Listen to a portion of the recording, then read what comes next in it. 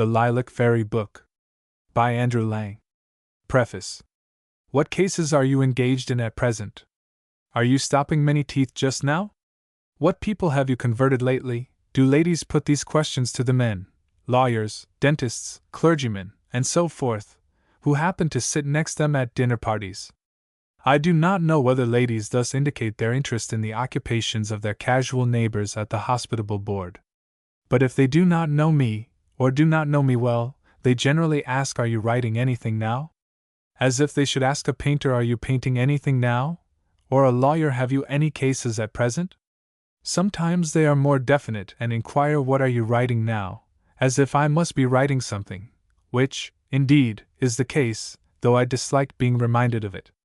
It is an awkward question, because the fair being does not care a bawbee what I am writing, nor would she be much enlightened if I replied, "Madam, I am engaged on a treatise intended to prove that normal is prior to conceptional totemism," though that answer would be as true in fact as obscure in significance. The best plan seems to be to answer that I have entirely abandoned mere literature, and am contemplating a book on the causes of early blight in the potato, a melancholy circumstance which threatens to deprive us of our chief esculent root. The inquirer would never be undeceived. One nymph who, like the rest, could not keep off the horrid topic of my occupation, said, "You never write anything but fairy books, do you?" A French gentleman, too, an educationist and expert in portraits of Queen Mary, once sent me a newspaper article in which he had written that I was exclusively devoted to the composition of fairy books, and nothing else. He then came to England, visited me, and found that I knew rather more about portraits of Queen Mary than he did. In truth, I never did write any fairy books in my life, except Prince Prigio, Prince Ricardo, and Tales from a Fairy Court, that of the aforesaid Prigio. I take this opportunity of recommending these fairy books, poor things, but my own, to parents and guardians who may never have heard of them. They are rich in romantic adventure, and the princes always marry the right princesses and live happy ever afterwards, while the wicked witches, stepmothers, tutors and governesses are never cruelly punished, but retire to the country on ample pensions. I hate cruelty. I never put a wicked stepmother in a barrel and send her tobogganing down a hill. It is true that Prince Ricardo did kill the yellow dwarf, but that was in fair fight, sword in hand, and the dwarf, peace to his ashes, died in harness. The object of these confessions is not only that of advertising my own fairy books, which are not out of print, if your bookseller says so, the truth is not in him, but of giving credit where credit is due. The fairy books have been almost wholly the work of Mrs. Lang, who has translated and adapted them from the French, German, Portuguese, Italian, Spanish, Catalan, and other languages. My part has been that of Adam, according to Mark Twain, in the Garden of Eden. Eve worked, Adam superintended. I also superintend. I find out where the stories are, and advise, and, in short, superintend. I do not write the stories out of my own head. The reputation of having written all the fairy books, and European reputation in nurseries and the United States of America, is the burden of an honor unto which I was not born. It weighs upon and is killing me, as the general fash of being the wife of the Lord of Burleigh, Burleigh House by Stamford Town, was too much for the village maiden espoused by that peer. Nobody really wrote most of the stories. People told them in all parts of the world long before Egyptian hieroglyphics or Cretan signs or Cyprian syllabaries, or alphabets were invented. They are older than reading and writing, and arose like wild flowers before men had any education to quarrel over. The grannies told them to the grandchildren, and when the grandchildren became grannies they repeated the same old tales to the new generation. Homer knew the stories and made up the Odyssey out of half a dozen of them. All the history of Greece till about 800 BC is a string of the fairy tales. All about Theseus and Heracles and Oedipus and Minos and Perseus is a cabinet de fes, a collection of fairy tales. Shakespeare took them and put bits of them into King Lear and other plays. He could not have made them up himself, great as he was. Let ladies and gentlemen think of this when they sit down to write fairy tales, and have them nicely typed, and send them to Messrs. Longman and Company to be published.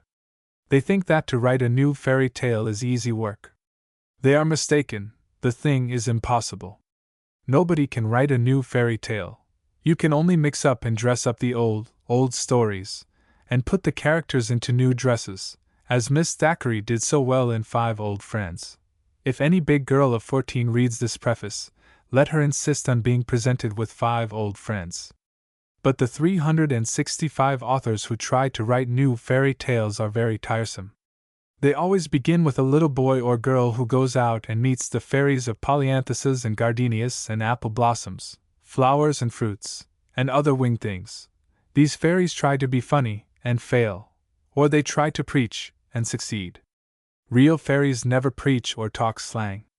At the end, the little boy or girl wakes up and finds that he has been dreaming. Such are the new fairy stories. May we be preserved from all the sort of them. Our stories are almost all old, some from Ireland, before that island was as celebrated for her wrongs as for her verdure, some from Asia, made, I dare say, before the Aryan invasion, some from Moidart, Morar and Ardnamurchan, where the sea streams run like great clear rivers and the saw-edged hills are blue, and men remember Prince Charlie. Some are from Portugal, where the golden fruits grow in the garden of the Hesperides, and some are from wild Wales, and were told at Arthur's court, and others come from the firesides of the kinsmen of the Welsh, the Bretons. There are also modern tales by a learned Scandinavian named Topelius. All the stories were translated or adapted by Mrs. Lang, except the Jogi's Punishment and Moti, done by Major Campbell out of the Pushtu language, How Brave Walter Hunted Wolves, which, with Little Lasse and the Raspberry Worm, was done from Topelius by Miss Harding, and The Sea King's Gift, by Miss Christie, from the same author. It has been suggested to the editor that children and parents and guardians would like the Grey True Ghost Story book. He knows that the children would like it well, and he would gladly give it to them. But about the taste of fond, anxious mothers and kind aunts he is not quite so certain. Before he was 12 the editor knew true ghost stories enough to fill a volume. They were a pure joy till bedtime, but then, and later, were not wholly a source of unmixed pleasure. At that time the editor was not afraid of the dark, for he thought, if a ghost is here, we can't see him.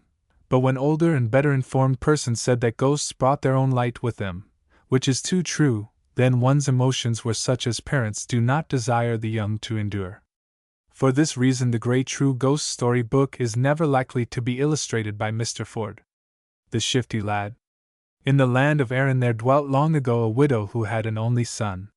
He was a clever boy, so she saved up enough money to send him to school, and, as soon as he was old enough, to apprentice him to any trade that he would choose. But when the time came, he said he would not be bound to any trade, and that he meant to be a thief. Now his mother was very sorrowful when she heard of this, but she knew quite well that if she tried to stop his having his own way he would only grow more determined to get it. So all the answer she made was that the end of thieves was hanging at the bridge of Dublin, and then she left him alone, hoping that when he was older he might become more sensible. One day she was going to church to hear a sermon from a great preacher, and she begged the Shifty Lad, as the neighbors called him from the tricks he played, to come with her. But he only laughed and declared that he did not like sermons, adding, "However, I will promise you this, that the first trade you hear named after you come out from church shall be my trade for the rest of my life." These words gave a little comfort to the poor woman, and her heart was lighter than before as she bade him farewell. When the Shifty Lad thought that the hour had nearly come for the sermon to be over, he hid himself in some bushes in a little path that led straight to his mother's house, and, as she passed along, thinking of all the good things she had heard, a voice shouted close to her ear, "Robbery! Robbery! Robbery!" The suddenness of it made her jump. The naughty boy had managed to change his voice, so that she did not know it for his, and he had concealed himself so well that, though she peered about all round her, she could see no one. As soon as she had turned the corner the Shifty Lad came out, and by running very fast through the wood he contrived to reach home before his mother, who found him stretched out comfortably before the fire. "Well, have you got any news to tell me?" asked he. "No, nothing, for I left the church at once, and did not stop to speak to anyone." "Oh, then no one has mentioned a trade to you?" he said in tones of disappointment. Yes," she replied slowly. "At least, as I walked down the path a voice cried out, 'Robbery! Robbery! Robbery! But that was all. And quite enough, too, answered the boy. What did I tell you? That is going to be my trade. Then your end will be hanging at the Bridge of Dublin, said she. But there was no sleep for her that night, for she lay in the dark thinking about her son. If he is to be a thief at all, he had better be a good one. And who is there that can teach him? The mother asked herself. But an idea came to her, and she arose early, before the sun was up, and set off for the home of the Black Rogue, or gallows bird, who was such a wonderful thief that, though all had been robbed by him, no one could catch him. Good morning to you, said the woman as she reached the place where the black gallows bird lived when he was not away on his business. My son has a fancy to learn your trade. Will you be kind enough to teach him? If he is clever, I don't mind trying, answered the black gallows bird, and of course, if any one can turn him into a first-rate thief, it is I. But if he is stupid, it is of no use at all. I can't bear stupid people. No, he isn't stupid, said the woman with a sigh. So tonight, after dark, I will send him to you. The shifty lad jumped for joy when his mother told him where she had been. I will become the best thief in all Erin, he cried, and paid no heed when his mother shook her head and murmured something about the Bridge of Dublin. Every evening after dark the shifty lad went to the home of the black gallows bird, and many were the new tricks he learned. By and by he was allowed to go out with the bird and watch him at work, and at last there came a day when his master thought that he had grown clever enough to help in a big robbery. There is a rich farmer up there on the hill, who has just sold all his fat cattle for much money, and has bought some lean ones which will cost him little. Now it happens that, while he has received the money for the fat cattle, he has not yet paid the price of the thin ones, which he has in the cowhouse. Tomorrow he will go to the market with the money in his hand, so tonight we must get at the chest. When all is quiet we will hide in the loft. There was no moon, and it was the night of Halloween, and everyone was burning nuts and catching apples in a tub of water with their hands tied, and playing all sorts of other games, till the shifty lad grew quite tired of waiting for them to get to bed. The black gallows bird, who was more accustomed to the business, tucked himself up on the hay and went to sleep, telling the boy to wake him when the merrymakers had departed.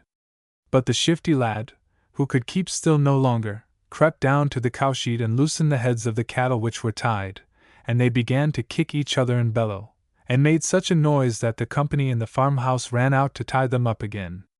Then the shifty lad entered the room and picked up a big handful of nuts, and returned to the loft, where the black rogue was still sleeping. At first the shifty lad shut his eyes too, but very soon he sat up, and taking a big needle and thread from his pocket, he sewed the hem of the black gallows bird's coat to a heavy piece of bullock's hide that was hanging at his back. By this time the cattle were all tied up again, but as the people could not find their nuts they sat round the fire and began to tell stories. I will crack a nut, said the shifty lad. You shall not, cried the black gallows bird. They will hear you. I don't care, answered the shifty lad. I never spend Halloween yet without cracking a nut, and he cracked one.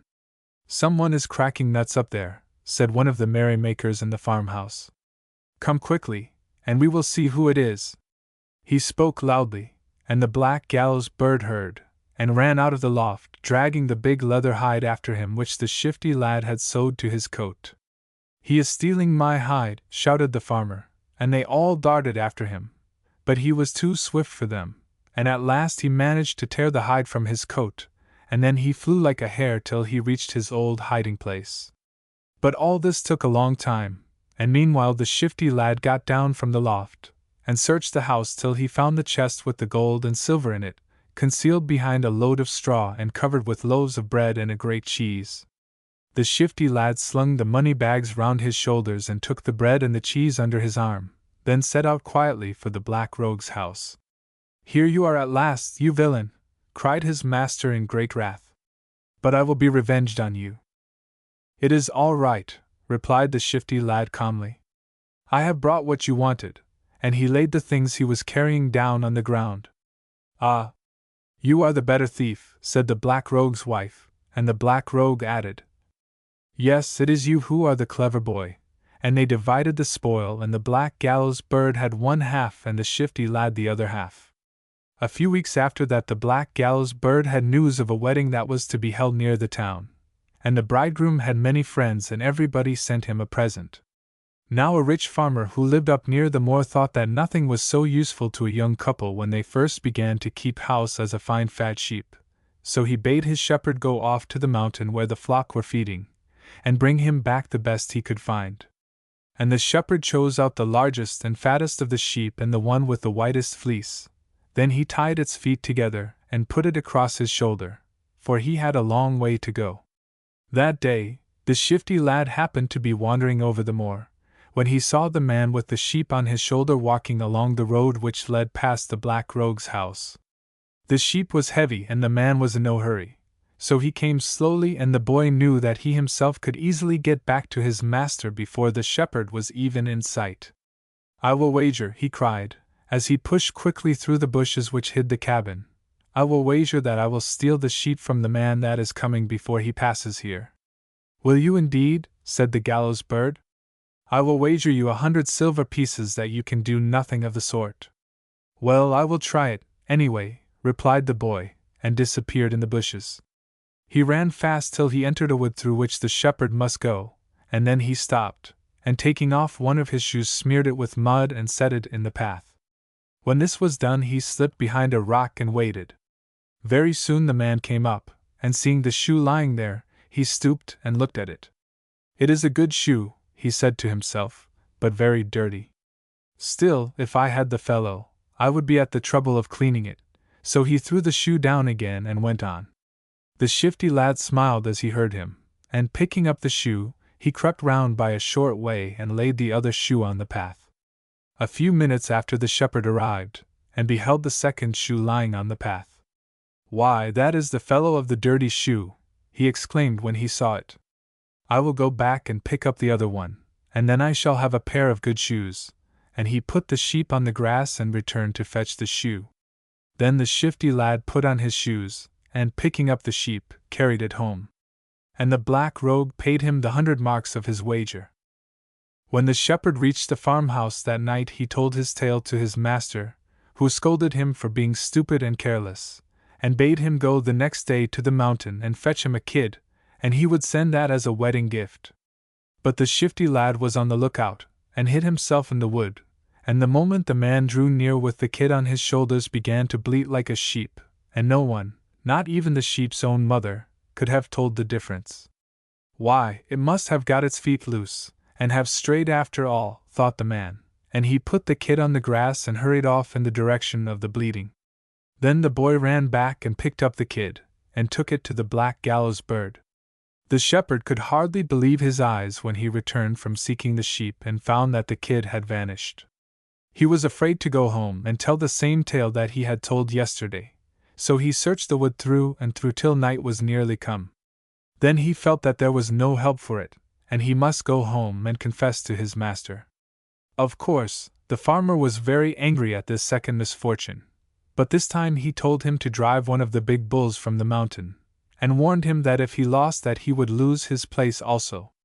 Again the shifty lad, who was on the watch, perceived him pass by, and when he saw the man returning with the great bull he cried to the black rogue, "Be quick and come into the wood, and we will try to get the bull also." "But how can we do that?" asked the black rogue. "Oh, quite easily. You hide yourself out there and baa like a sheep, and I will go in the other direction and bleat like a kid. It will be all right, I assure you." The shepherd was walking slowly, driving the bull before him, when he suddenly heard a loud baa amongst the bushes far away on one side of the path, and a feeble bleat answering it from the other side. "Why, it must be the sheep and the kid that I lost," said he. "Yes, surely it must," and tying the bull hastily to a tree, he went off after the sheep and the kid, and searched the wood till he was tired. Of course, by the time he came back the two thieves had driven the bull home and killed him for meat, so the man was obliged to go to his master and confess that he had been tricked again. After this the black rogue and the shifty lad grew bolder and bolder, and stole great quantities of cattle and sold them and grew quite rich. One day they were returning from the market with a large sum of money in their pockets, when they passed the gallows erected on the top of a hill. "Let us stop and look at that gallows," exclaimed the shifty lad. "I have never seen one so close before. Yet some say that it is the end of all thieves." There was no one in sight, and they carefully examined every part of it. "I wonder how it feels to be hanged," said the shifty lad. "I should like to know, in case they ever catch me. I'll try first, and then you can do so."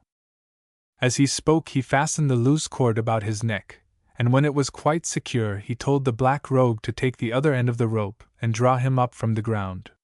"When I am tired of it, I will shake my legs, and then you must let me down," said he. The black rogue drew up the rope, but in half a minute the shifty lad's legs began to shake, and he quickly let it down again.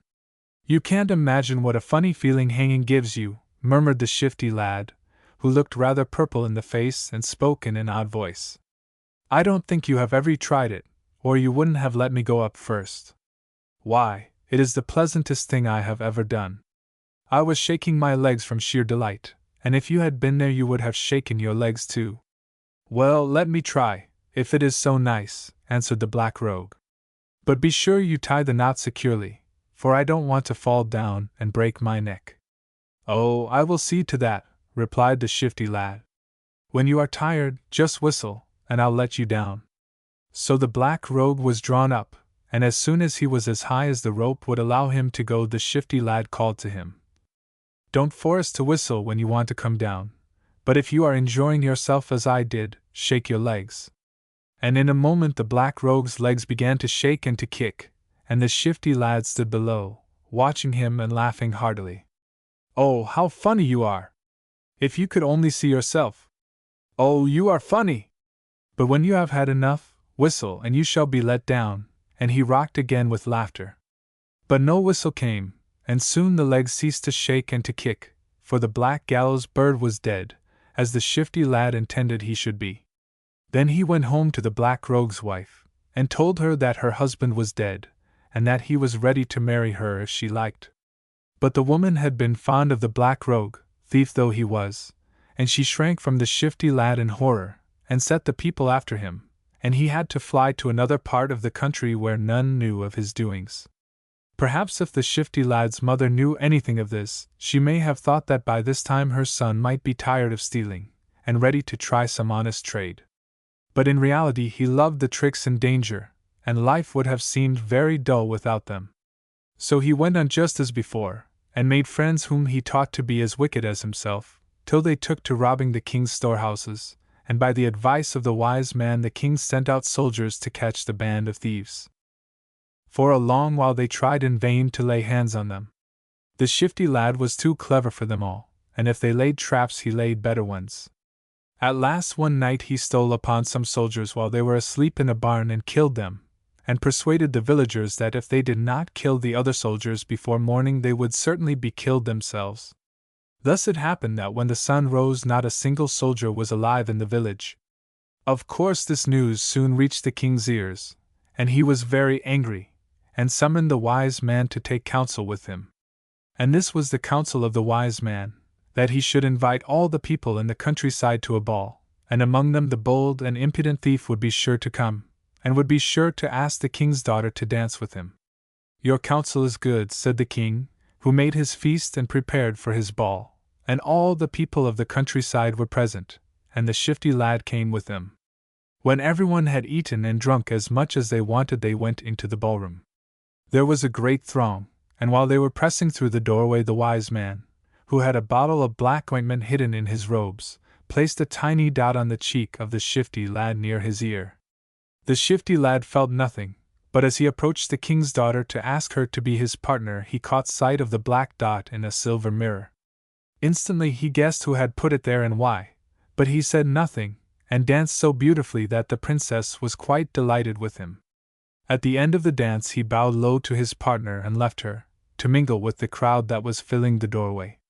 As he passed the wise man he contrived not only to steal the bottle but to place 2 black dots on his face, and 1 on the faces of 20 other men. Then he slipped the bottle back in the wise man's robe. By and by he went up to the king's daughter again, and begged for the honor of another dance. She consented, and while he was stooping to tie the ribbons on his shoes, she took out from her pocket another bottle, which the wizard had given her, and put a black dot on his cheek.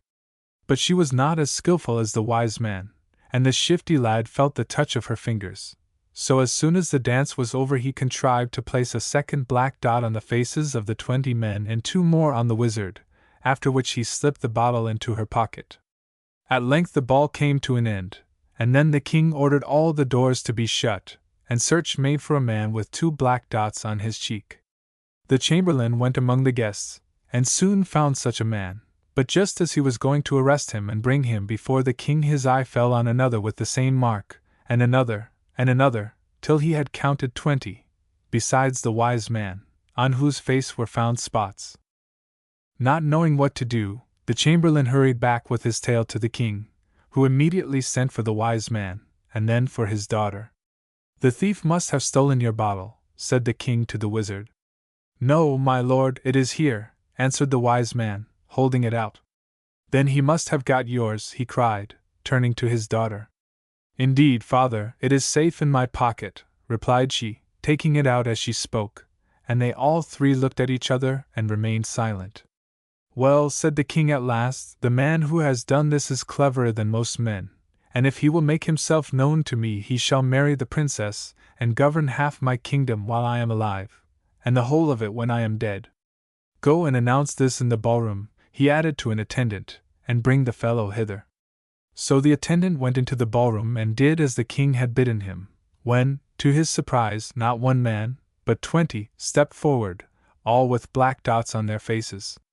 "I am the person you want," they all exclaimed at once, and the attendant, as much bewildered as the chamberlain had been, desired them to follow him into the king's presence. But the question was too difficult for the king to decide, so he called together his council. For hours they talked, but to no purpose, and in the end they hit upon a plan which they might just as well have thought of at the beginning. And this was the plan. A child was to be brought to the palace, and next the king's daughter would give her an apple. Then the child was to take the apple and be led into a room where the 20 men with the black dots were sitting in a ring. And to whomsoever the child gave the apple, that man should marry the king's daughter. "Of course," said the king, "it may not be the right man, after all, but then again it may be. Anyhow, it is the best we can do." The princess herself led the child into the room where the 20 men were now seated. She stood in the center of the ring for a moment, looking at one man after another, and then held out the apple to the shifty lad, who was twisting a shaving of wood round his finger, and had the mouthpiece of a bagpipe hanging from his neck. "You ought not to have anything which the others have not got," said the chamberlain, who had accompanied the princess, and he bade the child stand outside for a minute, while he took away the shaving and the mouthpiece, and made the shifty lad change his place. Then he called the child in, but the little girl knew him again, and went straight up to him with the apple. "This is the man whom the child has twice chosen," said the chamberlain, signing to the shifty lad to kneel before the king. "It was all quite fair. We tried it twice over. In this way the shifty lad won the king's daughter, and they were married the next day. A few days later the bride and bridegroom were taking a walk together, and the path led down to the river, and over the river was a bridge. "And what bridge may this be?" asked the shifty lad, and the princess told him that this was the Bridge of Dublin. "Is it indeed?" cried he. "Well, now, many is the time that my mother has said, when I played her a trick, that my end would be that I should hang on the Bridge of Dublin." "Oh, if you want to fulfill her prophecies," laughed the princess, "you have only to let me tie my handkerchief round your ankle, and I will hold you as you hang over the wall of the bridge." "That would be fine fun," said he, "but you are not strong enough to hold me up." "Oh, yes, I am," said the princess. "Just try." So at last he let her bind the handkerchief round his ankle and hang him over the wall, and they both laughed and jested at the strength of the princess. "Now pull me up again," called he. But as he spoke a great cry arose that the palace was burning. The princess turned round with a start, and let go her handkerchief, and the shifty lad fell, and struck his head on a stone, and died in an instant. So his mother's prophecy had come true, after all. West Highland Tales. The False Prince and the True. The king had just awakened from his midday sleep, for it was summer, and everyone rose early and rested from 12 to 3, as they do in hot countries. He had dressed himself in cool white clothes, and was passing through the hall on his way to the council chamber, when a number of young nobles suddenly appeared before him, and one amongst them stepped forward and spoke. "Sire, this morning we were all playing tennis in the court, the prince and this gentleman with the rest, when there broke out some dispute about the game. The prince lost his temper, and said many insulting things to the other, who was playing against him, till at length the gentleman whom you see there struck him violently in the face, so that the blood ran from his mouth and nose. We were all so horrified at the sight, that we should most likely have killed the man then and there, for daring to lay hands on the prince, had not his grandfather the Duke stepped between and commanded us to lay the affair before you." The king had listened attentively to the story, and when it was ended he said, "I suppose the prince had no arms with him, or else he would have used them." "Yes, sire, he had arms. He always carries a dagger in his belt." But when he saw the blood pouring from his face, he went to a corner of the court and began to cry, which was the strangest thing of all. On hearing this, the king walked to the window and stood for a few minutes with his back to the room, where the company of young men remained silent. Then he came back, his face white and stern. "I tell you," he said, "and it is the solemn truth, that I would rather you had told me that the prince was dead, though he is my only son, than know that he would suffer such an injury without attempting to avenge it. As for the gentleman who struck him, he will be brought before my judges, and will plead his own cause, but I hardly think he can escape death, after having assaulted the heir to the crown." The young man raised his head as if to reply, but the king would not listen, and commanded his guards to put him under arrest, adding, however, that if the prisoner wished to visit any part of the city, he was at liberty to do so properly guarded, and in 15 days he would be brought to trial before the highest judges in the land. The young man left the king's presence, surrounded by soldiers, and accompanied by many of his friends, for he was a great favorite. By their advice he spent the 14 days that remained to him going about to seek counsel from wise men of all sorts, as to how he might escape death, but no one could help him, for none could find any excuse for the blow he had given to the prince. The 14th night had come, and in despair the prisoner went out to take his last walk through the city. He wandered on hardly knowing where he went, and his face was so white and desperate that none of his companions dared speak to him.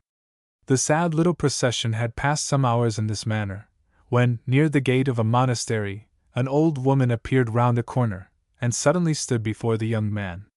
She was bent almost double, and was so wizened and wrinkled that she looked at least 90, only her eyes were bright and quick as those of a girl. "Sir," she said, "I know all that has happened to you, and how you are seeking if in any wise you can save your life. But there is none that can answer that question save only I myself, if you will promise to do all I ask." At her words the prisoner felt as if a load had all at once been rolled off him. "Oh, save me, and I will do anything," he cried. "It is so hard to leave the world and go out into the darkness." "You will not need to do that," answered the old woman. "You have only got to marry me, and you will soon be free." "Marry you?"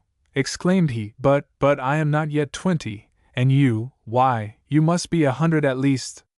"Oh, no, it is quite impossible." He spoke without thinking, but the flash of anger which darted from her eyes made him feel uncomfortable. However, all she said was, "As you like, since you reject me, let the crows have you," and hurried away down the street. Left to himself, the full horror of his coming death rushed upon the young man, and he understood that he had thrown away his sole chance of life.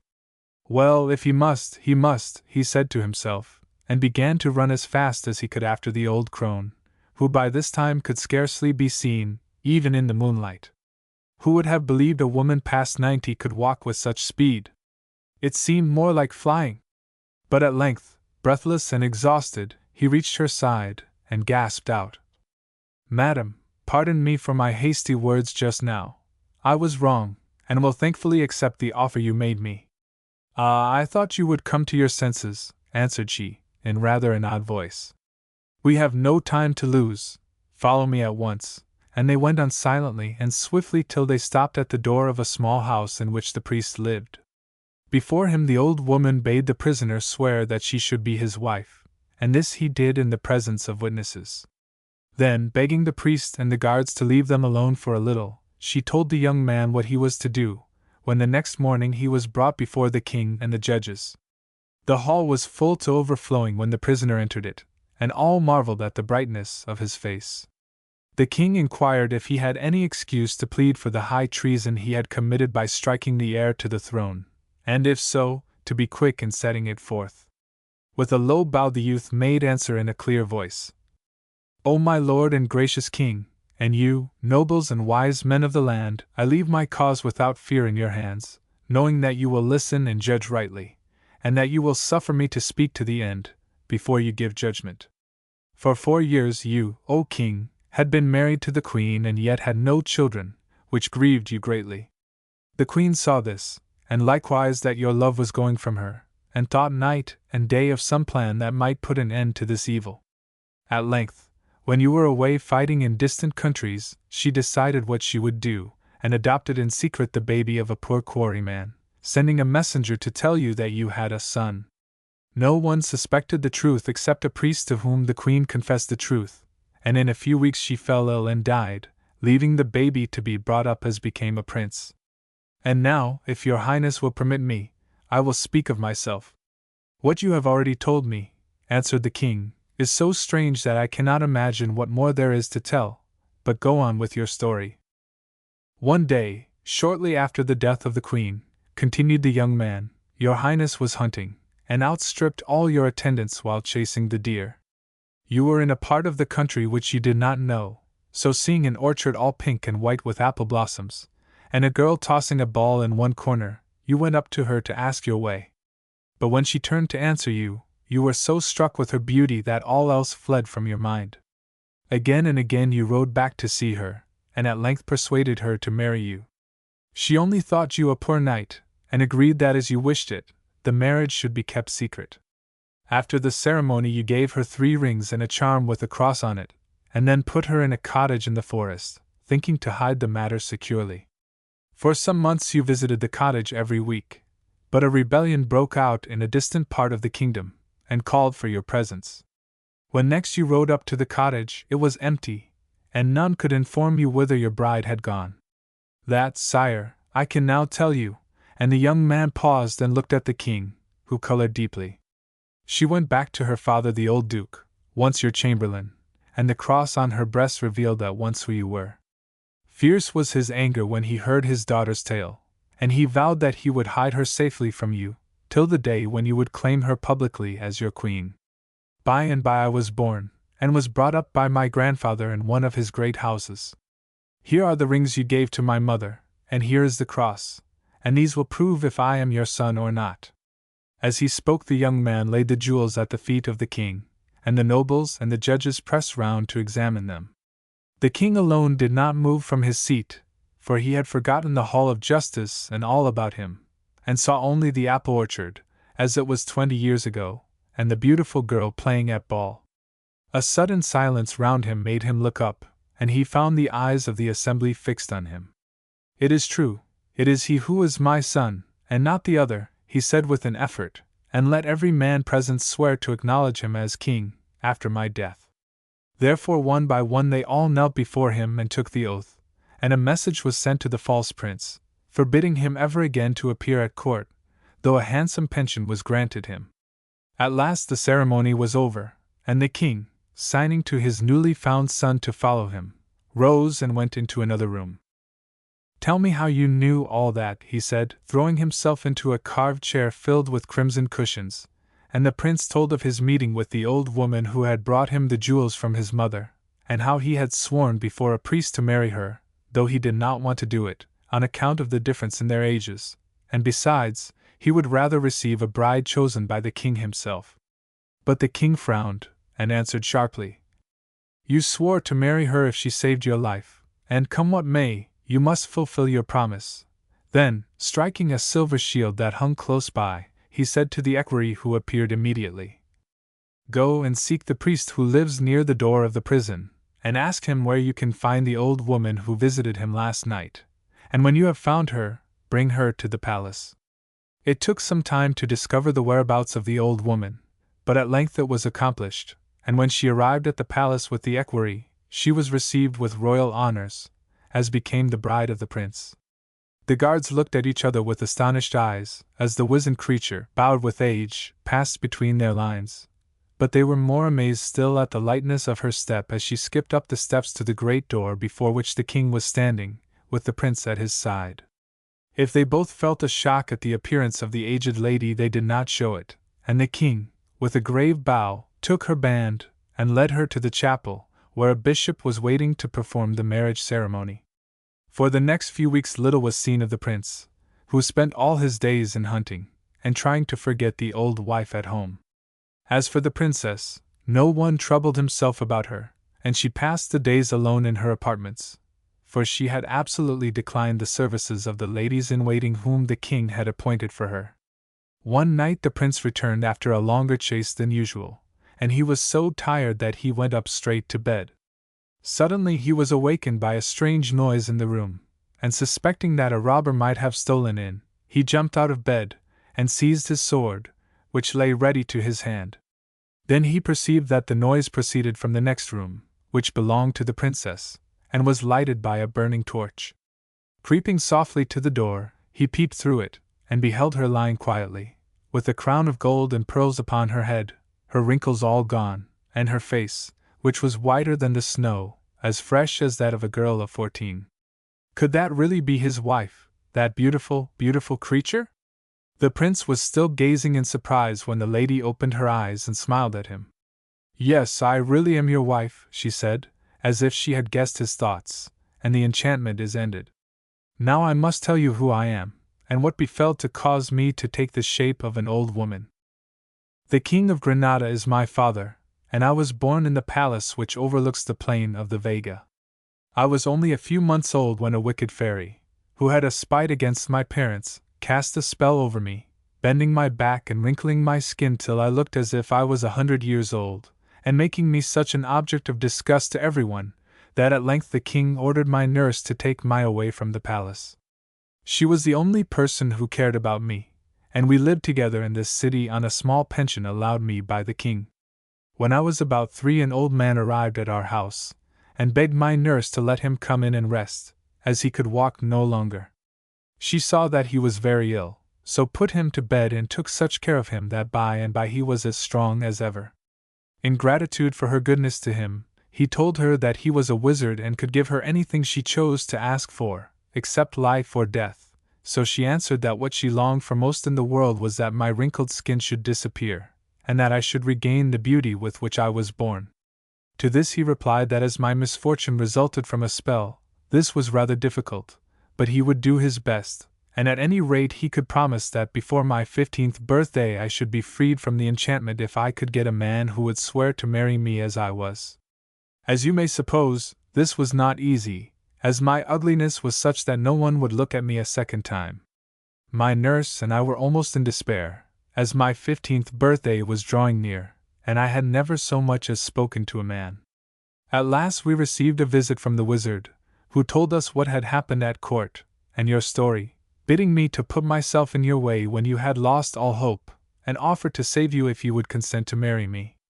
That is my history, and now you must beg the king to send messengers at once to Granada, to inform my father of our marriage, and I think, she added with a smile, that he will not refuse us his blessing.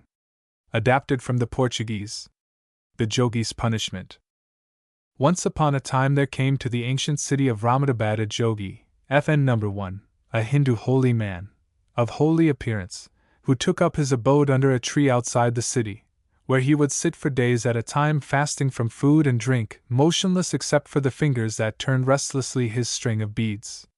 The fame of such holiness as this soon spread, and daily the citizens would flock to see him, eager to get his blessing, to watch his devotions, or to hear his teaching, if he were in the mood to speak. Very soon the Raja himself heard of the Jogi, and began regularly to visit him to seek his counsel and to ask his prayers that a son might be vouchsafed to him. Days passed by, and at last the Raja became so possessed with the thought of the holy man that he determined if possible to get him all to himself. So he built in the neighborhood a little shrine, with a room or two added to it, and a small courtyard closely walled up, and when all was ready, besought the jogi to occupy it, and to receive no other visitors except himself and his queen and such pupils as the jogi might choose, who would hand down his teaching. To this the jogi consented, and thus he lived for some time upon the king's bounty, whilst the fame of his godliness grew day by day. Now, although the Raja of Ramadabad had no son, he possessed a daughter, who as she grew up became the most beautiful creature that I ever rested upon. Her father had long before betrothed her to the son of the neighboring Raja of Dilaram, but as yet she had not been married to him, and lived the quiet life proper to a maiden of her beauty and position. The princess had of course heard of the holy man and of his miracles and his fasting, and she was filled with curiosity to see and to speak to him. But this was difficult, since she was not allowed to go out except into the palace grounds, and then was always closely guarded. However, at length she found an opportunity, and made her way one evening alone to the hermit's shrine. Unhappily, the hermit was not really as holy as he seemed, for no sooner did he see the princess than he fell in love with her wonderful beauty, and began to plot in his heart how he could win her for his wife. But the maiden was not only beautiful, she was also shrewd, and as soon as she read in the glance of the jogi the love that filled his soul, she sprang to her feet, and gathering her veil about her, ran from the place as fast as she could. The jogi tried to follow, but he was no match for her, so, beside himself with rage at finding that he could not overtake her, he flung at her a lance, which wounded her in the leg. The brave princess stooped for a second to pluck the lance out of the wound, and then ran on until she found herself safe at home again. There she bathed and bound up the wound secretly, and told no one how naughty she had been, for she knew that her father would punish her severely. Next day, when the king went to visit the jogi, the holy man would neither speak to nor look at him. "What is the matter?" asked the king. "Won't you speak to me today?" "I have nothing to say that you would care to hear," answered the jogi. "Why," said the king, "surely you know that I value all that you say, whatever it may be." But still the jogi sat with his face turned away, and the more the king pressed him the more silent and mysterious he became. At last, after much persuasion, he said, "Let me tell you, then, that there is in this city a creature which, if you do not put an end to it, will kill every single person in the place." The king, who was easily frightened, grew pale. "What?" he gasped. "What is this dreadful thing? How am I to know it and to catch it? Only counsel me and help me, and I will do all that you advise." "Ah," replied the jogi, "it is indeed dreadful. It is in the shape of a beautiful girl, but it is really an evil spirit. Last evening it came to visit me, and when I looked upon it its beauty faded into hideousness, its teeth became horrible fangs, its eyes glared like coals of fire, great claws sprang from its slender fingers, and were I not what I am it might have consumed me." The king could hardly speak from alarm, but at last he said, "How am I to distinguish this awful thing when I see it?" "Search," said the jogi, "for a lovely girl with a lance wound in her leg, and when she is found secure her safely and come and tell me, and I will advise you what to do next." Away hurried the king, and soon set all his soldiers scouring the country for a girl with a lance wound in her left. For 2 days the search went on, and then it was somehow discovered that the only person with a lance wound in the leg was the princess herself. The king, greatly agitated, went off to tell the jogi, and to assure him that there must be some mistake. But of course the jogi was prepared for this, and had his answer ready. "She is not really your daughter, who was stolen away at her birth, but an evil spirit that has taken her form," said he solemnly. "You can do what you like, but if you don't take my advice she will kill you all." And so solemn he appeared, and so unshaken in his confidence, that the king's wisdom was blinded, and he declared that he would do whatever the jogi advised, and believe whatever he said.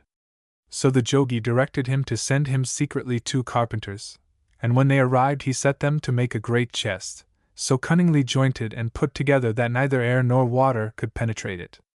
There and then the chest was made, and when it was ready, the jogi bade the king to bring the princess by night, and they too thrust the poor little maiden into the chest and fastened it down with long nails, and between them carried it to the river and pushed it out into the stream.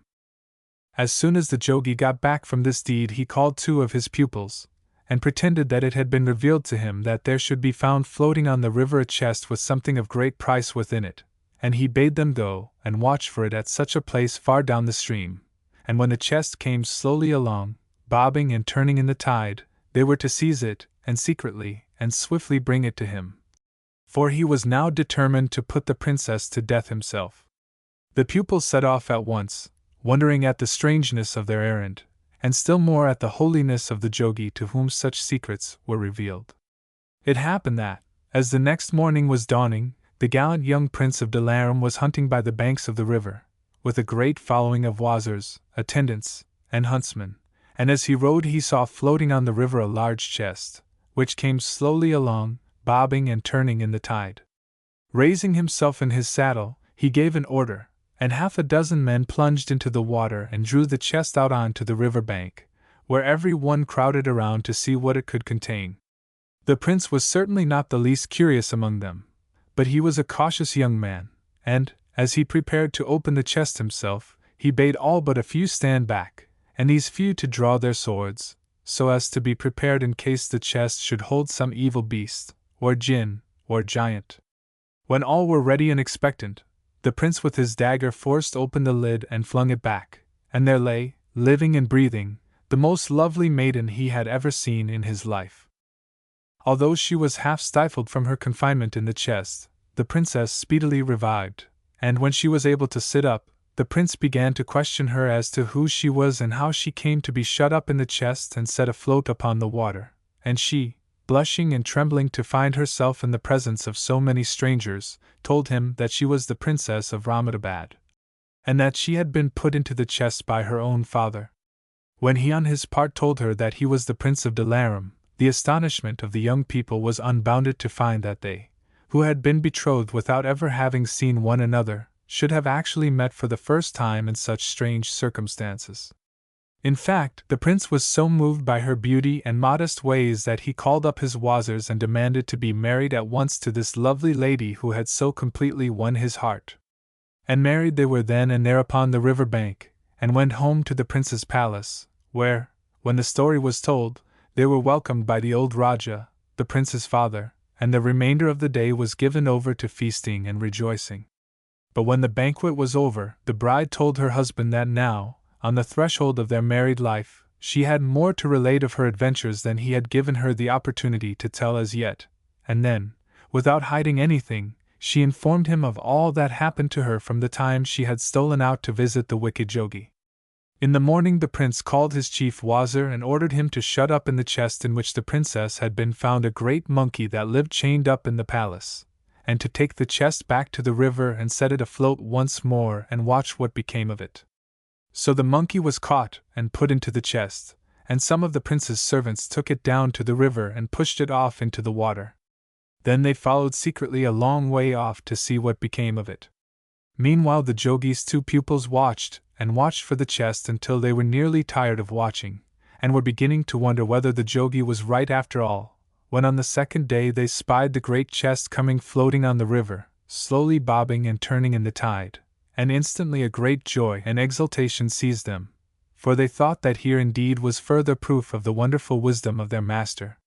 With some difficulty they secured the chest, and carried it back as swiftly and secretly as possible to the jogi's house. As soon as they brought in the chest, the jogi, who had been getting very cross and impatient, told them to put it down, and to go outside whilst he opened the magic chest. And even if you hear cries and sounds, however alarming, you must on no account enter, said the jogi, walking over to a closet where lay the silken cord that was to strangle the princess. And the 2 pupils did as they were told, and went outside and shut close all the doors. Presently they heard a great outcry within and the jogi's voice crying aloud for help, but they dared not enter, for had they not been told that whatever the noise, they must not come in? So they sat outside, waiting and wondering, and at last all grew still and quiet, and remained so for such a long time that they determined to enter and see if all was well. No sooner had they opened the door leading into the courtyard than they were nearly upset by a huge monkey that came leaping straight to the doorway and escaped past them into the open fields.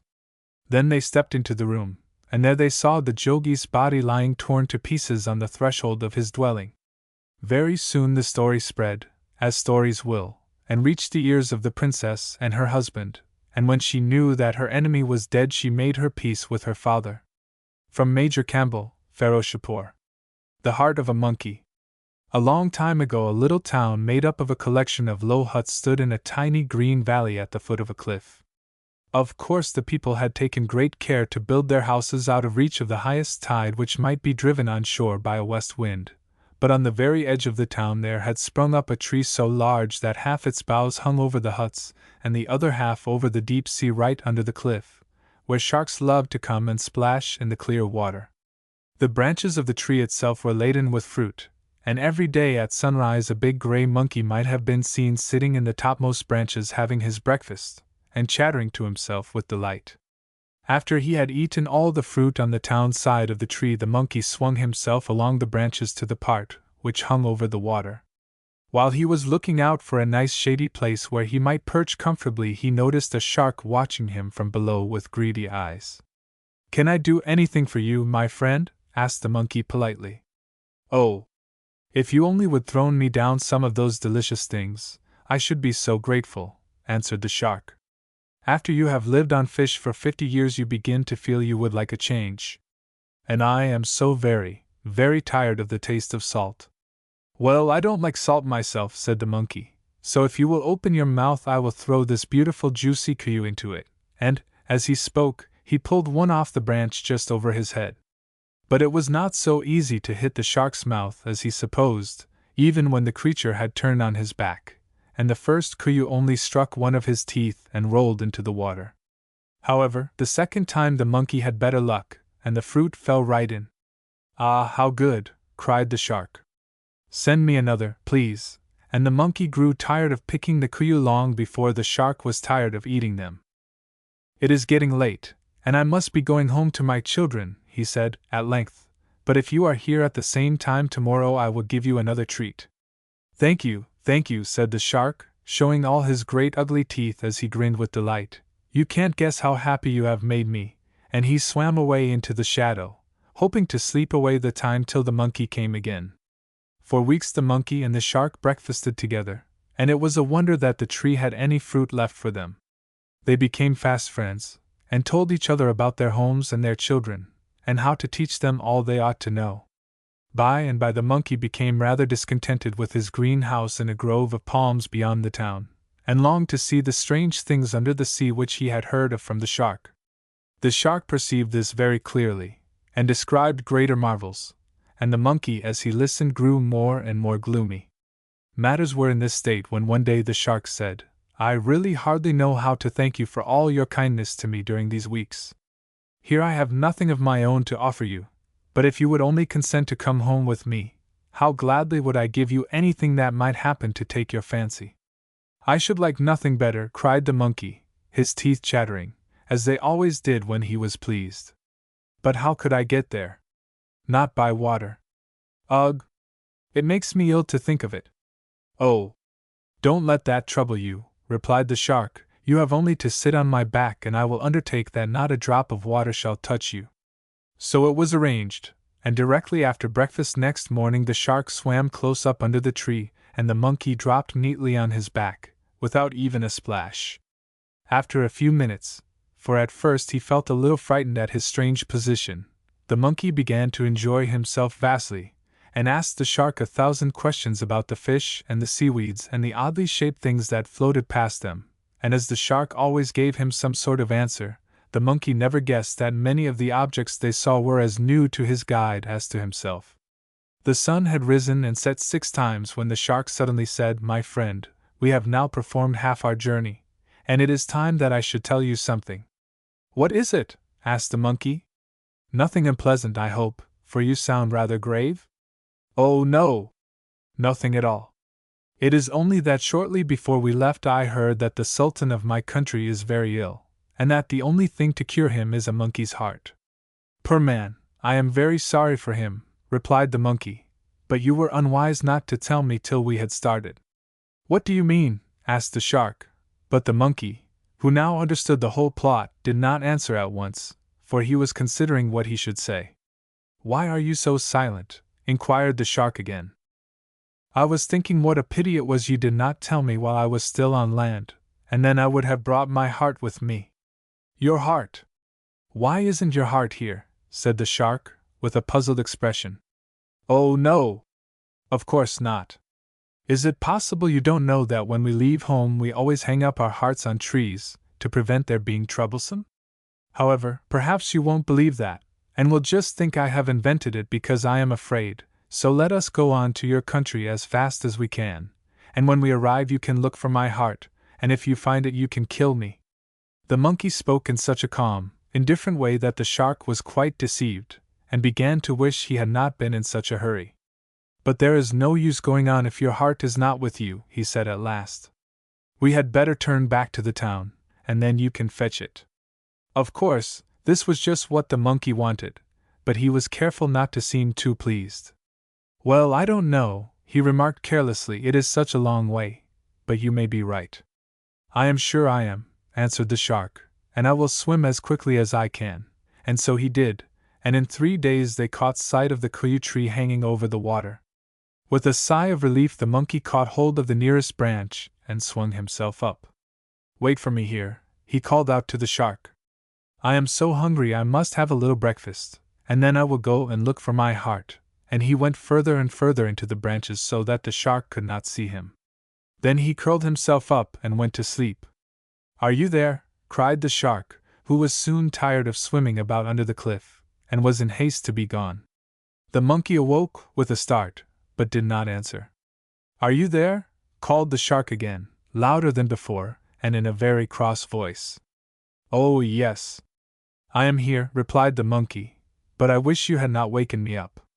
I was having such a nice nap." "Have you got it?" asked the shark. "It is time we were going." "Going where?" inquired the monkey. "Why, to my country, of course, with your heart. You can't have forgotten." "My dear friend," answered the monkey, with a chuckle, "I think you must be going a little mad. Do you take me for a washerman's donkey?" "Don't talk nonsense," exclaimed the shark, who did not like being laughed at. "What do you mean about a washerman's donkey? And I wish you would be quick, or we may be too late to save the Sultan." "Did you really never hear of the washerman's donkey?" asked the monkey, who was enjoying himself immensely. "Why, he is the beast who has no heart. And as I am not feeling very well, and am afraid to start while the sun is so high lest I should get a sunstroke, if you like, I will come a little nearer and tell you his story." "Very well," said the shark sulkily, "if you won't come, I suppose I may as well listen to that as do nothing." So the monkey began. A Herman once lived in the great forest on the other side of the town, and he had a donkey to keep him company and to carry him wherever he wanted to go. For a time they got on very well, but by and by the donkey grew lazy and ungrateful for her master's kindness, and ran away several miles into the heart of the forest, where she did nothing but eat and eat and eat, till she grew so fat she could hardly move. One day, as she was tasting quite a new kind of grass and wondering if it was as good as what she had had for dinner the day before, a hare happened to pass by. "Well, that is a fat creature," thought she, and turned out of her path to tell the news to a lion who was a friend of hers. Now the lion had been very ill, and was not strong enough to go hunting for himself, and when the hare came and told him that a very fat donkey was to be found only a few 100 yards off, tears of disappointment and weakness filled his eyes. "What is the good of telling me that?" he asked, in a weepy voice. "You know I cannot even walk as far as that palm." "Never mind," answered the hare briskly. "If you can't go to your dinner shall come to you." And nodding a farewell to the lion, she went back to the donkey. "Good morning," said she, bowing politely to the donkey, who lifted her head in surprise. "Excuse my interrupting you, but I have come on very important business." "Indeed," answered the donkey. "It is most kind of you to take the trouble. May I inquire what the business is?" "Certainly," replied the hare. "It is my friend the lion who has heard so much of your charms and good qualities that he has sent me to beg that you will give him your paw in marriage. He regrets deeply that he is unable to make the request in person, but he has been ill and is too weak to move." Poor fellow! How sad! Said the donkey. But you must tell him that I feel honored by his proposal, and will gladly consent to be queen of the beasts. Will you not come and tell him so yourself? Asked the hare. Side by side they went down the road which led to the lion's house. It took a long while, for the donkey was so fat with eating she could only walk very slowly, and the hare, who could have run the distance in about 5 minutes, was obliged to creep along till she almost dropped with fatigue at not being able to go at her own pace. When at last they arrived, the lion was sitting up at the entrance, looking very pale and thin. The donkey suddenly grew shy and hung her head, but the lion put on his best manners and invited both his visitors to come in and make themselves comfortable. Very soon the hare got up and said, "Well, as I have another engagement, I will leave you to make acquaintance with your future husband." And winking at the lion, she bounded away. The donkey expected that as soon as they were left alone the lion would begin to speak of their marriage, and where they should live, but as he said nothing she looked up. To her surprise and terror she saw him crouching in the corner, his eyes glaring with a red light, and with a loud roar he sprang towards her. But in that moment the donkey had had time to prepare herself, and jumping on one side dealt the lion such a hard kick that he shrieked with the pain.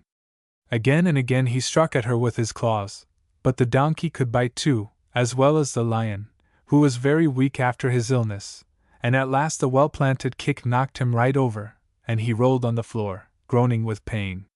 The donkey did not wait for him to get up, but ran away as fast as she could and was lost in the forest.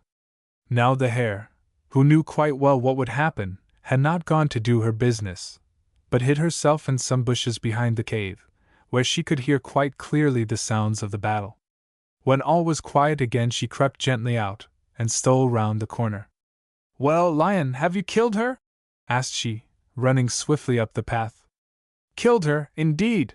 answered the lion sulkily. "It is she who has nearly killed me. I never knew a donkey could kick like that, though I took care she should carry away the marks of my claws. Dear me! Fancy such a great fat creature being able to fight!" cried the hare. "But don't vex yourself. Just lie still, and your wounds will soon heal." And she bade her friend good-bye, and returned to her family. 2 or 3 weeks passed, and only bare places on the donkey's back showed where the lion's claws had been, while, on his side, the lion had recovered from his illness and was now as strong as ever. He was beginning to think that it was almost time for him to begin hunting again, when one morning a rustle was heard in the creepers outside, and the hare's head peeped through. "Ah! There is no need to ask how you are," she said. "Still you mustn't overtire yourself, you know. Shall I go and bring you your dinner? If you will bring me that donkey I will tear it in two," cried the lion savagely, and the hare laughed and nodded and went on her errand. This time the donkey was much further than before, and it took longer to find her. At last the hare caught sight of 4 hoofs in the air, and ran towards them. The donkey was lying on a soft, cool bed of moss near a stream, rolling herself backwards and forwards from pleasure. "Good morning," said the hare politely, and the donkey got slowly on to her legs, and looked to see who her visitor could be. "Oh, it is you, is it?" she exclaimed. "Come and have a chat. What news have you got?" "I mustn't stay," answered the hare. "But I promised the lion to beg you to pay him a visit, as he is not well enough to call on you." "Well, I don't know," replied the donkey gloomily. "The last time we went he scratched me very badly, and really I was quite afraid." "He was only trying to kiss you," said the hare, "and you bit him, and of course that made him cross." "If I were sure of that," hesitated the donkey. "Oh, you may be quite sure," laughed the hare. "I have a large acquaintance among lions. But let us be quick." And rather unwillingly the donkey set out. The lion saw them coming and hid himself behind a large tree. As the donkey went past, followed by the hare, he sprang out, and with one blow of his paw stretched the poor foolish creature dead before him. "Take this meat and skin it and roast it," he said to the hare. "But my appetite is not so good as it was, and the only part one want for myself is the heart. The rest you can either eat yourself or give away to your friends."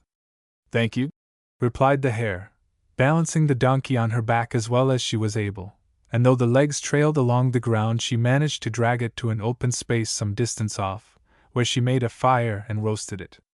As soon as it was cooked, the hare took out the heart, and had just finished eating it when the lion, who was tired of waiting, came up. "I am hungry," said he.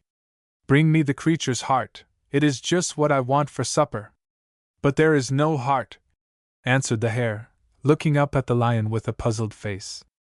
"What nonsense!" said the lion. "As if every beast had not got a heart." "What do you mean?" "This is a washerman's donkey," replied the hare gravely. "Well, and suppose it is?" "Oh, fie!"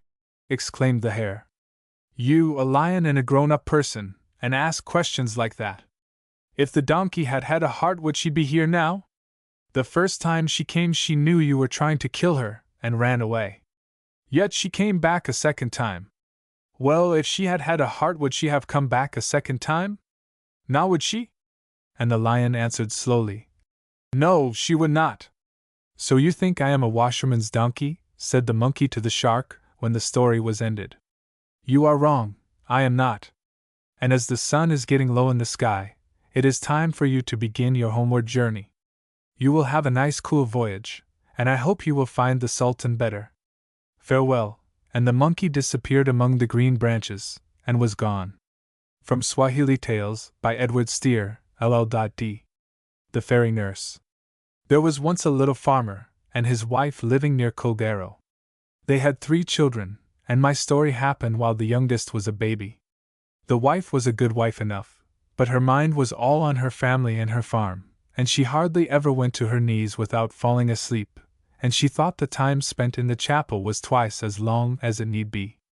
So, friends, she let her man and her 2 children go before her one day to Mass, while she called to consult a fairy man about a disorder one of her cows had. She was late at the chapel, and was sorry all the day after, for her husband was in grief about it, and she was very fond of him. Late that night he was wakened up by the cries of his children calling out, "Mother! Mother!" When he sat up and rubbed his eyes, there was no wife by his side, and when he asked the little ones what was become of their mother, they said they saw the room full of nice little men and women, dressed in white and red and green, and their mother in the middle of them, going out by the door as if she was walking in her sleep. Out he ran, and searched everywhere round the house, but either tale nor tidings did he get of her for many a day.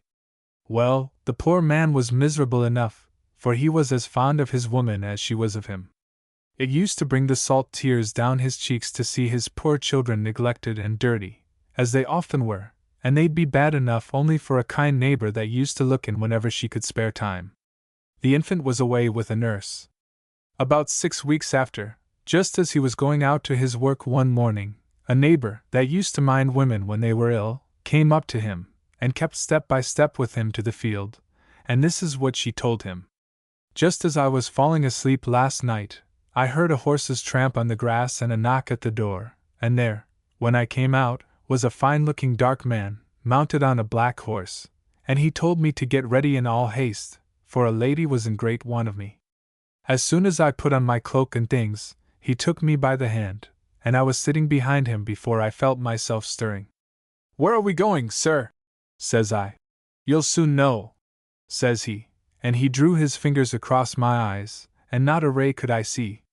I kept a tight grip of him, and I little knew whether he was going backwards or forwards, or how long we were about it, till my hand was taken again, and I felt the ground under me. The fingers went the other way across my eyes, and there we were before a castle door, and in we went through a big hall and great rooms all painted in fine green colors, with red and gold bands and ornaments, and the finest carpets and chairs and tables and window curtains, and grand ladies and gentlemen walking about. At last we came to a bedroom, with a beautiful lady in bed, with a fine bouncing boy beside her. The lady clapped her hands, and in came the dark man and kissed her and the baby, and praised me, and gave me a bottle of green ointment to rub the child all over. Well, the child I rubbed, sure enough, but my right eye began to smart, and I put up my finger and gave it a rub, and then stared, for never in all my life was I so frightened. The beautiful room was a big, rough cave, with water oozing over the edges of the stones and through the clay, and the lady, and the lord, and the child weazened, poverty-bitten creatures, nothing but skin and bone, and the rich dresses were old rags. I didn't let on that I found any difference, and after a bit says the dark man, "Go before me to the hall door, and I will be with you in a few moments, and see you safe home." Well, just as I turned into the outside cave, who should I see watching near the door but poor Molly? She looked round all terrified, and says she to me in a whisper, "I'm brought here to nurse the child of the king and queen of the fairies, but there's one chance of saving me. All the court will pass the cross near Templeshambo next Friday night, on a visit to the fairies of Old Ross. If John can catch me by the hand or cloak when I ride by, and has courage not to let go his grip, I'll be safe. Here's the king. Don't open your mouth to answer. I saw what happened with the ointment." The dark man didn't once cast his eye towards Molly, and he seemed to have no suspicion of me. When we came out I looked about me, and where do you think we were but in the dyke of the Rath of Cromulg? I was on the horse again, which was nothing but a big ragweed, and I was in dread every minute I'd fall off, but nothing happened till I found myself in my own cabin. The king slipped 5 guineas into my hand as soon as I was on the ground, and thanked me, and bade me good night. I hope I'll never see his face again. I got into bed, and couldn't sleep for a long time, and when I examined my 5 guineas this morning, that I left in the table drawer the last thing, I found 5 withered leaves of oak. Bad luck to the giver. Well, you may all think the fright, and the joy, and the grief the poor man was in when the woman finished her story. They talked and they talked, but we needn't mind what they said till Friday night came, when both were standing where the mountain road crosses the one going to Ross. There they stood, looking towards the bridge of Thur, in the dead of the night, with a little moonlight shining from over Killick Diarmid. At last she gave a start, and, "By this and by that," says she, "here they come, bridles jingling and feathers tossing." He looked, but could see nothing, and she stood trembling and her eyes wide open, looking down the way to the ford of Ballinacoola. "I see your wife," says she, "riding on the outside just so as to rub against us.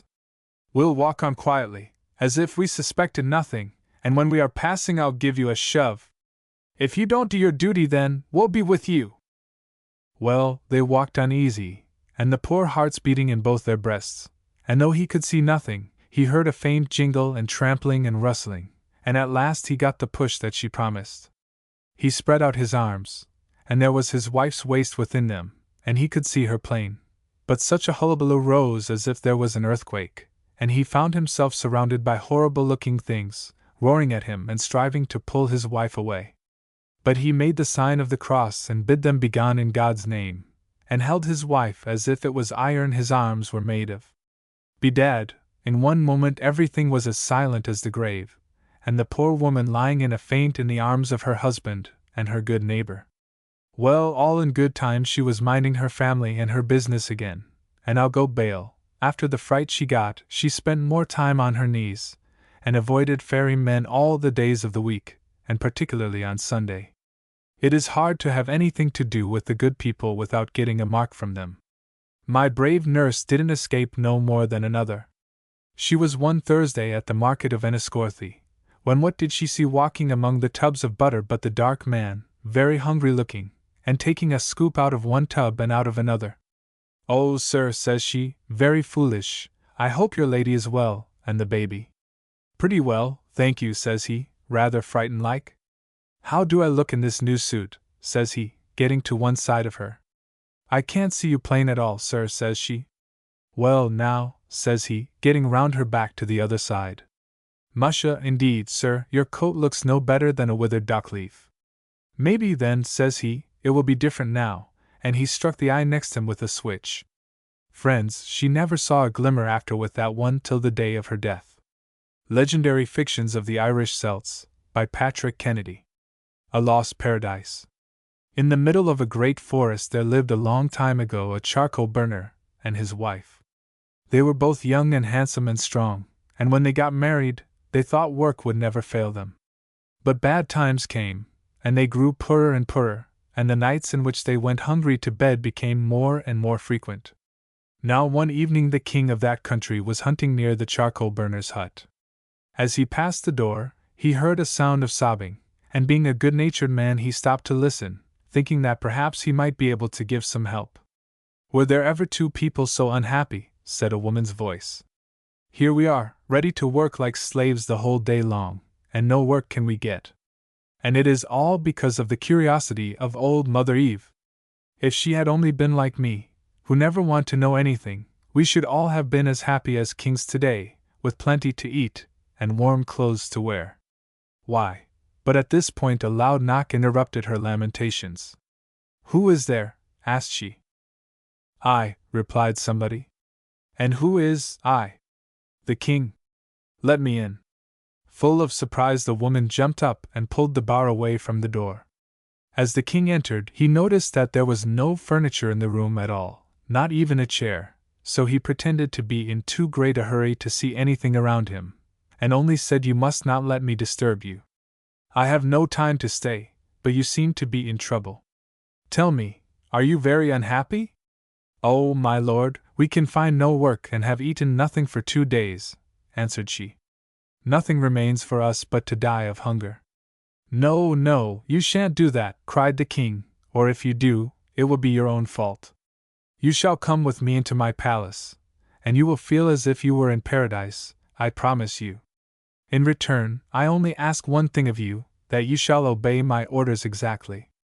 The charcoal burner and his wife both stared at him for a moment, as if they could hardly believe their ears, and, indeed, it was not to be wondered at. Then they found their tongues, and exclaimed together, "Oh, yes, yes, my lord! We will do everything you tell us. How could we be so ungrateful as to disobey you, when you are so kind?" The king smiled, and his eyes twinkled. "Well, let us start at once," said he. "Lock your door, and put the key in your pocket." The woman looked as if she thought this was needless, seeing it was quite certain they would never come back. But she dared not say so, and did as the king told her. After walking through the forest for a couple of miles, they all three reached the palace, and by the king's orders servants led the charcoal burner and his wife into rooms filled with beautiful things such as they had never even dreamed of. First they bathed in green marble baths where the water looked like the sea, and then they put on silken clothes that felt soft and pleasant. When they were ready, one of the king's special servants entered, and took them into a small hall, where dinner was laid, and this pleased them better than anything else. They were just about to sit down to the table when the king walked in. "I hope you have been attended to properly," said he, "and that you will enjoy your dinner. My steward will take care you have all you want, and I wish you to do exactly as you please. Oh, by the by, there is one thing. You notice that soup tureen in the middle of the table? Well, be careful on no account to lift the lid. If once you take off the cover, there is an end of your good fortune." Then, bowing to his guests, he left the room. "Did you hear what he said?" inquired the charcoal burner in an awe-stricken voice. "We are to have what we want, and do what we please. Only we must not touch the soup tureen." "No, of course we won't," answered the wife. "Why should we wish to? But all the same it is rather odd, and one can't help wondering what is inside." For many days life went on like a beautiful dream to the charcoal burner and his wife. Their beds were so comfortable, they could hardly make up their minds to get up. Their clothes were so lovely they could scarcely bring themselves to take them off. Their dinners were so good that they found it very difficult to leave off eating. Then outside the palace were gardens filled with rare flowers and fruits and singing birds, or if they desired to go further, a golden coach, painted with wreaths of forget-me-nots and lined with blue satin, awaited their orders. Sometimes it happened that the king came to see them, and he smiled as he glanced at the man, who was getting rosier and plumper each day. But when his eyes rested on the woman, they took on a look which seemed to say, "I knew it," though this neither the charcoal burner nor his wife ever noticed. "Why are you so silent?" asked the man one morning when dinner had passed before his wife had uttered one word. "A little while ago you used to be chattering all the day long, and now I have almost forgotten the sound of your voice." "Oh, nothing. I did not feel inclined to talk, that was all." She stopped, and added carelessly after a pause, "Don't you ever wonder what is in that soup tureen?" No, never, replied the man.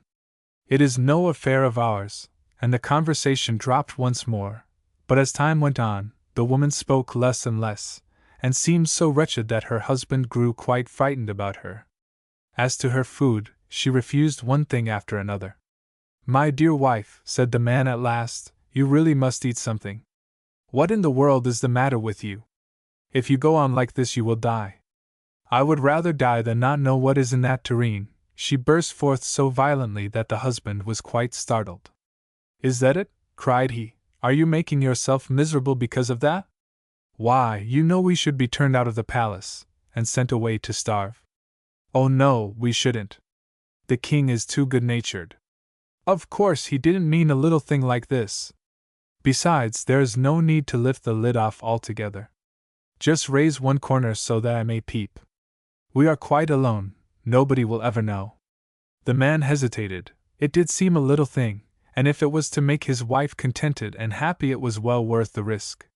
So he took hold of the handle of the cover and raised it very slowly and carefully, while the woman stooped down to peep. Suddenly she startled back with a scream, for a small mouse had sprung from the inside of the tureen, and had nearly hit her in the eye. Round and round the room it ran, round and round they both ran after it, knocking down chairs and vases in their efforts to catch the mouse and put it back in the tureen. In the middle of all the noise the door opened, and the mouse ran out between the feet of the king. In one instant both the man and his wife were hiding under the table, and to all appearance the room was empty. You may as well come out, said the king, and hear what I have to say. I know what it is, answered the charcoal burner, hanging his head. The mouse has escaped. A guard of soldiers will take you back to your hut, said the king. Your wife has the key. Weren't they silly? Cried the grandchildren of the charcoal burners when they heard the story. How we wish that we had had the chance. We should never have wanted to know what was in the soup tureen. From Literature Orale de l'Auvergne, par Paul Sebelot. How brave Walter hunted wolves. A little back from the high road there stands a house which is called Hemgard. Perhaps you remember the two beautiful mountain ash trees by the reddish-brown palings, and the high gate, and the garden with the beautiful barberry bushes which are always the first to become grown in spring, and which in summer are weighed down with their beautiful berries. Behind the garden there is a hedge with tall aspens which rustle in the morning wind, behind the hedge is a road, behind the road is a wood, and behind the wood the wide world. But on the other side of the garden there is a lake, and beyond the lake is a village, and all around stretch meadows and fields, now yellow, now green. In the pretty house, which has white window frames, a neat porch and clean steps, which are always strewn with finely cut juniper leaves, Walter's parents live. His brother Frederick, his sister Lotta, old Lena, Jonah, Caro and Bravo, Putty and Mur, and Cuckaliku. Caro lives in the dog house, Bravo in the stable, Putty with the stable man, Mur a little here and a little there, and Cuckaliku lives in the hen house, that is his kingdom. Walter is 6 years old, and he must soon begin to go to school. He cannot read yet, but he can do many other things. He can turn cartwheels, stand on his head, ride seesaw, throw snowballs, play ball, crow like a cock, eat bread and butter and drink sour milk, tear his trousers, wear holes in his elbows, break the crockery in pieces, throw balls through the window panes, draw old men on important papers, walk over the flower beds, eat himself sick with gooseberries, and be well after a whipping. For the rest he has a good heart but a bad memory, and forgets his father's and his mother's admonitions, and so often gets into trouble and meets with adventures, as you shall hear. But first of all I must tell you how brave he was and how he hunted wolves. Once in the spring, a little before midsummer, Walter heard that there were a great many wolves in the wood, and that pleased him. He was wonderfully brave when he was in the midst of his companions or at home with his brothers and sister. Then he used often to say, one wolf is nothing, there ought to be at least 4. When he wrestled with Klaus Bogenstrom or Frithioff Waterfeld, and struck them in the back, he would say, that is what I shall do to a wolf. And when he shot arrows at Jonas, and they rattled against his sheepskin coat, he would say, that is how I should shoot you if you were a wolf. Indeed, some thought that the brave boy boasted a little, but one must indeed believe him since he said so himself. So Jonas and Lena used to say of him, look, there goes Walter, who shoots the wolves, And other boys and girls would say, "Look, there goes brave Walter, who is brave enough to fight with 4." There was no one so fully convinced of this as Walter himself, and one day he prepared himself for a real wolf hunt. He took with him his drum, which had holes in one end since the time he had climbed up on it to reach a cluster of rowan berries, and his tin saber, which was a little broken, because he had with incredible courage fought his way through a whole unfriendly army of gooseberry bushes. He did not forget to arm himself quite to the teeth with his popgun, his bow, and his air pistol. He had a burnt cork in his pocket to blacken his mustache, and a red cock's feather to put in his cap to make himself look fierce. He had besides in his trouser pocket a clasp knife with a bone handle, to cut off the ears of the wolves as soon as he had killed them, for he thought it would be cruel to do that while they were still living. It was such a good thing that Jonas was going with corn to the mill, for Walter got a seat on the load, while Caro ran barking beside them. As soon as they came to the wood, Walter looked cautiously around him to see perchance there was a wolf in the bushes, and he did not omit to ask Jonas if wolves were afraid of a drum. "Of course they are, that is understood," said Jonas. Thereupon Walter began to beat his drum with all his might while they were going through the wood. When they came to the mill, Walter immediately asked if there had been any wolves in the neighborhood lately. "Alas! Yes," said the miller, "last night the wolves have eaten our fattest ram there by the kiln not far from here." "Ah," said Walter, "do you think that there were many?" "We don't know," answered the miller. "Oh, it is all the same," said Walter. "I only asked so that I should know if I should take Jonas with me. I could manage very well alone with 3, but if there were more, I might not have time to kill them all before they ran away. In Walter's place I should go quite alone, it is more manly," said Jonas. "No, it is better for you to come too," said Walter. "Perhaps there are many." "No, I have not time," said Jonas, "and besides, there are sure not to be more than 3. Walter can manage them very well alone." "Yes," said Walter, "certainly I could. But you see, Jonas, it might happen that one of them might bite me in the back, and I should have more trouble in killing them. If I only knew that there were not more than 2 I should not mind. For them I should take one in each hand and give them a good shaking, like Susanna once shook me." "I certainly think that there will not be more than 2, said Jonas. "There are never more than 2 when they slay children and rams. Walter can very well shake them without me." "But you see, Jonas," said Walter, "if there are 2, it might still happen that one of them escapes and bites me in the leg, for you see I am not so strong in the left hand as in the right. You can very well come with me, and take a good stick in case there are really 2. Look, if there is only one, I shall take him so with both my hands and throw him living onto his back, and he can kick as much as he likes. I shall hold him fast." "Now, when I really think over the thing," said Jonas, "I am almost sure there will not be more than 1. What would 2 do with 1 ram? There will certainly not be more than 1. But you should come with me all the same, Jonas," said Walter. "You see I can very well manage 1, but I am not quite accustomed to wolves yet, and he might tear holes in my new trousers."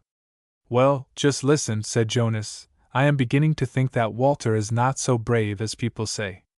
First of all Walter would fight against 4, and then against 3, then 2, and then 1, and now Walter wants help with 1. Such a thing must never be. What would people say? Perhaps they would think that Walter is a coward?" "That's a lie," said Walter. "I am not at all frightened, but it is more amusing when there are 2.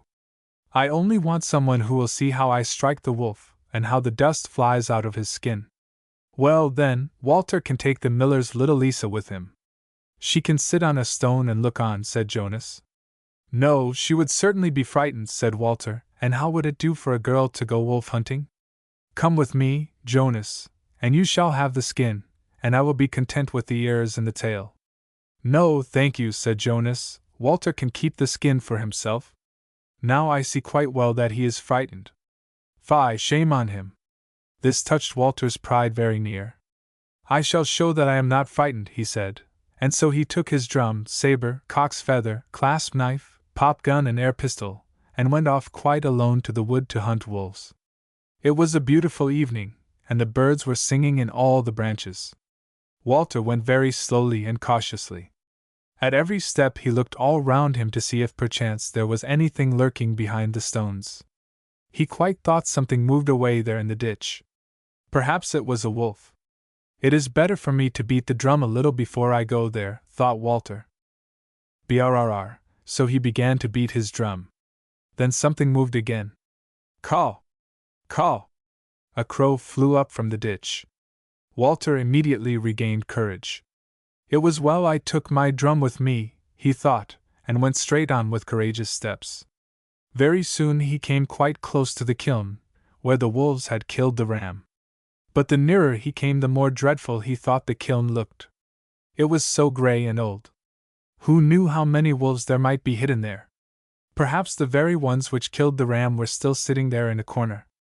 Yes, it was not at all safe here, and there were no other people to be seen in the neighborhood. It would be horrible to be eaten up here in the daylight, thought Walter to himself, and the more he thought about it, the uglier and grayer the old kiln looked, and the more horrible and dreadful it seemed to become the food of wolves. Shall I go back and say that I struck one wolf and it escaped? Thought Walter.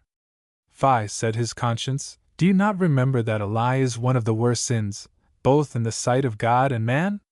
If you tell a lie today and say you struck a wolf, tomorrow surely it will eat you up. No, I will go to the kiln, thought Walter, and so he went. But he did not go quite near. He went only so near that he could see the ram's blood which colored the grass red, and some tufts of wool which the wolves had torn from the back of the poor animal. It looked so dreadful. I wonder what the ram thought when they ate him up, thought Walter to himself, and just then a cold shiver ran through him from his collar right down to his boots. It is better for me to beat the drum, he thought to himself again, and so he began to beat it. But it sounded horrid, and an echo came out from the kiln that seemed almost like the howl of a wolf. The drumstick stiffened in Walter's hands, and he thought, now they are coming.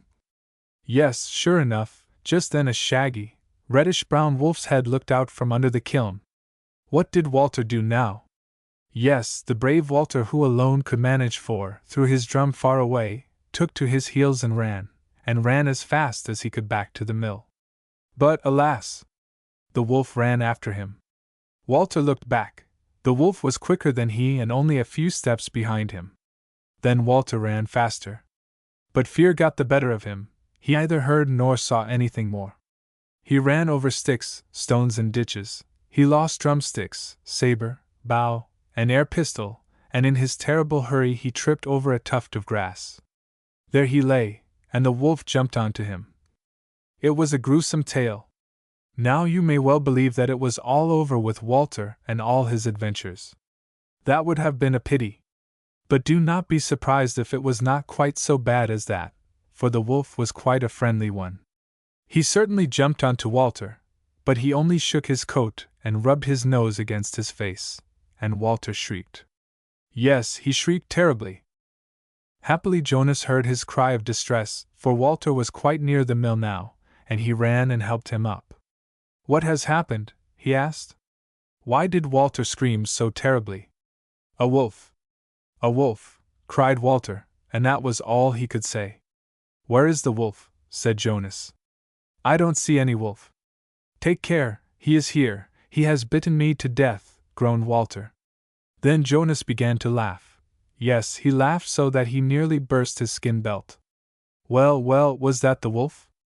Was that the wolf which Walter was to take by the neck and shake and throw down on its back, no matter how much it struggled? Just look a little closer at him. He is your old friend, your own good old Caro. I quite expect he found a leg of the ram in the kiln. When Walter beat his drum, Caro crept out, and when Walter ran away, Caro ran after him, as he so often does when Walter wants to romp and play. Down, Caro! You ought to be rather ashamed to have put such a great hero to flight.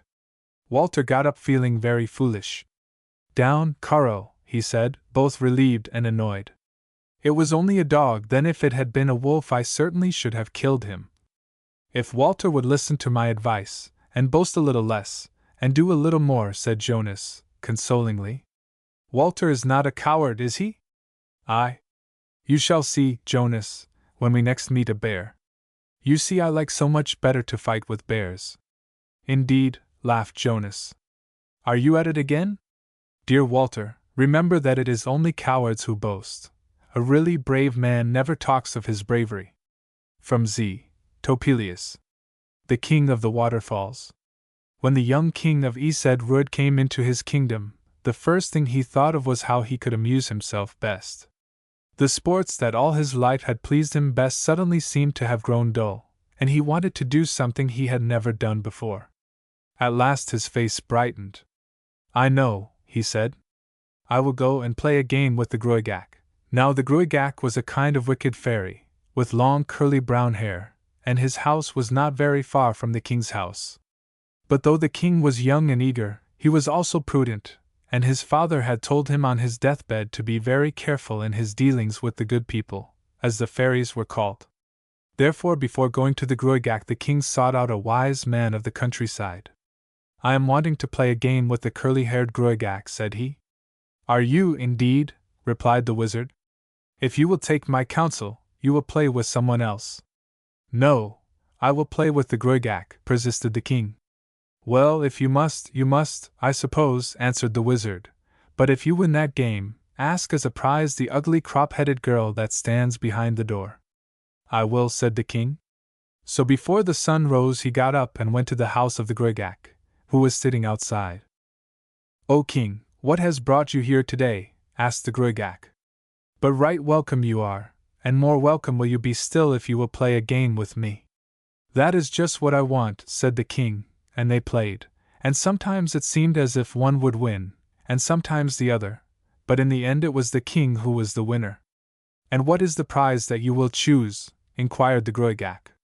"The ugly crop-headed girl that stands behind the door," replied the king.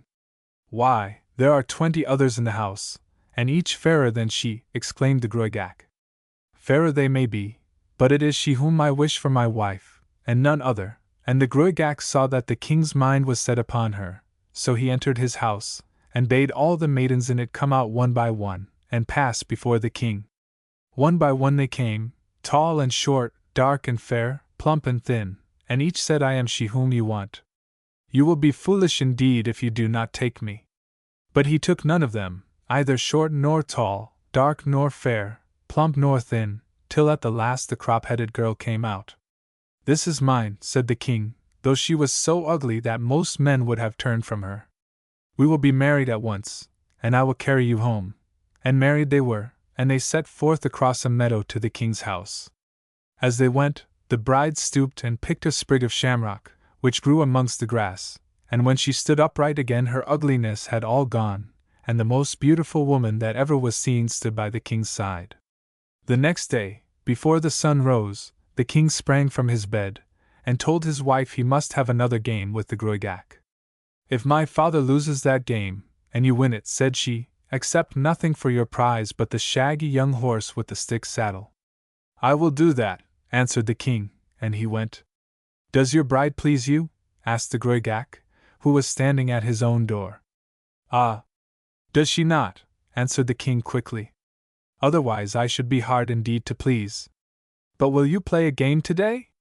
"I will," replied the Gruagach, and they played, and sometimes it seemed as if one would win, and sometimes the other, but in the end the king was the winner.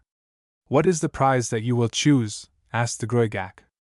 "The shaggy young horse with the stick saddle," answered the king, but he noticed that the Gruagach held his peace, and his brow was dark as he led out the horse from the stable. Rough was its mane and dull was its skin, but the king cared nothing for that, and throwing his leg over the stick saddle, rode away like the wind. On the third morning the king got up as usual before dawn, and as soon as he had eaten food he prepared to go out, when his wife stopped him. "I would rather," she said, "that you did not go to play with the Gruagach, for though twice you have won, yet some day he will win, and then he will put trouble upon you." "Oh! I must have one more game," cried the king, "just this one," and he went off to the house of the Gruagach. Joy filled the heart of the Gruagach when he saw him coming, and without waiting to talk they played their game. Somehow or other, the king's strength and skill had departed from him, and soon the Gruagach was the victor. "Choose your prize," said the king, when the game was ended, "but do not be too hard on me, or ask what I cannot give." "The prize I choose," answered the Gruagach, "is that the crop-headed creature should take thy head and thy neck, if thou dost not get for me the sword of light that hangs in the house of the king of the oak windows. I will get it, replied the young man bravely, but as soon as he was out of sight of the Gruagach he pretended no more, and his face grew dark and his steps lagging. You have brought nothing with you tonight, said the queen, who was standing on the steps awaiting him. She was so beautiful that the king was fain to smile when he looked at her, but then he remembered what had happened, and his heart grew heavy again. What is it? What is the matter? Tell me thy sorrow that I may bear it with thee, or, it may be, help thee. Then the king told her everything that had befallen him, and she stroked his hair the while. That is nothing to grieve about, she said when the tale was finished. You have the best wife in Erin, and the best horse in Erin.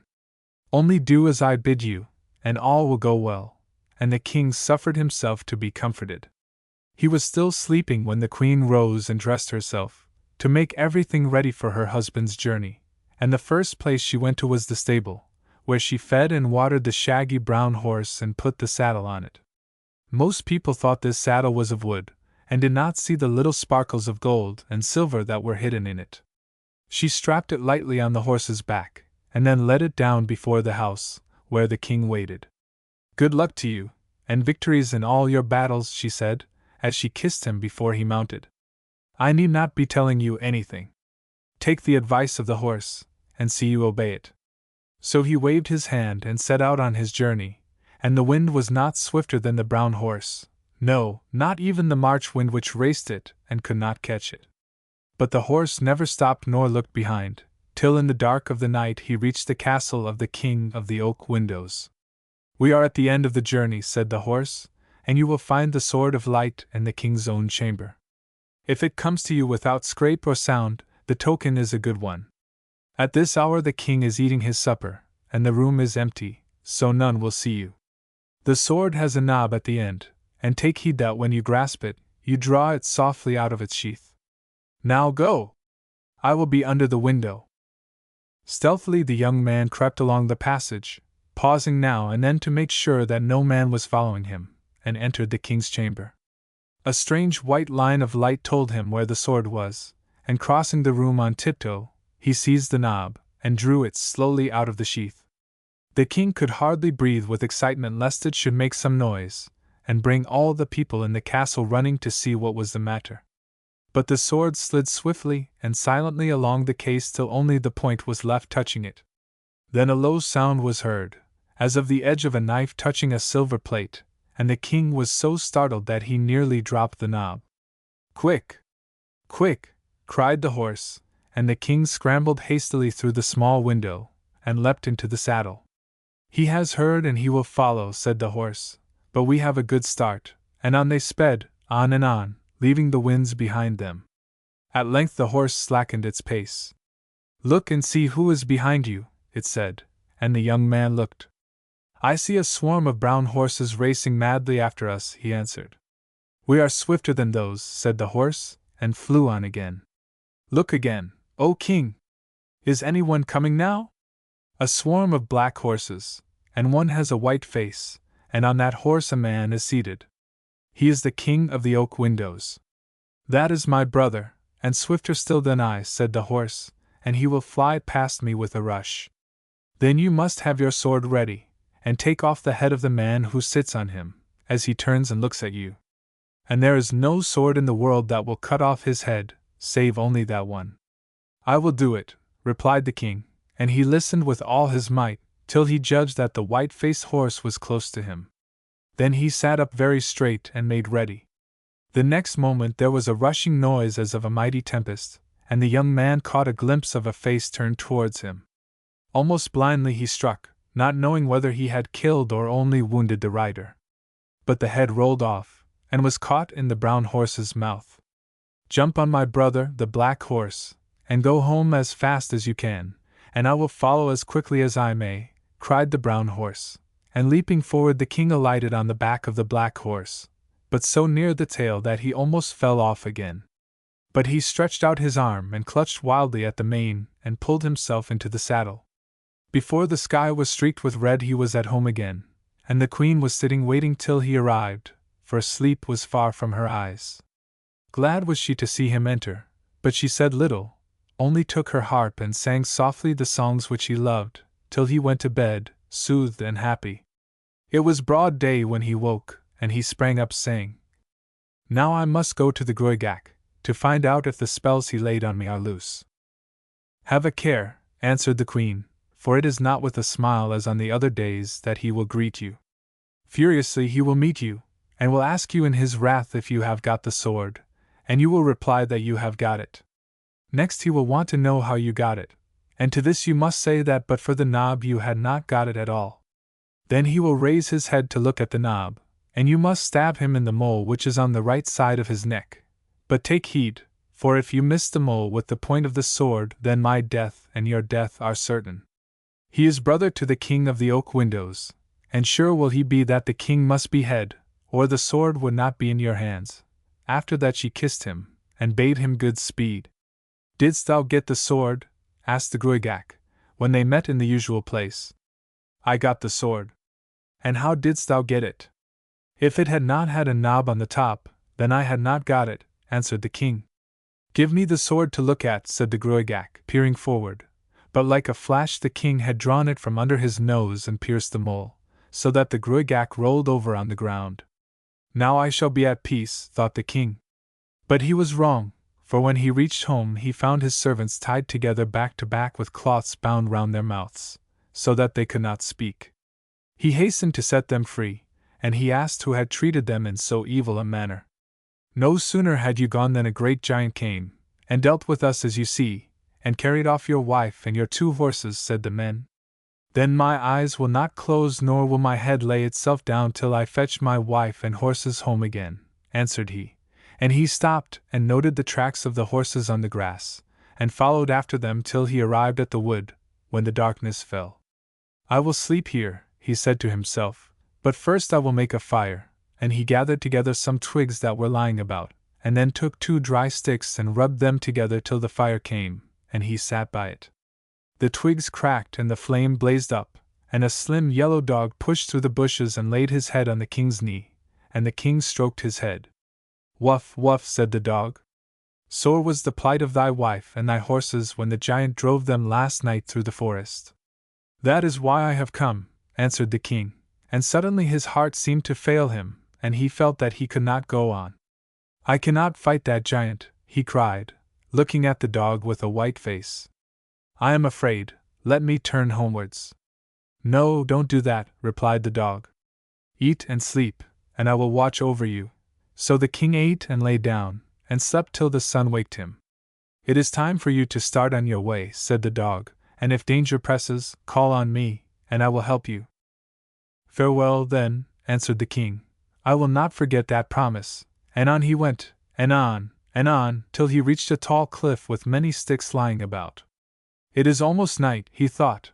"I will make a fire and rest," and thus he did, and when the flames blazed up, the hoary hawk of the grey rock flew on to a bough above him.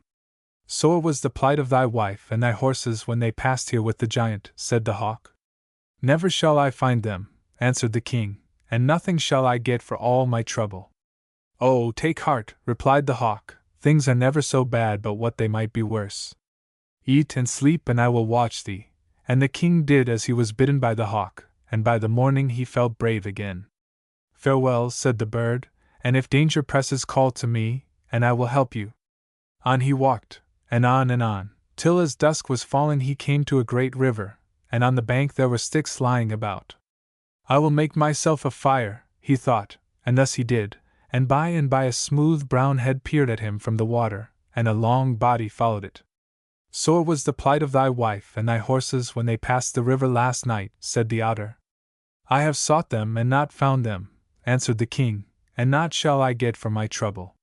"Be not so downcast," replied the otter. "Before noon tomorrow thou shalt behold thy wife. But eat and sleep and I will watch over thee."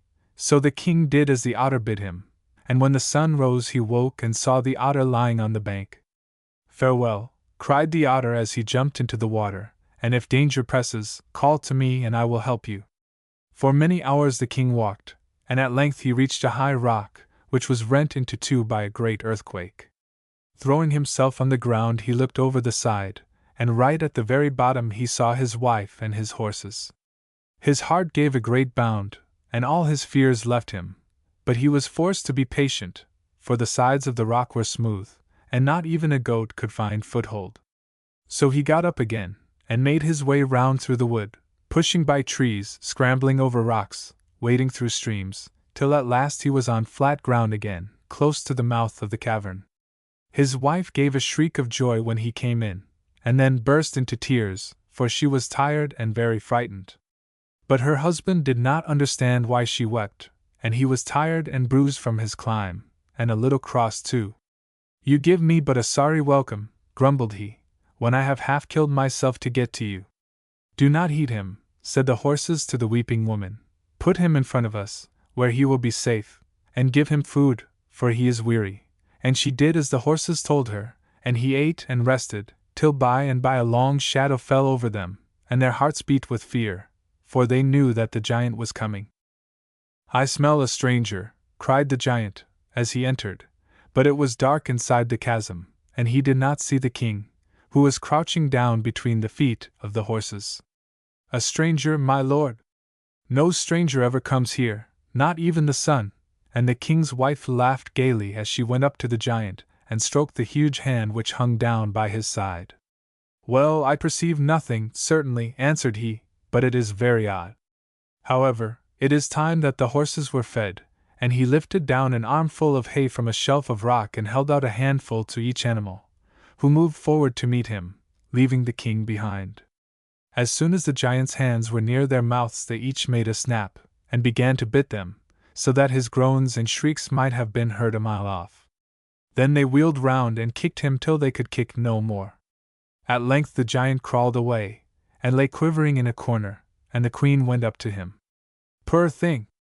Poor thing!" she said, "they seem to have gone mad. It was awful to behold." "If I had had my soul in my body they would certainly have killed me," groaned the giant. "It was lucky indeed," answered the queen. "But tell me, where is thy soul, that I may take care of it?" "Up there, in the bonnet stone," answered the giant, pointing to a stone which was balanced loosely on an edge of rock. "But now leave me, that I may sleep, for I have far to go tomorrow." Soon snores were heard from the corner where the giant lay, and then the queen lay down too, and the horses, and the king was hidden between them, so that none could see him. Before the dawn the giant rose and went out, and immediately the queen ran up to the bonnet stone, and tugged and pushed at it till it was quite steady on its ledge, and could not fall over. And so it was in the evening when the giant came home, and when they saw his shadow, the king crept down in front of the horses. "Why, what have you done to the bonnet stone?" asked the giant. "I feared lest it should fall over, and be broken, with your soul in it," said the queen, "so I put it further back on the ledge." "It is not there that my soul is," answered he, "it is on the threshold." But it is time the horses were fed, and he fetched the hay, and gave it to them, and they bit and kicked him as before, till he lay half dead on the ground. Next morning he rose and went out, and the queen ran to the threshold of the cave, and washed the stones, and pulled up some moss and little flowers that were hidden in the crannies, and by when dusk had fallen the giant came home. "You have been cleaning the threshold," said he. "And was I not right to do it, seeing that your soul is in it?" asked the queen. "It is not there that my soul is," answered the giant. "Under the threshold is a stone, and under the stone is a sheep, and in the sheep's body is a duck, and in the duck is an egg, and in the egg is my soul. But it is late, and I must feed the horses." And he brought them the hay, but they only bit and kicked him as before, and if his soul had been within him, they would have killed him outright. It was still dark when the giant got up and went his way, and then the king and the queen ran forward to take up the threshold, while the horses looked on. But sure enough, just as the giant had said, underneath the threshold was the flagstone, and they pulled and tugged till the stone gave way. Then something jumped out so suddenly that it nearly knocked them down, and as it fled past, they saw it was a sheep. "If the slim yellow dog of the greenwood were only here, he would soon have that sheep," cried the king, and as he spoke, the slim yellow dog appeared from the forest, with the sheep in his mouth. With a blow from the king, the sheep fell dead, and they opened its body, only to be blinded by a rush of wings as the duck flew past. If the hoary hawk of the rock were only here, he would soon have that duck, cried the king, and as he spoke the hoary hawk was seen hovering above them, with the duck in his mouth. They cut off the duck's head with a swing of the king's sword, and took the egg out of its body, but in his triumph the king held it carelessly, and it slipped from his hand, and rolled swiftly down the hill right into the river. If the brown otter of the stream were only here, he would soon have that egg, cried the king, and the next minute there was the brown otter, dripping with water, holding the egg in his mouth. But beside the brown otter, a huge shadow came stealing along, the shadow of the giant. The king stood staring at it, as if he were turned into stone, but the queen snatched the egg from the otter and crushed it between her two hands. And after that the shadow suddenly shrank and was still, and they knew that the giant was dead, because they had found his soul. Next day they mounted the 2 horses and rode home again, visiting their friends the brown otter and the hoary hawk and the slim yellow dog by the way. From West Highland Tales. A French Puck. Among the mountain pastures and valleys that lie in the center of France there dwelt a mischievous kind of spirit, whose delight it was to play tricks on everybody, and particularly on the shepherds and the cowboys. They never knew when they were safe from him, as he could change himself into a man, woman or child, a stick, a goat, a plowshare. Indeed, there was only one thing whose shape he could not take, and that was a needle. At least, he could transform himself into a needle, but try as he might he never was able to imitate the whole, so every woman would have found him out at once, and this he knew. Now the hour oftenest chosen by this naughty sprite, whom we will call Puck, for performing his pranks was about midnight, just when the shepherds and cowherds, tired out with their long day's work, were sound asleep. Then he would go into the cowsheds and unfasten the chains that fixed each beast in its own stall, and let them fall with a heavy clang to the ground. The noise was so loud that it was certain to awaken the cowboys, however fatigued they might be, and they dragged themselves wearily to the stable to put back the chains. But no sooner had they returned to their beds than the same thing happened again, and so on till the morning. Or perhaps Puck would spend his night in plaiting together the manes and tails of 2 of the horses, so that it would take the grooms hours of labor to get them right in the morning, while Puck, hidden among the hay in the loft, would peep out to watch them, enjoying himself amazingly all the time. One evening more than 80 years ago a man named William was passing along the bank of a stream when he noticed a sheep who was bleating loudly. William thought it must have strayed from the flock, and that he had better take it home with him till he could discover its owner. So he went up to where it was standing, and as it seemed so tired that it could hardly walk, he hoisted it on his shoulders and continued on his way. The sheep was pretty heavy, but the good man was merciful and staggered along as best he could under his load. It is not much further, he thought to himself as he reached an avenue of walnut trees, when suddenly a voice spoke out from over his head, and made him jump. "Where are you?" said the voice, and the sheep answered, "Here on the shoulders of a donkey." In another moment the sheep was standing on the ground and William was running towards home as fast as his legs would carry him. But as he went, a laugh, which yet was something of a bleat, rang in his ears, and though he tried not to hear, the words reached him, "Oh dear! What fun I have had, to be sure!" Puck was careful not always to play his tricks in the same place, but visited one village after another, so that everyone trembled lest he should be the next victim. After a bit he grew tired of cowboys and shepherds, and wondered if there was no one else to give him some sport. At length he was told of a young couple who were going to the nearest town to buy all that they needed for setting up house. Quite certain that they would forget something which they could not do without, Puck waited patiently till they were jogging along in their cart on their return journey, and changed himself into a fly in order to overhear their conversation. For a long time it was very dull, all about their wedding day next month, and who were to be invited. This led the bride to her wedding dress, and she gave a little scream. "Just think! Oh! How could I be so stupid? I have forgotten to buy the different colored reels of cotton to match my clothes." "Dear, dear!" exclaimed the young man. "That is unlucky, and didn't you tell me that the dressmaker was coming in tomorrow?" "Yes, I did," and then suddenly she gave another little scream, which had quite a different sound from the first. "Look!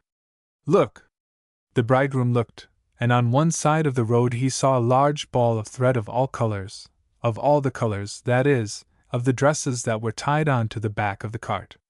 Well, that is a wonderful piece of good fortune, cried he, as he sprang out to get it. One would think a fairy had put it there on purpose. Perhaps she has, laughed the girl, and as she spoke she seemed to hear an echo of her laughter coming from the horse, but of course that was nonsense. The dressmaker was delighted with the thread that was given her. It matched the stuff so perfectly, and never tied itself in knots, or broke perpetually, as most thread did. She finished her work much quicker than she expected, and the bride said she was to be sure to come to the church and see her in her wedding dress. There was a great crowd assembled to witness the ceremony, for the young people were immense favorites in the neighborhood, and their parents were very rich. The doors were open, and the bride could be seen from afar, walking under the chestnut avenue. "What a beautiful girl!" exclaimed the men. "What a lovely dress!" whispered the women. But just as she entered the church and took the hand of the bridegroom, who was waiting for her, a loud noise was heard. Crick! Crack! Crick! Crack! And the wedding garments fell to the ground, to the great confusion of the wearer. Not that the ceremony was put off for a little thing like that. Cloaks in profusion were instantly offered to the young bride, but she was so upset that she could hardly keep from tears. One of the guests, more curious than the rest, stayed behind to examine the dress, determined, if she could, to find out the cause of the disaster. "The thread must have been rotten," she said to herself. "I will see if I can break it." But search as she would, she could find none. The thread had vanished. From Literature orale de l'Auvergne, par Paul Sebelot. The Three Crowns. There was once a king who had 3 daughters. The 2 eldest were very proud and quarrelsome, but the youngest was as good as they were bad. Well, 3 princes came to court them, and 2 of them were exactly like the eldest ladies, and one was just as lovable as the youngest. One day they were all walking down to a lake that lay at the bottom of the lawn when they met a poor beggar. The king wouldn't give him anything, and the eldest princesses wouldn't give him anything, nor their sweethearts. But the youngest daughter and her true love did give him something, and kind words along with it, and that was better than all. When they got to the edge of the lake, what did they find but the beautifulest boat you ever saw in your life? And says the eldest, "I'll take a sail in this fine boat," and says the second eldest, "I'll take a sail in this fine boat," and says the youngest, "I won't take a sail in that fine boat, for I am afraid it's an enchanted one." But the others persuaded her to go in, and her father was just going in after her, when up sprung on the deck a little man only 7 inches high, and ordered him to stand back. Well, all the men put their hands to their swords, and if the same swords were only playthings, they weren't able to draw them, for all strength that was left their arms. 7 inches loosened the silver chain that fastened the boat, and pushed away, and after grinning at the 4 men, says he to them, "Bid your daughters and your brides farewell for a while. You," says he to the youngest, "needn't fear, you'll recover your princess all in good time, and you and she will be as happy as the day is long. Bad people, if they were rolling stark naked in gold, would not be rich. Goodbye." Away they sailed, and the ladies stretched out their hands, but weren't able to say a word. Well, they weren't crossing the lake while a cat would be licking her ear, and the poor men couldn't stir hand or foot to follow them. They saw 7 inches handing the 3 princesses out of the boat, and letting them down by a basket into a drawwell, but king nor princes ever saw an opening before in the same place. When the last lady was out of sight, the men found the strength in their arms and legs again. Round the lake they ran, and never drew rein till they came to the well and windlass, and there was the silk rope rolled on the axle, and the nice white basket hanging to it. "Let me down," says the youngest prince. "I'll die or recover them again." "No," says the second daughter's sweetheart, "it is my turn first," and says the other, "I am the eldest." So they gave way to him, and in he got into the basket, and down they let him. First they lost sight of him, and then, after winding off 100 perches of the silk rope, it slackened, and they stopped turning. They waited 2 hours, and then they went to dinner, because there was no pull made at the rope. Guards were set till next morning, and then down went the second prince, and sure enough, the youngest of all got himself let down on the 3rd day. He went down perches and perches, while it was as dark about him as if he was in a big pot with a cover on. At last he saw a glimmer far down, and in a short time he felt the ground. Out he came from the big lime kiln, and lo! And behold you, there was a wood, and green fields, and a castle in a lawn, and a bright sky over all. It's in Tirna no gay I am, says he. Let's see what sort of people are in the castle. On he walked, across fields and lawn, and no one was there to keep him out or let him into the castle, but the big hall door was wide open.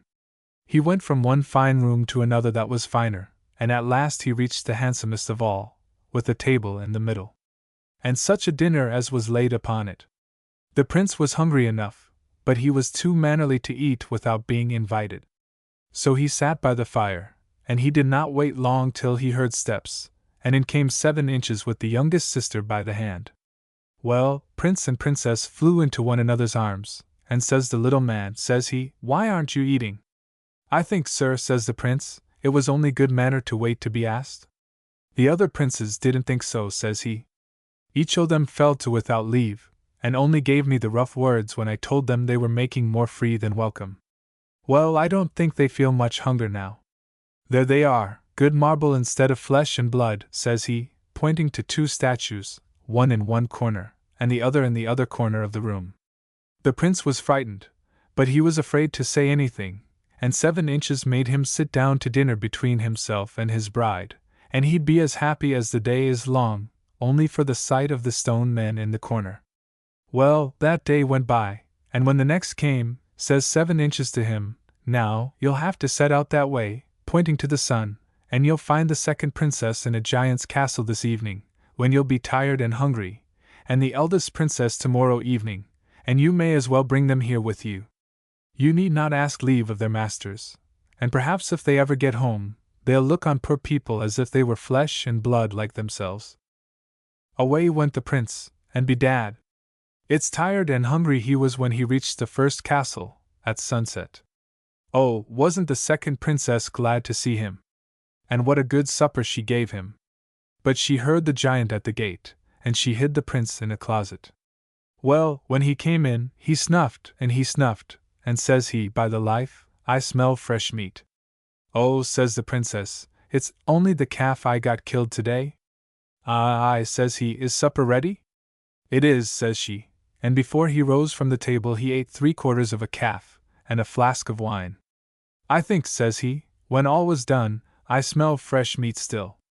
It's sleepy you are, says she, go to bed. When will you marry me, says the giant. You're putting me off too long. St. Tibbs Eve, says she. I wish I knew how far off that is, says he, and he fell asleep, with his head in the dish. Next day, he went out after breakfast, and she sent the prince to the castle where the eldest sister was. The same thing happened there, but when the giant was snoring, the princess wakened up the prince, and they saddled 2 steeds in the stables and rode into the field on them.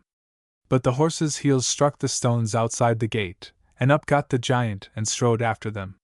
He roared and he shouted, and the more he shouted, the faster ran the horses, and just as the day was breaking he was only 20 perches behind.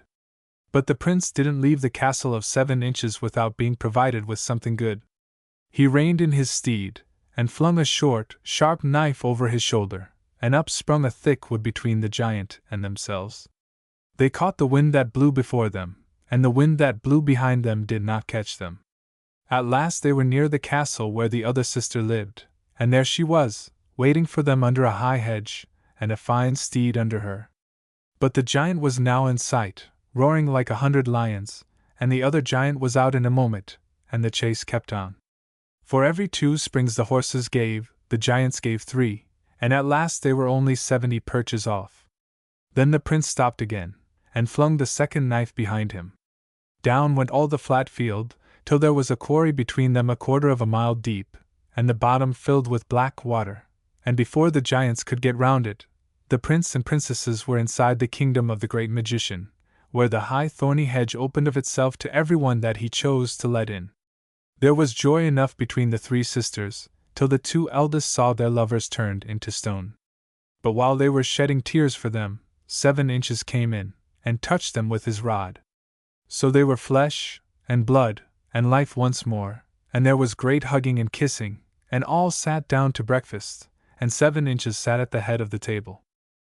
When breakfast was over, he took them into another room, where there was nothing but heaps of gold, and silver, and diamonds, and silks, and satins, and on a table there was lying 3 sets of crowns. A gold crown was in a silver crown, and that was lying in a copper crown. He took up 1 set of crowns, and gave it to the eldest princess, and another set, and gave it to the second youngest princess, and another, and gave it to the youngest of all, and says he, "Now you may all go to the bottom of the pit, and you have nothing to do but stir the basket, and the people that are watching above will dry you up. But remember, ladies, you are to keep your crows safe, and be married in them, all the same day. If you be married separately, or if you be married without your crowns, a curse will follow, mind what I say." So they took leave of him with great respect, and walked arm in arm to the bottom of the drawwell. There was a sky and a sun over them, and a great high wall, covered with ivy, rose before them, and was so high they could not see to the top of it, and there was an arch in this wall, and the bottom of the drawwell was inside the arch. The youngest pair went last, and says the princess to the prince, "I'm sure the 2 princes don't mean any good to you.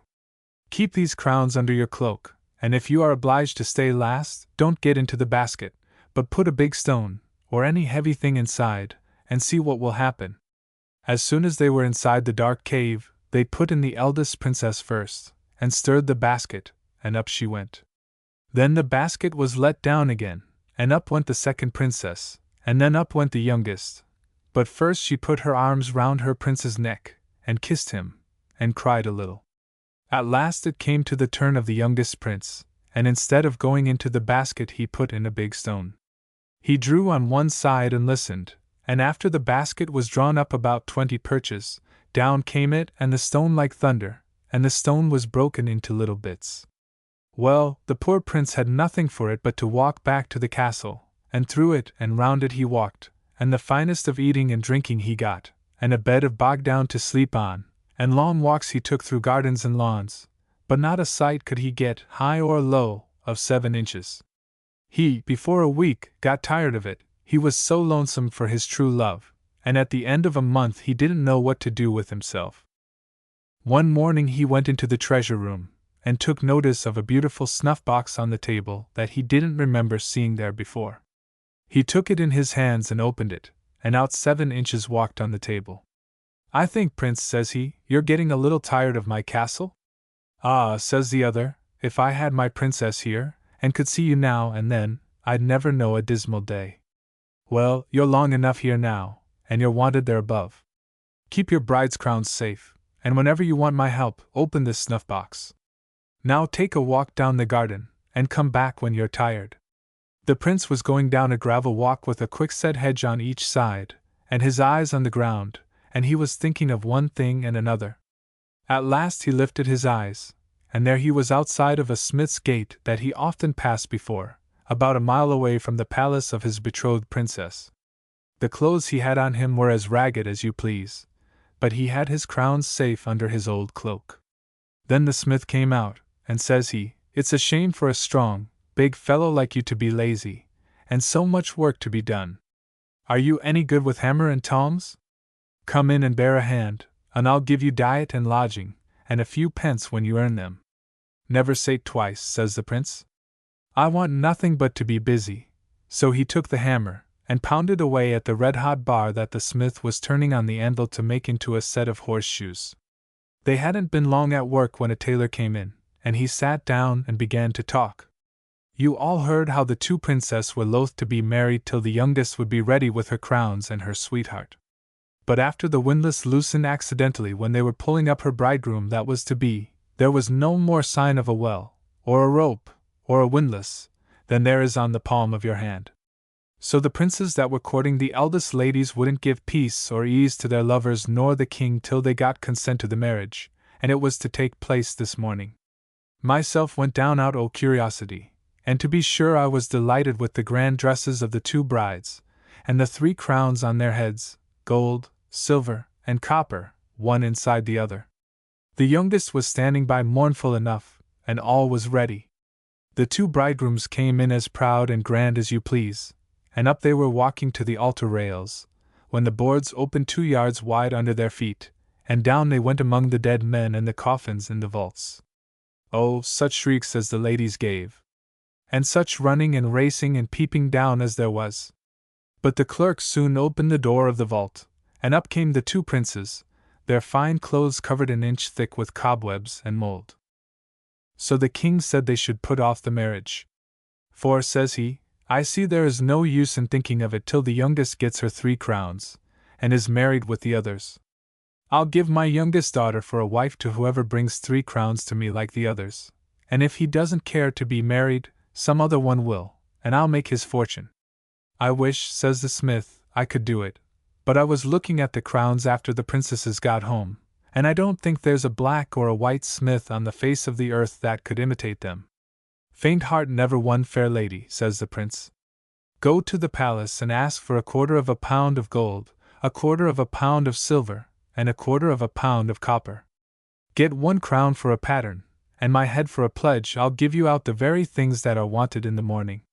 Are you in earnest? Says the smith. Faith, I am so, says he. Go! You can't do worse than lose. To make a long story short, the smith got the 1/4 pound of gold, and the 1/4 pound of silver, and the 1/4 pound of copper, and gave them and the patterned crown to the prince. He shut the forge door at nightfall, and the neighbors all gathered in the yard, and they heard him hammering, hammering, hammering, from that to daybreak, and every now and then he'd throw out through the window bits of gold, silver, and copper, and the idlers scrambled for them, and cursed one another, and prayed for the good luck of the workmen. Well, just as the sun was thinking to rise, he opened the door, and brought out the 3 crowns he got from his true love, and such shouting and huzzaying as there was. The smith asked him to go along with him to the palace, but he refused. So off set the smith, and the whole townland with him, and wasn't the king rejoiced when he saw the crowns? Well, says he to the smith, you're a married man? What's to be done? Faith, your majesty, I didn't make them crowns at all. It was a big fellow that took service with me yesterday. Well, daughter, will you marry the fellow that made these crowns? Let me see them first, father, said she. But when she examined them she knew them right well, and guessed it was her true love that sent them. I will marry the man that these crowns came from, says she. Well, says the king to the elder of the 2 princes, go up to the smith's forge, take my best coaches, and bring home the bridegroom. He did not like doing this, he was so proud, but he could not refuse. When he came to the forge he saw the prince standing at the door, and beckoned him over to the coach. Are you the fellow, says he, that made these crowns? Yes, says the other. Then, says he, maybe you'd give yourself a brushing, and get into that coach. The king wants to see you. I pity the princess. The young prince got into the carriage, and while they were on the way he opened the snuff-box, and out walked 7 inches, and stood on his thigh. Well, says he, what trouble is on you now? Master, says the other, please let me go back to my forge, and let this carriage be filled with paving stones. No sooner said than done. The prince was sitting in his forge, and the horses wondered what was after happening to the carriage. When they came into the palace yard, the king himself opened the carriage door, for respect to his new son-in-law. As soon as he turned the handle, a shower of small stones fell on his powdered wig and his silk coat, and down he fell under them. There was great fright and some laughter, and the king, after he wiped the blood from his forehead, looked very cross at the eldest prince. My lord, says he, I'm very sorry for this accident, but I'm not to blame. I saw the young smith get into the carriage, and we never stopped a minute since. It's uncivil you were to him. Go, says he to the other prince, and bring the young smith here, and be polite. Never fear, says he. But there's some people that couldn't be good-natured if they tried, and not a bit civler was the new messenger than the old, and when the king opened the carriage door a second time, it's shower of mud that came down on him. There's no use, says he, going on this way. The fox never got a better messenger than himself. So he changed his clothes, and washed himself, and out he set to the prince's forge and asked him to sit along with himself. The prince begged to be allowed to sit in the other carriage, and when they were halfway he opened his snuff-box. "Master," says he, "I'd wish to be dressed now according to my rank." "You shall be that," says 7 inches. "And now I'll bid you farewell. Continue as good and kind as you always were. Love your wife, and that's all the advice I'll give you." So 7 inches vanished, and when the carriage door was opened in the yard, out walks the prince as fine as hands could make him, and the first thing he did was to run over to his bride and embrace her. Every one was full of joy but the 2 other princes. There was not much delay about the marriages, and they were all celebrated on the one day. Soon after, the 2 elder couples went to their own courts, but the youngest pair stayed with the old king, and they were as happy as the happiest married couple you ever heard of in a story. From West Highland Tales. The Story of a Very Bad Boy. Once upon a time there lived in a little village in the very middle of France a widow and her only son, a boy about 15, whose name was Antoine, though no one ever called him anything but Bueno. They were very poor indeed, and their hut shook about their ears on windy nights, till they expected the walls to fall in and crush them. But instead of going to work as a boy of his age ought to do, Bueno did nothing but lounge along the street, his eyes fixed on the ground, seeing nothing that went on round him. "You are very, very stupid, my dear child," his mother would sometimes say to him, and then she would add with a laugh, "Certainly you will never catch a wolf by the tail." One day the old woman bade Antoine go into the forest and collect enough dry leaves to make beds for herself and him. Before he had finished it began to rain heavily, so he hid himself in the hollow trunk of a tree, where he was so dry and comfortable that he soon fell fast asleep. By and by he was awakened by a noise which sounded like a dog scratching at the door, and he suddenly felt frightened, why he did not know. Very cautiously he raised his head, and right above him he saw a big hairy animal, coming down tail foremost. "It is the wolf that they talk so much about," he said to himself, and he made himself as small as he could and shrunk into a corner. The wolf came down the inside of the tree, slowly, slowly.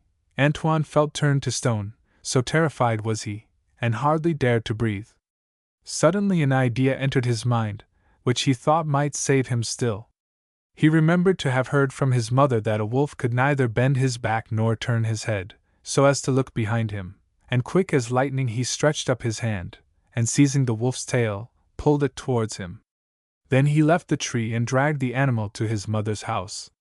"Mother, you have often declared that I was too stupid to catch a wolf by the tail. Now see," he cried triumphantly. "Well, well, wonders will never cease," answered the good woman, who took care to keep at a safe distance. "But as you really have got him, let us see if we can't put him to some use. Fetch the skin of the ram which died last week out of the chest, and we will sew the wolf up in it. He will make a splendid ram, and tomorrow we will drive him to the fair and sell him." Very likely the wolf, who was cunning and clever, may have understood what she said, but he thought it best to give no sign, and suffered the skin to be sewn upon him. "I can always get away if I choose," thought he, "it is better not to be in a hurry." So he remained quite still while the skin was drawn over his head, which made him very hot and uncomfortable, and resisted the temptation to snap off the fingers or noses that were so close to his mouth. The fair was at its height next day when Bueno arrived with his wolf in ram's clothing. All the farmers crowded round him, each offering a higher price than the last. Never had they beheld such a beautiful beast, said they, and at last, after much bargaining, he was handed over to 3 brothers for a good sum of money. It happened that these 3 brothers owned large flocks of sheep, though none so large and fine as the one they had just bought. "My flock is the nearest," observed the eldest brother. "We will leave him in the fold for the night, and tomorrow we will decide which pastures will be best for him." And the wolf grinned as he listened, and held up his head a little higher than before. Early next morning the young farmer began to go his rounds, and the sheepfold was the first place he visited. To his horror, the sheep were all stretched out dead before him, except one, which the wolf had eaten, bones and all. Instantly the truth flashed upon him. It was no ram that lay curled up in the corner pretending to be asleep, for in reality he could bend back and turn his head as much as he liked, but a wolf who was watching him out of the corner of his eye, and might spring upon him at any moment. So the farmer took no notice, and only thought that here was a fine chance of revenging himself on his next brother for a trick which he had played, and merely told him that the ram would not eat the grass in that field, and it might be well to drive him to the pasture by the river, where his own flock was feeding.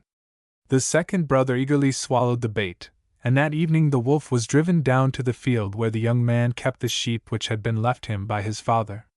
By the next morning they also were all dead, but the second brother likewise held his peace, and allowed the sheep which belonged to the youngest to share the fate of the other two.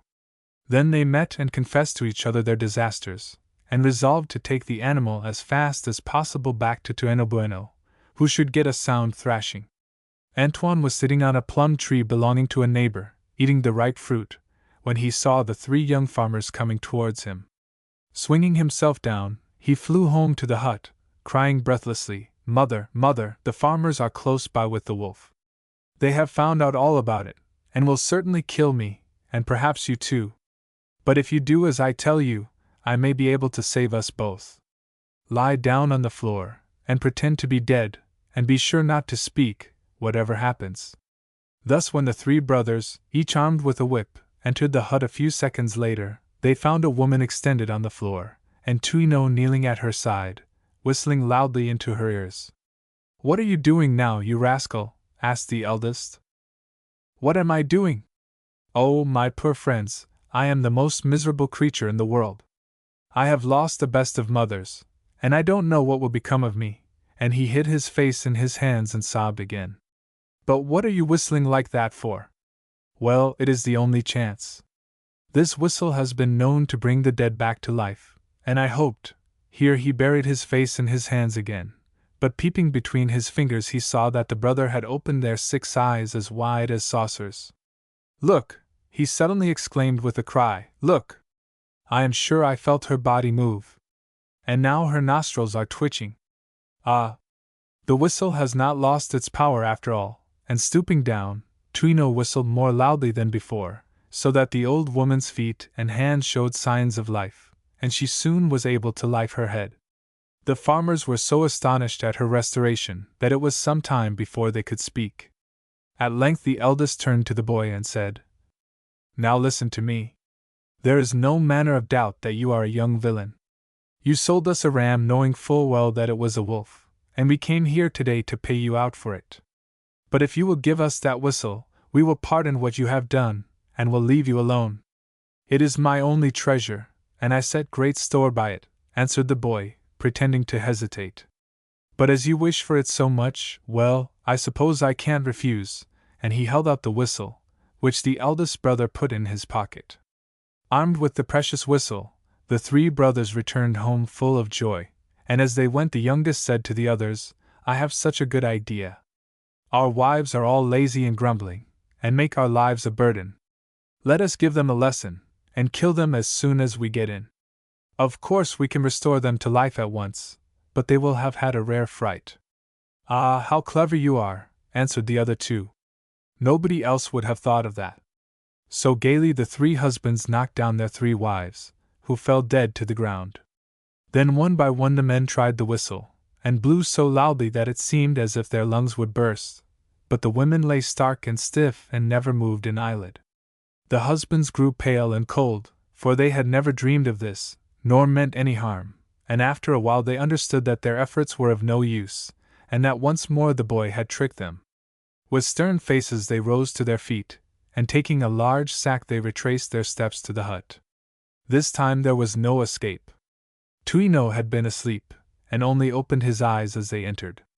Without a word on either side they thrust him into the sack, and tying up the mouth, the eldest threw it over his shoulder.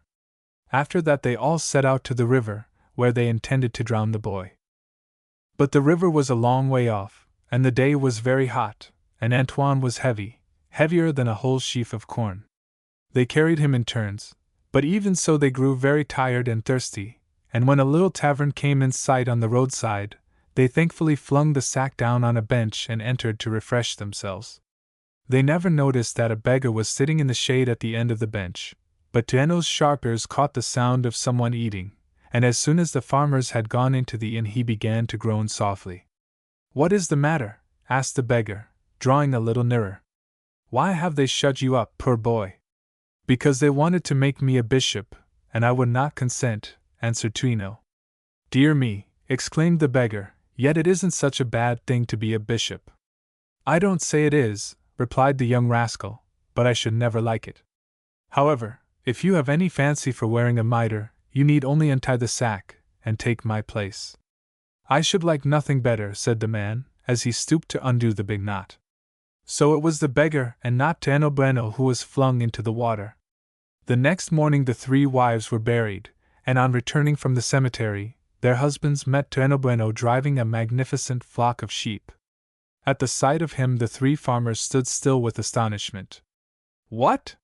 You scoundrel, they cried at last, we drowned you yesterday, and today we find you again, as well as ever. It does seem odd, doesn't it? Answered he. But perhaps you don't know that beneath this world there lies another yet more beautiful and far, far richer. Well, it was there that you sent me when you flung me into the river, and though I felt a little strange at first, yet I soon began to look about me, and to see what was happening. There I noticed that close to the place where I had fallen, a sheep fair was being held, and a bystander told me that every day horses or cattle were sold somewhere in the town. If I had only had the luck to be thrown into the river on the side of the horse fair, I might have made my fortune. As it was, I had to content myself with buying these sheep, which you can get for nothing. And do you know exactly the spot in the river which lies over the horse fair? As if I did not know it, when I have seen it with my own eyes. Then if you do not want us to avenge our dead flocks and our murdered wives, you will have to throw us into the river just over the place of the horse fair. Very well. Only you must get 3 sacks and come with me to that rock which juts into the river. I will throw you in from there, and you will fall nearly on to the horses' backs.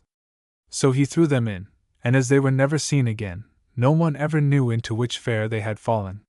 From Literature Orale de l'Auvergne, par Paul Sebelot. The Brown Bear of Norway.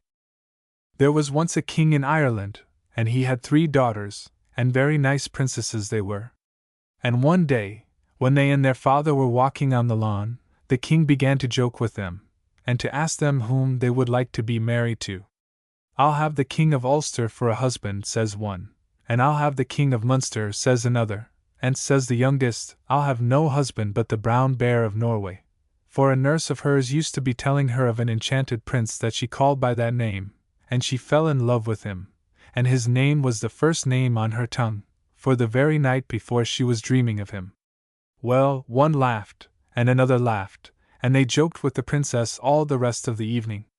But that very night she woke up out of her sleep in a great hall that was lighted up with 1,000 lamps. The richest carpets were on the floor, and the walls were covered with cloth of gold and silver, and the place was full of grand company, and the very beautiful prince she saw in her dreams was there, and it wasn't a moment till he was on one knee before her, and telling her how much he loved her, and asking her wouldn't she be his queen. Well, she hadn't the heart to refuse him, and married they were the same evening. Now, my darling, says he, when they were left by themselves, you must know that I am under enchantment.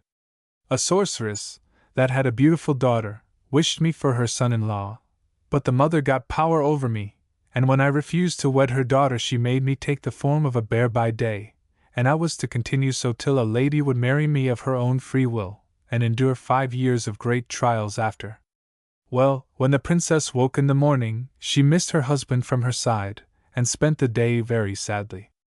But as soon as the lamps were lighted in the grand hall, where she was sitting on a sofa covered with silk, the folding doors flew open, and he was sitting by her side the next minute.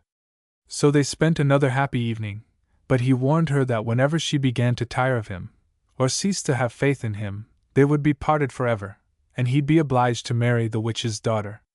She got used to find him absent by day, and they spent a happy 12-month together, and at last a beautiful little boy was born, and happy as she was before, she was twice as happy now, for she had her child to keep her company in the day when she couldn't see her husband. At last, one evening, when herself, and himself, and her child were sitting with a window open because it was a sultry night, in flew an eagle, took the infant's sash in his beak, and flew up in the air with him. She screamed, and was going to throw herself out the window after him, but the prince caught her, and looked at her very seriously. She bethought of what he said soon after their marriage, and she stopped the cries and complaints that were on her tongue. She spent her days very lonely for another 12 months, when a beautiful little girl was sent to her. Then she thought to herself she'd have a sharp eye about her this time, so she never would allow a window to be more than a few inches open. But all her care was in vain. Another evening, when they were all so happy, and the prince dandling the baby, a beautiful greyhound stood before them, took the child out of the father's hand, and was out of the door before you could wink. This time she shouted and ran out of the room, but there were some of the servants in the next room, and all declared that neither child nor dog passed out. She felt, somehow, as if it was her husband's fault, but still she kept command over herself, and didn't once reproach him. When the third child was born, she would hardly allow a window or a door to be left open for a moment, but she wasn't the nearer to keep the child to herself. They were sitting one evening by the fire, when a lady appeared standing by them. The princess opened her eyes in a great fright and stared at her, and while she was doing so, the lady wrapped a shawl round the baby that was sitting in its father's lap, and either sank through the ground with it, or went up through the wide chimney. This time the mother kept her bed for a month. "My dear," said she to her husband, when she was beginning to recover, "I think I'd feel better if I was to see my father and mother and sisters once more. If you give me leave to go home for a few days, I'd be glad." "Very well," said he, "I will do that, and whenever you feel inclined to return, only mention your wish when you lie down at night." The next morning when she awoke, she found herself in her own old chamber in her father's palace. She rang the bell, and in a short time she had her mother and father and married sisters about her, and they laughed till they cried for joy at finding her safe back again. In time she told them all that had happened to her, and they didn't know what to advise her to do. She was as fond of her husband as ever, and said she was sure that he couldn't help letting the children go, but still she was afraid beyond the world to have another child torn from her. Well, the mother and sisters consulted a wise woman that used to bring eggs to the castle, for they had great faith in her wisdom. She said the only plan was to secure the bear's skin that the prince was obliged to put on every morning, and get it burned, and then he couldn't help being a man night and day, and the enchantment would be at an end. So they all persuaded her to do that, and she promised she would, and after 8 days she felt so great a longing to see her husband again that she made the wish the same night, and when she woke 3 hours after, she was in her husband's palace, and he himself was watching over her. There was great joy on both sides, and they were happy for many days. Now she began to think how she never minded her husband leaving her in the morning, and how she never found him neglecting to give her a sweet drink out of a gold cup just as she was going to bed. One night she contrived not to drink any of it, though she pretended to do so, and she was wakeful enough in the morning, and saw her husband passing out through a panel in the wainscot, though she kept her eyelids nearly closed. The next night she got a few drops of the sleepy posset that she saved the evening before put into her husband's night drink, and that made him sleep sound enough. She got up after midnight, passed through the panel, and found a beautiful brown bear's hide hanging in the corner. Then she stole back, and went down to the parlor fire, and put the hide into the middle of it till it was all fine ashes. She then lay down by her husband, gave him a kiss on the cheek, and fell asleep. If she was to live 100 years, she'd never forget how she wakened next morning, and found her husband looking down on her with misery and anger in his face. "Unhappy woman," said he, "you have separated us forever. Why hadn't you patience for 5 years? I am now obliged, whether I like or no, to go a 3 days' journey to the witch's castle, and marry her daughter. The skin that was my guard you have burned it, and the egg-wife that gave you the counsel was the witch herself. I won't reproach you, your punishment will be severe without it. Farewell forever."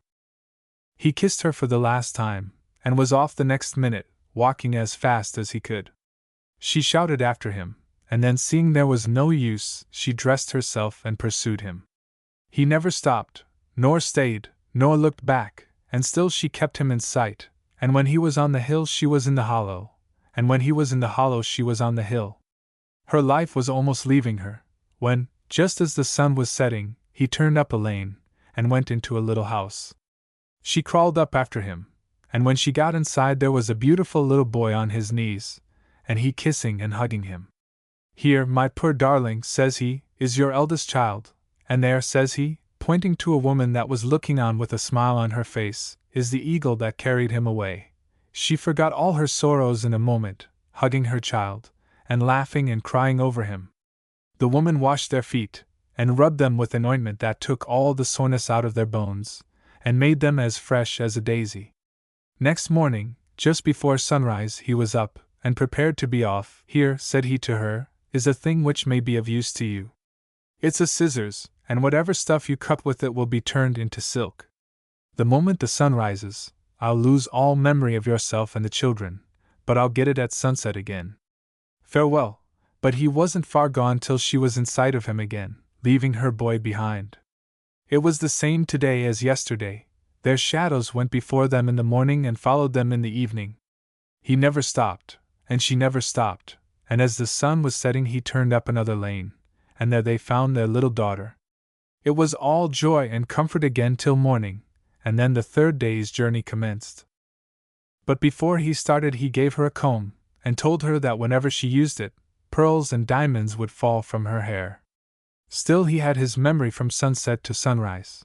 But from sunrise to sunset he traveled on under the charm, and never threw his eye behind. This night they came to where the youngest baby was, and the next morning, just before sunrise, the prince spoke to her for the last time. "Here, my poor wife," said he, "is a little hand reel, with gold thread that has no end, and the half of our marriage ring. If you ever get to my house, and put your half ring to mine, I shall recollect you. There is a wood yonder, and the moment I enter it I shall forget everything that ever happened between us, just as if I was born yesterday. Farewell, dear wife and child, forever." Just then the sun rose, and away he walked towards the wood. She saw it open before him and close after him, and when she came up she could no more get in than she could break through a stone wall. She wrung her hands and shed tears, but then she recollected herself, and cried out, "Wood, I charge you by my 3 magic gifts, the scissors, the comb, and the reel, to let me through," and it opened, and she went along the walk till she came in sight of a palace, and a lawn, and a woodman's cottage on the edge of the wood where it came nearest the palace. She went into the lodge, and asked the woodman and his wife to take her into their service. They were not willing at first, but she told them she would ask no wages, and would give them diamonds, and pearls, and silk stuffs, and gold thread whenever they wished for them, and then they agreed to let her stay. It wasn't long till she heard how a young prince, that was just arrived, was living in the palace of the young mistress. He seldom stirred abroad, and every one that saw him remarked how silent and sorrowful he went about, like a person that was searching for some lost thing. The servants and conceited folk at the big house began to take notice of the beautiful young woman at the lodge, and to annoy her with their impudence. The head footman was the most troublesome, and at last she invited him to come and take tea with her. Oh, how rejoiced he was, and how he bragged of it in the servants' hall! Well, the evening came, and the footman walked into the lodge, and was shown to her sitting room, for the lodge-keeper and his wife stood in great awe of her, and gave her 2 nice rooms for herself. Well, he sat down as stiff as a ramrod, and was talking in a grand style about the great doings at the castle, while she was getting the tea and toast ready. "Oh," says she to him, "would you put your hand out at the window and cut me off a sprig or 2 of honeysuckle?" He got up in great glee, and put out his hand and head, and said she, "By the virtue of my magic gifts, let a pair of horns spring out of your head, and sing to the lodge." Just as she wished, so it was. They sprung from the front of each ear, and met at the back. Oh, the poor wretch! And how he bawled and roared! And the servants that he used to be boasting to were soon flocking from the castle, and grinning, and huzzaying, and beating tunes on tongs and shovels and pans, and he cursing and swearing, and the eyes ready to start out of his head, and he so black in the face, and kicking out his legs behind him like mad. At last she pitied him, and removed the charm, and the horns dropped down on the ground, and he would have killed her on the spot, only he was as weak as water, and his fellow servants came in, and carried him up to the big house. Well, some way or other the story came to the ears of the prince, and he strolled down that way. She had only the dress of a countrywoman on her as she sat sewing at the window, but that did not hide her beauty, and he was greatly puzzled after he had a good look, just as a body is puzzled to know whether something happened to him when he was young or if he only dreamed it. Well, the witch's daughter heard about it too, and she came to see the strange girl, and what did she find her doing but cutting out the pattern of a gown from brown paper, and as she cut away, the paper became the richest silk she ever saw. The witch's daughter looked on with greedy eyes, and says she, "What would you be satisfied to take for that scissors?" "I'll take nothing," says she, "but leave to spend one night outside the prince's chamber." Well, the proud lady fired up, and was going to say something dreadful, but the scissors kept on cutting, and the silk growing richer and richer every inch. So she promised what the girl had asked her. When night came on, she was led into the palace, and lay down till the prince was in such a dead sleep that all she did couldn't awake him. She sung this verse to him, sighing and sobbing, and kept singing it the night long, and it was all in vain. "For long years I was married to thee, 3 sweet babes I bore to thee, brown bear of Norway, turn to me." At the first dawn the proud lady was in the chamber, and led her away, and the footman of the horns put out his tongue at her as she was quitting the palace. So there was no luck so far, but the next day the prince passed by again and looked at her, and saluted her kindly, as a prince might a farmer's daughter, and passed one, and soon the witch's daughter passed by, and found her combing her hair, and pearls and diamonds dropping from it. Well, another bargain was made, and the princess spent another night of sorrow, and she left the castle at daybreak, and the footman was at his post and enjoyed his revenge. The third day the prince went by, and stopped to talk with the strange woman. He asked her could he do anything to serve her, and she said he might. She asked him did he ever wake at night. He said that he often did, but that during the last 2 nights he was listening to a sweet song in his dreams, and could not wake, and that the voice was one that he must have known and loved in some other world long ago. Says she, "Did you drink any sleepy posset either of these evenings before you went to bed?" "I did," said he. "The 2 evenings my wife gave me something to drink, but I don't know whether it was a sleepy posset or not." "Well, Prince," said she, "as you say you would wish to oblige me, you can do it by not tasting any drink tonight." "I will not," says he, and then he went on his walk. Well, the great lady came soon after the prince, and found the stranger using her hand reel and winding threads of gold off it, and the third bargain was made. That evening the prince was lying on his bed at twilight, and his mind much disturbed, and the door opened, and in his princess walked, and down she sat by his bedside and sung, "For long years I was married to thee, 3 sweet babes I bore to thee, brown bear of Norway, turn to me." "Brown bear of Norway," said he, "I don't understand you. Don't you remember, Prince, that I was your wedded wife for 4 years?" "I do not," said he, "but I'm sure I wish it was so." "Don't you remember our 3 babes that are still alive?" "Show me them. My mind is all a heap of confusion." "Look for the half of our marriage ring, that hangs at your neck, and fit it to this." He did so, and the same moment the charm was broken. His full memory came back on him, and he flung his arms round his wife's neck, and both burst into tears. Well, there was a great cry outside, and the castle walls were heard splitting and cracking. Everyone in the castle was alarmed, and made their way out. The prince and princess went with the rest, and by the time all were safe on the lawn, down came the building, and made the ground tremble for miles round. No one ever saw the witch and her daughter afterwards. It was not long till the prince and princess had their children with them, and then they set out for their own palace. The kings of Ireland and of Munster and Ulster, and their wives, soon came to visit them, and may every one that deserves it be as happy as the brown bear of Norway and his family. From West Highland Tales. Little Lassie. There was once a little boy whose name was Lars, and because he was so little he was called Little Lassie. He was a brave little man, for he sailed round the world in a pea-shell boat. It was summer-time, when the pea-shells grew long and green in the garden. Little Lassie crept into the pea-bed where the pea-stalks rose high above his cap, and he picked 17 large shells, the longest and straightest he could find. Little Lassie thought, perhaps, that no one saw him, but that was foolish, for God sees everywhere. Then the gardener came with his gun over his shoulder, and he heard something rustling in the pea-bed. "I think that must be a sparrow," he said. "Ras! Ras, but no sparrows flew out, for little Lasse had no wings, only two small legs. Wait! I will load my gun and shoot the sparrows, said the gardener. Then little Lasse was frightened, and crept out onto the path.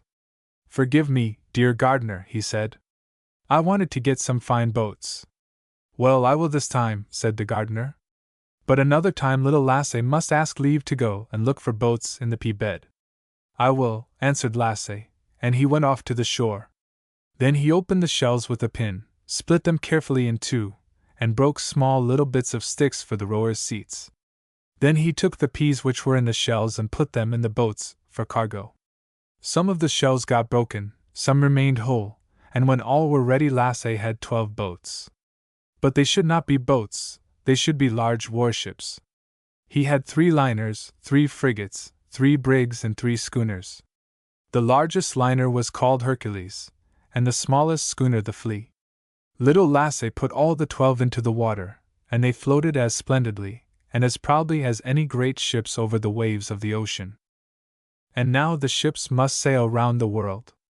The great island over there was Asia, that large stone Africa, the little island America, the small stones were Polynesia, and the shore from which the ships sailed out was Europe. The whole fleet set off and sailed far away to other parts of the world. The ships of the line steered a straight course to Asia, the frigates sailed to Africa, the brigs to America, and the schooners to Polynesia. But little Lasse remained in Europe, and threw small stones out into the great sea. Now there was on the shore of Europe a real boat, father's own, a beautiful white painted boat, and little Lasse got into it. Father and mother had forbidden this, but little Lasse forgot. He thought he should very much like to travel to some other part of the world. I shall row out a little way, only a very little way, he thought. The pea-shell boats had traveled so far that they only looked like little specks on the ocean. I shall seize Hercules on the coast of Asia, said Lasse, and then row home again to Europe. He shook the rope that held the boat, and, strange to say, the rope became loose. Ditch, ratch, a man is a man, and so little Lasse manned the boat. Now he would row, and he could row, for he had rowed so often on the steps at home, when the steps pretended to be a boat and father's big stick and oar. But when little Lasse wanted to row there were no oars to be found in the boat. The oars were locked up in the boathouse, and little Lasse had not noticed that the boat was empty. It is not so easy as one thinks to row to Asia without oars. What could little Lasse do now? The boat was already some distance out on the sea, and the wind, which blew from land, was driving it still further out. Lasse was frightened and began to cry. But there was no one on the shore to hear him. Only a big crow perched alone in the birch tree, and the gardener's black cat sat under the birch tree, waiting to catch the crow. Neither of them troubled themselves in the least about little Lasse, who was drifting out to sea. Ah! How sorry little Lasse was now that he had been disobedient and got into the boat, when father and mother had so often forbidden him to do so. Now it was too late, he could not get back to land. Perhaps he would be lost out on the great sea. What should he do? When he had shouted until he was tired and no one heard him, he put his 2 little hands together and said, "Good God, do not be angry with little Lasse," and then he went to sleep. For although it was daylight, old Nuckamatti was sitting on the shores of the land of Nod, and was fishing for little children with his long fishing rod. He heard the low words which little Lasse said to God, and he immediately drew the boat to himself and laid little Lasse to sleep on a bed of rose leaves. Then Nuckamatti said to one of the dreams, "Play with little Lasse, so that he does not feel lonesome." It was a little dream boy, so little, that he was less than Lasse himself. He had blue eyes and fair hair, a red cap with a silver band, and white coat with pearls on the collar. He came to little Lasse and said, "Would you like to sail round the world?" "Yes," said Lasse in his sleep, "I should like to." "Come, then," said the dream boy, "and let us sail in your pea-shell boats. You shall sail in Hercules, and I shall sail in the Flea." So they sailed away from the land of Nod, and in a little while Hercules and the Flea were on the shores of Asia away at the other end of the world, where the ice sea flows through Bering Straits into the Pacific Ocean. A long way off in the winter mist they could see the explorer Nordenskiold with his ship Vega trying to find an opening between the ice. It was so cold, so cold. The great icebergs glittered strangely, and the huge whales now lived under the ice, for they could not make a hole through with their awkward heads. All around on the dreary shore there was snow and snow as far as the eye could see. Little gray men in shaggy skins moved about, and drove in small sledges through the snow drifts, but the sledges were drawn by dogs. "Shall we land here?" asked the dream boy. "No," said little Lasse. "I am so afraid that the whales would swallow us up, and the big dogs bite us. Let us sail instead to another part of the world." "Very well," said the dream boy with the red cap and the silver band, "it is not far to America," and at the same moment they were there. The sun was shining, and it was very warm. Tall palm trees grew in long rows on the shore and bore coconuts in their top branches. Men red as copper galloped over the immense green prairies and shot their arrows at the buffaloes, who turned against them with their sharp horns. An enormous cobra which had crept up the stem of a tall palm tree threw itself onto a little llama that was grazing at the foot. "Naps?" It was all over the little llama. "Shall we land here?" asked the dream boy. "No," said little Lasse. "I am so afraid that the buffaloes will butt us, and the great serpent eat us up. Let us travel to another part of the world." "Very well," said the dream boy with the white coat, "it is only a little way to Polynesia," and then they were there. It was very warm there, as warm as in a hot bath in Finland. Costly spices grew on the shores: the pepper plant, the cinnamon tree, ginger, saffron, the coffee plant, and the tea plant. Brown people with long ears and thick lips, and hideously painted faces, hunted a yellow-spotted tiger among the high bamboos on the shore, and the tiger turned on them and stuck its claws into one of the brown men. Then all the others took to flight. "Shall we land here?" asked the dream boy. "No," said little Lasse. "Don't you see the tiger away there by the pepper plant? Let us travel to another part of the world." "We can do so," said the dream boy with the blue eyes. "We are not far from Africa," and as he said that they were there. They anchored at the mouth of a great river where the shores were as green as the greenest velvet. A little distance from the river an immense desert stretched away. The air was yellow, the sun shone so hot as if it would burn the earth to ashes, and the people were as black as the blackest jet. They rode across the desert on tall camels. The lions roared with thirst, and the great crocodiles with their gray lizard heads and sharp white teeth gaped up out of the river. "Shall we land here?" asked the dream boy. "No," said little Lasse. "The sun would burn us, and the lions and the crocodiles would eat us up. Let us travel to another part of the world." "We can travel back to Europe," said the dream boy with the fair hair. And with that they were there. They came to a shore where it was all so cool and familiar and friendly. There stood the tall birch tree with its drooping leaves. At the top sat the old crow, and at its foot crept the gardener's black cat. Not far away was a house which little Lasse had seen before. Near the house there was a garden, and in the garden a pea bed with long pea shells. An old gardener with a green coat walked about, and wondered if the cucumbers were ripe. Phylax was barking on the steps, and when he saw little Lasse he wagged his tail. Old Stina was milking the cows in the farmyard, and there was a very familiar lady in a check woolen shawl on her way to the bleaching green to see if the clothes were bleached. There was, too, a well-known gentleman in a yellow summer coat, with a long pipe in his mouth. He was going to see if the reapers had cut the rye. A boy and a girl were running on the shore and calling out, "Little Lasse, come home for bread and butter." "Shall we land here?" asked the dream boy, and he blinked his blue eyes roguishly. "Come with me, and I shall ask Mother to give you some bread and butter and a glass of milk," said little Lasse. "Wait a little," said the dream boy. And now little Lasse saw that the kitchen door was open, and from within there was heard a low, pleasant frizzling, like that which is heard when one whisks yellow batter with a wooden ladle into a hot frying pan. "Perhaps we should sail back to Polynesia now," said the happy dream boy. "No, they are frying pancakes in Europe just now," said little Lasse, and he wanted to jump ashore, but he could not. The dream boy had tied him with a chain of flowers, so that he could not move. And now all the little dreams came about him, thousands and thousands of little children, and they made a ring around him and sang a little song. When the dreams had sung their song, they skipped away, and Nuckamatti carried Lassie back to the boat. He lay there for a long time quite still, and he still heard the frying pan frizzling at home of the fire. The frizzling was very plain, little Lassie heard it quite near him, and so he woke up and rubbed his eyes. There he lay in the boat, where he had fallen asleep. The wind had turned, and the boat had drifted out with one wind and drifted in with another while little Lassie slept, and what Lassie thought was frizzling in a frying pan was the low murmur of the waves as they washed against the stones on the shore. But he was not altogether wrong, for the clear blue sea is like a great pan in which God's Son all day makes cakes for good children. Little Lassie rubbed the sleep out of his eyes and looked around him. Everything was the same as before: the crow in the birch tree, the cat on the grass, and the pea-shell fleet on the shore. Some of the ships had foundered, and some had drifted back to land.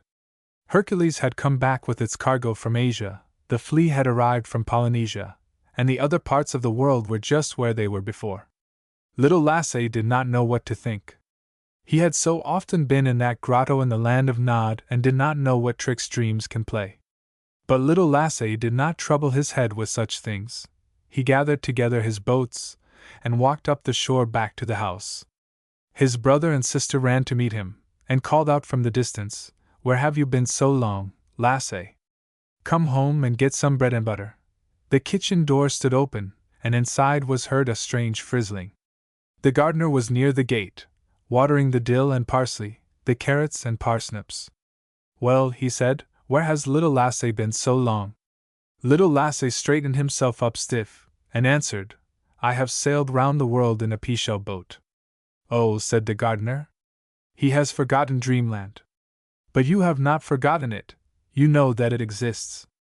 You know the beautiful grotto and the bright silver walls whose luster never fades, the sparkling diamonds which never grow dim, the music which never ceases its low, soft murmur through the sweet evening twilight. The airy fairy fancies of happy dreamland never grow old.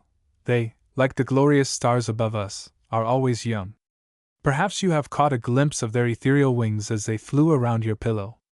Perhaps you have met the same dream boy with the blue eyes and the fair hair, the one who wore the red cap with the silver band and the white coat with pearls on the collar.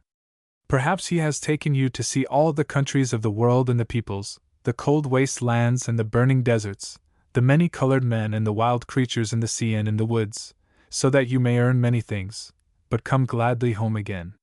Yes, who knows? Perhaps you also have sailed round the wide world once in a pea-shell boat. From Z. Topelius. Modi. Once upon a time there was a youth called Modi, who was very big and strong, but the clumsiest creature you can imagine. So clumsy was he that he was always putting his great feet into the bowls of sweet milk or curds which his mother set out on the floor to cool, always smashing, upsetting, breaking, until at last his father said to him, "Here, Modi, are 50 silver pieces which are the savings of years. Take them and go and make your living or your fortune if you can." Then Modi started off one early spring morning with his thick staff over his shoulder, singing gaily to himself as he walked along. In one way and another he got along very well until a hot evening when he came to a certain city where he entered the traveler's sarai or inn to pass the night. Now a sarai, you must know, is generally just a large square enclosed by a high wall with an open colonnade along the inside all round to accommodate both men and beasts, and with perhaps a few rooms and towers at the corners for those who are too rich or too proud to care about sleeping by their own camels and horses. Modi, of course, was a country lad and had lived with cattle all his life, and he wasn't rich and he wasn't proud, so he just borrowed a bed from the innkeeper, set it down beside an old buffalo who reminded him of home, and in 5 minutes was fast asleep. In the middle of the night he woke, feeling that he had been disturbed, and putting his hand under his pillow found to his horror that his bag of money had been stolen. He jumped up quietly and began to prowl around to see whether anyone seemed to be awake, but though he managed to arouse a few men and beasts by falling over them, he walked in the shadow of the archways round the whole sarai without coming across a likely thief. He was just about to give it up when he overheard 2 men whispering, and one laughed softly, and peering behind a pillar, he saw 2 Afghan horse dealers counting out his bag of money. Then Modi went back to bed. In the morning Modi followed the 2 Afghans outside the city to the horse market in which the horses were offered for sale. Choosing the best-looking horse amongst them, he went up to it and said, "Is this horse for sale? May I try it?" And the merchants assenting, he scrambled up on its back, dug in his heels, and off they flew. Now Modi had never been on a horse in his life, and had so much ado to hold on with both hands as well as with both legs that the animal went just where it liked, and very soon broke into a breakneck gallop and made straight back to the sarai where it had spent the last few nights. This will do very well, thought Modi as they whirled in at the entrance. As soon as the horse had arrived at its table, it stopped of its own accord and Modi immediately rolled off. But he jumped up at once, tied the beast up, and called for some breakfast. Presently the Afghans appeared, out of breath and furious, and claimed the horse. "What do you mean?" cried Modi, with his mouth full of rice. "It's my horse. I paid you 50 pieces of silver for it. Quite a bargain, I'm sure." "Nonsense! It is our horse," answered one of the Afghans, beginning to untie the bridle. "Leave off," shouted Modi, seizing his staff. "If you don't let my horse alone, I'll crack your skulls. You thieves! I know you! Last night you took my money, so today I took your horse. That's fair enough." Now the Afghans began to look a little uncomfortable, but Modi seemed so determined to keep the horse that they resolved to appeal to the law. So they went off and laid a complaint before the king that Modi had stolen one of their horses and would not give it up nor pay for it. Presently a soldier came to summon Modi to the king, and when he arrived and made his obeisance, the king began to question him as to why he had galloped off with the horse in this fashion. But Modi declared that he had got the animal in exchange for 50 pieces of silver, whilst the horse merchants vowed that the money they had on them was what they had received for the sale of other horses. And in one way and another the dispute got so confusing that the king, who really thought that Modi had stolen the horse, said at last, "Well, I tell you what I will do. I will lock something into this box before me, and if he guesses what it is, the horse is his, and if he doesn't, then it is yours." To this Modi agreed, and the king arose and went out alone by a little door at the back of the court, and presently came back clasping something closely wrapped up in a cloth under his robe, slipped it into the little box, locked the box, and set it up where all might see. "Now," said the king to Modi, "guess." It happened that when the king had opened the door behind him, Modi noticed that there was a garden outside. Without waiting for the king's return, he began to think what could be got out of the garden small enough to be shut in the box. "Is it likely to be a fruit or a flower?" No, not a flower this time, for he clasped it too tight. Then it must be a fruit or a stone. Yet not a stone, because he wouldn't wrap a dirty stone in his nice clean cloth. Then it is a fruit. And a fruit without much scent, or else he would be afraid that I might smell it. Now what fruit without much scent is in season just now? When I know that I shall have guessed the riddle. As has been said before, Modi was a country lad, and was accustomed to work in his father's garden. He knew all the common fruits, so he thought he ought to be able to guess right. But so as not to let it seem too easy, he gazed up at the ceiling with a puzzled expression, and looked down at the floor with an air or wisdom, and his fingers pressed against his forehead, and then he said slowly, with his eyes on the king, "It is freshly plucked. It is round and it is red. It is a pomegranate."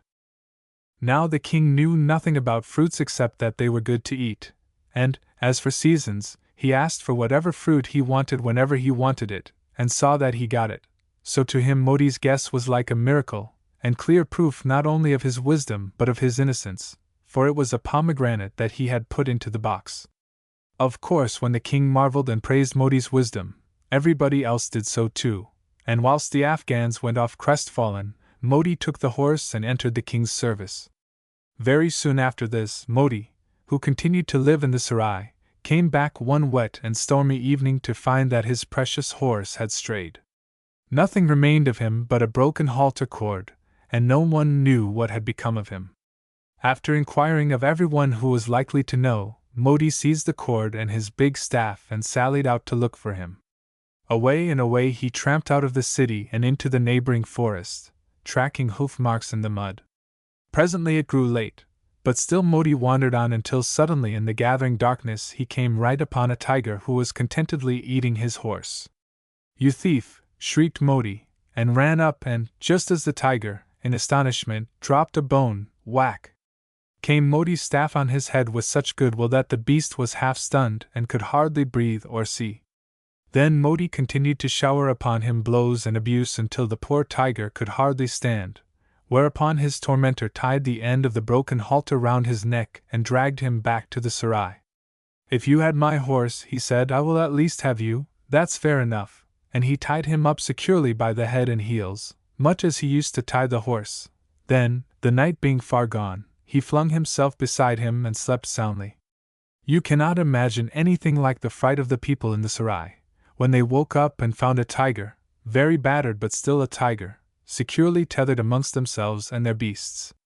Men gathered in groups talking and exclaiming, and finding fault with the innkeeper for allowing such a dangerous beast into the sarai, and all the while the innkeeper was just as troubled as the rest, and none dared go near the place where the tiger stood blinking miserably on everyone, and where Modi lay stretched out snoring like thunder.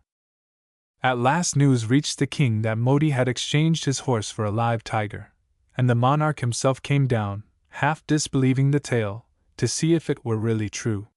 Someone at last awaked Modi with the news that his royal master was come, and he arose yawning, and was soon delightedly explaining and showing off his new possession. The king, however, did not share his pleasure at all, but called up a soldier to shoot the tiger, much to the relief of all the inmates of the sarai except Modi. If the king, however, was before convinced that Modi was one of the wisest of men, he was now still more convinced that he was the bravest, and he increased his pay 100-fold, so that our hero thought that he was the luckiest of men. A week or two after this incident the king sent for Modi, who on arrival found his master in despair. A neighboring monarch, he explained, who had many more soldiers than he, had declared war against him, and he was at his wits' end, for he had neither money to buy him off nor soldiers enough to fight him. What was he to do? "If that is all, don't you trouble," said Modi. "Turn out your men, and I'll go with them, and we'll soon bring this robber to reason." The king began to revive at these hopeful words, and took Modi off to his stable where he bade him choose for himself any horse he liked. There were plenty of fine horses in the stalls, but to the king's astonishment Modi chose a poor little rat of a pony that was used to carry grass and water for the rest of the stable. "But why do you choose that beast?" said the king. "Well, you see, your majesty," replied Modi, "there are so many chances that I may fall off, and if I choose one of your fine big horses I shall have so far to fall that I shall probably break my leg or my arm, if not my neck, but if I fall off this little beast I can't hurt myself much." A very comical sight was Modi when he rode out to the war. The only weapon he carried was his staff, and to help him to keep his balance on horseback he had tied to each of his ankles a big stone that nearly touched the ground as he sat astride the little pony. The rest of the king's cavalry were not very numerous, but they pranced along in armor on fine horses. Behind them came a great rabble of men on foot armed with all sorts of weapons, and last of all was the king with his attendants, very nervous and ill at ease. So the army started. They had not very far to go, but Modi's little pony, weighted with a heavy man and 2 big rocks, soon began to lag behind the cavalry, and would have lagged behind the infantry too, only they were not very anxious to be too early in the fight, and hung back so as to give Modi plenty of time. The young man jogged along more and more slowly for some time, until at last, getting impatient at the slowness of the pony, he gave him such a tremendous thwack with his staff that the pony completely lost his temper and bolted. First one stone became untied and rolled away in a cloud of dust to one side of the road, whilst Modi nearly rolled off too, but clasped his steed valiantly by its ragged mane, and dropping his staff, held on for dear life. Then, fortunately the other rock broke away from his other leg and rolled thunderously down a neighboring ravine. Meanwhile the advanced cavalry had barely time to draw to one side when Modi came dashing by, yelling bloodthirsty threats to his pony. "You wait till I get hold of you! I'll skin you alive! I'll wring your neck! I'll break every bone in your body!" The cavalry thought that this dreadful language was meant for the enemy, and were filled with admiration of his courage. Many of their horses too were quite upset by this whirlwind that galloped howling through their midst, and in a few minutes, after a little plunging and rearing and kicking, the whole troop were following on Modi's heels. Far in advance, Modi continued his wild career. Presently in his course he came to a great field of castor oil plants, 10 or 12 feet high, big and bushy, but quite green and soft. Hoping to escape from the back of his fiery steed, Modi grasped one in passing, but its roots gave way, and he dashed on, with the whole plant looking like a young tree flourishing in his grip. The enemy were in battle array, advancing over the plain, their king with them confident and cheerful, when suddenly from the front came a desperate rider at a furious gallop. "Sire," he cried, "save yourself! The enemy are coming." "What do you mean?" said the king. "Oh, sire," panted the messenger, "fly at once, there is no time to lose. Foremost of the enemy rides a mad giant at a furious gallop. He flourishes a tree for a club and is wild with anger, for as he goes he cries, 'You wait till I get hold of you!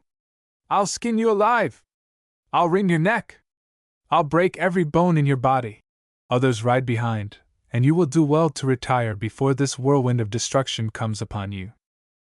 Just then out of a cloud of dust in the distance the king saw Modi approaching at a hard gallop, looking indeed like a giant compared with the little beast he rode, whirling his castor oil plant, which in the distance might have been an oak tree, and the sound of his revilings and shoutings came down upon the breeze. Behind him the dust cloud moved to the sound of the thunder of hoofs, whilst here and there flashed the glitter of steel. The sight and the sound struck terror into the king, and turning his horse, he fled at top speed, thinking that a regiment of yelling giants was upon him, and all his force followed him as fast as they might go. One fat officer alone could not keep up on foot with that mad rush, and as Modi came galloping up he flung himself on the ground in abject fear.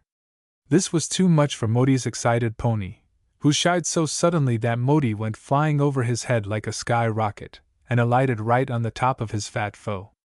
Quickly regaining his feet, Modi began to swing his plant round his head and to shout, "Where are your men? Bring them up and I'll kill them. My regiments! Come on, the whole lot of you! Where's your king? Bring him to me. Here are all my fine fellows coming up, and we'll each pull up a tree by the roots and lay you all flat, and your houses and towns and everything else. Come on!" But the poor fat officer could do nothing but squat on his knees with his hands together, gasping. At last, when he got his breath, Modi sent him off to bring his king, and to tell him that if he was reasonable his life should be spared.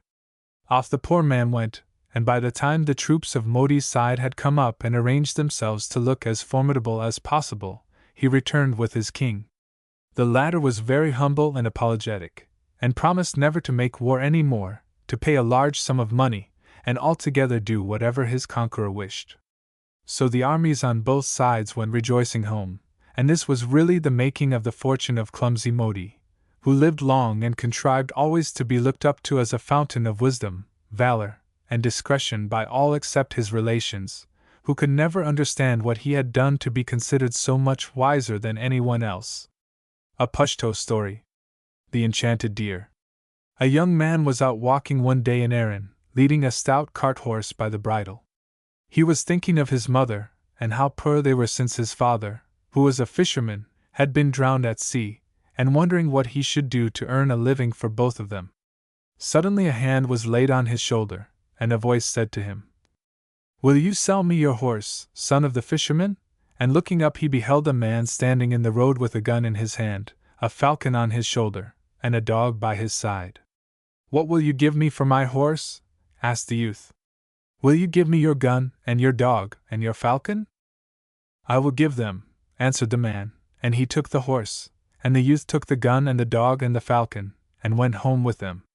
But when his mother heard what he had done she was very angry, and beat him with a stick which she had in her hand. "That will teach you to sell my property," said she, when her arm was quite tired, but Ian her son answered her nothing, and went off to his bed, for he was very sore. That night he rose softly, and left the house carrying the gun with him. "I will not stay here to be beaten," thought he, and he walked, and he walked, and he walked, till it was day again, and he was hungry and looked about him to see if he could get anything to eat. Not very far off was a farmhouse, so he went there, and knocked at the door, and the farmer and his wife begged him to come in, and share their breakfast. "Ah, you have a gun," said the farmer as the young man placed it in a corner. "That is well, for a deer comes every evening to eat my corn, and I cannot catch it. It is fortune that has sent you to me." "I will gladly remain and shoot the deer for you," replied the youth, and that night he hid himself and watched till the deer came to the cornfield. Then he lifted his gun to his shoulder, and was just going to pull the trigger, when, behold, instead of a deer, a woman with long black hair was standing there. At this sight his gun almost dropped from his hand in surprise, but as he looked, there was the deer eating the corn again. And thrice this happened, till the deer ran away over the moor, and the young man after her. On they went, on and one, till they reached a cottage which was thatched with heather. With a bound the deer sprang on the roof, and lay down where none could see her, but as she did so she called out, "Go in, fisher's son, and eat and drink while you may." So he entered and found food and wine on the table, but no man, for the house belonged to some robbers, who were still away at their wicked business. After Ian, the fisher's son, had eaten all he wanted, he hid himself behind a great cask, and very soon he heard a noise, as of men coming through the heather, and the small twigs snapping under their feet. From his dark corner he could see into the room, and he counted 24 of them, all big, cross-looking men. "Someone has been eating our dinner," cried they, "and there was hardly enough for ourselves." "It is the man who is lying under the cask," answered the leader. "Go and kill him, and then come and eat your food and sleep, for we must be off betimes in the morning."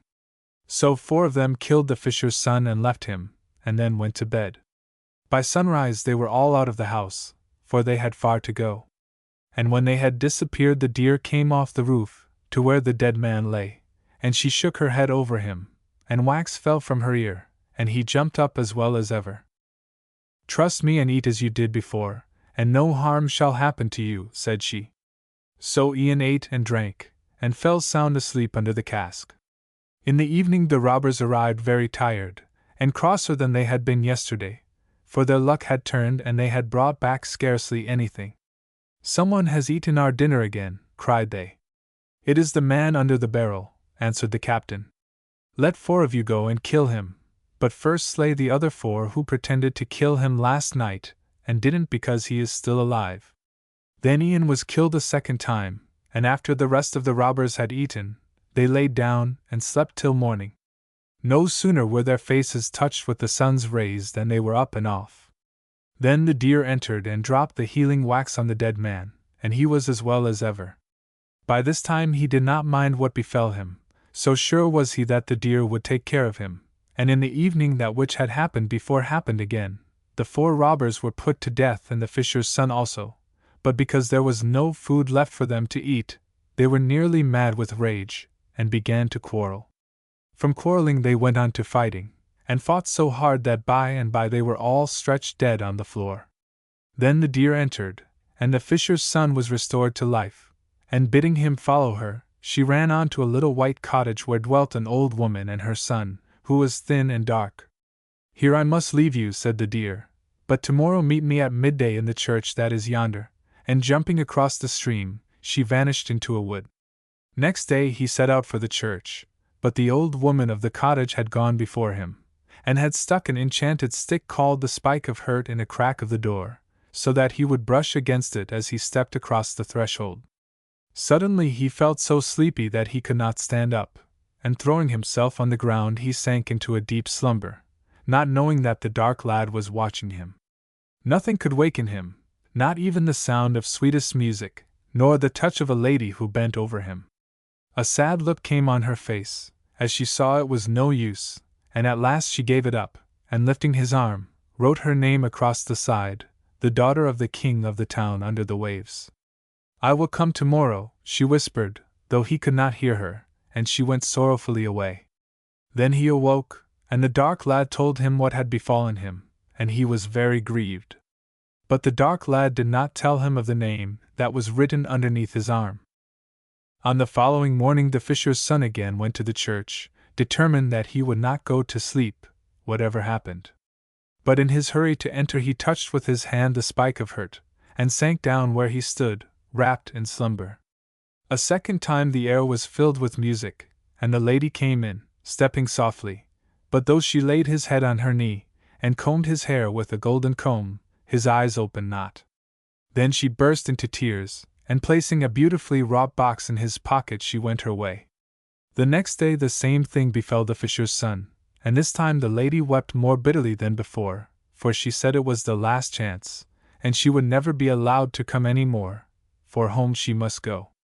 As soon as the lady had departed the fisher's son awoke, and the dark lad told him of her visit, and how he would never see her as long as he lived. At this the fisher's son felt the cold creeping up to his heart, yet he knew the fault had not been his, that sleep had overtaken him.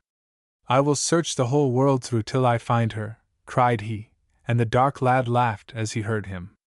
But the fisher's son took no heed, and off he went, following the sun day after day, till his shoes were in holes and his feet were sore from the journey. Naught did he see but the birds that made their nests in the trees, not so much as a goat or a rabbit.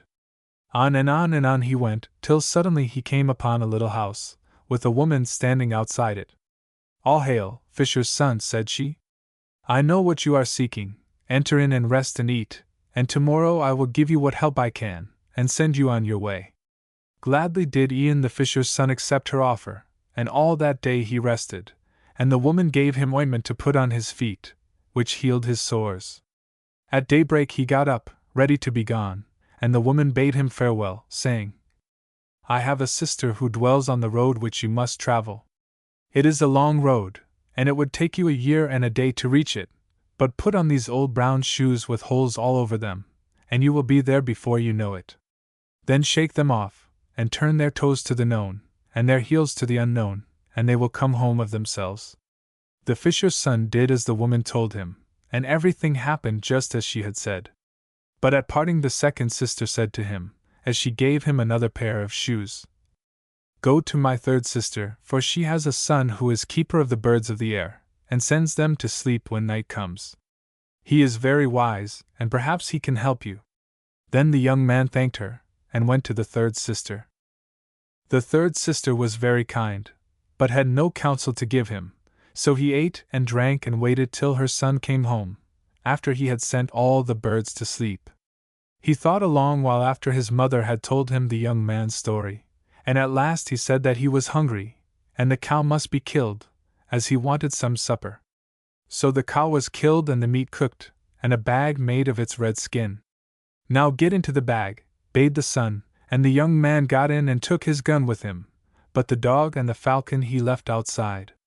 The keeper of the birds drew the string at the top of the bag, and left it to finish his supper, when in flew an eagle through the open door, and picked the bag up in her claws and carried it through the air to an island.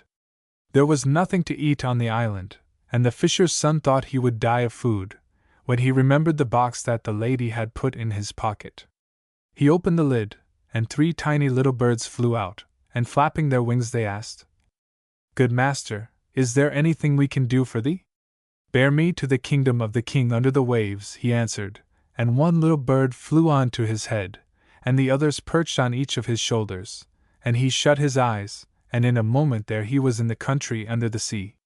Then the birds flew away, and the young man looked about him, his heart beating fast at the thought that here dwelt the lady whom he had sought all the world over.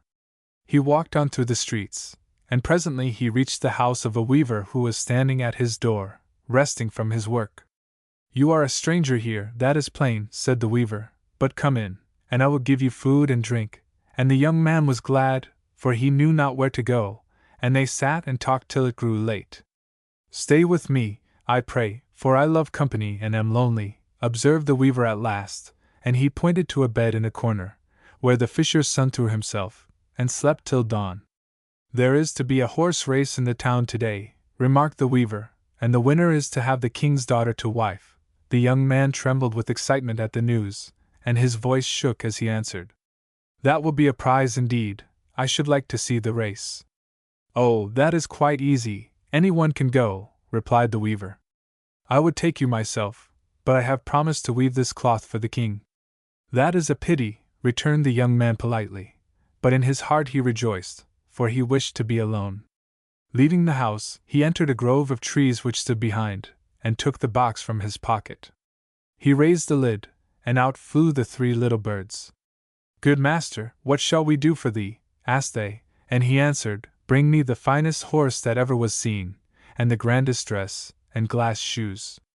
"They are here, master," said the birds, and so they were, and never had the young man seen anything so splendid.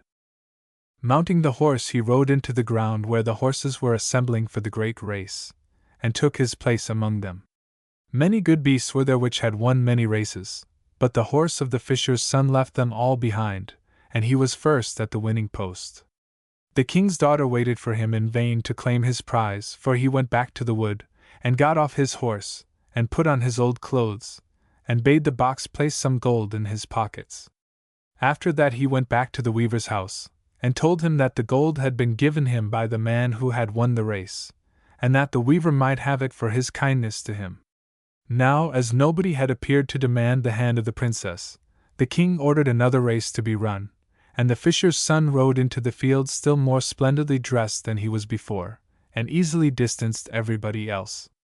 But again he left the prize unclaimed, and so it happened on the 3rd day, when it seemed as if all the people in the kingdom were gathered to see the race, for they were filled with curiosity to know who the winner could be.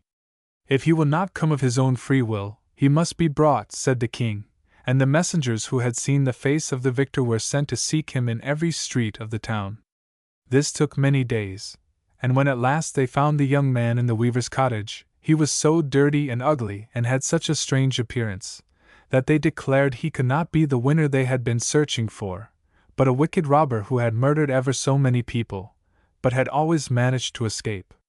"Yes, it must be the robber," said the king, when the fisher's son was led into his presence. "Build a gallows at once and hang him in the sight of all my subjects, that they may behold him suffer the punishment of his crimes." So the gallows was built upon a high platform, and the fisher's son mounted the steps up to it, and turned at the top to make the speech that was expected from every doomed man, innocent or guilt.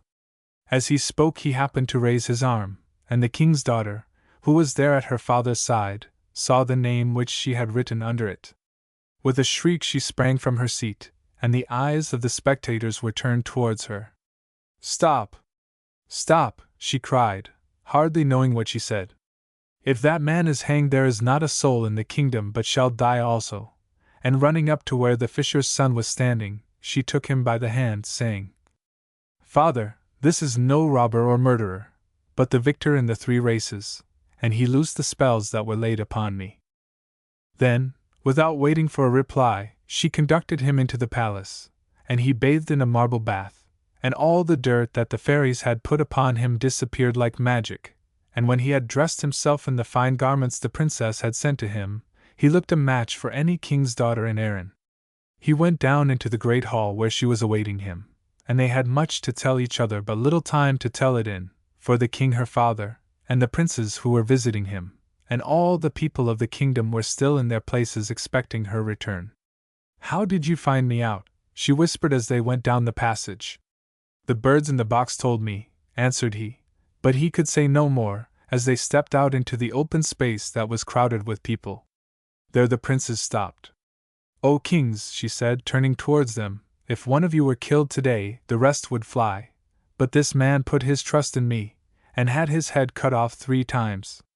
Because he has done this, I will marry him rather than one of you, who have come hither to wed me, for many kings here sought to free me from the spells, but none could do it save Ian the fisher's son."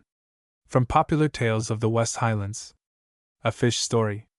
Perhaps you think that fishes were always fishes, and never lived anywhere except in the water, but if you went to Australia and talked to the black people in the sandy desert in the center of the country, you would learn something quite different. They would tell you that long, long ago you would have met fishes on the land, wandering from place to place, and hunting all sorts of animals, and if you consider how fishes are made, you will understand how difficult this must have been and how clever they were to do it. Indeed, so clever were they that they might have been hunting still if a terrible thing had not happened. One day the whole fish tribe came back very tired from a hunting expedition, and looked about for a nice, cool spot in which to pitch their camp.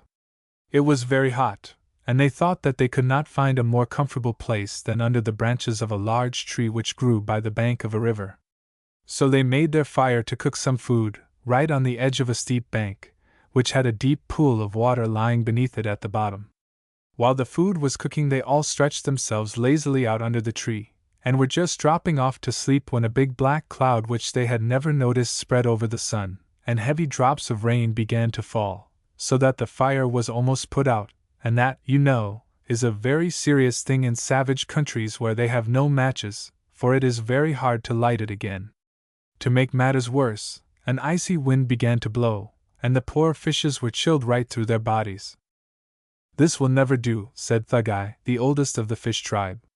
"We shall die of cold unless we can light the fire again," and he bade his sons rub 2 sticks together in the hope of kindling a flame. But though they rubbed till they were tired, not a spark could they produce. "Let me try," cried Byernuga, the bony fish, but he had no better luck, and no more had Cumble, the bream, nor any of the rest. "It is no use," exclaimed Thuggai at last. "The wood is too wet. We must just sit and wait till the sun comes out again and dries it." Then a very little fish indeed, not more than 4 inches long and the youngest of the tribe, bowed himself before Thuggai, saying, "Ask my father, Gutter the cod, to light the fire. He is skilled in magic more than most fishes." So Thuggai asked him, and Gutter stripped some pieces of bark off a tree, and placed them on top of the smoldering ashes. Then he knelt by the side of the fire and blew at it for a long while, till slowly the feeble red glow became a little stronger, and the edges of the bark showed signs of curling up. When the rest of the tribe saw this, they pressed close, keeping their backs towards the piercing wind, but Gutter told them they must go to the other side, as he wanted the wind to fan his fire. By and by the spark grew into a flame, and a merry crackling was heard. "More wood!" cried Gutty, and they all ran and gathered wood and heaped it on the flames, which leaped and roared and sputtered. "We shall soon be warm now," said the people one to another. "Truly Gutter is great," and they crowded round again, closer and closer. Suddenly, with a shriek, a blast of wind swept down from the hills and blew the fire out towards them. They sprang back hurriedly, quite forgetting where they stood, and all fell down the bank, each tumbling over the other, till they rolled into the pool that lay below. Oh, how cold it was in that dark water on which the sun never shone! Then in an instant they felt warm again, for the fire, driven by the strong wind, had followed them right down to the bottom of the pool, where it burned as brightly as ever. And the fishes gathered round it as they had done on the top of the cliff, and found the flames as hot as before, and that fire never went out, like those upon land, but kept burning forever. So now you know why, if you dive deep down below the cold surface of the water on a frosty day, you will find it comfortable and pleasant underneath, and be quite sorry that you cannot stay there. Australian Folk Tale. The Wonderful Tune. Maurice Connor was the king, and that's no small word, of all the pipers in Munster. He could play jig and reel without end, and a Listram's march, and the eagle's whistle, and the hen's concert, and odd tunes of every sort and kind. But he knew one far more surprising than the rest, which had in it the power to set everything dead or alive dancing. In what way he learned it is beyond my knowledge, for he was mighty cautious about telling how he came by so wonderful a tune. At the very first note of that tune the shoes began shaking upon the feet of all who heard it, old or young, it mattered not, just as if the shoes had the ague. Then the feet began going from under them, and at last up and away with them, dancing like mad, whisking here, there, and everywhere, like a straw in a storm. There was no halting while the music lasted. Not a fair, nor a wedding, nor a feast in the 7 parishes round, was counted worth the speaking of without blind Maurice and his pipes. His mother, poor woman, used to lead him about from one place to another just like a dog. Down through Ivrac, Maurice Connor and his mother were taking their rounds. Beyond all other places, Ivrac is the place for stormy coasts and steep mountains, as proper a spot it is as any in Ireland to get yourself drowned, or your neck broken on the land, should you prefer that.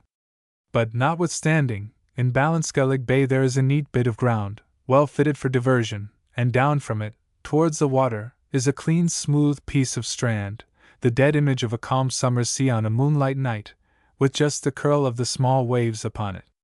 Here as was that Morris's music had brought from all parts a great gathering of the young men and the young women, for 'twas not every day the strand of Trafraska was stirred up by the voice of a bagpipe. The dance began, and as pretty a dance it was as ever was danced. "Brave music," said everybody, "and well done," when Maurice stopped. "More power to your elbow, Maurice, and a fair wind in the bellows," cried Paddy Dorman, a humpback dancing master, who was there to keep order. "'Tis a pity," said he, "if we'd let the piper run dry after such music. 'Twould be a disgrace to Ivrac, that didn't come on it since the week of the 3 Sundays. So, as well became him, for he was always a decent man, says he, 'Did you drink, piper?' 'I will, sir,' said Maurice, answering the question on the safe side, for you never yet knew piper or schoolmaster who refused his drink. 'What will you drink, Maurice?' says Paddy. 'I'm no ways particular,' says Maurice. 'I drink anything, barring raw water. But if it's all the same to you, Mr. Dorman, maybe you wouldn't lend me the loan of a glass of whiskey.' 'I've no glass, Maurice,' said Paddy. 'I've only the bottle.' 'Let that be no hindrance,' answered Maurice. 'My mouth just holds a glass to the drop. Often I've tried it, sure.' So Paddy Dorman trusted him with the bottle. More fool was he. And to his cost, he found that though Morris's mouth might not hold more than the glass at one time, yet, owing to the hole in his throat, it took many a filling. 'That was no bad whiskey either,' says Maurice, handing back the empty bottle. 'By the holy frost, then,' says Paddy, ''tis but cold comfort there's in that bottle now, and 'tis your word we must take for the strength of the whiskey, for you've left us no sample to judge by,' and to be sure Maurice had not. Now I need not tell any gentleman or lady that if he or she was to drink an honest bottle of whiskey at one pull, it is not at all the same thing as drinking a bottle of water, and in the whole course of my life I never knew more than 5 men who could do so without being the worse. Of these Maurice Connor was not one, though he had a stiff head enough of his own. Don't think I blame him for it, but true is the word that says, when liquor's and sense is out, and puff, at a breath, out he blasted his wonderful tune. 'Twas really then beyond all belief or telling the dancing. Maurice himself could not keep quiet, staggering now on one leg, now on the other, and rolling about like a ship in a cross sea, trying to humor the tune. There was his mother, too, moving her old bones as light as the youngest girl of them all. But her dancing, no, nor the dancing of all the rest, is not worthy the speaking about to the work that was going on down upon the strand. Every inch of it covered with all manner of fish jumping and plunging about to the music, and every moment more and more would tumble in and out of the water, charmed by the wonderful tune. Crabs of monstrous size spun round and round on one claw with the nimbleness of a dancing master, and twirled and tossed their other claws about like limbs that did not belong to them. It was a sight surprising to behold. But perhaps you may have heard of Father Florence Comrie, as pleasant a man as one would wish to drink with of a hot summer's day, and he had rhymed out all about the dancing fishes so neatly that it would be 1,000 pities not to give you his verses, so here they are in English. Never was such a hullabaloo in this world, before or since. 'Twas as if heaven and earth were coming together, and all out of Maurice Connor's wonderful tune. In the height of all these doings, what should there be dancing among the outlandish set of fishes but a beautiful young woman, as beautiful as the dawn of day. She had a cocked hat upon her head, from under it her long green hair, just the color of the sea, fell down behind, without hindrance to her dancing. Her teeth were like rows of pearls, her lips for all the world looked like red coral, and she had a shining gown pale green as the hollow of the wave, with little rows of purple and red seaweed settled out upon it, for you never yet saw a lady, under the water or over the water, who had not a good notion of dressing herself out. Up she danced at last to Maurice, who was flinging his feet from under him as fast as hops, for nothing in this world could keep still while that tune of his was going on, and says she to him, chanting it out with a voice as sweet as honey. Drink was strong in Morris's head, and out he chanted in return for her great civility. It is not every lady, may be, that would be after making such an offer to a blind piper. Therefore 'twas only right in him to give her as good as she gave herself, so says Maurice. The lady looked at him quite amazed, and swinging her head from side to side like a great scholar. "Well," says she, "Maurice, if you're not a poet, where is poetry to be found?" In this way they kept on at it, framing high compliments, one answering the other, and their feet going with the music as fast as their tongues. All the fish kept dancing, too. Maurice heard the clatter and was afraid to stop playing lest it might be displeasing to the fish, and not knowing what so many of them may take it into their heads to do to him if they got vexed. Well, the lady with the green hair kept on coaxing Maurice with soft speeches, till at last she overpersuaded him to promise to marry her, and be king over the fishes, great and small. Maurice was well fitted to be their king, if they wanted one that could make them dance, and he surely would drink, barring the salt water, with any fish of them all. When Maurice's mother saw him with that unnatural thing in the form of a green-haired lady as his guide, and he and she dancing down together so lovingly to the water's edge, through the thick of the fishes, she called out after him to stop and come back. "Oh, then," says she, "as if I was not widow enough before, there he is going away from me to be married to that scaly woman. And who knows but 'tis grandmother I may be to a hake or a cod, Lord help and pity me, but 'tis a mighty unnatural thing. And my be 'tis boiling and eating my own grandchild I'll be, with a bit of salt butter, and I not knowing it. Oh, Maurice, Maurice, if there's any love or nature left in you, come back to your own old mother, who reared you like a decent Christian." Then the poor woman began to cry and sob so finely that it would do anyone good to hear her. Maurice was not long getting to the rim of the water.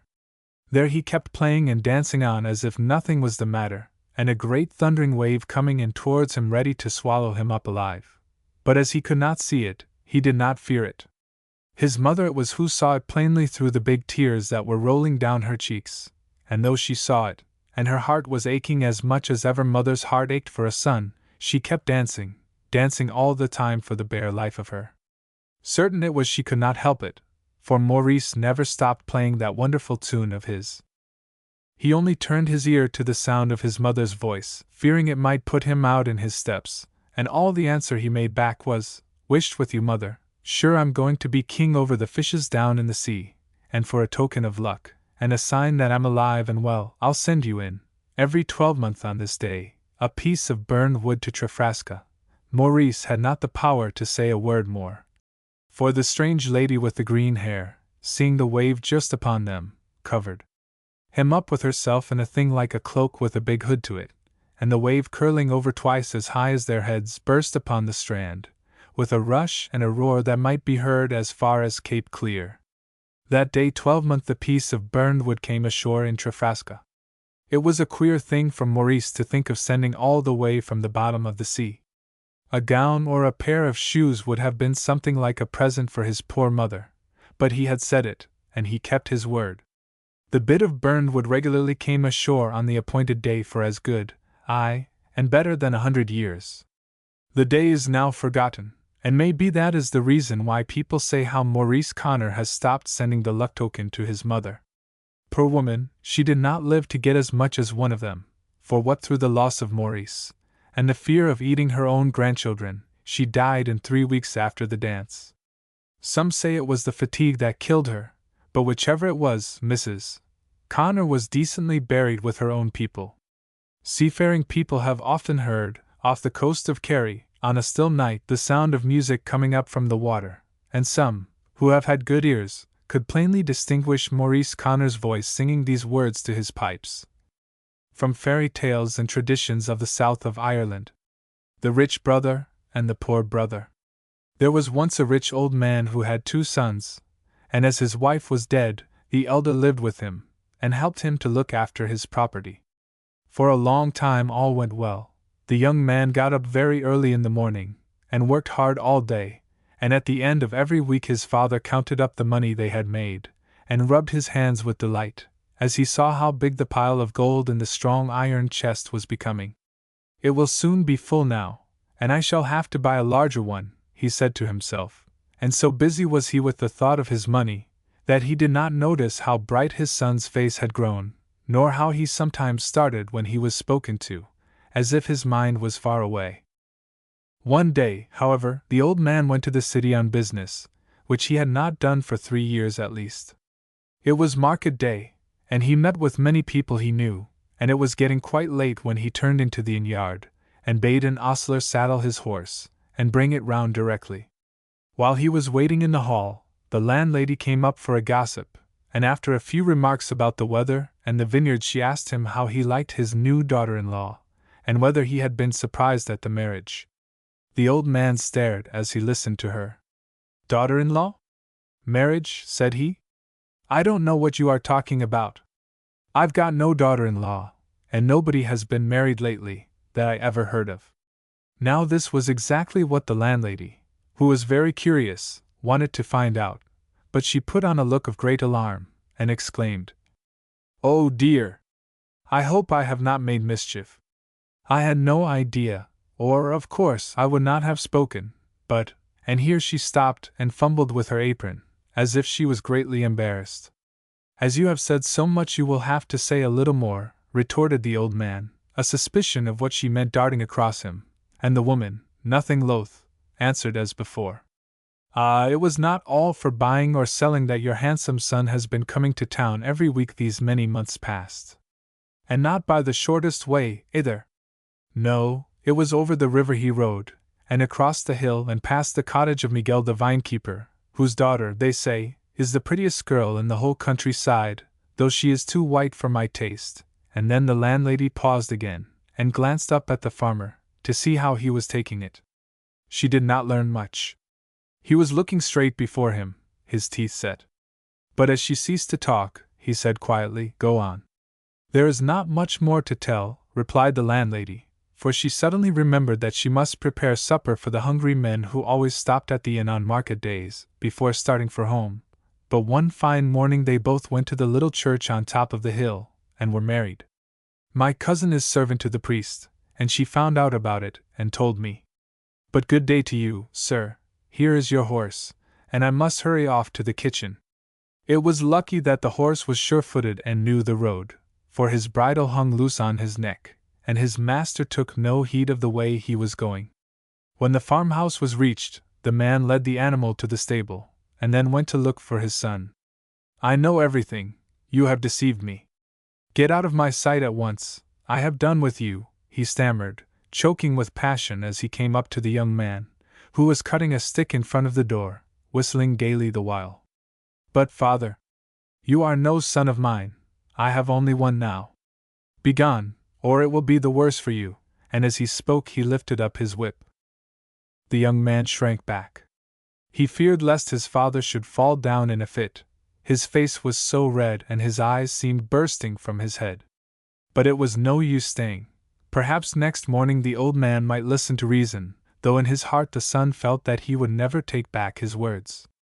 So he turned slowly away, and walked heavily along a path which ended in a cave on the side of his hill, and there he sat through the night, thinking of what had happened. Yes, he had been wrong, there was no doubt of that, and he did not quite know how it had come about. He had meant to have told his father all about it, and he was sure, quite sure, that if once the old man had seen his wife, he would have forgiven her poverty on account of her great beauty and goodness. But he had put it off from day to day, hoping always for a better opportunity, and now this was the end. If the son had no sleep that night, no more had the father, and as soon as the sun rose, he sent a messenger into the great city with orders to bring back the younger brother. When he arrived the farmer did not waste words, but informed him that he was now his only heir, and would inherit all his lands and money, and that he was to come and live at home, and to help manage the property. Though very pleased at the thought of becoming such a rich man, for the brothers had never cared much for each other, the younger would rather have stayed where he was, for he soon got tired of the country, and longed for a town life.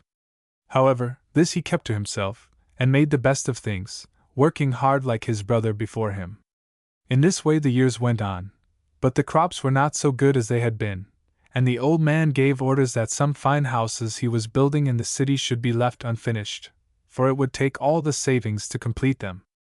As to the elder son, he would never even hear his name mentioned, and died at last without ever seeing his face, leaving to the younger, as he had promised, all his lands, as well as his money.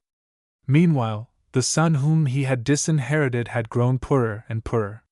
He and his wife were always looking out for something to do, and never spent a penny that they could help, but luck was against them, and at the time of his father's death they had hardly bread to eat or clothes to cover them.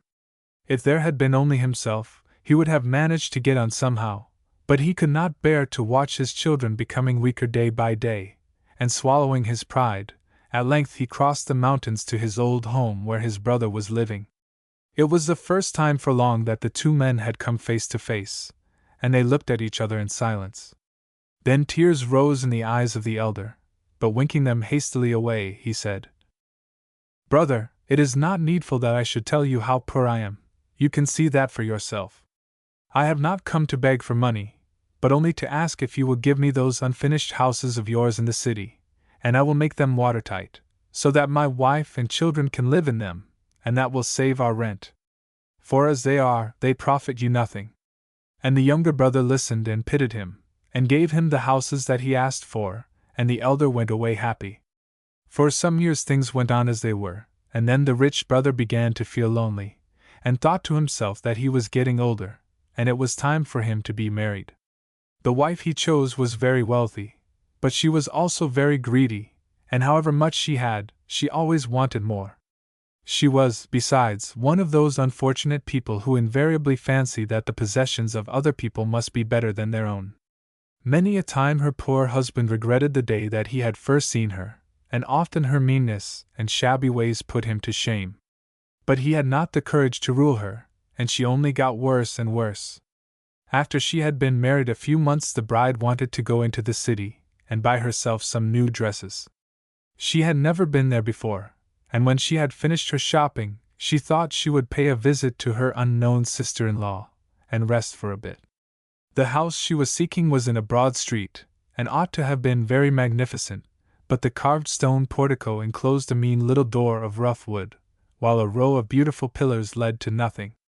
The dwelling on each side were in the same unfinished condition, and water trickled down the walls. Most people would have considered it a wretched place, and turned their backs on it as soon as they could, but this lady saw that by spending some money the houses could be made as splendid as they were originally intended to be, and she instantly resolved to get them for herself. Full of this idea, she walked up the marble staircase, and entered the little room where her sister-in-law sat, making clothes for her children. The bride seemed full of interest in the houses, and asked a great many questions about them, so that her new relations liked her much better than they expected, and hoped they might be good friends. However, as soon as she reached home, she went straight to her husband, and told him that he must get back those houses from his brother, as they would exactly suit her, and she could easily make them into a palace as fine as the king's. But her husband only told her that she might buy houses in some other part of the town, for she could not have those, as he had long since made a gift of them to his brother, who had lived there for many years past. At this answer the wife grew very angry. She began to cry, and made such a noise that all the neighbors heard her and put their heads out of the windows, to see what was the matter.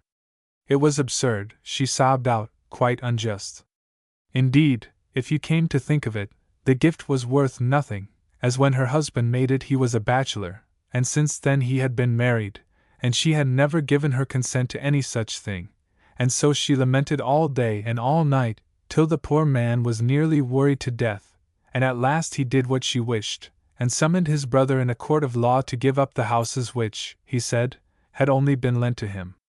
But when the evidence on both sides had been heard, the judge decided in favor of the poor man, which made the rich lady more furious than ever, and she determined not to rest until she had gained the day. If one judge would not give her the houses, another should, and so time after time the case was tried over again, till at last it came before the highest judge of all, in the city of Evora. Her husband was heartily tired and ashamed of the whole affair, but his weakness in not putting a stop to it in the beginning had got him into this difficulty, and now he was forced to go on. On the same day the two brothers set out on their journey to the city, the rich one on horseback, with plenty of food in his knapsack, the poor one on foot with nothing but a piece of bread and 4 onions to eat on the way. The road was hilly and neither could go very fast, and when night fell, they were both glad to see some lights in a window a little distance in front of them. The lights turned out to have been placed there by a farmer, who had planned to have a particularly good supper as it was his wife's birthday, and bade the rich man enter and sit down, while he himself took the horse to the stable. The poor man asked timidly if he might spend the night in a corner, adding that he had brought his own supper with him. Another time permission might have been refused him, for the farmer was no lover of humble folk, but now he gave the elder brother leave to come in, pointing out a wooden chair where he could sit. Supper was soon served, and very glad the younger brother was to eat it, for his long ride had made him very hungry. The farmer's wife, however, would touch nothing, and at last declared that the only supper she wanted was one of the onions the poor man was cooking at the fire. Of course he gave it to her, though he would gladly have eaten it himself, as 3 onions are not much at the end of a long day's walk, and soon after they all went to sleep, the poor man making himself as comfortable as he could in his corner. A few hours later the farmer was aroused by the cries and groans of his wife. "Oh, I feel so ill, I'm sure I'm going to die," wept she. "It was that onion, I know it was. I wish I had never eaten it. It must have been poisoned." "If the man has poisoned you he shall pay for it," said her husband, and seizing a thick stick he ran downstairs and began to beat the poor man, who had been sound asleep, and had nothing to defend himself with. Luckily, the noise aroused the younger brother, who jumped up and snatched the stick from the farmer's hand, saying, "We are both going to Evora to try a lawsuit. Come too, and accuse him there if he has attempted to rob you or murder you, but don't kill him now, or you will get yourself into trouble." "Well, perhaps you are right," answered the farmer, "but the sooner that fellow has his deserts, the better I shall be pleased," and without more words he went to the stables and brought out a horse for himself and also the black Andalusian mare ridden by the rich man, while the poor brother, fearing more ill-treatment, started at once on foot. Now all that night it had rained heavily, and did not seem likely to stop, and in some places the road was so thick with mud that it was almost impossible to get across it. In one spot it was so very bad that a mule laden with baggage had got stuck in it, and tug as he might, his master was quite unable to pull him out. The muleteer in despair appealed to the 2 horsemen, who were carefully skirting the swamp at some distance off, but they paid no heed to his cries, and he began to talk cheerfully to his mule, hoping to keep up his spirits, declaring that if the poor beast would only have a little patience help was sure to come. And so it did, for very soon the poor brother reached the place, bespattered with mud from head to foot, but ready to do all he could to help with the mule and his master. First they set about finding some stout logs of wood to lay down on the marsh so that they could reach the mule, for by this time his frantic struggles had broken his bridle, and he was deeper in than ever.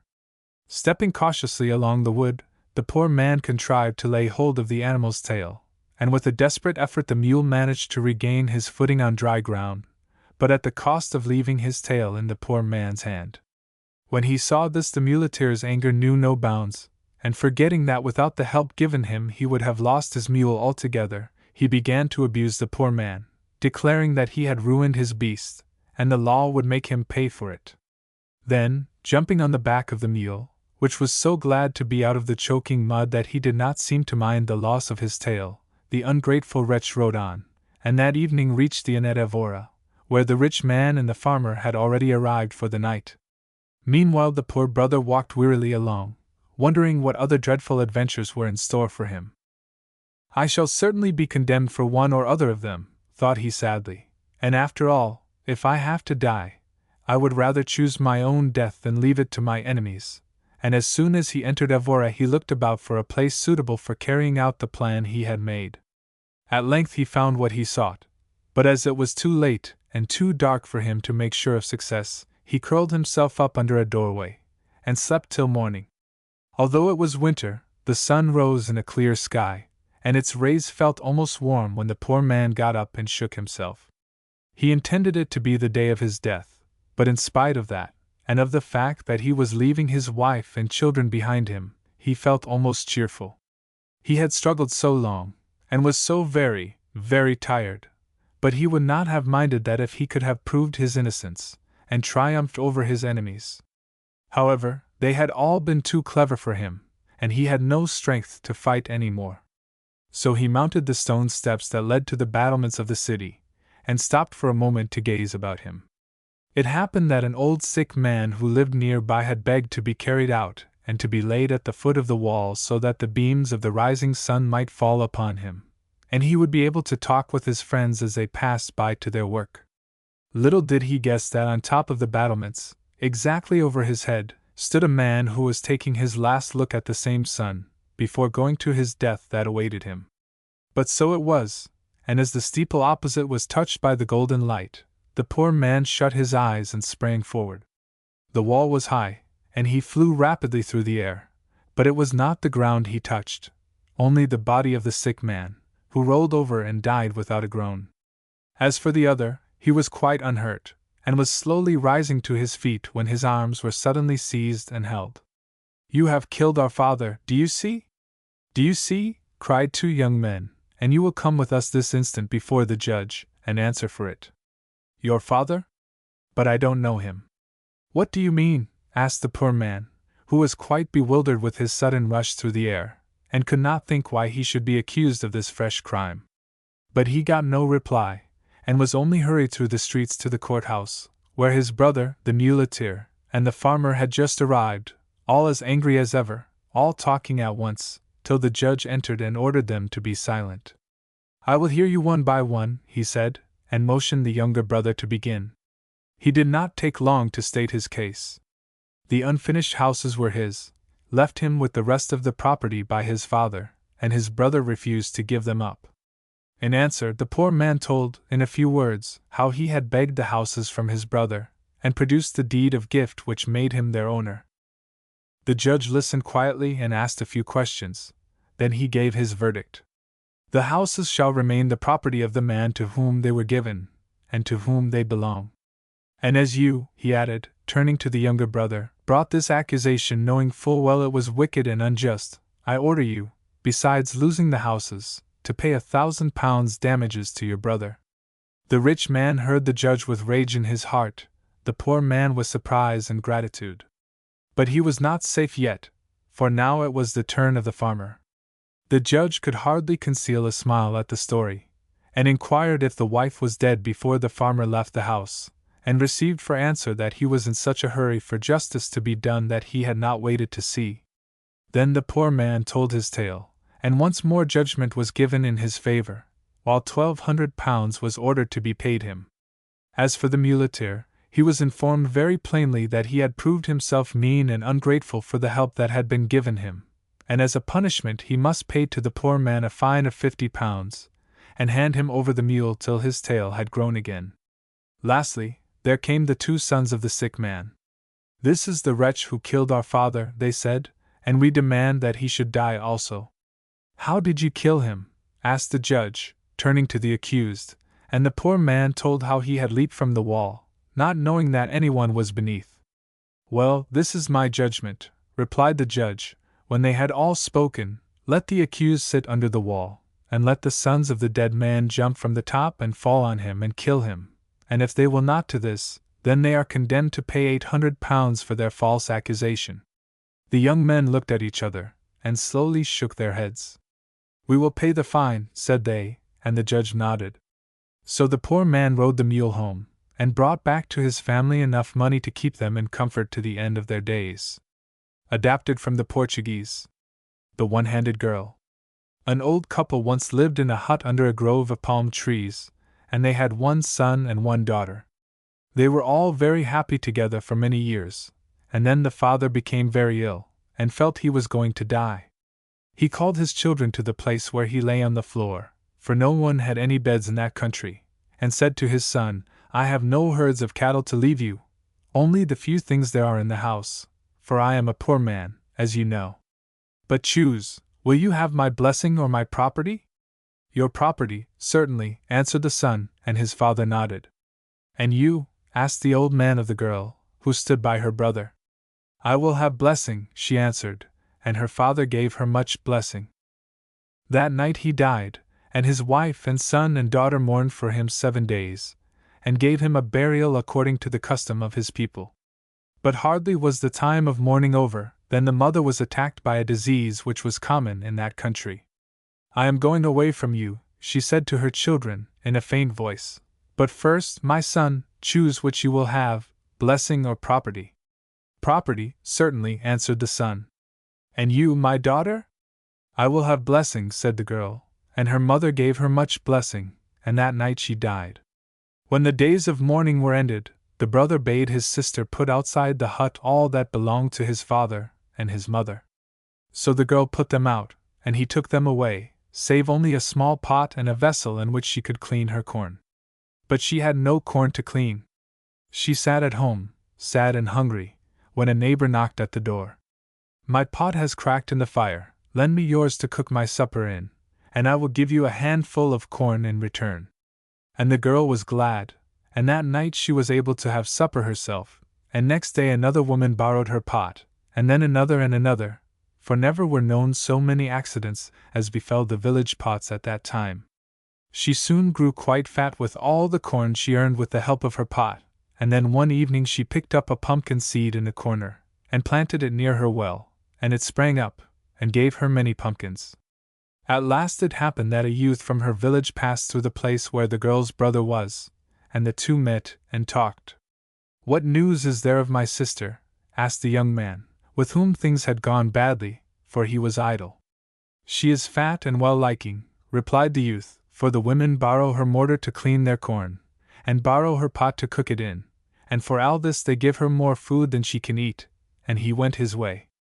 Now the brother was filled with envy at the words of the man, and he set out at once, and before dawn he had reached the hut, and saw the pot and the mortar were standing outside. He slung them over his shoulders and departed, pleased with his own cleverness. But when his sister awoke and sought for the pot to cook her corn for breakfast, she could find it nowhere. At length she said to herself, "Well, some thief must have stolen them while I slept. I will go and see if any of my pumpkins are ripe." And indeed they were, and so many that the tree was almost broken by the weight of them. So she ate what she wanted and took the others to the village, and gave them in exchange for corn, and the women said that no pumpkins were as sweet as these, and that she was to bring every day all that she had. In this way she earned more than she needed for herself, and soon was able to get another mortar and cooking pot in exchange for her corn. Then she thought she was quite rich. Unluckily someone else thought so too, and this was her brother's wife, who had heard all about the pumpkin tree, and sent her slave with a handful of grain to buy her a pumpkin. At first the girl told him that so few were left that she could not spare any, but when she found that he belonged to her brother, she changed her mind, and went out to the tree and gathered the largest and the ripest that was there. "Take this one," she said to the slave, "and carry it back to your mistress, but tell her to keep the corn, as the pumpkin is a gift." The brother's wife was overjoyed at the sight of the fruit, and when she tasted it, she declared it was the nicest she had ever eaten. Indeed, all night she thought of nothing else, and early in the morning she called another slave, for she was a rich woman, and bade him go and ask for another pumpkin. But the girl, who had just been out to look at her tree, told him that they were all eaten, so he went back empty-handed to his mistress. In the evening her husband returned from hunting a long way off, and found his wife in tears. "What is the matter?" asked he. "I sent a slave with some grain to your sister to buy some pumpkins, but she would not sell me any, and told me there were none, though I know she lets other people buy them." "Well, never mind now, go to sleep," said he, "and tomorrow I will go and pull up the pumpkin tree, and that will punish her for treating you so badly." So before sunrise he got up and set out for his sister's house, and found her cleaning some corn. "Why did you refuse to sell my wife a pumpkin yesterday when she wanted one?" he asked. "The old ones are finished, and the new ones are not yet come," answered the girl. "When her slave arrived 2 days ago, there were only 4 left, but I gave him one, and would take no corn for it." "I do not believe you. You have sold them all to other people." "I shall go and cut down the pumpkin," cried her brother in a rage. "If you cut down the pumpkin you shall cut off my hand with it," exclaimed the girl, running up to her tree and catching hold of it. But her brother followed, and with one blow cut off the pumpkin and her hand too. Then he went into the house and took away everything he could find, and sold the house to a friend of his who had long wished to have it, and his sister had no home to go to. Meanwhile she had bathed her arm carefully, and bound on it some healing leaves that grew near by, and wrapped a cloth round the leaves, and went to hide in the forest, that her brother might not find her again. For 7 days she wandered about, eating only the fruit that hung from the trees above her, and every night she climbed up and tucked herself safely among the creepers which bound together the big branches, so that neither lions nor tigers nor panthers might get at her. When she woke up on the 7th morning, she saw from her perch smoke coming up from a little town on the edge of the forest. The sight of the huts made her feel more lonely and helpless than before. She longed desperately for a draught of milk from a gourd, for there were no streams in that part, and she was very thirsty. But how was she to earn anything with only one hand? And at this thought her courage failed, and she began to cry bitterly. It happened that the king's son had come out from the town very early to shoot birds, and when the sun grew hot he left tired. "I will lie here and rest under this tree," he said to his attendants. "You can go and shoot instead, and I will just have this slave to stay with me." Away they went, and the young man fell asleep, and slept long. Suddenly he was awakened by something wet and salt falling on his face. "What is that? Is it raining?" he said to his slave. "Go and look." "No, master, it is not raining," answered the slave. "Then climb up the tree and see what it is." And the slave climbed up, and came back and told his master that a beautiful girl was sitting up there, and that it must have been her tears which had fallen on the face of the king's son. "Why was she crying?" inquired the prince. "I cannot tell, I did not dare to ask her, but perhaps she would tell you." And the master, greatly wondering, climbed up the tree. "What is the matter with you?" said he gently, and, as she only sobbed louder, he continued, "Are you a woman, or a spirit of the woods?" "I am a woman," she answered slowly, wiping her eyes with a leaf of the creeper that hung about her. "Then why do you cry?" he persisted. "I have many things to cry for," she replied, "more than you could ever guess." "Come home with me," said the prince, "it is not very far. Come home to my father and mother. I am a king's son." "Then why are you here?" she said, opening her eyes and staring at him. "Once every month I and my friends shoot birds in the forest," he answered, "but I was tired and bade them leave me to rest."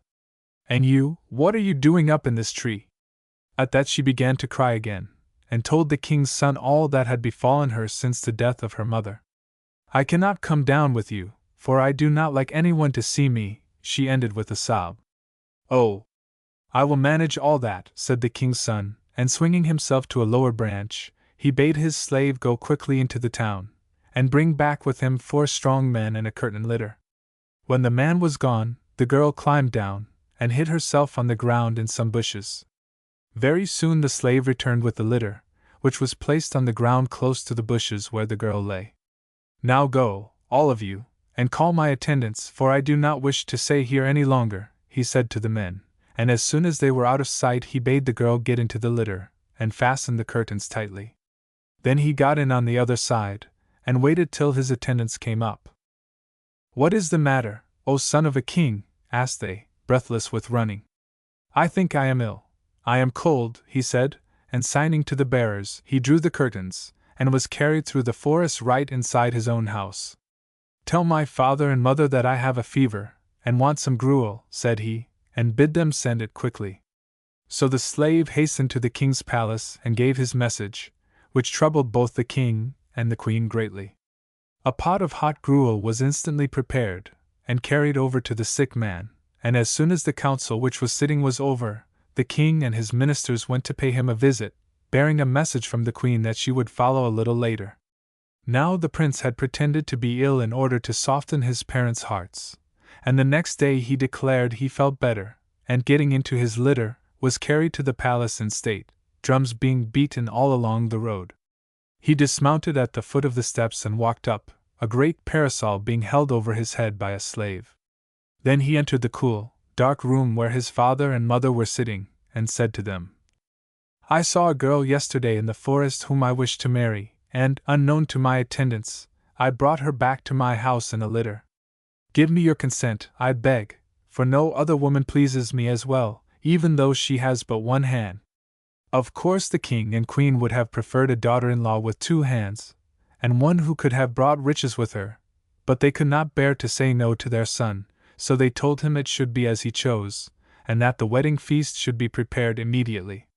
The girl could scarcely believe her good fortune, and, in gratitude for all the kindness shown her, was so useful and pleasant to her husband's parents that they soon loved her. By and by a baby was born to her, and soon after that the prince was sent on a journey by his father to visit some of the distant towns of the kingdom, and to set right things that had gone wrong. No sooner had he started than the girl's brother, who had wasted all the riches his wife had brought him in recklessness and folly, and was now very poor, chanced to come into the town, and as he passed he heard a man say, "Do you know that the king's son has married a woman who has lost one of her hands?" On hearing these words the brother stopped and asked, where did he find such a woman? "In the forest," answered the man, and the cruel brother guessed at once it must be his sister. A great rage took possession of his soul as he thought of the girl whom he had tried to ruin being after all so much better off than himself, and he vowed that he would work her ill. Therefore that very afternoon he made his way to the palace and asked to see the king. When he was admitted to his presence, he knelt down and touched the ground with his forehead, and the king bade him stand up and tell wherefore he had come. "By the kindness of your heart have you been deceived, O king," said he. "Your son has married a girl who has lost a hand. Do you know why she had lost it? She was a witch, and has wedded 3 husbands, and each husband she has put to death with her arts. Then the people of the town cut off her hand, and turned her into the forest.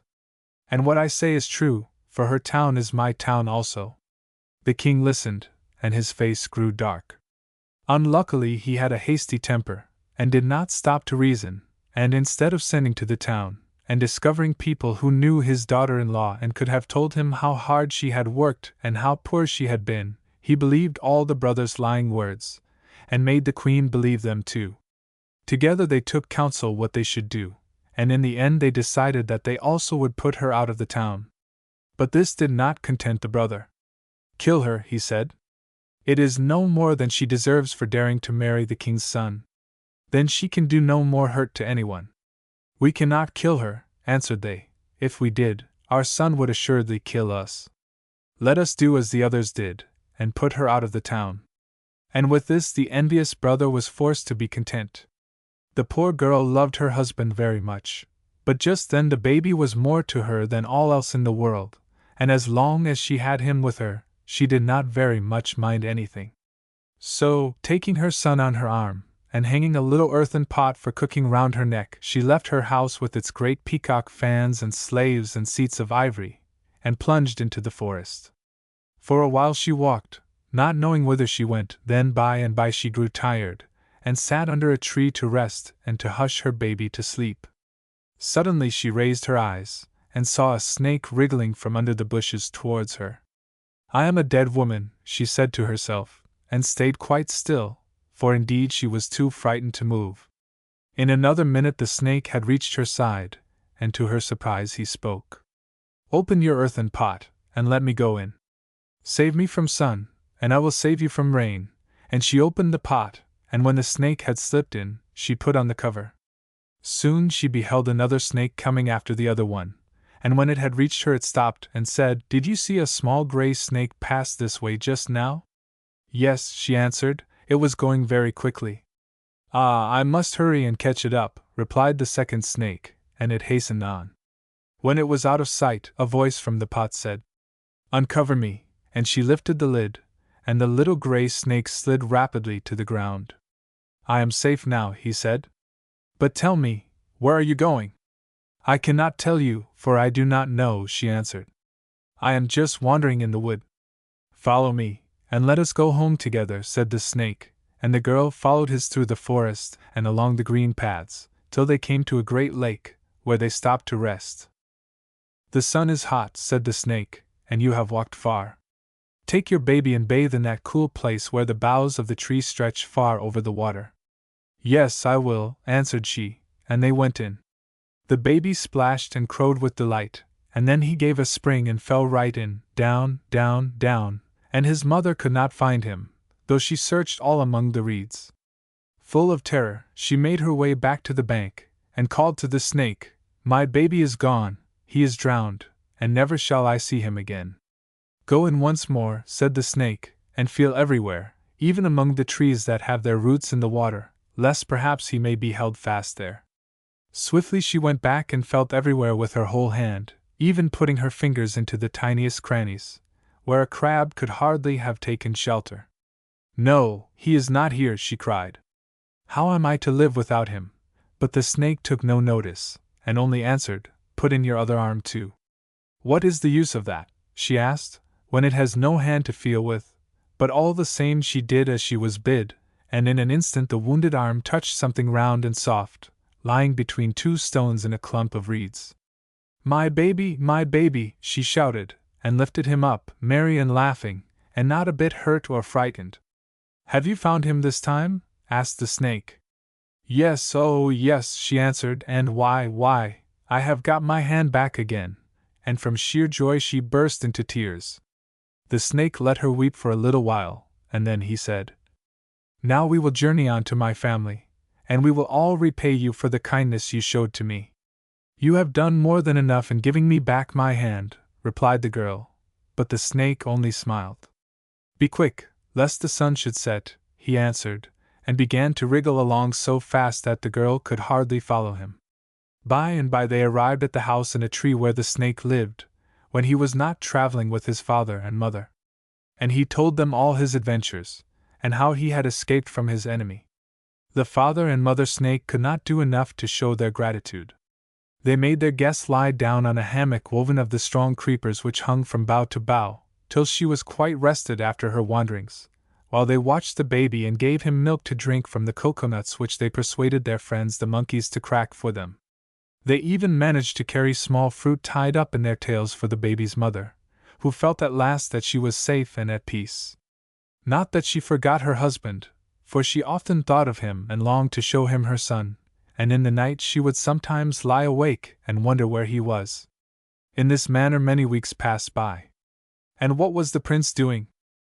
Well, he had fallen very ill when he was on the furthest border of the kingdom, and he was nursed by some kind people who did not know who he was, so that the king and queen heard nothing about him. When he was better he made his way home again, and into his father's palace, where he found a strange man standing behind the throne with the peacock's feathers.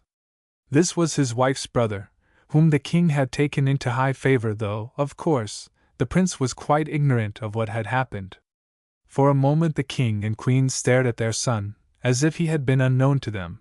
He had grown so thin and weak during his illness that his shoulders were bowed like those of an old man. Have you forgotten me so soon? He asked. At the sound of his voice they gave a cry and ran towards him, and poured out questions as to what had happened, and why he looked like that. But the prince did not answer any of them. How is my wife? He said. There was a pause. Then the queen replied. She is dead. Dead, he repeated, stepping a little backwards. And my child? He is dead too. The young man stood silent. Then he said, Show me their graves. At these words the king, who had been feeling rather uncomfortable, took heart again, for had he not prepared 2 beautiful tombs for his son to see, so that he might never guess what had been done to his wife. All these months the king and queen had been telling each other how good and merciful they had been not to take her brother's advice and to put her to death. But now, this somehow did not seem so certain. Then the king led the way to the courtyard just behind the palace, and through the gate into a beautiful garden where stood 2 splendid tombs in a green space under the trees. The prince advanced alone, and resting his head against the stone, he burst into tears. His father and mother stood silently behind with a curious pang in their souls which they did not quite understand. Could it be that they were ashamed of themselves? But after a while the prince turned round, and walking past them into the palace he bade the slaves bring him mourning. For 7 days no one saw him, but at the end of them he went out hunting, and helped his father rule his people. Only no one dared to speak to him of his wife and son. At last one morning, after the girl had been lying awake all night thinking of her husband, she said to her friend the snake, You have all shown me much kindness, but now I am well again, and want to go home and hear some news of my husband, and if he still mourns for me. Now the heart of the snake was sad at her words, but he only said, Yes, thus it must be. Go and bid farewell to my father and mother, but if they offer you a present, see that you take nothing but my father's ring and my mother's casket." So she went to the parent snakes, who wept bitterly at the thought of losing her, and offered her gold and jewels as much as she could carry in remembrance of them. But the girl shook her head and pushed the shining heap away from her. "I shall never forget you, never," she said in a broken voice, "but the only tokens I will accept from you are that little ring and this old casket." The two snakes looked at each other in dismay. The ring and the casket were the only things they did not want her to have. Then after a short pause they spoke. "Why do you want the ring and casket so much? Who has told you of them?" "Oh, nobody, it is just my fancy," answered she. But the old snakes shook their heads and replied, "Not so, it is our son who told you, and, as he said, so it must be. If you need food, or clothes, or a house, tell the ring and it will find them for you. And if you are unhappy or in danger, tell the casket and it will set things right." Then they both gave her their blessing, and she picked up her baby and went her way. She walked for a long time, till at length she came near the town where her husband and his father dwelt. Here she stopped under a grove of palm trees, and told the ring that she wanted a house. "It is ready, mistress," whispered a queer little voice which made her jump, and looking behind her, she saw a lovely palace made of the finest woods, and a row of slaves with tall fans bowing before the door. Glad indeed was she to enter, for she was very tired, and, after eating a good supper of fruit and milk which she found in one of the rooms, she flung herself down on a pile of cushions and went to sleep with her baby beside her. Here she stayed quietly, and every day the baby grew taller and stronger, and very soon he could run about and even talk. Of course the neighbors had a great deal to say about the house which had been built so quickly, so very quickly, on the outskirts of the town, and invented all kinds of stories about the rich lady who lived in it. And by, when the king returned with his son from the wars, some of these tales reached his ears. "It is really very odd about that house under the palms," he said to the queen. "I must find out something of the lady whom no one ever sees. I dare say it is not a lady at all, but a gang of conspirators who want to get possession of my throne. Tomorrow I shall take my son and my chief ministers and insist on getting inside." Soon after sunrise next day the prince's wife was standing on a little hill behind the house, when she saw a cloud of dust coming through the town. A moment afterwards she heard faintly the roll of the drums that announced the king's presence, and saw a crowd of people approaching the grove of palms. Her heart beat fast.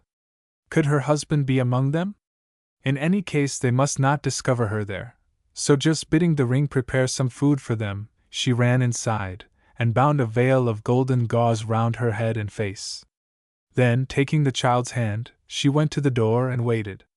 In a few minutes the whole procession came up, and she stepped forward and begged them to come in and rest.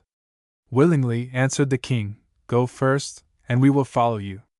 They followed her into a long dark room, in which was a table covered with gold cups and baskets filled with dates and coconuts, and all kinds of ripe yellow fruits, and the king and the prince sat upon cushions and were served by slaves, while the ministers, among whom she recognized her own brother, stood behind. "Ah, I owe all my misery to him," she said to herself. "From the first he has hated me, but outwardly she showed nothing." And when the king asked her what news there was in the town, she only answered, "You have ridden far, eat first and drink, for you must be hungry and thirsty, and then I will tell you my news." "You speak sense," answered the king, and silence prevailed for some time longer. Then he said, "Now, lady, I have finished and am refreshed, therefore tell me, I pray you, who you are, and whence you come? But first, be seated." She bowed her head and sat down on a big scarlet cushion, drawing her little boy, who was asleep in a corner, onto her knee, and began to tell the story of her life. As her brother listened, he would fain have left the house and hidden himself in the forest, but it was his duty to wave the fan of peacock's feathers over the king's head to keep off the flies, and he knew he would be seized by the royal guards if he tried to desert his post. He must stay where he was, there was no help for it, and luckily for him the king was too much interested in the tale to notice that the fan had ceased moving, and that flies were dancing right on the top of his thick curly hair. The story went on, But the storyteller never once looked at the prince, even through her veil, though he on his side never moved his eyes from her. When she reached the part where she had sat weeping in the tree, the king's son could restrain himself no longer.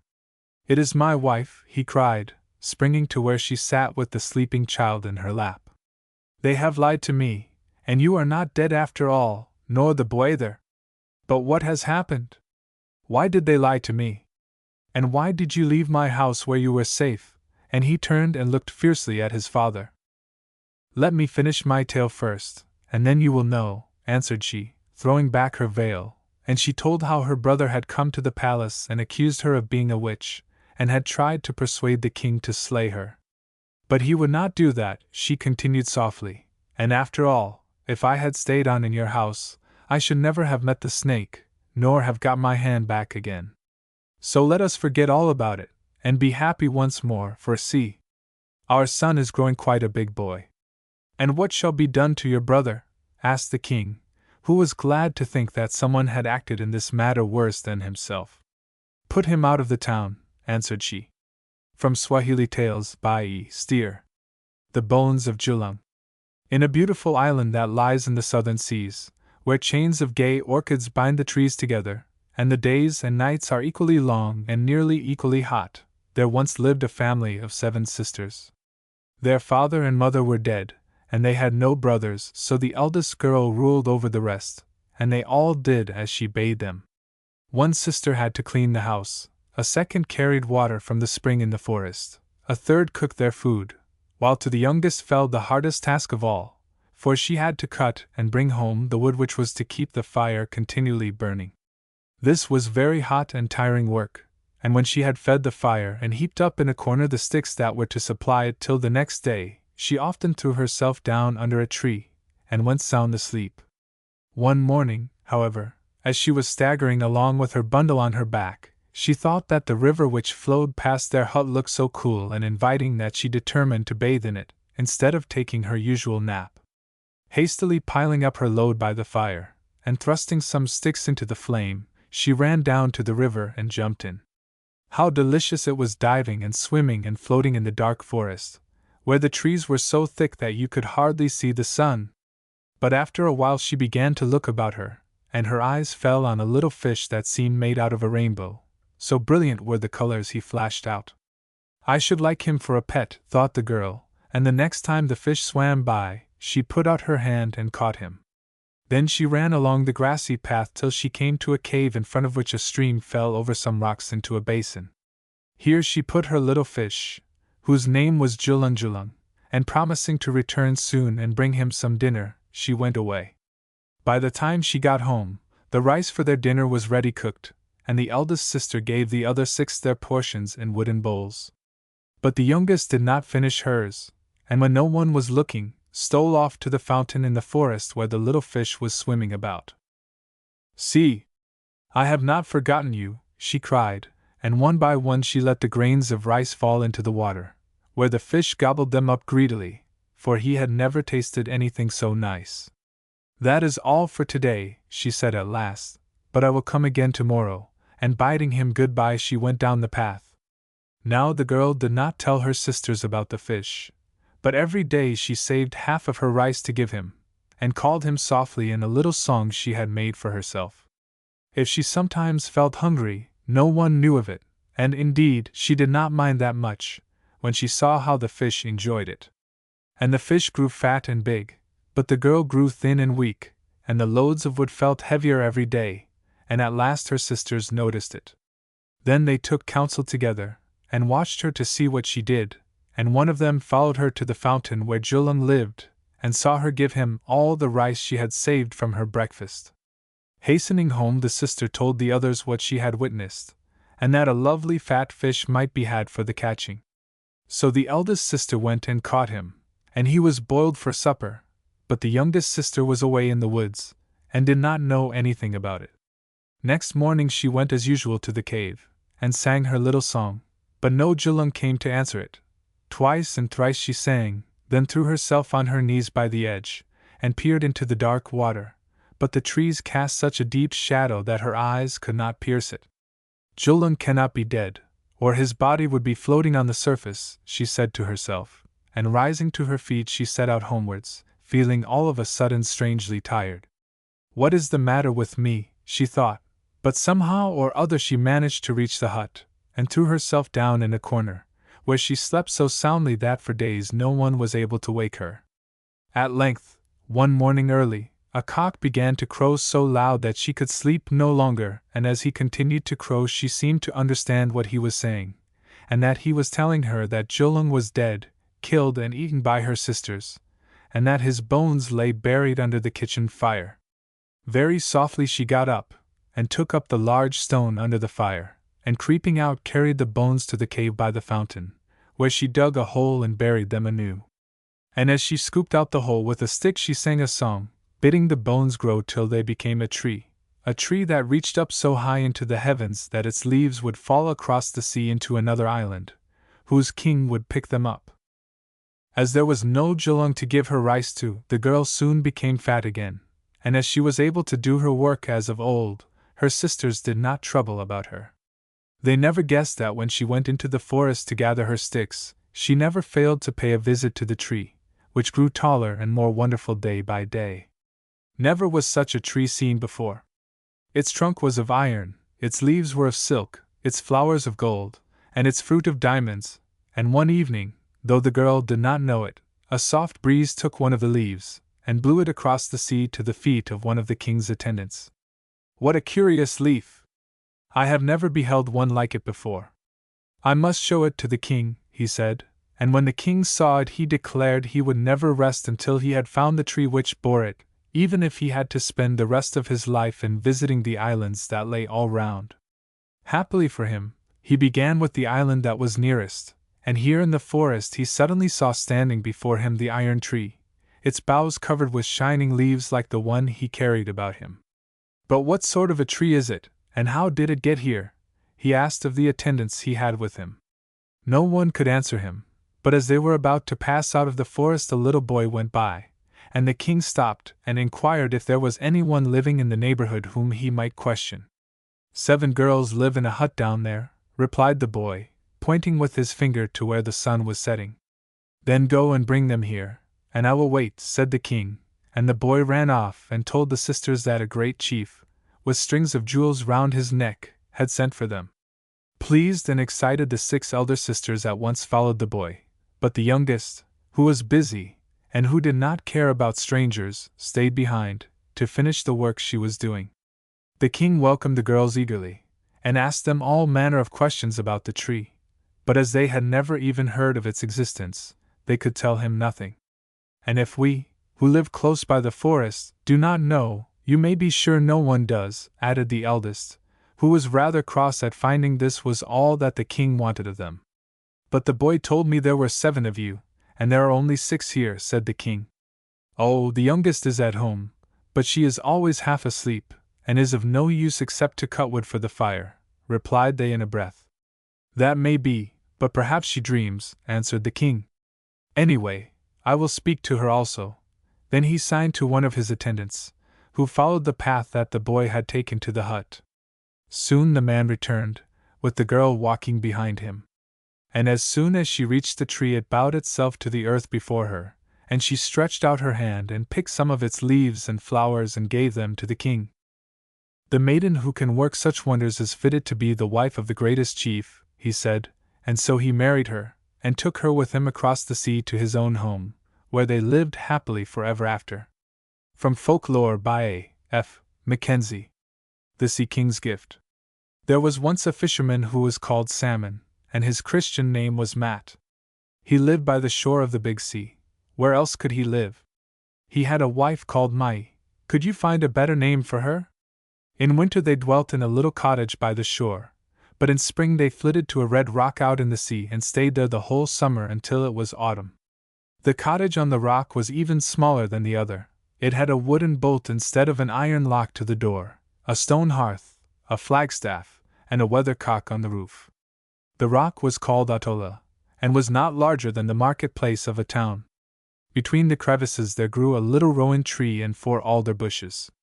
Heaven only knows how they ever came there. Perhaps they were brought by the winter storms. Besides that, there flourish some tufts of velvety grass, some scattered reeds, 2 plants of the yellow herb called tansy, 4 of a red flower, and a pretty white one. But the treasures of the rock consisted of 3 roots of garlic, which Mai had put in a cleft. Rock walls sheltered them on the north side, and the sun shone on them on the south. This does not seem much, but it sufficed Mai for a herb plot. All good things go in threes, so Matt and his wife fished for salmon in spring, for herring in summer, and for cod in winter. When on Saturdays the weather was fine and the wind favorable, they sailed to the nearest town, sold their fish, and went to church on Sunday. But it often happened that for weeks at a time they were quite alone on the rock Atolla, and had nothing to look at except their little yellow-brown dog, which bore the grand name of Prince, their grass tufts, their bushes and blooms, the sea bays and fish, a stormy sky and the blue, white-crested waves. For the rock lay far away from the land, and there were no green islets or human habitations for miles round. Only here and there appeared a rock of the same red stone as Atolla, besprinkled day and night with the ocean spray. Matt and Mai were industrious, hard-working folk, happy and contented in their poor hut, and they thought themselves rich when they were able to salt as many casks of fish as they required for winter, and yet have some left over with which to buy tobacco for the old man, and a pound or 2 of coffee for his wife, with plenty of burned corn and chicory in it to give it a flavor. Besides that, they had bread, butter, fish, a beer cask, and a buttermilk jar. What more did they require? All would have gone well had not Mai been possessed with a secret longing which never let her rest, and this was, how she could manage to become the owner of a cow. "What would you do with a cow?" asked Matt. "She could not swim so far, and our boat is not large enough to bring her over here, and even if we had her, we have nothing to feed her on." "We have 4 alder bushes and 16 tufts of grass," rejoined Mai. "Yes, of course," laughed Matt, "and we have also 3 plants of garlic. Garlic would be fine feeding for her." "Every cow likes salt herring," rejoined his wife. "Even Prince is fond of fish." "That may be," said her husband. "Methinks she would soon be a dear cow if we had to feed her on salt herring." "All very well for Prince, who fights with the gulls over the last morsel. Put the cow out of your head, mother, we are very well off as we are." Mai sighed. She knew well that her husband was right, but she could not give up the idea of a cow. The buttermilk no longer tasted as good as usual in the coffee. She thought of sweet cream and fresh butter, and of how there was nothing in the world to be compared with them. One day as Matt and his wife were cleaning herring on the shore they heard Prince barking, and soon there appeared a gaily painted boat with 3 young men in it, steering towards the rock. They were students, on a boating excursion, and wanted to get something to eat. "Bring us a junket, good mother," cried they to Mai. "Ah! If only I had such a thing," sighed Mai. "A can of fresh milk, then," said the students, "but it must not be skim." "Yes, if only I had it," sighed the old woman, still more deeply. "What? Haven't you got a cow?" Mai was silent. This question so struck her to the heart that she could not reply. "We have no cow," Matt answered, "but we have good smoked herring, and can cook them in a couple of hours." "All right, then, that will do," said the students, as they flung themselves down on the rock, while 50 silvery white herring were turning on the spit in front of the fire. "What's the name of this little stone in the middle of the ocean?" asked one of them. "Atolla," answered the old man. "Well, you should want for nothing when you live in the Sea King's dominion." Matt did not understand. He had never read Kalevala and knew nothing of the sea gods of old, but the students proceeded to explain to him. FN number 2, Kalevala is a collection of old Finnish songs about gods and heroes.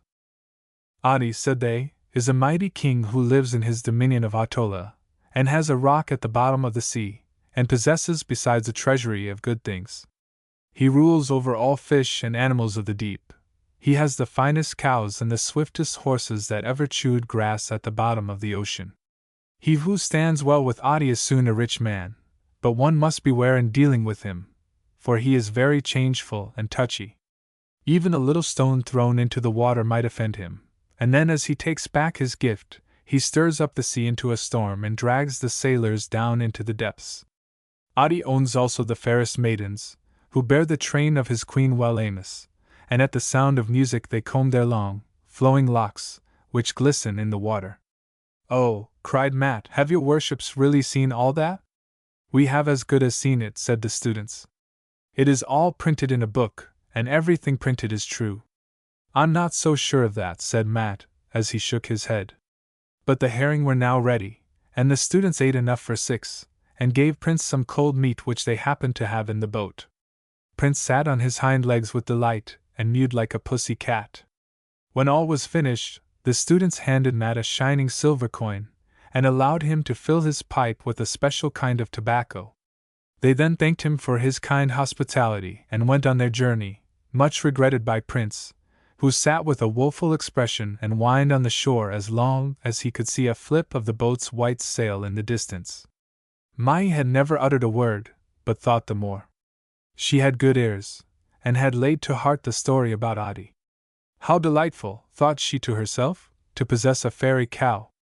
How delicious every morning and evening to draw milk from it, and yet have no trouble about the feeding, and to keep a shelf near the window for dishes of milk and junkets. But this will never be my luck. "What are you thinking of?" asked Matt. "Nothing," said his wife, but all the time she was pondering over some magic rhymes she had heard in her childhood from an old lame man, which were supposed to bring luck in fishing. "What if I were to try?" thought she. Now this was Saturday, and on Saturday evenings Matt never set the herring net, for he did not fish on Sunday. Towards evening, however, his wife said, "Let us set the herring net just this once." "No," said her husband, "it is a Saturday night. Last night was so stormy, and we caught so little," urged his wife. "Tonight the sea is like a mirror, and with the wind in this direction the herring are drawing towards land. But there are streaks in the northwestern sky, and Prince was eating grass this evening," said the old man. "Surely he has not eaten my garlic," exclaimed the old woman. "No, but there will be rough weather by tomorrow at sunset," rejoined Matt. "Listen to me," said his wife, "we will set only one net close to the shore, and then we shall be able to finish up our half-filled cask, which will spoil if it stands open so long." The old man allowed himself to be talked over, and so they rowed out with the net. When they reached the deepest part of the water, she began to hum the words of the magic rhyme, altering the words to suit the longing of her heart. "What's that you're humming?" asked the old man. "Oh, only the words of an old rhyme that keeps running in my head," answered the old woman, and she raised her voice and went on. "That's a stupid sort of song," said Matt. "What else should one beg of the Sea King but fish? But such songs are not for Sunday." His wife pretended not to hear him, and sang the same tune all the time they were on the water. Matt heard nothing more as he sat and rowed the heavy boat, while thinking of his cracked pipe and the fine tobacco. Then they returned to the island, and soon after went to bed. But neither Matt nor Mai could sleep a wink. The one thought of how he had profaned Sunday, and the other of Adi's cow. About midnight the fisherman sat up, and said to his wife, "Dost thou hear anything?" "No," said she. "I think the twirling of the weathercock on the roof bodes ill," said he. "We shall have a storm." "Oh, it is nothing but your fancy," said his wife. Matt lay down, but soon rose again. "The weathercock is squeaking now," said he. "Just fancy." "Go to sleep," said his wife, and the old man tried to. For the third time he jumped out of bed. Ho! How the weathercock is roaring at the pitch of its voice, as if it had a fire inside it. "We are going to have a tempest, and must bring in the net." Both rose. The summer night was as dark as if it had been October, the weathercock creaked, and the storm was raging in every direction. As they went out the sea lay around them as white as now, and the spray was dashing right over the fisher hut. In all his life Matt had never remembered such a night. To launch the boat and put to sea to rescue the net was a thing not to be thought of. The fisherman and his wife stood aghast on the doorstep, holding on fast by the doorpost, while the foam splashed over their faces. "Did I not tell thee that there is no luck in Sunday fishing?" said Matt sulkily, and his wife was so frightened that she never even once thought of Adi's cows. As there was nothing to be done, they went in. Their eyes were heavy for lack of slumber, and they slept as soundly as if there had not been such a thing as an angry sea roaring furiously around their lonely dwelling. When they awoke, The sun was high in the heavens, the tempest had cased, and only the swell of the sea rose in silvery heavings against the red rock. "What can that be?" said the old woman, as she peeped out of the door. "It looks like a big seal," said Matt. "As sure as I live, it's a cow," exclaimed Mai. And certainly it was a cow, a fine red cow, fat and flourishing, and looking as if it had been fed all its days on spinach. It wandered peacefully up and down the shore, and never so much as even looked at the poor little tufts of grass, as if it despised such fare. Matt could not believe his eyes. But a cow she seemed, and a cow she was found to be, and when the old woman began to milk her, every pitcher and pan, even to the baler, was soon filled with the most delicious milk. The old man troubled his head in vain as to how she came there, and sallied forth to seek for his lost net. He had not proceeded far when he found it cast up on the shore, and so full of fish that not a mesh was visible. "It is all very fine to possess a cow," said Matt, as he cleaned the fish, "but what are we going to feed her on?" "We shall find some means," said his wife, and the cow found the means herself. She went out and cropped the seaweed which grew in great abundance near the shore, and always kept in good condition. Every one, Prince alone excepted, thought she was a clever beast, but Prince barked at her, for he had now got a rival. From that day the red rock overflowed with milk and junkets, and every net was filled with fish. Matt and Mai grew fat on this fine living, and daily became richer. She churned quantities of butter, and he hired 2 men to help him in his fishing. The sea lay before him like a big fish tank, out of which he hauled as many as he required, and the cow continued to fend for herself. In autumn, when Matt and Mai went ashore, the cow went to sea, and in spring, when they returned to the rock, there she stood awaiting them. "We shall require a better house," said Mai the following summer. "The old one is too small for ourselves and the men." "Yes," said Matt. So he built a large cottage, with a real lock to the door, and a storehouse for fish as well, and he and his men caught such quantities of fish that they sent tons of salmon, herring, and cod to Russia and Sweden. "I am quite overworked with so many folk," said Mai. "A girl to help me would not come amiss." "Get one then," said her husband, and so they hired a girl. Then Mai said, "We have too little milk for all these folk. Now that I have a servant, with the same amount of trouble she could look after 3 cows. "All right, then," said her husband, somewhat provoked, "you can sing a song to the fairies." This annoyed Mai, but nevertheless she rowed out to sea on Sunday night and sang as before. The following morning, instead of 1, 3 cows stood on the island, and they all ate seaweed and fended for themselves like the first one. "Art thou satisfied now?" said Matt to his wife. "I should be quite satisfied," said his wife, "if only I had 2 servants to help, and if I had some finer clothes. Don't you know that I am addressed as Madam?" "Well, well," said her husband. So Mai got several servants and clothes fit for a great lady. Everything would now be perfect if only we had a little better dwelling for summer. You might build us a 2-story house, and fetch soil to make a garden.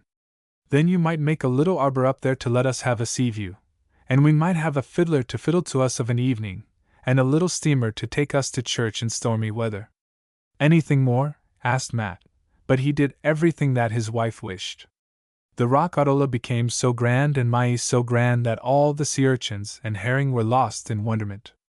Even Prince was fed on beefsteaks and cream scones till at last he was as round as a butter jar. "Are you satisfied now?" asked Matt. "I should be quite satisfied," said Mai, "if only I had 30 cows. At least that number is required for such a household." "Go to the fairies," said Matt. His wife set out in the new steamer and sang to the Sea King. Next morning 30 cows stood on the shore, all finding food for themselves. "Knowst thou, good man, that we are far too cramped on this wretched rock, and where am I to find room for so many cows? There is nothing to be done but to pump out the sea." "Rubbish," said his wife. "Who can pump out the sea? Try with thy new steamer, there is a pump in it." Mai knew well that her husband was only making fun of her, but still her mind was set upon the same subject. "I never could pump the sea out," thought she, "but perhaps I might fill it up, if I were to make a big dam. I might heap up sand and stones, and make our island as big again." Mai loaded her boat with stones and went out to sea. The fiddler was with her, and fiddled so finely that Otti and Amos and all the sea's daughters rose to the surface of the water to listen to the music. "What is that shining so brightly in the waves?" asked Mai. "That is sea foam glinting in the sunshine," answered the fiddler. "Throw out the stones," said Mai. The people in the boat began to throw out the stones, splash, splash, right and left, into the foam. One stone hit the nose of Wellamos's chief lady-in-waiting, another scratched the sea queen herself on the cheek, a third plumped close to Otti's head and tore off half of the sea king's beard. Then there was a commotion in the sea. The waves bubbled and bubbled like boiling water in a pot. "Whence comes this gust of wind?" said Mai, and as she spoke the sea opened and swallowed up the steamer. Mai sank to the bottom like a stone, but stretching out her arms and legs she rose to the surface, where she found the fiddler fiddle, and used it as a float. At the same moment she saw close beside her the terrible head of Otti, and he had only half a beard. "Why did you throw stones at me?" roared the Sea King. "Oh, your Majesty, it was a mistake. Put some bear's grease on your beard and that will soon make it grow again." "Dame, did I not give you all you asked for, nay, even more?" "Truly, truly, your Majesty. Many thanks for the cows. Well, where is the gold from the sun and the silver from the moon that you promised me?" "Ah, your Majesty, they have been scattered day and night upon the sea, except when the sky was overcast," slyly answered Mai. "I'll teach you," roared the Sea King, and with that he gave the fiddle such a puff that it sent the old woman up like a skyrocket onto her island. Their prince lay, as famished as ever, gnawing the carcass of a crow. There sat Matt in his ragged gray jacket, quite alone, on the steps of the old hut, mending a net. "Heavens, mother," said he, "where are you coming from at such a whirlwind pace, and what makes you in such a dripping condition?" Mai looked around her amazed, and said, "Where is our 2-story house?"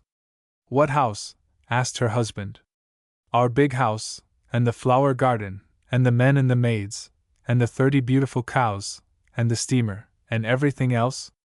"You are talking nonsense, mother," said he. "The students have quite turned your head, for you sang silly songs last evening while we were rowing, and then you could not sleep till early morning. We had stormy weather during the night, and when it was past I did not wish to waken you, so rowed out alone to rescue the net." "But I've seen Otti," rejoined Mai. "You've been lying in bed, dreaming foolish fancies, mother, and then in your sleep you walked into the water." "But there is the fiddle," said Mai. "A fine fiddle! It is only an old stick." "No, no, old woman, another time we will be more careful. Good luck never attends fishing on a Sunday." From Z. Topelius. The Raspberry Worm. "Phew!" cried Lisa. "Ugh!" cried Anna. "What now?" cried the big sister. "A worm!" cried Lisa. "On the raspberry!" cried Anna. "Kill it!" cried Otto. "What a fuss over a poor little worm!" said the big sister scornfully. "Yes, when we had cleaned the raspberries so carefully," said Lisa. "It crept out from that very large one," put in Anna. "And supposing someone had eaten the raspberry," said Lisa. "Then they would have eaten the worm, too," said Anna. "Well, what harm?" said Otto. "Eat a worm," cried Lisa. "And kill him with one bite," murmured Anna. "Just think of it," said Otto, laughing. "Now it is crawling on the table," cried Anna again. "Blow it away," said the big sister. "Tramp on it," laughed Otto. But Lisa took a raspberry leaf, swept the worm carefully onto the leaf, and carried it out into the yard. Then Anna noticed that a sparrow sitting on the fence was just ready to pounce on the poor little worm, so she took up the leaf, carried it out into the wood, and hid it under a raspberry bush where the greedy sparrow could not find it. Yes, and what more is there to tell about a raspberry worm? Who would give 3 straws for such a miserable little thing? Yes, but who would not like to live in such a pretty home as it lives in such a fresh, fragrant, dark red cottage, far away in the quiet wood among flowers and green leaves? Now it was just dinner time, so they all had a dinner of raspberries and cream.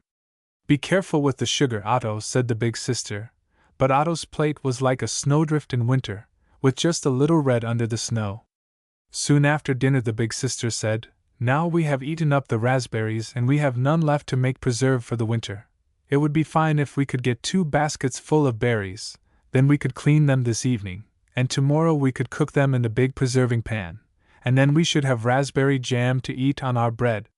Come, let us go to the wood and pick, said Lisa. Yes, let us, said Aina. You take the yellow basket, and I will take the green one. Don't get lost, and come back safely in the evening, said the big sister. Greetings to the raspberry worm, said Otto, mockingly. Next time I meet him I shall do him the honor of eating him up. So Aina and Lisa went off to the wood. Ah! How delightful it was there, how beautiful! It was certainly tiresome sometimes climbing over the fallen trees, and getting caught in the branches, and waging war with the juniper bushes and the midges, but what did that matter? The girls climbed well in their short dresses, and soon they were deep in the wood. There were plenty of bilberries and elderberries, but no raspberries. They wandered on, and at last they came— no, it could not be true. They came to a large raspberry wood. The wood had been on fire once, and now raspberry bushes had grown up, and there were raspberry bushes and raspberry bushes as far as the eye could see. Every bush was weighted to the ground with the largest, dark red, ripe raspberries, such a wealth of berries as two little berry pickers had never found before. Lisa picked, Aina picked. Lisa ate, Aina ate, and in a little while their baskets were full. Now we shall go home, said Aina. No, let us gather a few more, said Lisa. So they put the baskets down on the ground and began to fill their pinafores, and it was not long before their pinafores were full, too. Now we shall go home, said Lena. Yes, now we shall go home, said Aina. Both girls took a basket in one hand and held up her apron in the other, and then turned to go home. But that was easier said than done.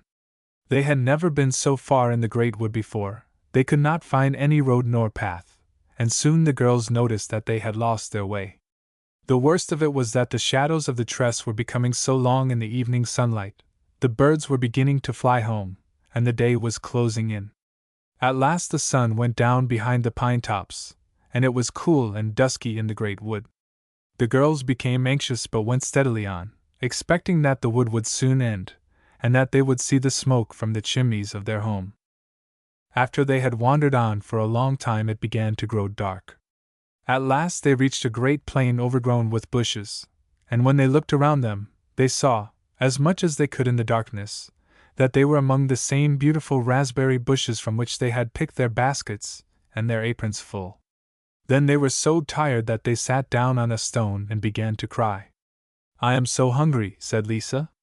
"Yes," said Aina, "if we had only 2 good meat sandwiches now." As she said that, she felt something in her hand, and when she looked down, she saw a large sandwich of bread and chicken, and at the same time Lisa said, "How very queer! I have a sandwich in my hand." "And I too," said Aina. "Will you dare to eat it?" "Of course I will," said Lisa. "Ah, if we only had a good glass of milk now!" Just as she said that she felt a large glass of milk between her fingers, and at the same time Aina cried out, "Lisa! Lisa! I have a glass of milk in my hand! Isn't it queer?" The girls, however, were very hungry, so they ate and drank with a good appetite. When they had finished, Aina yawned, stretched out her arms, and said, "Oh, if only we had a nice soft bed to sleep on now!" Scarcely had she spoken before she felt a nice soft bed by her side, and there beside Lisa was one too. This seemed to the girls more and more wonderful, but tired and sleepy as they were, they thought no more about it, but crept into the little beds, drew the coverlets over their heads, and were soon asleep.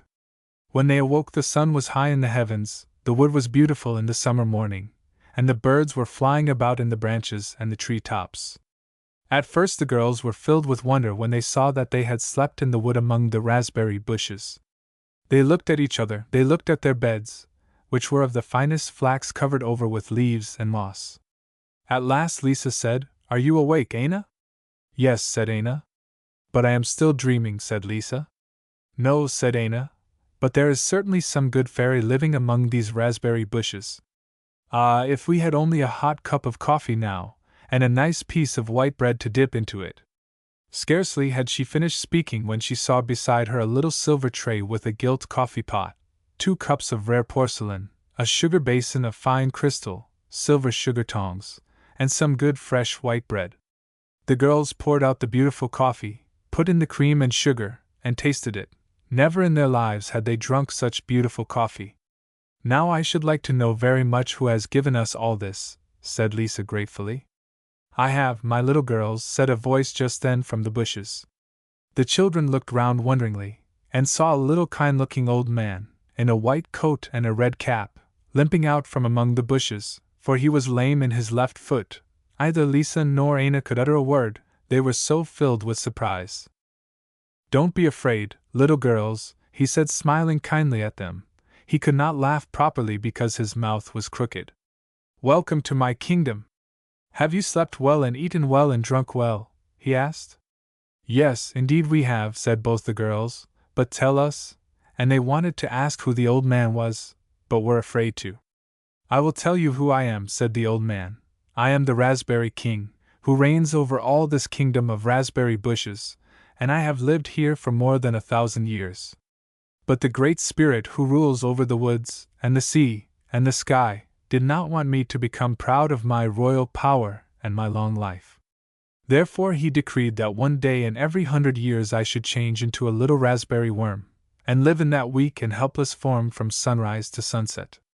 During that time my life is dependent on the little worm's life, so that a bird can eat me, a child can pick me with the berries and trample underfoot my 1,000 years of life. Now yesterday was just my transformation day, and I was taken with the raspberry, and would have been trampled to death if you had not saved my life. Until sunset I lay helpless in the grass, and when I was swept away from your table I twisted one of my feet, and my mouth became crooked with terror. But when evening came and I could take my own form again, I looked for you to thank you and reward you.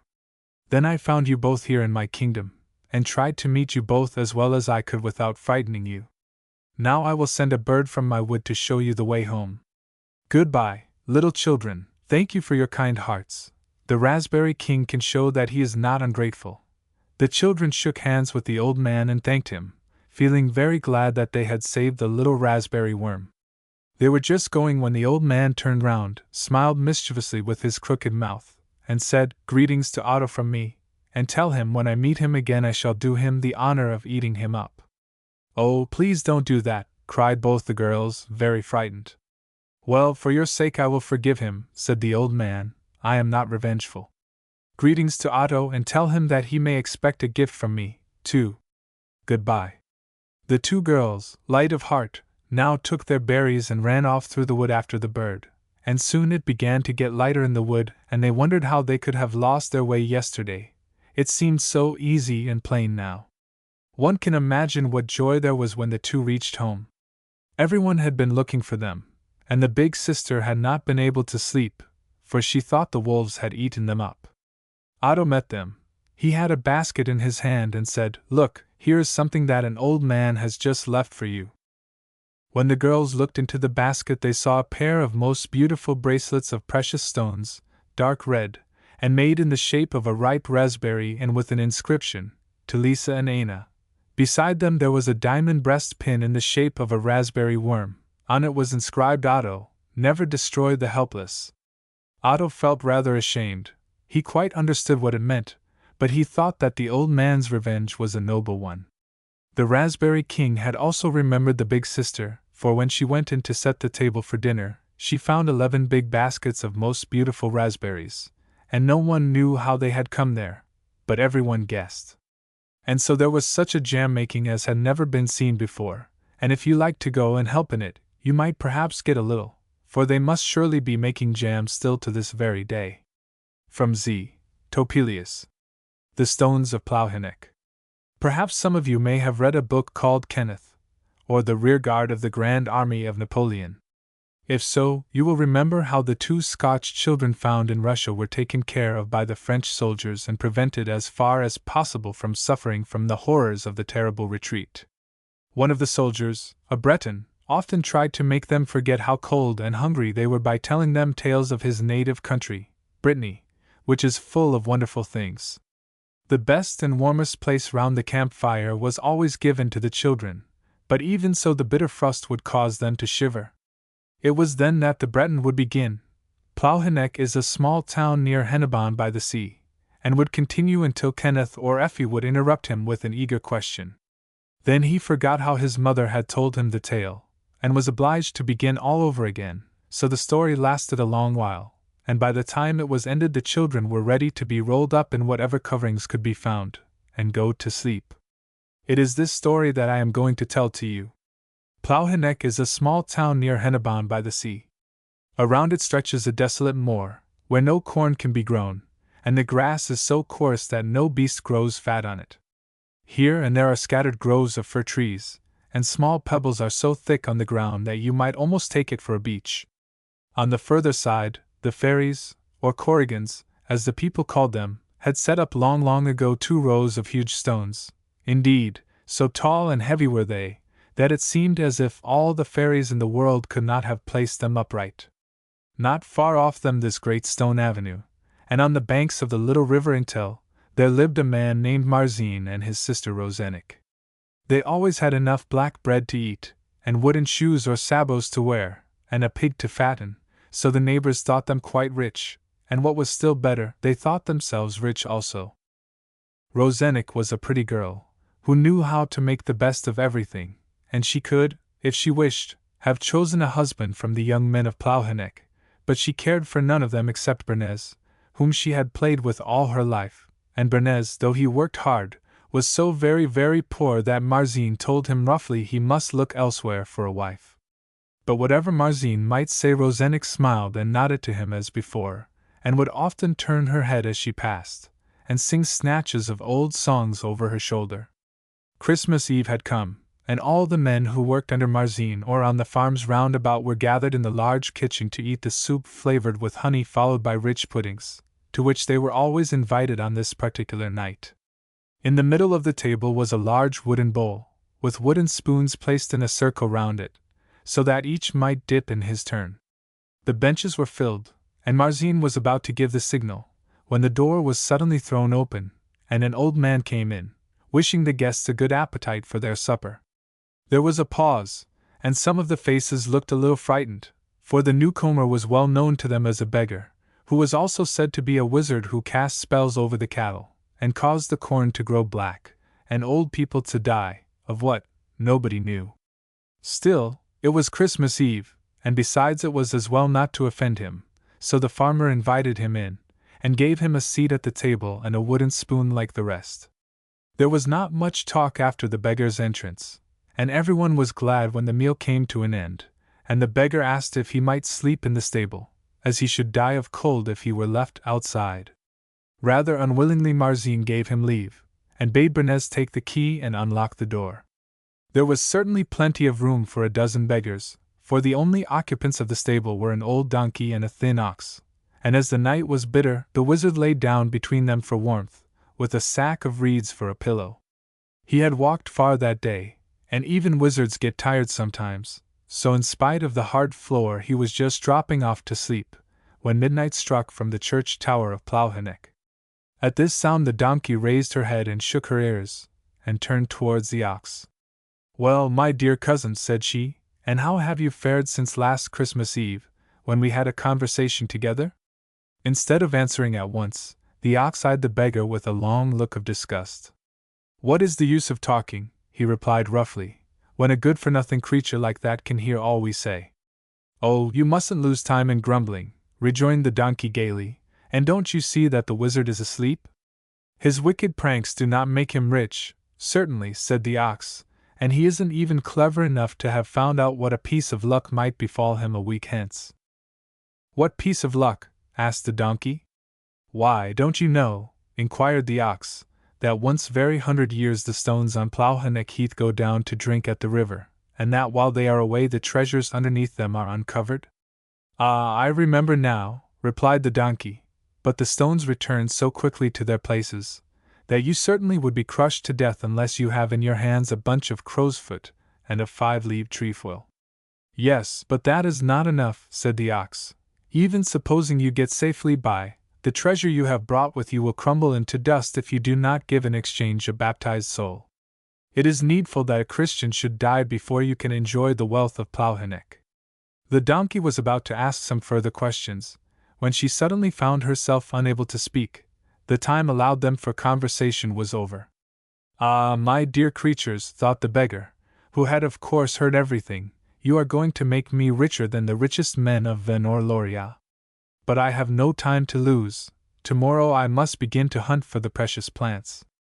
He did not dare to seek too near Plowhenek, lest somebody who knew the story might guess what he was doing, so he went away further towards the south, where the air was softer and the plants are always green. From the instant it was light, till the last rays had faded out of the sky, he searched every inch of ground where the magic plants might grow. He scarcely gave himself a minute to eat and drink, but at length he found the crow's foot in a little hollow. Well, that was certainly a great deal, but after all, the crow's foot was of no use without the trefoil, and there was so little time left. He had almost give up hope, when on the very last day before it was necessary that he should start of Plowhenek, he came upon a little clump of trefoil, half hidden under a rock. Hardly able to breathe from excitement, he sat down and hunted eagerly through the plant which he had torn up. Leaf after leaf he threw aside in disgust, and he had nearly reached the end when he gave a cry of joy. The 5-leaved trefoil was in his hand. The beggar scrambled to his feet, and without a pause walked quickly down the road that led northwards. The moon was bright, and for some hours he kept steadily on, not knowing how many miles he had gone, nor even feeling tired. By and by the sun rose, and the world began to stir, and stopping at a farmhouse door, he asked for a cup of milk and slice of bread and permission to rest for a while in the porch. Then he continued his journey, and so, towards sunset on New Year's Eve, he came back to Plowhenek. As he was passing the long line of stones, he saw Bernays working with a chisel on the tallest of them all. "What are you doing there?" called the wizard. "Do you mean to hollow out for yourself a bed in that huge column?" "No," replied Bernays quietly, "but as I happen to have no work to do today, I thought I would just carve a cross on this stone. The holy sign can never come amiss." "I believe you think it will help you to win Rosenik," laughed the old man. Bernays ceased his task for a moment to look at him. "Ah, so you know about that," replied he. "Unluckily Marzine wants a brother-in-law who has more pounds than I have pence." "And suppose I were to give you more pounds than Marzine ever dreamed of?" whispered the sorcerer, glancing round to make sure that no one overheard him. "You?" "Yes, I."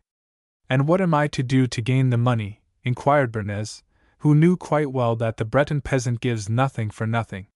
"What I want of you only needs a little courage," answered the old man. "If that is all, tell me what I have got to do, and I will do it," cried Bernays, letting fall his chisel. "If I have to risk 30 deaths, I am ready." When the beggar knew that Bernays would give him no trouble, he told him how, during that very night, the treasures under the stones would be uncovered, and how in a very few minutes they could take enough to make them both rich for life. But he kept silence as to the fate that awaited the man who was without the crow's foot and the trefoil, and Bernays thought that nothing but boldness and quickness were necessary. So he said, "Old man, I am grateful, indeed, for the chance you have given me, and there will always be a pint of my blood at your service. Just let me finish carving this cross. It is nearly done, and I will join you in the fir wood at whatever hour you please." "You must be there without fail an hour before midnight," answered the wizard, and went on his way. As the hours struck from the great church at Plowhenek, Bernays entered the wood.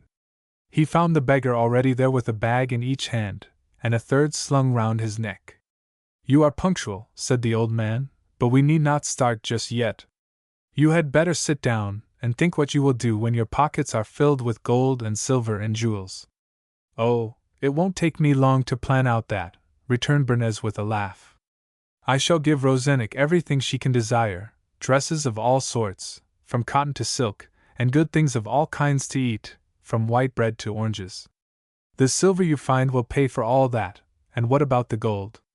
"With the gold I shall make rich Rosenik's relations and every friend of hers in the parish," replied he. "So much for the gold. And the jewels?" "Then," cried Bernays, "I will divide the jewels amongst everybody in the world, so that they may be wealthy and happy, and I will tell them that it is Rosenik who would have it so." "Hush! It is close on midnight, we must go," whispered the wizard, and together they crept to the edge of the wood. With the first stroke of 12 a great noise arose over the silent heath, and the earth seemed to rock under the feet of the two watchers. The next moment, by the light of the moon, they beheld the huge stones near them leave their places and go down the slope leading to the river, knocking against each other in their haste.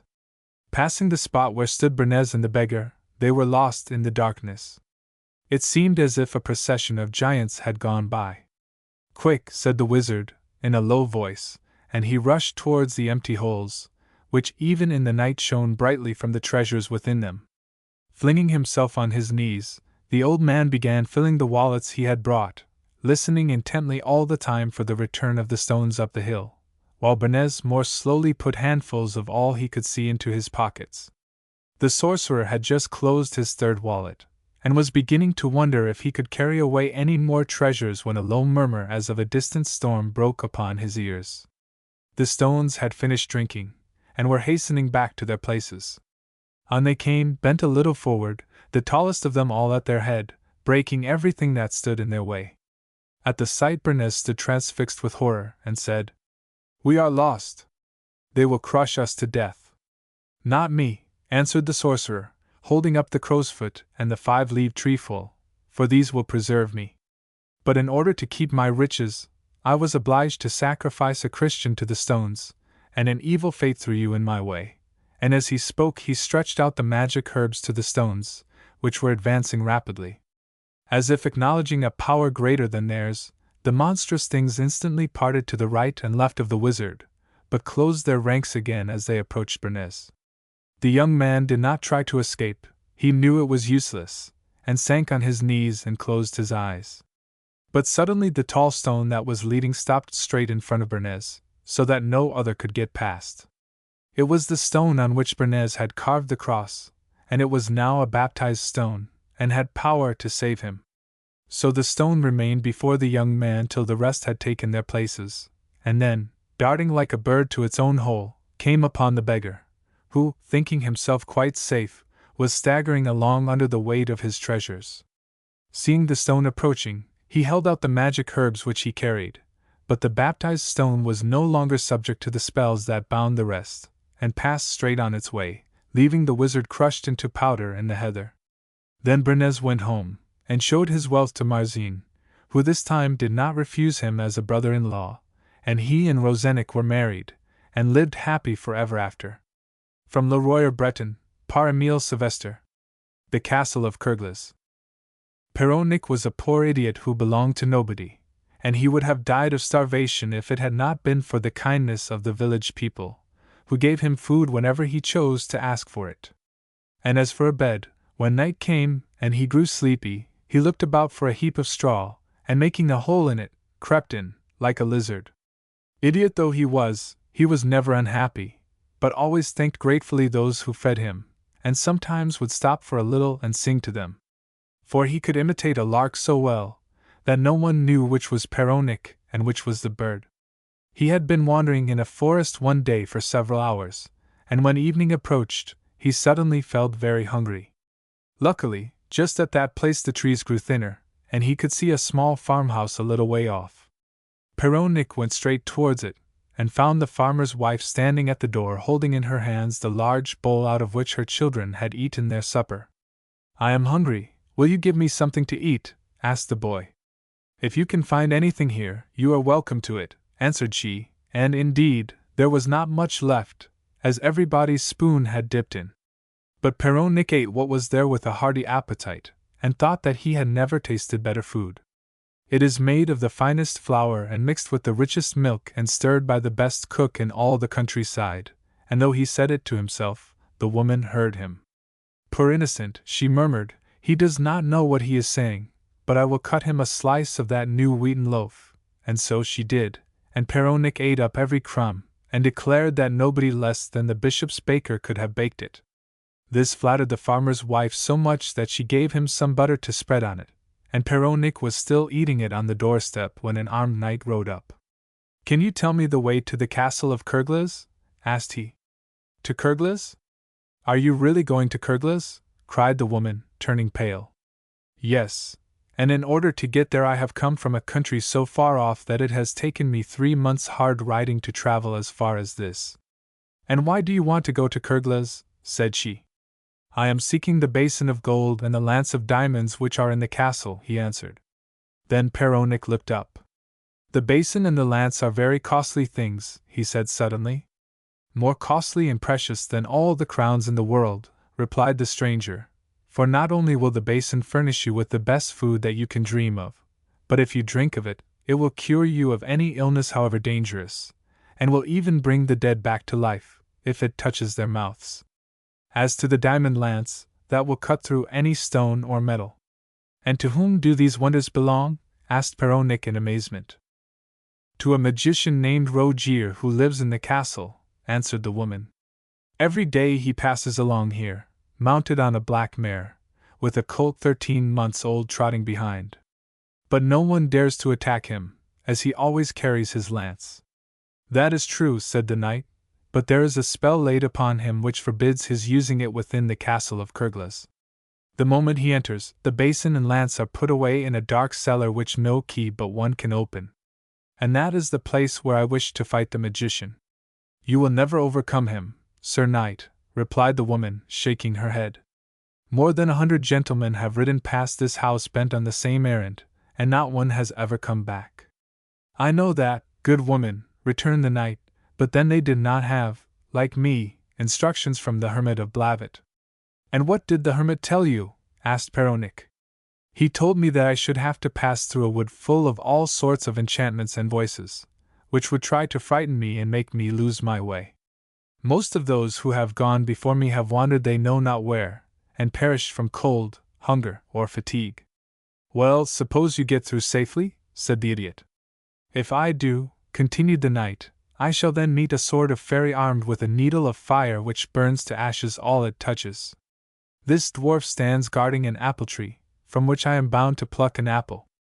And next? Inquired Peronic. Next I shall find the flower that laughs, protected by a lion whose mane is formed of vipers. I must pluck that flower, and go on to the Lake of the Dragons and fight the black man who holds in his hand the iron ball which never misses its mark and returns of its own accord to its master.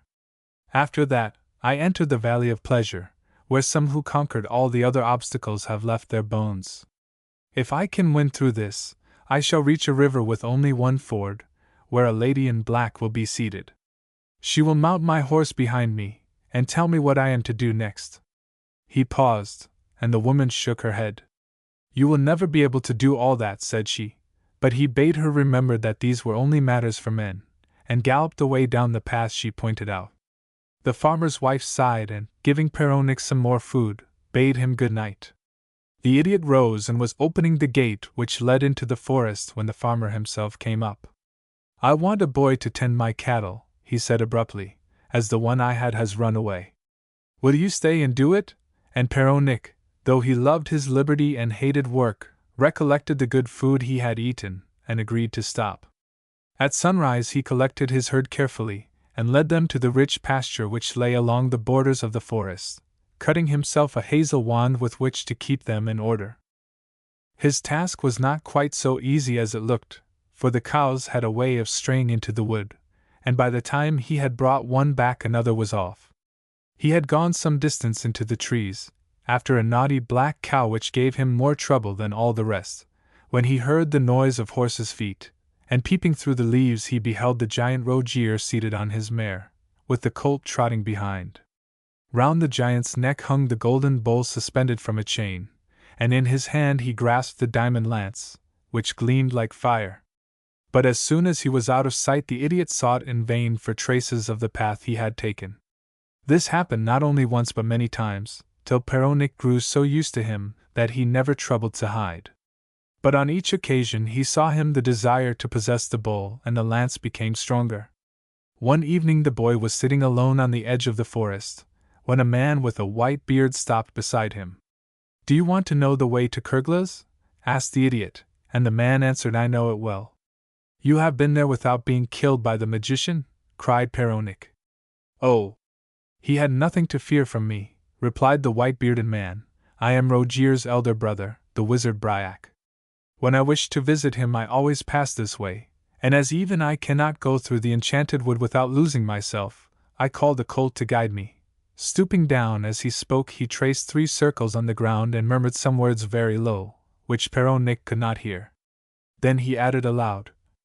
And instantly the colt appeared, frisking and jumping to the wizard, who threw a halter over his neck and leapt on his back. Perron-Nick kept silence at the farm about this adventure, but he understood very well that if he was ever to get to Kerglas he must first catch the colt which knew the way. Unhappily he had not heard the magic words uttered by the wizard, and he could not manage to draw the 3 circles, so if he was to summon the colt at all he must invent some other means of doing it. All day long, while he was herding the cows, he thought and thought how he was to call the colt, for he felt sure that once on its back he could overcome the other dangers. Meantime he must be ready in case a chance should come, and he made his preparations at night, when everyone was asleep. Remembering what he had seen the wizard do, he patched up an old halter that was hanging in a corner of the stable, twisted a rope of hemp to catch the colt's feet, and a net such as is used for snaring birds. Next he sewed roughly together some bits of cloth to serve as a pocket, and this he filled with glue and lark's feathers, a string of beads, a whistle of elder wood, and a slice of bread rubbed over with bacon fat. Then he went out to the path down which Rogier, his mare, and the colt always rode, and crumbled the bread on one side of it. Punctual to their hour all 3 appeared, eagerly watched by Perron-Nick, who lay hid in the bushes close by. Suppose it was useless, suppose the mare, and not the colt, ate the crumbs? Suppose, but no! The mare and her rider went safely by, vanishing round a corner, while the colt, trotting along with its head on the ground, smelt the bread, and began greedily to lick up the pieces. Oh, how good it was! Why had no one ever given it that before? And so absorbed was the little beast, sniffing about after a few more crumbs, that it never heard Perron-Nick creep up till it felt the halter on its neck and the rope round its feet, and, in another moment, someone on its back. Going as fast as the hobbles would allow, the colt turned into one of the wildest parts of the forest, while its rider sat trembling at the strange sights he saw. Sometimes the earth seemed to open in front of them and he was looking into a bottomless pit. Sometimes the trees burst into flames and he found himself in the midst of a fire. Often in the act of crossing a stream the water rose and threatened to sweep him away. And again, at the foot of a mountain, great rocks would roll towards him, as if they would crush him and his colt beneath their weight. To his dying day Perron-Nick never knew whether these things were real or if he only imagined them, but he pulled down his knitted cap so as to cover his eyes, and trusted the colt to carry him down the right road. At last the forest was left behind, and they came out on a wide plain where the air blew fresh and strong. The idiot ventured to peep out, and found to his relief that the enchantment seemed to have ended, though a thrill of horror shot through him as he noticed the skeletons of men scattered over the plain, beside the skeletons of their horses. And what were those grey forms trotting away in the distance? Could they be, wolves? But vast through the plain seemed, it did not take long to cross, and very soon the colt entered a sort of shady park in which was standing a single apple tree, its branches bowed down to the ground with the weight of its fruit. In front was the Corrigan, the little fairy man, holding in his hand the fiery sword, which reduced to ashes everything it touched.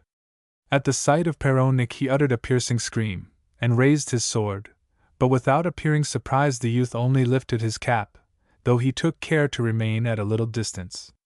"Do not be alarmed, my prince," said Perron-Nick. "I am just on my way to Kerglas, as the noble Rogier has begged me to come to him on business."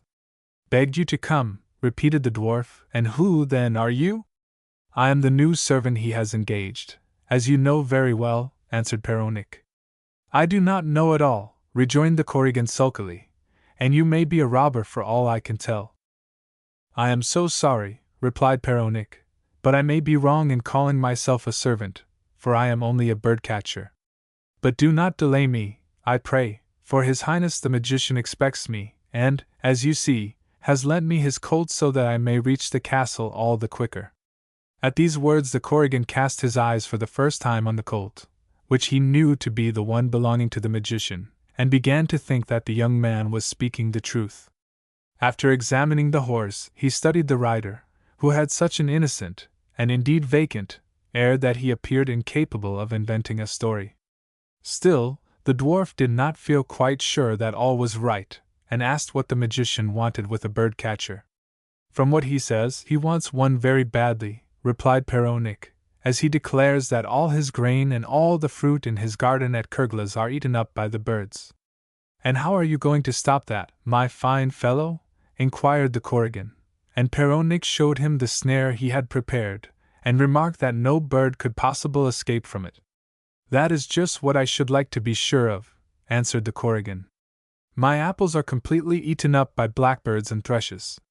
Lay your snare, and if you can manage to catch them, I will let you pass. That is a fair bargain.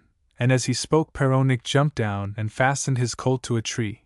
Then, stopping, he fixed one end of the net to the trunk of the apple tree, and called to the Corrigan to hold the other while he took out the pegs. The dwarf did as he was bid, when suddenly Peronic threw the noose over his neck and drew it close, and the Corrigan was held as fast as any of the birds he wished to snare. Shrieking with rage, he tried to undo the cord, but he only pulled the knot tighter. He had put down the sword on the grass, and Peronic had been careful to fix the net on the other side of the tree, so that it was now easy for him to pluck an apple and to mount his horse, without being hindered by the dwarf, whom he left to his fate.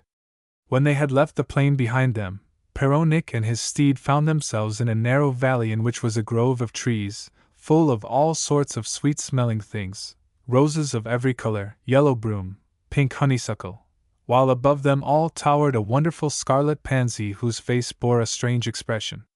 This was the flower that laughs, and no one who looked at it could help laughing too. Peronic's heart beat high at the thought that he had reached safely the second trial, and he gazed quite calmly at the lion with the mane of vipers twisting and twirling, who walked up and down in front of the grove. The young man pulled up and removed his cap, for, idiot though he was, he knew that when you have to do with people greater than yourself, a cap is more useful in the hand than on the head. Then, after wishing all kinds of good fortune to the lion and his family, he inquired if he was on the right road to Kerglas. And what is your business at Kerglas? Asked the lion with a growl, and showing his teeth.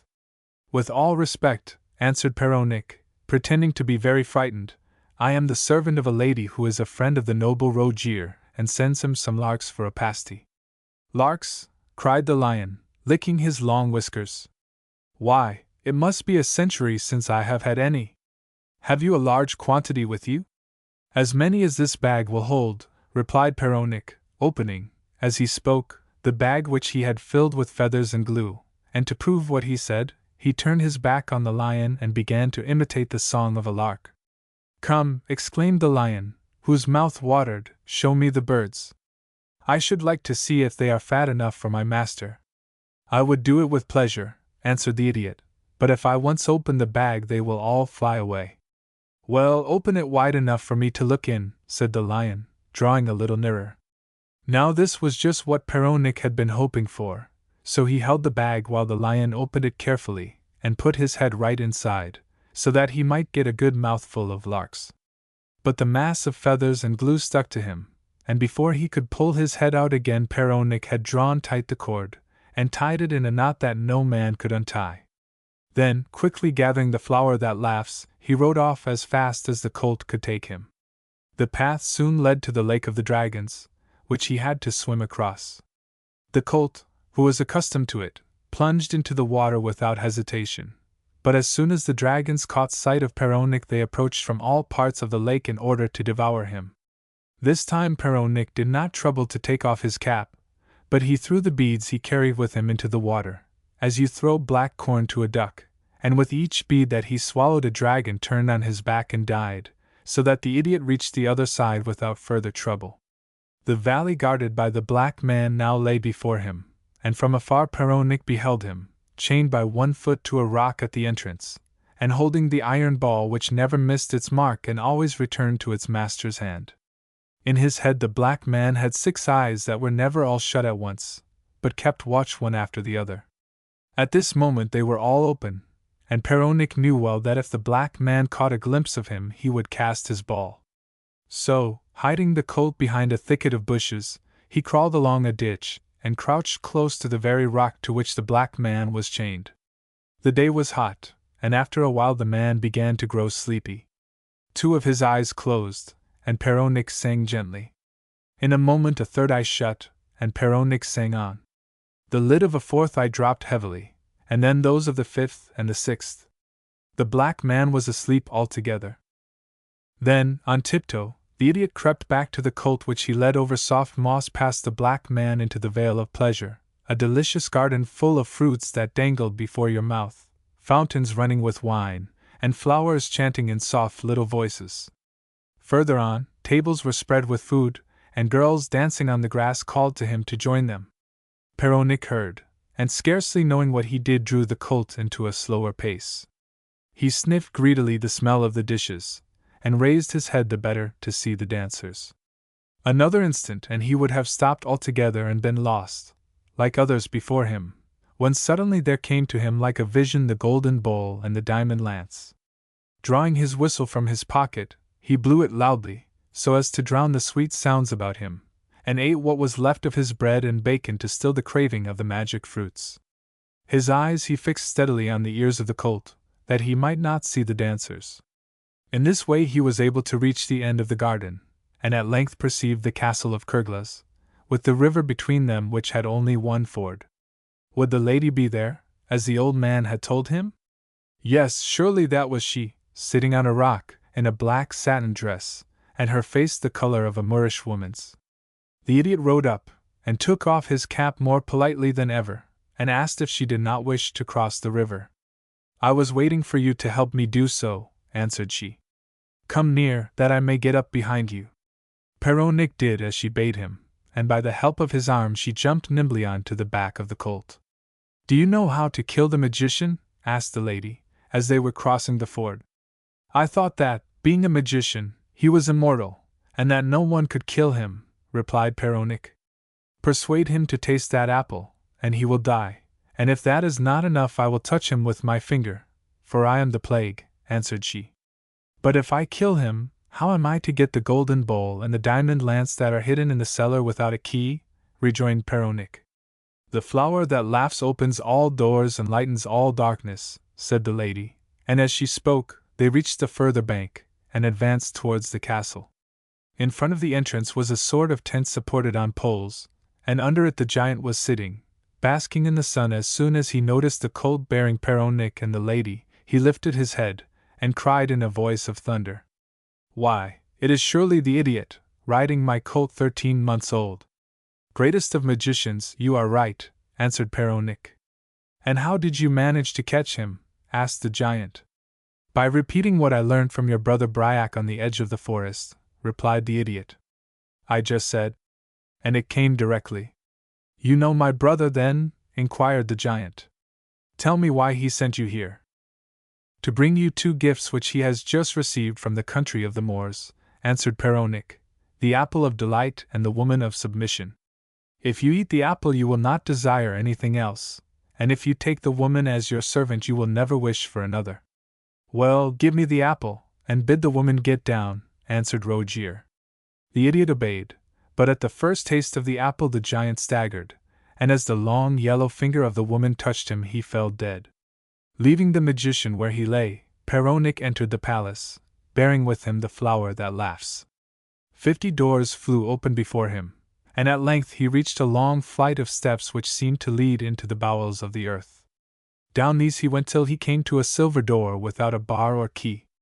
Then he held up high the flower that laughs, and the door slowly swung back, displaying a deep cavern, which was as bright as the day from the shining of the golden bowl and the diamond lance. The idiot hastily ran forward and hung the bowl round his neck from the chain which was attached to it, and took the lance in his hand. As he did so, the ground shook beneath him, and with an awful rumbling the palace disappeared, and Perronich found himself standing close to the forest where he led the cattle to graze. Though darkness was coming on, Perronich never thought of entering the farm, but followed the road which led to the court of the Duke of Brittany. As he passed through the town of Vannes he stopped at a tailor's shop, and bought a beautiful costume of brown velvet and a white horse, which he paid for with a handful of gold that he had picked up in the corridor of the castle of Kerglas. Thus he made his way to the city of Nantes, which at that moment was besieged by the French. A little way off, Perronich stopped and looked about him. 4 miles round the country was bare, for the enemy had cut down every tree and burnt every blade of corn. And idiot though he might be, Peronic was able to grasp that inside the gates men were dying of famine. He was still gazing with horror, when a trumpeter appeared on the walls, and, after blowing a loud blast, announced that the Duke would adopt as his heir the man who could drive the French out of the country. On the 4 sides of the city the trumpeter blew his blast, and the last time Peronic, who had ridden up as close as he might, answered him. "You need blow no more," said he, "for I myself will free the town from her enemies." And turning to a soldier who came running up, waving his sword, he touched him with the magic lance, and he fell dead on the spot. The men who were following stood still, amazed. Their comrade's armor had not been pierced, of that they were sure, yet he was dead, as if he had been struck to the heart. But before they had time to recover from their astonishment, Peronic cried out, "You see how my foes will fare. Now behold what I can do for my friends."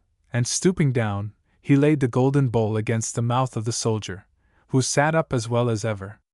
Then, jumping his horse across the trench, he entered the gate of the city, which had opened wide enough to receive him. The news of these marvels quickly spread through the town, and put fresh spirit into the garrison, so that they declared themselves able to fight under the command of the young stranger.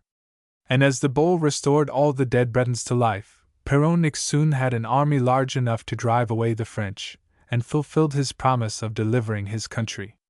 As to the bowl and the lance, no one knows what became of them, but some say that Bryac the sorcerer managed to steal them again, and that any one who wishes to possess them must seek them as Peronic did. From Le Foyer Breton, par Émile Sylvestre. The Battle of the Birds. There was to be a great battle between all the creatures of the earth and the birds of the air. News of it went abroad, and the son of the king of Tethertown said that when the battle was fought he would be there to see it, and would bring back word who was to be king.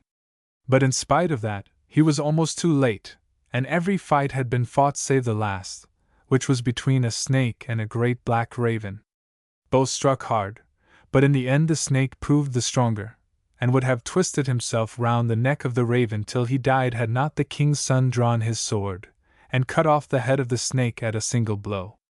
And when the raven beheld that his enemy was dead, he was grateful, and said, "For thy kindness to me this day, I will show thee a sight.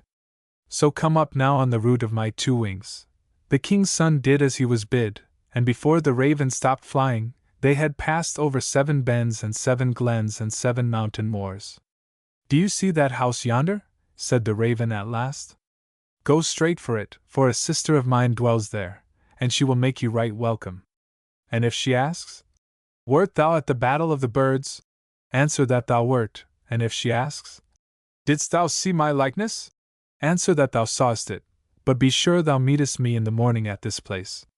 The king's son followed what the raven told him, and that night he had meat of each meat, and drink of each drink, warm water for his feet, and a soft bed to lie in. Thus it happened the next day, and the next, but on the 4th meeting, instead of meeting the raven, in his place the king's son found waiting for him the handsomest youth that ever was seen, with a bundle in his hand. "Is there a raven hereabouts?" asked the king's son, and the youth answered, "I am that raven, and I was delivered by thee from the spells that bound me, and in reward thou wilt get this bundle.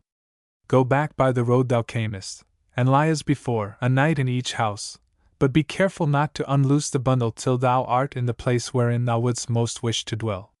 Then the king's son set out, and thus it happened as it had happened before, till he entered a thick wood near his father's house. He had walked a long way, and suddenly the bundle seemed to grow heavier. First he put it down under a tree, and next he thought he would look at it. The string was easy to untie, and the king's son soon unfastened the bundle. What was it he saw there? Why, a great castle with an orchard all about it, and in the orchard fruit and flowers and birds of every kind. It was all ready for him to dwell in, but instead of being in the midst of the forest, he did wish he had left the bundle unloosed till he had reached the green valley close to his father's palace.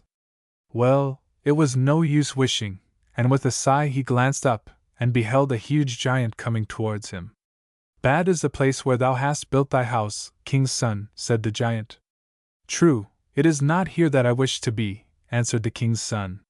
What reward wilt thou give me if I put it back in the bundle? Asked the giant. What reward dost thou ask? Answered the king's son. The first boy thou hast when he is 7 years old, said the giant. If I have a boy thou shalt get him, answered the king's son, and as he spoke the castle and the orchard were tied up in the bundle again. Now take thy road, and I will take mine, said the giant. And if thou forgettest thy promise, I will remember it.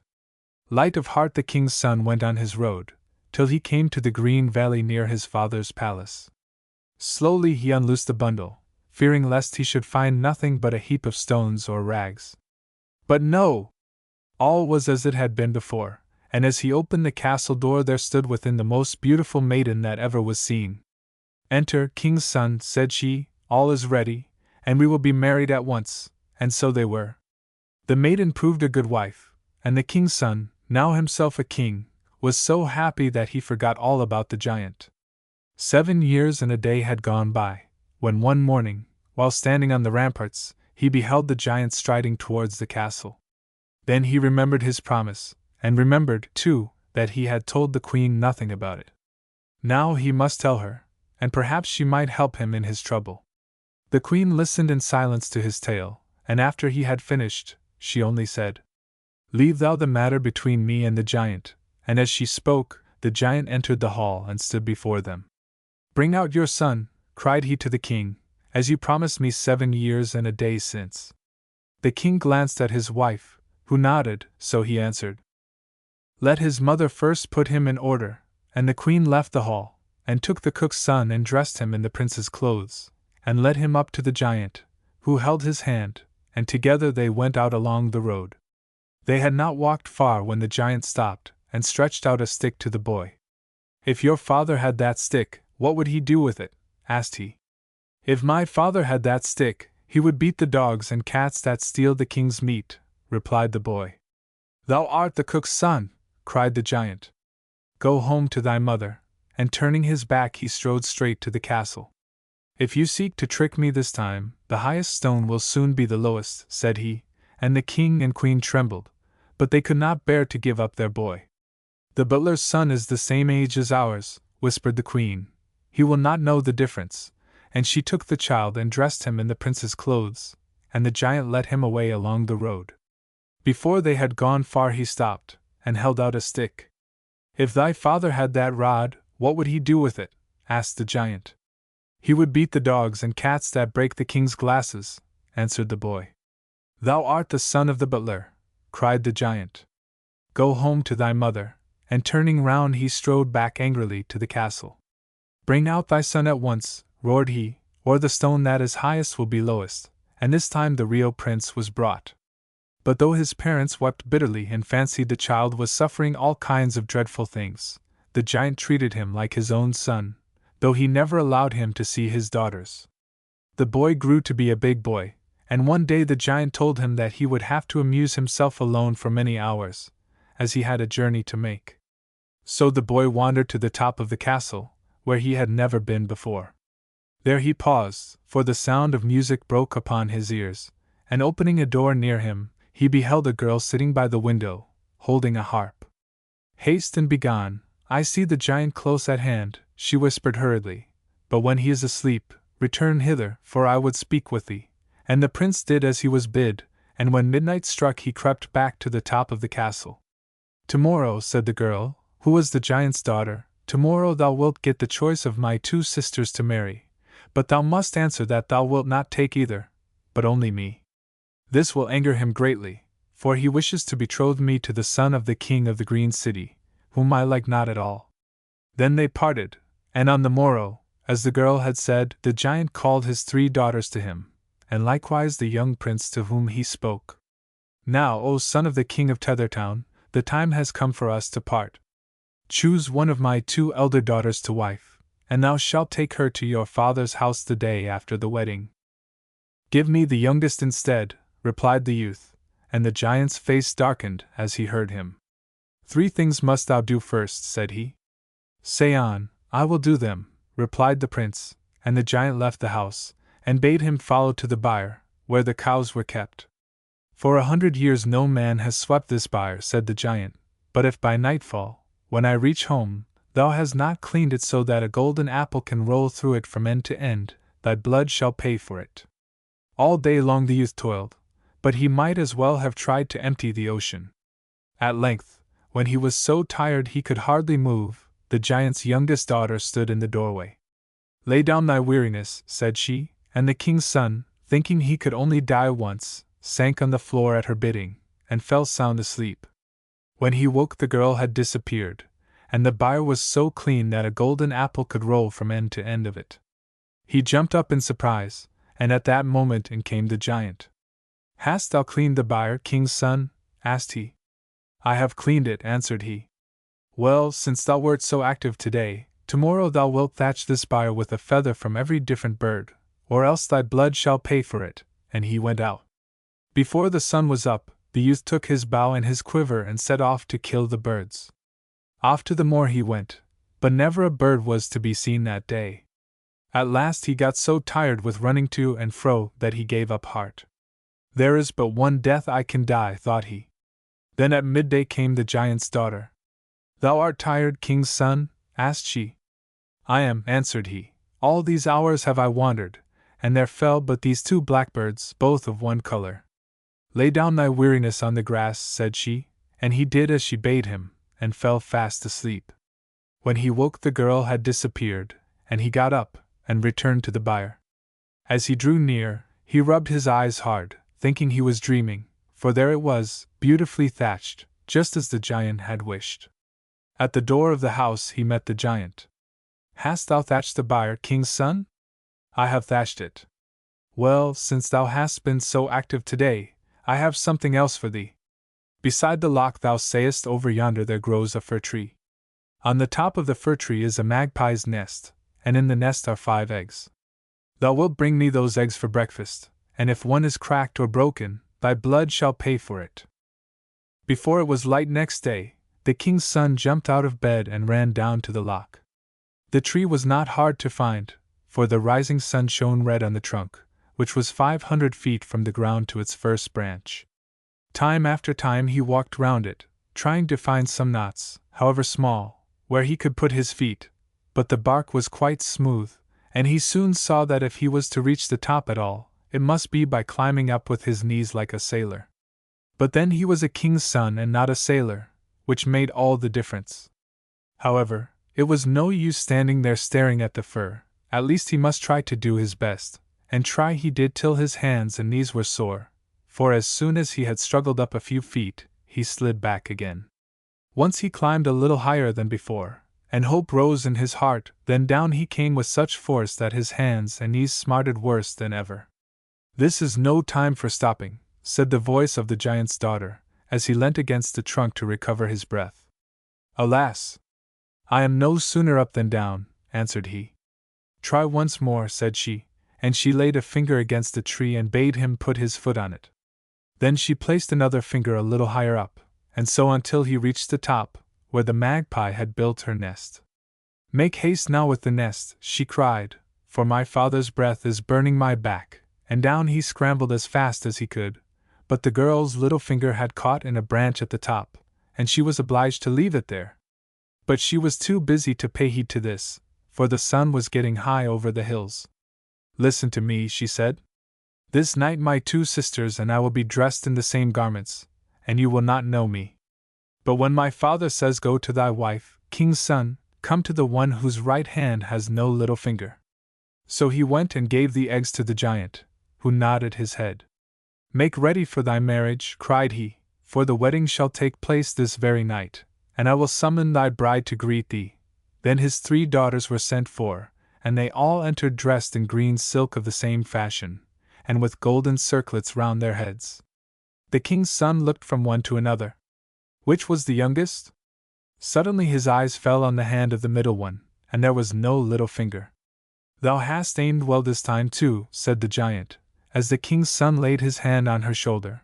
But perhaps we may meet some other way. And though he pretended to laugh, the bride saw a gleam in his eye which warned her of danger. The wedding took place that very night, and the hall was filled with giants and gentlemen, and they danced till the house shook from top to bottom. At last everyone grew tired, and the guests went away, and the king's son and his bride were left alone.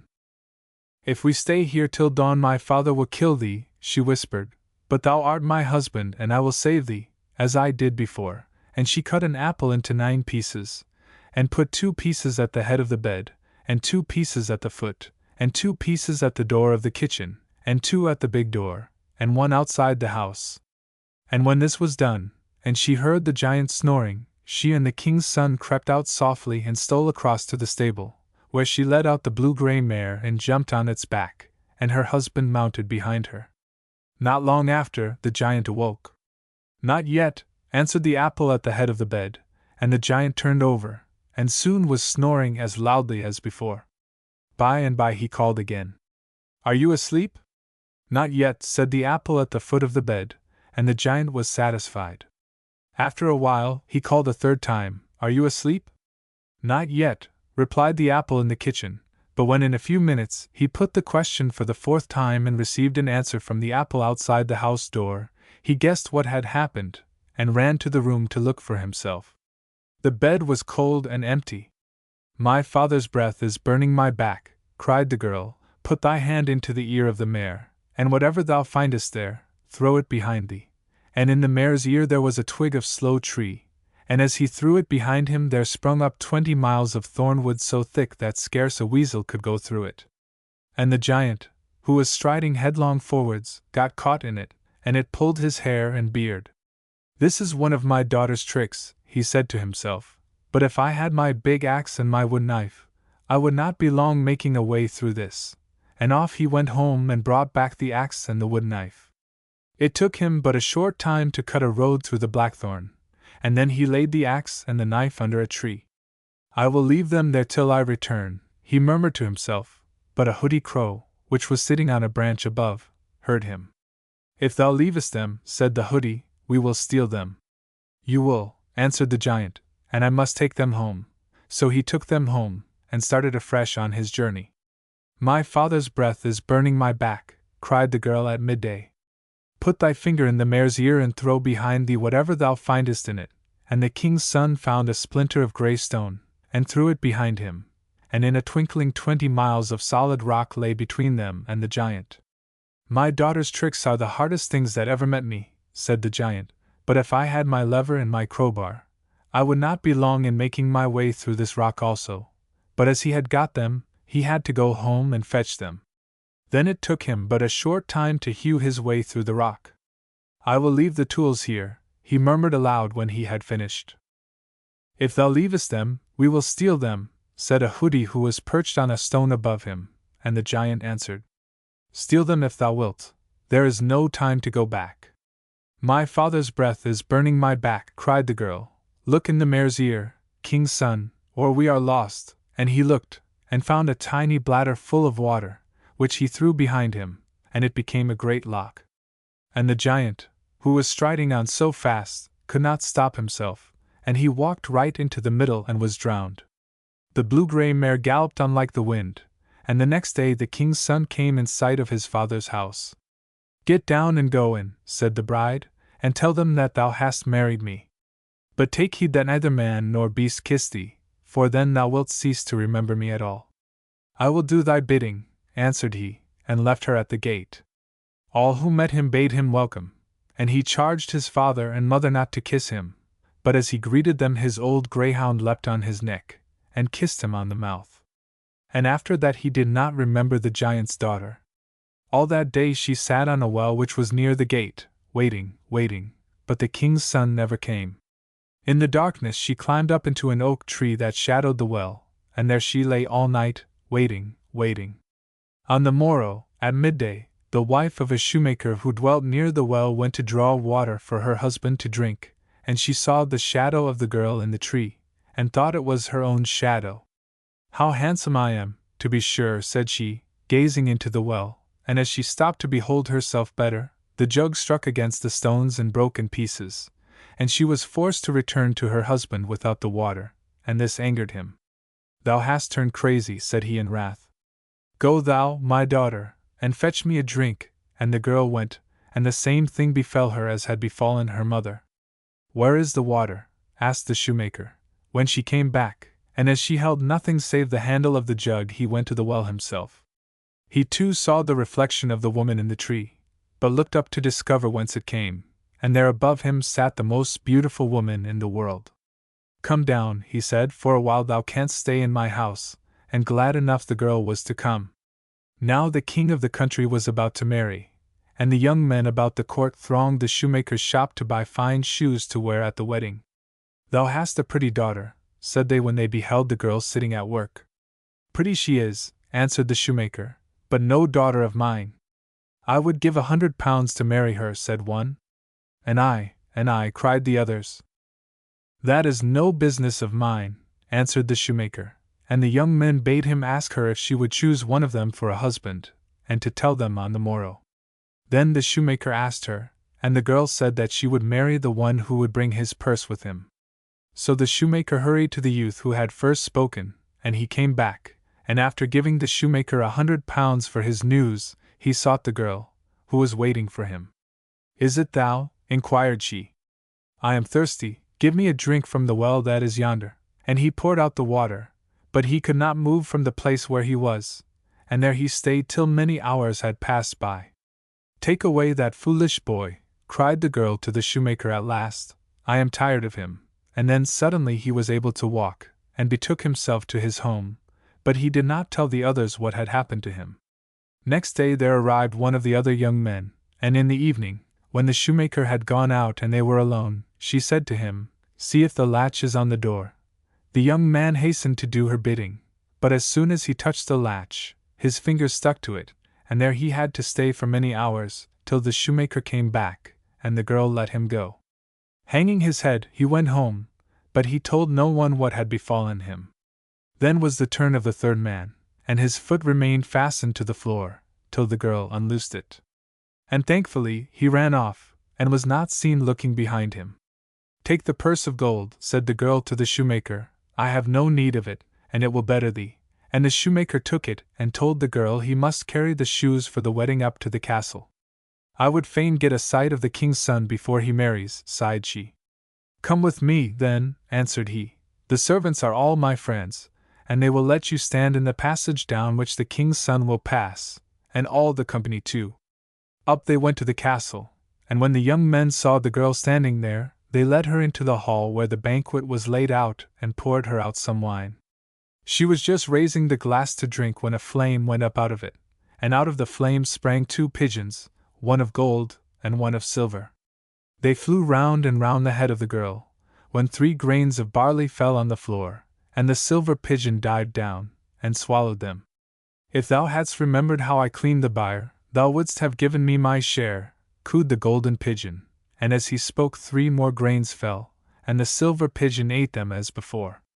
"If thou hadst remembered how I thatched the byre, thou wouldst have given me my share," cooed the golden pigeon again, and as he spoke 3 more grains fell, and for the 3rd time they were eaten by the silver pigeon. "If thou hadst remembered how I got the magpie's nest, thou wouldst have given me my share," cooed the golden pigeon.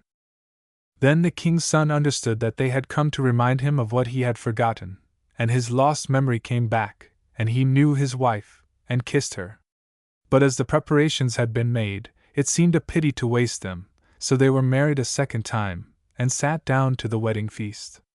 From Tales of the West Highlands. The Lady of the Fountain.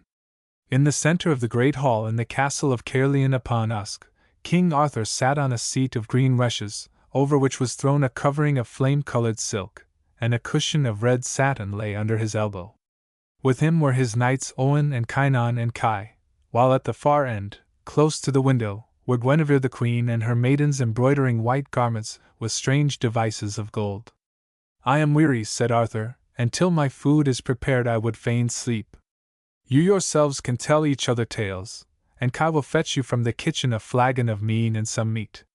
And when they had eaten and drunk, Kynon, the oldest among them, began his story. "I was the only son of my father and mother, and much store they set by me, but I was not content to stay with them at home, for I thought no deed in all the world was too mighty for me. None could hold me back, and after I had won many adventures in my own land, I bade farewell to my parents, and set out to see the world. Over mountains, through deserts, across rivers I went, till I reached a fair valley full of trees, with a path running by the side of a stream. I walked along that path all the day, and in the evening I came to a castle in front of which stood 2 youths clothed in yellow, each grasping an ivory bow, with arrows made of the bones of the whale, and winged with peacock's feathers. By their sides hung golden daggers with hilts of the bones of the whale. Near these young men was a man richly dressed, who turned and went with me towards the castle, where all the dwellers were gathered in the hall. In one window I beheld 24 damsels, and the least fair of them was fairer than Guinevere at her fairest. Some took my horse, and others unbuckled my armor, and washed it, with my sword and spear, till it all shone like silver. Then I washed myself and put on a vest and doublet which they brought me, and I and the man that entered with me sat down before a table of silver, and a goodlier feast I never had. All this time neither the man nor the damsels had spoken one word, but when our dinner was half over, and my hunger was stilled, the man began to ask who I was. Then I told him my name and my father's name, and why I came there, for indeed I had grown weary of gaining the mastery over all men at home, and sought if perchance there was one who could gain the mastery over me.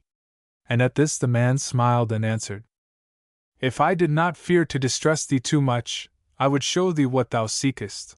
His words made me sorrowful and fearful of myself, which the man perceived, and added, "If thou meanest truly what thou sayest, and desirest earnestly to prove thy valor, and not to boast vainly that none can overcome thee, I have somewhat to show thee. But tonight thou must sleep in this castle, and in the morning see that thou rise early and follow the road upwards through the valley, until thou reachest a wood. In the wood is a path branching to the right. Go along this path until thou comest to a space of grass with a mound in the middle of it. On the top of the mound stands a black man, larger than any 2 white men. His eye is in the center of his forehead, and he has only 1 foot. He carries a club of iron, and 2 white men could hardly lift it. Around him graze 1,000 beasts, all of different kinds, for he is the guardian of that wood, and it is he who will tell thee which way to go in order to find the adventure thou art in quest of." So spake the man, and long did that night seem to me, and before dawn I rose and put on my armor, and mounted my horse and rode on till I reached the grassy space of which he had told me. There was the black man on top of the mound, as he had said, and in truth he was mightier in all ways than I had thought him to be. As for the club Kai, it would have been a burden for 4 of our warriors. He waited for me to speak, and I asked him what power he held over the beasts that thronged so close about him. "I will show thee, little man," he answered, and with his club he struck a stag on the head till he brayed loudly. And at his braying the animals came running, numerous as the stars in the sky, so that scarce was I able to stand among them. Serpents were there also, and dragons, and beasts of strange shapes, with horns in places where never saw I horns before. And the black man only looked at them and bade them go and feed. And they bowed themselves before him, as vassals before their lord. "Now, little man, I have answered thy question and showed thee my power," said he. "Is there anything else thou wouldst know?" Then I inquired of him my way, but he grew angry, and, as I perceived, would fain have hindered me. But at the last, after I had told him who I was, his anger passed from him. "Take that path," said he, "that leads to the head of this grassy glade, and go up the wood till thou reachest the top. There thou wilt find an open space, and in the midst of it a tall tree. Under the tree is a fountain, and by the fountain a marble slab, and on the slab a bowl of silver, with a silver chain. Dip the bowl in the fountain, and throw the water on the slab, and thou wilt hear a mighty peal of thunder, till heaven and earth seem trembling with the noise.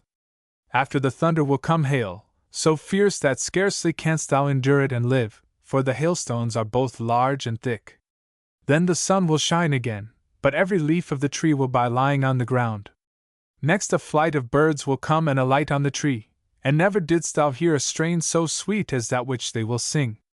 And at the moment in which their song sounds sweetest thou wilt hear a murmuring and complaining coming towards thee along the valley, and thou wilt see a knight in black velvet bestriding a black horse, bearing a lance with a black pennon, and he will spur his steed so as to fight thee. If thou turnest to flee, he will overtake thee. And if thou abidest where thou art, he will unhorse thee. And if thou dost not find trouble in that adventure, thou needest not to seek it during the rest of thy life. So I bade the black man farewell, and took my way to the top of the wood, and there I found everything just as I had been told. I went up to the tree beneath which stood the fountain, and filling the silver bowl with water, emptied it on the marble slab. Thereupon the thunder came, louder by far than I had expected to hear it, and after the thunder came the shower, but heavier by far than I had expected to feel it, for, of a truth I tell thee, Kai, not one of those hailstones would be stopped by skin or by flesh till it had reached the bone. I turned my horse's flank towards the shower, and bending over his neck, held my shield so that it might cover his head and my own. When the hail had passed, I looked on the tree and not a single leaf was left on it, and the sky was blue and the sun shining, while on the branches were perched birds of very kind, who sang a song sweeter than any that has come to my ears, either before or since. Thus, Kai, I stood listening to the birds, when lo, a murmuring voice approached me, saying, O knight, what has brought thee hither? What evil have I done to thee, that thou shouldest do so much to me? For in all my lands neither man nor beast that met that shower has escaped alive. Then from the valley appeared the knight on the black horse, grasping the lance with the black pennon. Straightway we charged each other, and though I fought my best, he soon overcame me, and I was thrown to the ground, while the knight seized the bridle of my horse, and rode away with it, leaving me where I was, without even despoiling me of my armor. Sadly did I go down the hill again, and when I reached the glade where the black man was, I confess to thee, Kai, it was a marvel that I did not melt into a liquid pool, so great was my shame. That night I slept at the castle where I had been before, and I was bathed and feasted, and none asked me how I had fared. The next morning when I arose I found a bay horse saddled for me, and girdling on my armor, I returned to my own court. The horse is still in the stable, and I would not part with it for any in Britain. But of a truth, Kai, no man ever confessed an adventure so much to his own dishonor, and strange indeed it seems that none other man have I ever met that knew of the black man, and the night, and the shower. Would it not be well, said Owen, to go and discover the place? By the hand of my friend, answered Kai, often dost thou utter that with thy tongue which thou wouldest not make good with thy deeds. In truth, said Guinevere the Queen, who had listened to the tale, thou wert better hang, Kai, than use such speech towards a man like Owen. I meant nothing, lady, replied Kai. Thy praise of Owen is not greater than mine. And as he spoke Arthur awoke, and asked if he had not slept for a little. Yes, lord, answered Owen, certainly thou hast slept. Is it time for us to go to meat? It is, lord, answered Owen. Then the horn for washing themselves was sounded, and after that the king and his household sat down to eat. And when they had finished, Owen left them, and made ready his horse and his arms. With the first rays of the sun he set forth, and travelled through deserts and over mountains and across rivers, and all befell him which had befallen Kynon, till he stood under the leafless tree listening to the song of the birds. Then he heard the voice, and turning to look found the knight galloping to meet him. Fiercely they fought till their lances were broken, and then they drew their swords, and a blow from Owen cut through the knight's helmet, and pierced his skull. Feeling himself wounded unto death the knight fled, and Owen pursued him till they came to a splendid castle.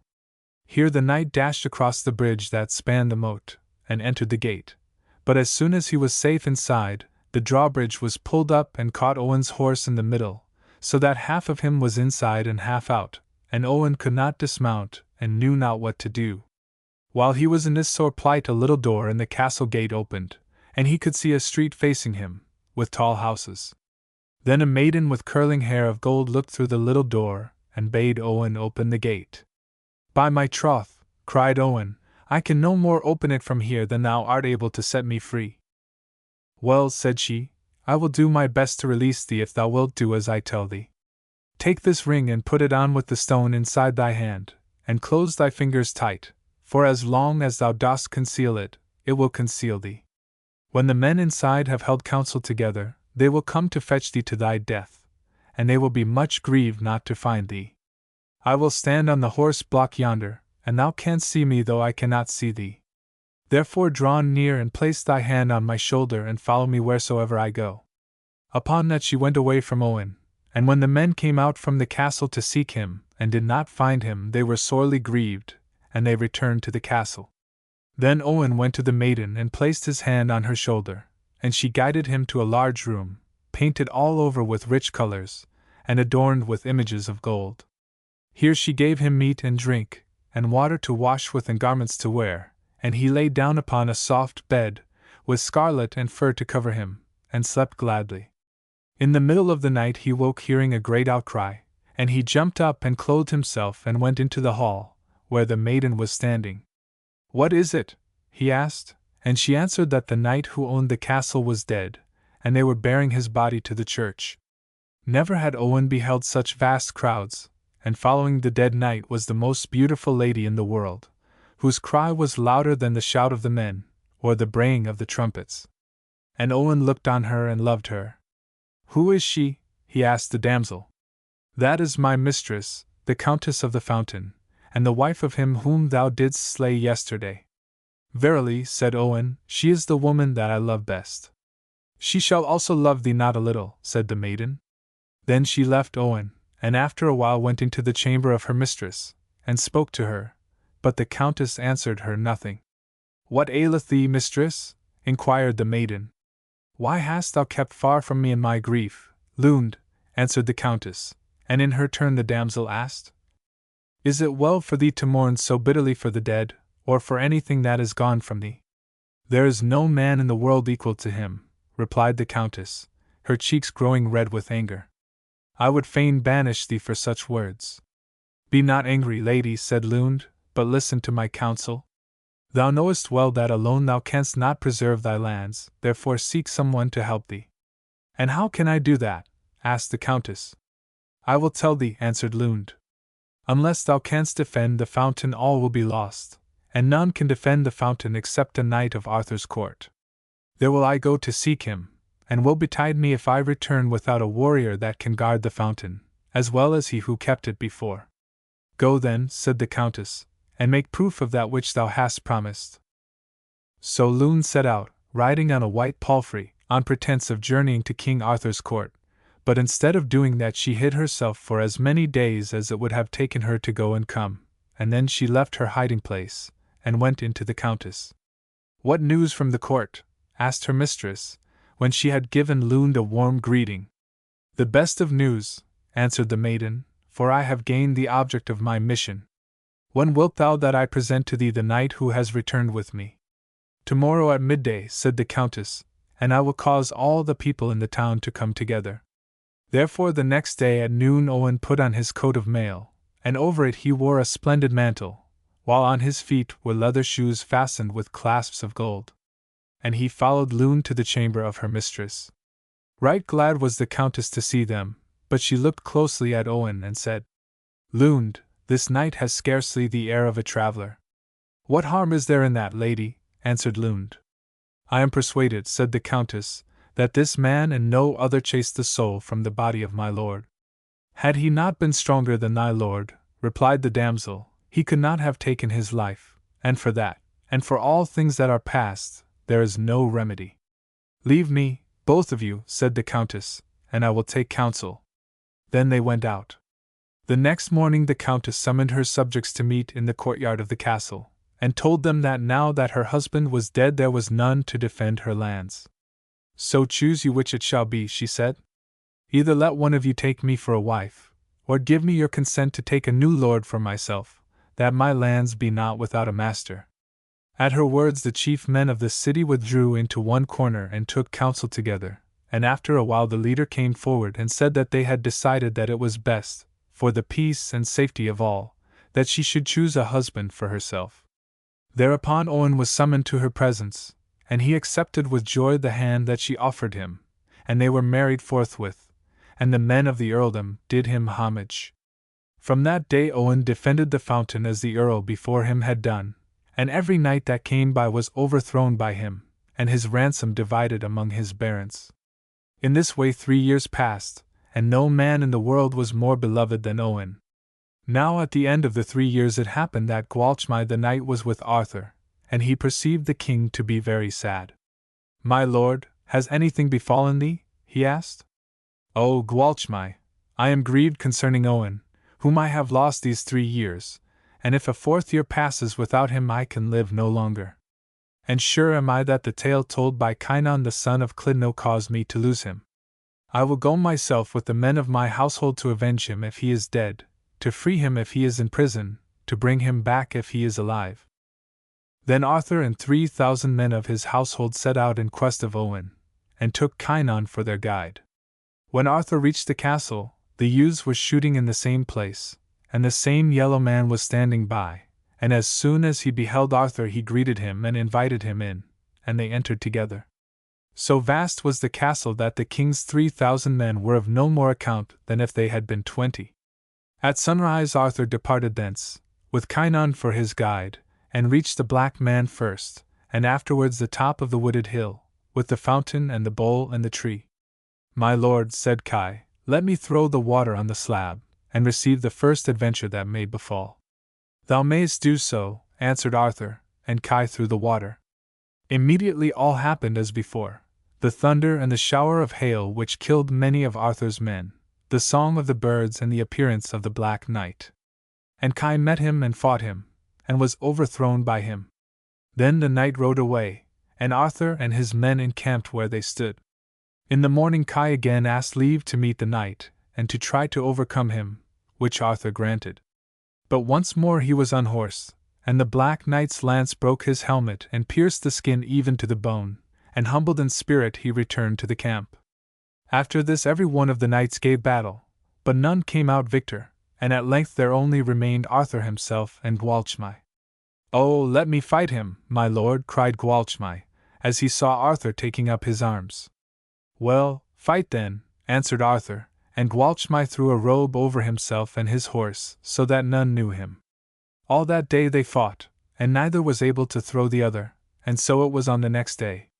On the 3rd day the combat was so fierce that they fell both to the ground at once, and fought on their feet, and at last the Black Knight gave his foe such a blow on his head that his helmet fell from his face. I did not know it was thee, Gwalchmai, said the Black Knight. Take my sword and my arms. No, answered Gwalchmai, it is thou, Owen, who art the victor, take thou my sword, but Owen would not. Give me your swords, said Arthur from behind them, for either of you has vanquished the other, and Owen turned and put his arms round Arthur's neck. The next day Arthur would have given orders to his men to make ready to go back whence they came, but Owen stopped him. My lord, he said, during the 3 years that I have been absent from thee I have been preparing a banquet for thee, knowing full well that thou wouldst come to seek me. Tarry with me, therefore, for a while, thou and thy men. So they rode to the castle of the Countess of the Fountain, and spent 3 months in resting and feasting. And when it was time for them to depart Arthur besought the Countess that she would allow Owen to go with him to Britain for the space of 3 months. With a sore heart she granted permission, and so content was Owen to be once more with his old companions that 3 years instead of 3 months passed away like a dream. One day Owen sat at meat in the castle of Caerleon upon Usk, when a damsel on a bay horse entered the hall, and riding straight up to the place where Owen sat she stooped and drew the ring from off his hand. Thus shall be treated the traitor and the faithless, said she, and turning her horse's head she rode out of the hall. At her words Owen remembered all that he had forgotten, and sorrowful and ashamed he went to his own chamber, and made ready to depart. At the dawn he set out, but he did not go back to the castle, for his heart was heavy, but he wandered far into wild places till his body was weak and thin, and his hair was long. The wild beasts were his friends, and he slept by their side, but in the end he longed to see the face of a man again, and he came down into a valley and fell asleep by a lake in the lands of a widowed countess. Now it was the time when the countess took her walk, attended by her maidens, and when they saw a man lying by the lake they shrank back in terror, for he lay so still that they thought he was dead. But when they had overcome their fright, they drew near him, and touched him, and saw that there was life in him. Then the countess hastened to the castle, and brought from it a flask full of precious ointment, and gave it to one of her maidens. Take that horse which is grazing yonder, she said, and a suit of men's garments, and place them near the man, and pour some of this ointment near his heart. If there is any life in him that will bring it back. But if he moves, hide thyself in the bushes near by, and see what he does." The damsel took the flask and did her mistress' bidding. Soon the man began to move his arms, and then rose slowly to his feet. Creeping forward step by step, he took the garments from off the saddle and put them on him, and painfully he mounted the horse. When he was seated, the damsel came forth and greeted him, and glad was he when he saw her, and inquired what castle that was before him. "It belongs to a widowed countess," answered the maiden. "Her husband left her 2 earldoms, but it is all that remains of her broad lands, for they have been torn from her by a young earl, because she would not marry him." "That is a pity," replied Owen, but he said no more, for he was too weak to talk much. Then the maiden guided him to the castle, and kindled a fire, and brought him food. And there he stayed and was tended for 3 months, till he was handsomer than ever he was. At noon one day Owen heard a sound of arms outside the castle, and he asked of the maiden what it was. "It is the earl of whom I spoke to thee," she answered, "who has come with a great host to carry off my mistress." "Beg of her to lend me a horse and armor," said Owen, and the maiden did so, but the countess laughed somewhat bitterly as she answered, "Nay, but I will give them to him, and such a horse and armor and weapons as he has never had yet, though I know not what use they will be to him. Yet mayhap it will save them from falling into the hands of my enemies." The horse was brought out, and Owen rode forth with 2 pages behind him, and they saw the great host encamped before them. "Where is the earl?" said he, and the pages answered, "In yonder troop where are 4 yellow standards." "Await me," said Owen, at the gate of the castle, and he cried a challenge to the earl, who came to meet him. Hard did they fight, but Owen overthrew his enemy and drove him in front of the castle gate and into the hall.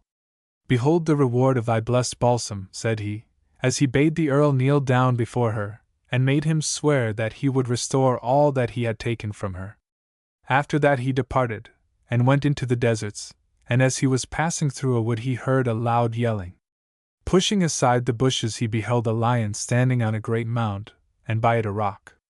Near the rock was a lion seeking to reach the mound, and each time he moved out darted a serpent from the rock to prevent him. Then Owen unsheathed his sword, and cut off the serpent's head and went on his way, and the lion followed and played about him, as if he had been a greyhound. And much more useful was he than a greyhound, for in the evening he brought large logs in his mouth to kindle a fire, and killed a fat buck for dinner.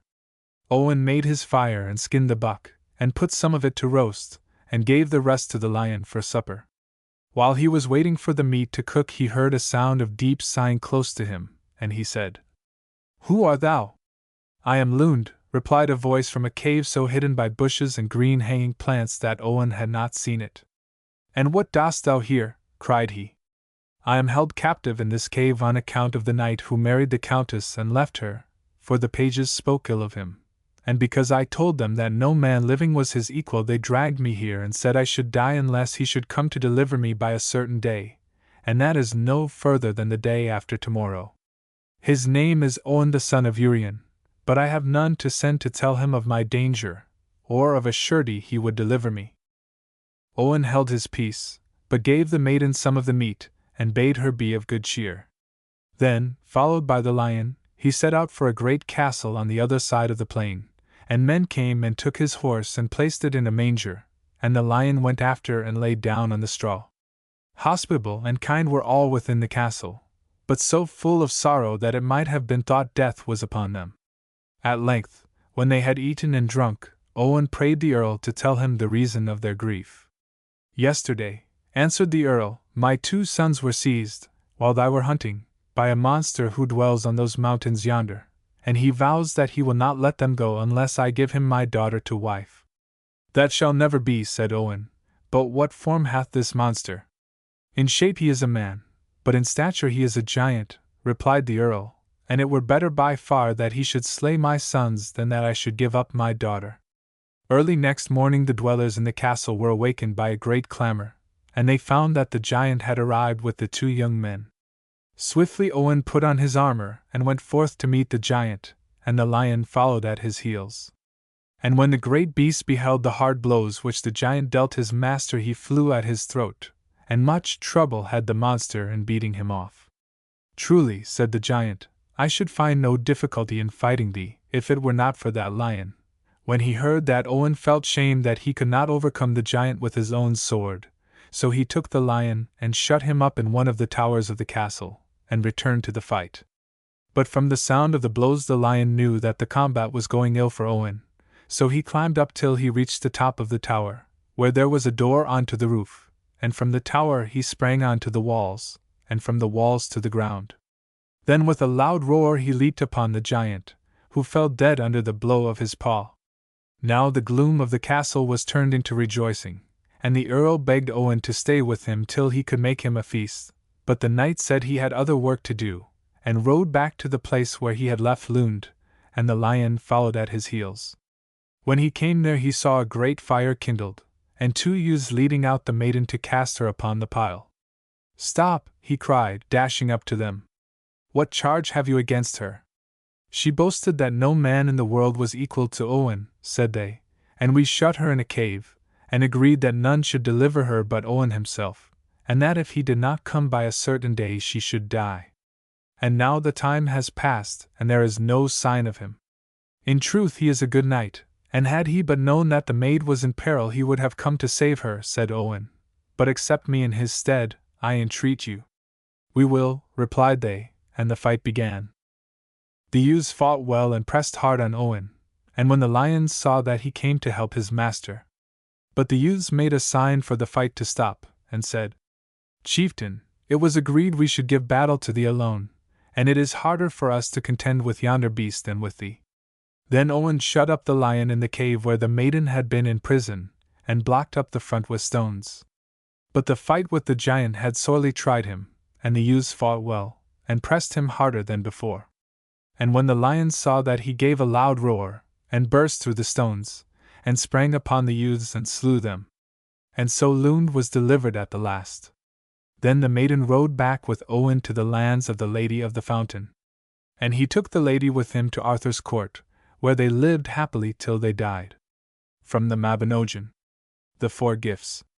In the old land of Brittany, once called Cornwall, there lived a woman named Barbaik Bouris, who spent all her days in looking after her farm with the help of her niece Tephany. Early and late the two might be seen in the fields or in the dairy, milking cows, making butter, feeding fowls, working hard themselves and taking care that others worked too. Perhaps it might have been better for Barbaik if she had left herself a little time to rest and to think about other things, for soon she grew to love money for its own sake, and only gave herself and Tephany the food and clothes they absolutely needed. And as for poor people, she positively hated them, and declared that such lazy creatures had no business in the world. Well, this being the sort of person Barbaik was, it is easy to guess at her anger when one day she found Tephany talking outside the cowhouse to young Dennis, who was nothing more than a day laborer from the village of Plover. Seizing her niece by the arm, she pulled her sharply away, exclaiming, "Are you not ashamed, girl, to waste your time over a man who is as poor as a rat, when there are a dozen more who would be only too happy to buy you rings of silver, if you would let them?" "Dennis is a good workman, as you know very well," answered Tephany, red with anger, "and he puts by money too, and soon he will be able to take a farm for himself." "Nonsense," cried Barbaik, "he will never save enough for a farm till he is 100. I would sooner see you in your grave than the wife of a man who carries his whole fortune on his back."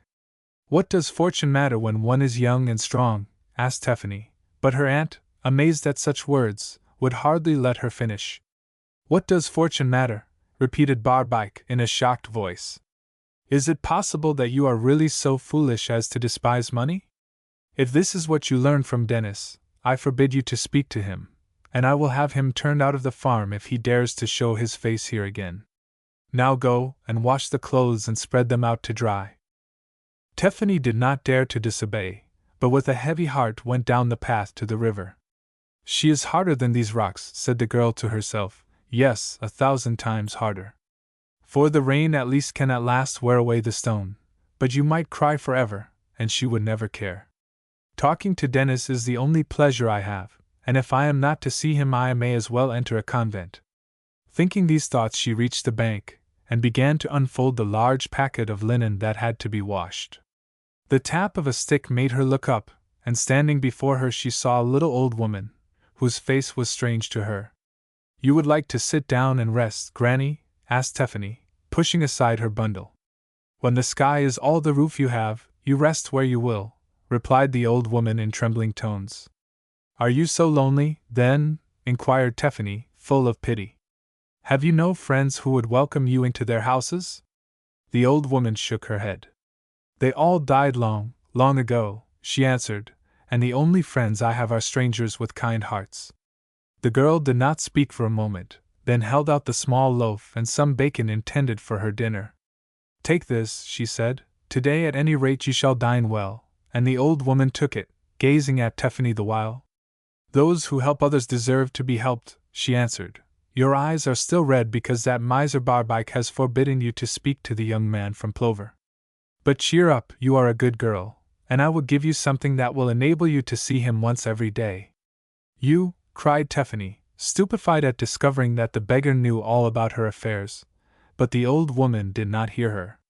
Take this long copper pin, she went on, and every time you stick it in your dress Mother Bouris will be obliged to leave the house in order to go and count her cabbages.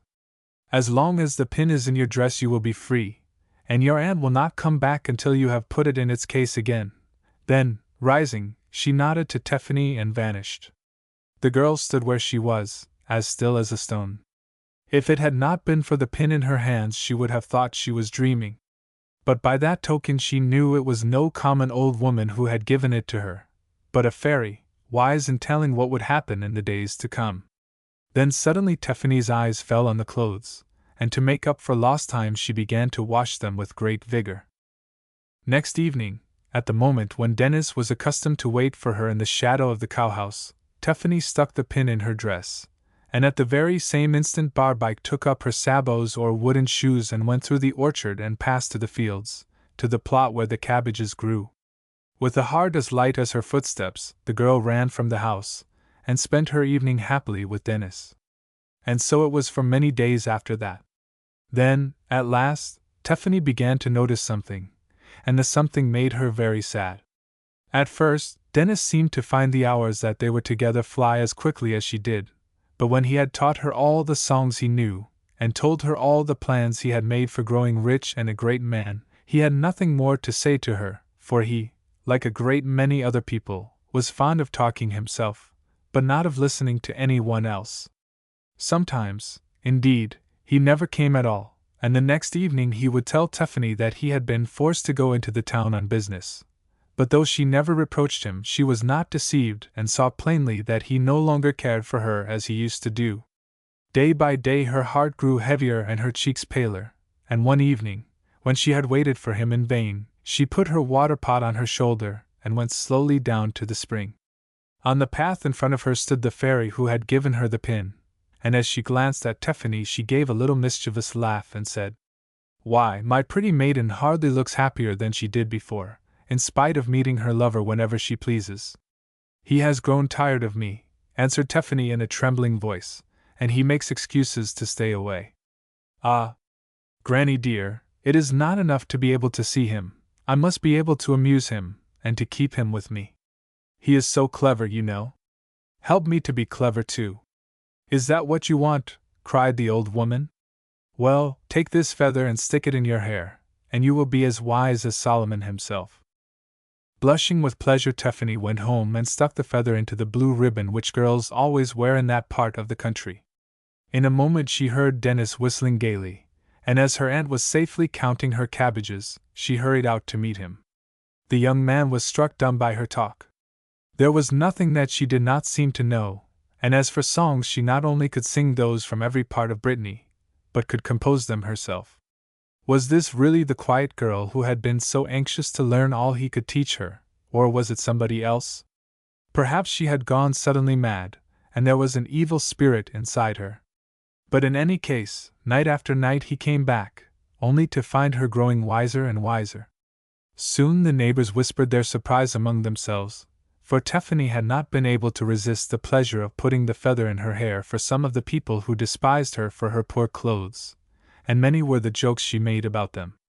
Of course they heard of her jests, and shook their heads, saying, "She is an ill-natured little cat, and the man that marries her will find that it is she who will hold the reins and drive the horse." It was not long before Dennis began to agree with them, and as he always liked to be master wherever he went, he became afraid of Tiffany's sharp tongue, and instead of laughing as before when she made fun of other people, he grew red and uncomfortable, thinking that his turn would come next. So matters went on till one evening Dennis told Tiffany that he really could not stay a moment, as he had promised to go to a dance that was to be held in the next village. Tiffany's face fell. She had worked hard all day, and had been counting on a quiet hour with Dennis. She did her best to persuade him to remain with her, but he would not listen, and at last she grew angry. "Oh, I know why you are so anxious not to miss the dance," she said. "It is because Aziliez of Penninra will be there." Now Aziliez was the loveliest girl for miles round, and she and Dennis had known each other from childhood. "Oh yes, Aziliez will be there," answered Dennis, who was quite pleased to see her jealous, and naturally one would go a long way to watch her dance. "Go then," cried Tiffany, and entering the house she slammed the door behind her. Lonely and miserable she sat down by the fire and stared into the red embers. Then, flinging the feather from her hair, she put her head on her hands, and sobbed passionately. "What is the use of being clever when it is beauty that men want? That is what I ought to have asked for. But it is too late, Dennis will never come back." "Since you wish it so much you shall have beauty," said a voice at her side, and looking round she beheld the old woman leaning on her stick. "Fasten this necklace round your neck, and as long as you wear it you will be the most beautiful woman in the world," continued the fairy. With a little shriek of joy Tiffany took the necklace, and snapping the clasp ran to the mirror which hung in the corner. Ah, this time she was not afraid of Aziliez or of any other girl, for surely none could be as fair and white as she. And with the sight of her face a thought came to her, and putting on hastily her best dress and her buckled shoes she hurried off to the dance. On the way she met a beautiful carriage with a young man seated in it. "What a lovely maiden!" he exclaimed, as Tiffany approached. "Why, there is not a girl in my own country that can be compared to her. She, and no other, shall be my bride." The carriage was large and barred the narrow road, so Tiffany was forced, much against her will, to remain where she was. But she looked the young man full in the face as she answered, "Go your way, noble lord, and let me go mine. I am only a poor peasant girl, accustomed to milk, and make hay and spin." "Peasant you may be, but I will make you a great lady," said he, taking her hand and trying to lead her to the carriage. "I don't want to be a great lady, I only want to be the wife of Dennis," she replied, throwing off his hand and running to the ditch which divided the road from the cornfield, where he hoped to hide. Unluckily the young man guessed what she was doing, and signed to his attendants, who seized her and put her in the coach. The door was banged, and the horses whipped up into a gallop. At the end of an hour they arrived at a splendid castle, and Tiffany, who would not move, was lifted out and carried into the hall, while a priest was sent for to perform the marriage ceremony. The young man tried to win a smile from her by telling of all the beautiful things she should have as his wife, but Tiffany did not listen to him, and looked about to see if there was any means by which she could escape. It did not seem easy. The 3 great doors were closely barred, and the one through which she had entered shut with a spring, but her feather was still in her hair, and by its aid she detected a crack in the wooden paneling, through which a streak of light could be dimly seen. Touching the copper pin which fastened her dress, the girl sent every one in the hall to count the cabbages, while she herself passed through the little door, not knowing whither she was going. By this time night had fallen, and Tiffany was very tired. Thankfully she found herself at the gate of a convent, and asked if she might stay there till morning. But the portress answered roughly that it was no place for beggars, and bade her begone, so the poor girl dragged herself slowly along the road, till a light and the bark of a dog told her that she was near a farm. In front of the house was a group of people, 2 or 3 women and the sons of the farmer. When their mother heard Tiffany's request to be given a bed, the good wife's heart softened, and she was just going to invite her inside, when the young men, whose heads were turned by the girl's beauty, began to quarrel as to which should do most for her. From words they came to blows, and the women, frightened at the disturbance, pelted Tiffany with insulting names. She quickly ran down the nearest path, hoping to escape them in the darkness of the trees, but in an instant she heard their footsteps behind her. Wild with fear, her legs trembled under her, when suddenly she bethought herself of her necklace. With a violent effort she burst the clasp and flung it round the neck of a pig which was grunting in a ditch, and as she did so she heard the footsteps cease from pursuing her and run after the pig, for her charm had vanished. On she went, scarcely knowing where she was going, till she found herself, to her surprise and joy, close to her aunt's house. For several days she felt so tired and unhappy that she could hardly get through her work, and to make matters worse, Dennis scarcely ever came near her. He was too busy, he said, and really it was only rich people who could afford to waste time in talking. As the days went on, Tiffany grew paler and paler, till everybody noticed it except her aunt. The water pot was almost too heavy for her now, but morning and evening she carried it to the spring, though the effort to lift it to her shoulder was often too much for her. "How could I have been so foolish?" she whispered to herself, when she went down as usual at sunset. "It was not freedom to see Dennis that I should have asked for he was soon weary of me, nor a quick tongue, for he was afraid of it, nor beauty, for that brought me nothing but trouble, but riches which make life easy both for oneself and others. Ah! If I only dared to beg this gift from the fairy, I should be wiser than before and know how to choose better." "Be satisfied," said the voice of the old woman, who seemed to be standing unseen at Tiffany's elbow. "If you look in your right-hand pocket when you go home, you will find a small box. Rub your eyes with the ointment it contains, and you will see that you yourself contain a priceless treasure." Tiffany did not in the least understand what she meant, but ran back to the farm as fast as she could, and began to fumble joyfully in her right-hand pocket. Sure enough, there was the little box with the precious ointment. She was in the act of rubbing her eyes with it when Barbaik Bouris entered the room. Ever since she had been obliged to leave her work and pass her time, she did not know why, in counting cabbages, everything had gone wrong, and she could not get a laborer to stay with her because of her bad temper. When, therefore, she saw her niece standing quietly before her mirror, Barbaik broke out. "So this is what you do when I am out in the fields? Ah! It is no wonder if the farm is ruined. Are you not ashamed, girl, to behave so?" Tiffany tried to stammer some excuse, but her aunt was half mad with rage, and a box on the ears was her only answer. At this Tiffany, hurt, bewildered and excited, could control herself no longer, and turning away burst into tears. But what was her surprise when she saw that each teardrop was a round and shining pearl. Barbaik, who also beheld this marvel, uttered a cry of astonishment, and threw herself on her knees to pick them up from the floor. She was still gathering them when the door opened, and in came Dennis. "Pearls! Are they really pearls?" he asked, falling on his knees also, and looking up at Tiffany he perceived others still more beautiful rolling down the girl's cheeks. "Take care not to let any of the neighbors hear of it, Dennis," said Barbaik. "Of course you shall have your share, but nobody else shall get a single one. Cry on, my dear, cry on," she continued to Tiffany. "It is for your good as well as ours," and she held out her apron to catch them, and Dennis his hat. But Tiffany could hardly bear any more.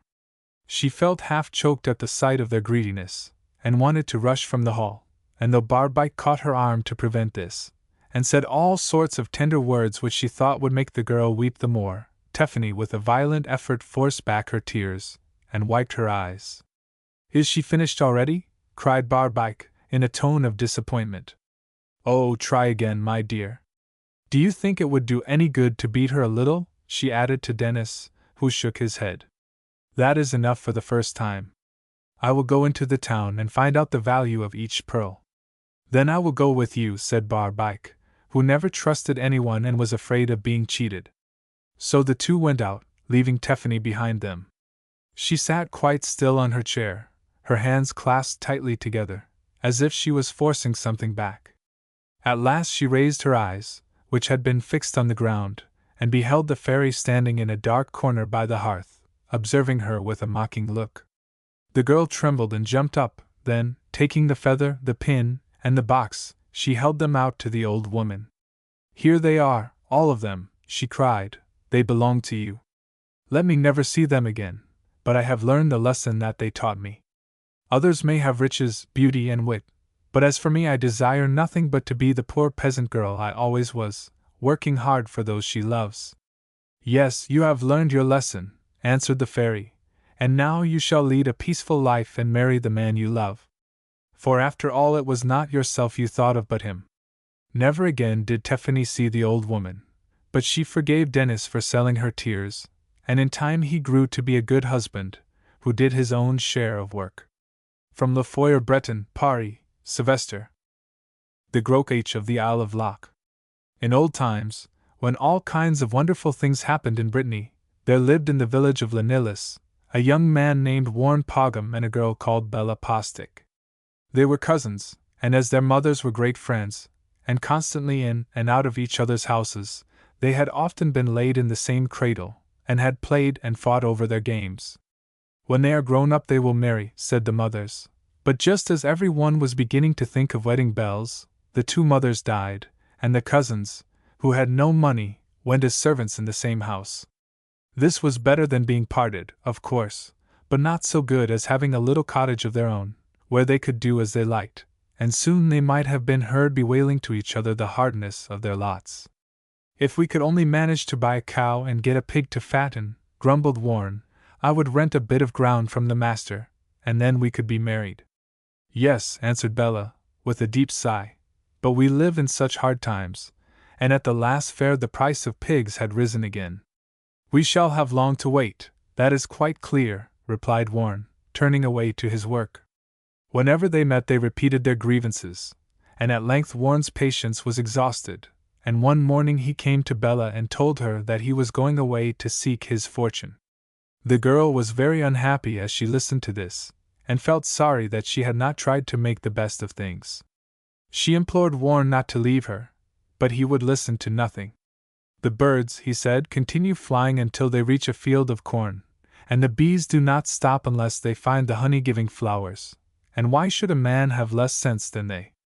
Like them, I shall seek till I get what I want, that is, money to buy a cow and a pig to fatten.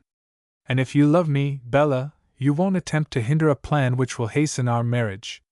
The girl saw it was useless to say more, so she answered sadly, "Well, go then, since you must. But first I will divide with you all that my parents left me," and going to her room, she opened a small chest, and took from it a bell, a knife, and a little stick. "This bell," she said, "can be heard at any distance, however far, but it only rings to warn us that our friends are in great danger. The knife frees all it touches from the spells that have been laid on them, while the stick will carry you wherever you want to go. I will give you the knife to guard you against the enchantments of wizards, and the bell to tell me of your perils. The stick I shall keep for myself, so that I can fly to you if ever you have need of me." Then they cried for a little on each other's necks, and Warren started for the mountains. But in those days, as in these, beggars abounded, and through every village he passed they followed Warren in crowds, mistaking him for a gentleman, because there were no holes in his clothes. "There is no fortune to be made here," he thought to himself. "It is a place for spending, and not earning. I see I must go further," and he walked on to Pondhaven, a pretty little town built on the bank of a river. He was sitting on a bench outside an inn, when he heard two men who were loading their mules talking about the Groc-H of the island of Loch. "What is a Groc-H?" asked he. "I have never come across one." And the men answered that it was the name given to the fairy that dwelt in the lake, and that she was rich, oh, richer than all the kings in the world put together. Many had gone to the island to try and get possession of her treasures, but no one had ever come back. As he listened, Warren's mind was made up. "I will go, and return too," he said to the muleteers. They stared at him in astonishment, and besought him not to be so mad and to throw away his life in such a foolish manner. But he only laughed, and answered that if they could tell him of any other way in which to procure a cow and a pig to fatten, he would think no more about it. But the men did not know how this was to be done, and shaking their heads over his obstinacy, left him to his fate. So Warren went down to the sea, and found a boatman who engaged to take him to the Isle of Loch. The island was large, and lying almost across it was a lake, with a narrow opening to the sea. Warren paid the boatman and sent him away, and then proceeded to walk round the lake. At one end he perceived a small skiff, painted blue and shaped like a swan, lying under a clump of yellow broom. As far as he could see, the swan's head was tucked under its wing, and Warren, who had never beheld a boat of the sort, went quickly towards it and stepped in, so as to examine it the better. But no sooner was he on board than the swan woke suddenly up. His head emerged from under his wing, his feet began to move in the water, and in another moment they were in the middle of the lake. As soon as the young man had recovered from his surprise, he prepared to jump into the lake and swim to shore. But the bird had guessed his intentions, and plunged beneath the water, carrying Warren with him to the palace of the Grokach. Now, unless you have been under the sea and beheld all the wonders that lie there, you can never have an idea what the Grokach's palace was like. It was all made of shells, blue and green and pink and lilac and white, shading into each other till you could not tell where one color ended and the other began. The staircases were of crystal, and every separate stair sang like a woodland bird as you put your foot on it. Round the palace were great gardens full of all the plants that grow in the sea, with diamonds for flowers. In a large hall the Grokach was lying on a couch of gold. The pink and white of her face reminded you of the shells of her palace, while her long black hair was intertwined with strings of coral, and her dress of green silk seemed formed out of the sea. At the sight of her Warren stopped, dazzled by her beauty. "Come in," said the Grokach, rising to her feet. "Strangers and handsome youths are always welcome here. Do not be shy, but tell me how you found your way, and what you want." "My name is Warren," he answered. "Llanillis is my home, and I am trying to earn enough money to buy a little cow and a pig to fatten." "Well, you can easily get that," replied she. "It is nothing to worry about. Come in and enjoy yourself." And she beckoned him to follow her into a second hall whose floors and walls were formed of pearls, while down the sides there were tables laden with fruit and wines of all kinds. And as he ate and drank, the Grokach talked to him and told him how the treasures he saw came from shipwrecked vessels, and were brought to her palace by a magic current of water. "I do not wonder," exclaimed Warren, who now felt quite at home, "I do not wonder that the people on the earth have so much to say about you. The rich are always envied. For myself," he added, with a laugh, "I only ask for the half of your wealth." "You can have it, if you will, Warren," answered the fairy. "What do you mean?" cried he. "My husband, Karanan, is dead," she replied, "and if you wish it, I will marry you." The young man gazed at her in surprise. Could anyone so rich and so beautiful really wish to be his wife? He looked at her again, and Bella was forgotten as he answered. "A man would be mad indeed to refuse such an offer. I can only accept it with joy." "Then the sooner it is done the better," said the Grokach, and gave orders to her servants. After that was finished, she begged Warren to accompany her to a fish pond at the bottom of the garden. "Come lawyer, come miller, come tailor, come singer," cried she, holding out a net of steel, and at each summons a fish appeared and jumped into the net. When it was full she went into a large kitchen and threw them all into a golden pot, but above the bubbling of the water Warren seemed to hear the whispering of little voices. "Who is it whispering in the golden pot, Grokach?" he inquired at last. "It is nothing but the noise of the wood sparkling," she answered, but it did not sound the least like that to Warren. "There it is again," he said, after a short pause. "The water is getting hot, and it makes the fish jump," she replied, but soon the noise grew louder and like cries. "What is it?" asked Warren, beginning to feel uncomfortable. "Just the crickets on the hearth," said she, and broke into a song which drowned the cries from the pot. But though Warren held his peace, he was not as happy as before. Something seemed to have gone wrong, and then he suddenly remembered Bella. "Is it possible I can have forgotten her so soon? What a wretch I am," he thought to himself, and he remained apart, and watched the Grokach while she emptied the fish into a plate, and bade him eat his dinner while she fetched wine from her cellar in a cave. Warren sat down and took out the knife which Bella had given him, but as soon as the blade touched the fish the enchantment ceased, and 4 men stood before him. "Warren, save us, we entreat you, and save yourself too," murmured they, not daring to raise their voices.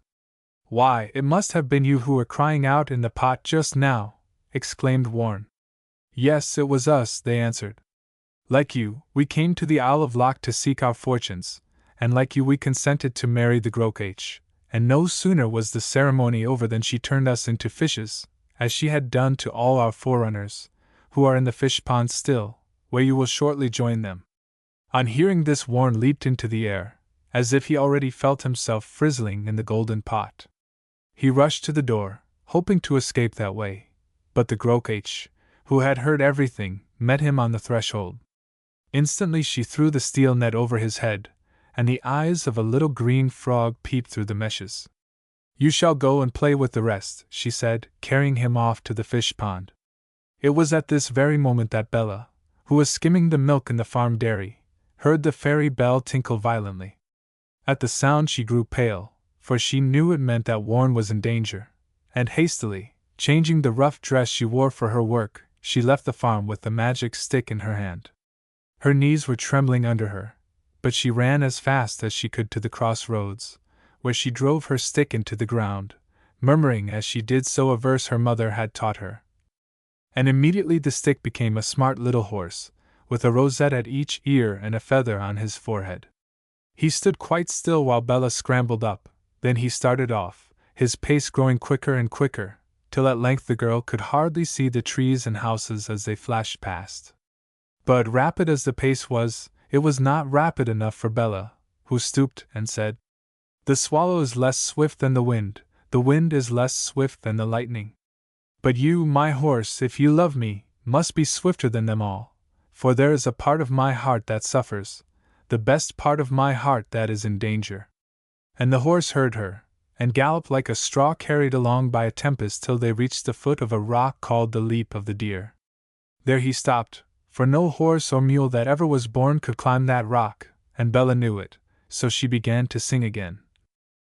And when she had finished, the horse's 4 legs grew shorter and spread into wings, his hind legs became claws, feathers sprouted all over his body, and she sat on the back of a great bird, which bore her to the summit of the rock. Here she found a nest made of clay and lined with dried moss, and in the center a tiny man, black and wrinkled, who gave a cry of surprise at the sight of Bella. "Ah! You are the pretty girl who was to come and save me!" "To save you," repeated Bella. "But who are you, my little friend?" "I am the husband of the Grokach of the Isle of Loch, and it is owing to her that I am here." "But what are you doing in this nest?" "I am sitting on 6 eggs of stone, and I shall not be set free till they are hatched." On hearing this, Bella began to laugh. "Poor little cock," she said, "and how am I to deliver you?" "By delivering Warren, who is in the power of the Grokach." "Ah! Tell me how I can manage that, and if I have to walk round the whole of Brittany on my bended knees I will do it." "Well, first you must dress yourself as a young man, and then go and seek the Grokach. When you have found her you must contrive to get hold of the net of steel that hangs from her waist, and shut her up in it forever." "But where am I to find a young man's clothes?" asked she. "I will show you," he replied, and as he spoke he pulled out 3 of his red hairs and blew them away, muttering something the while.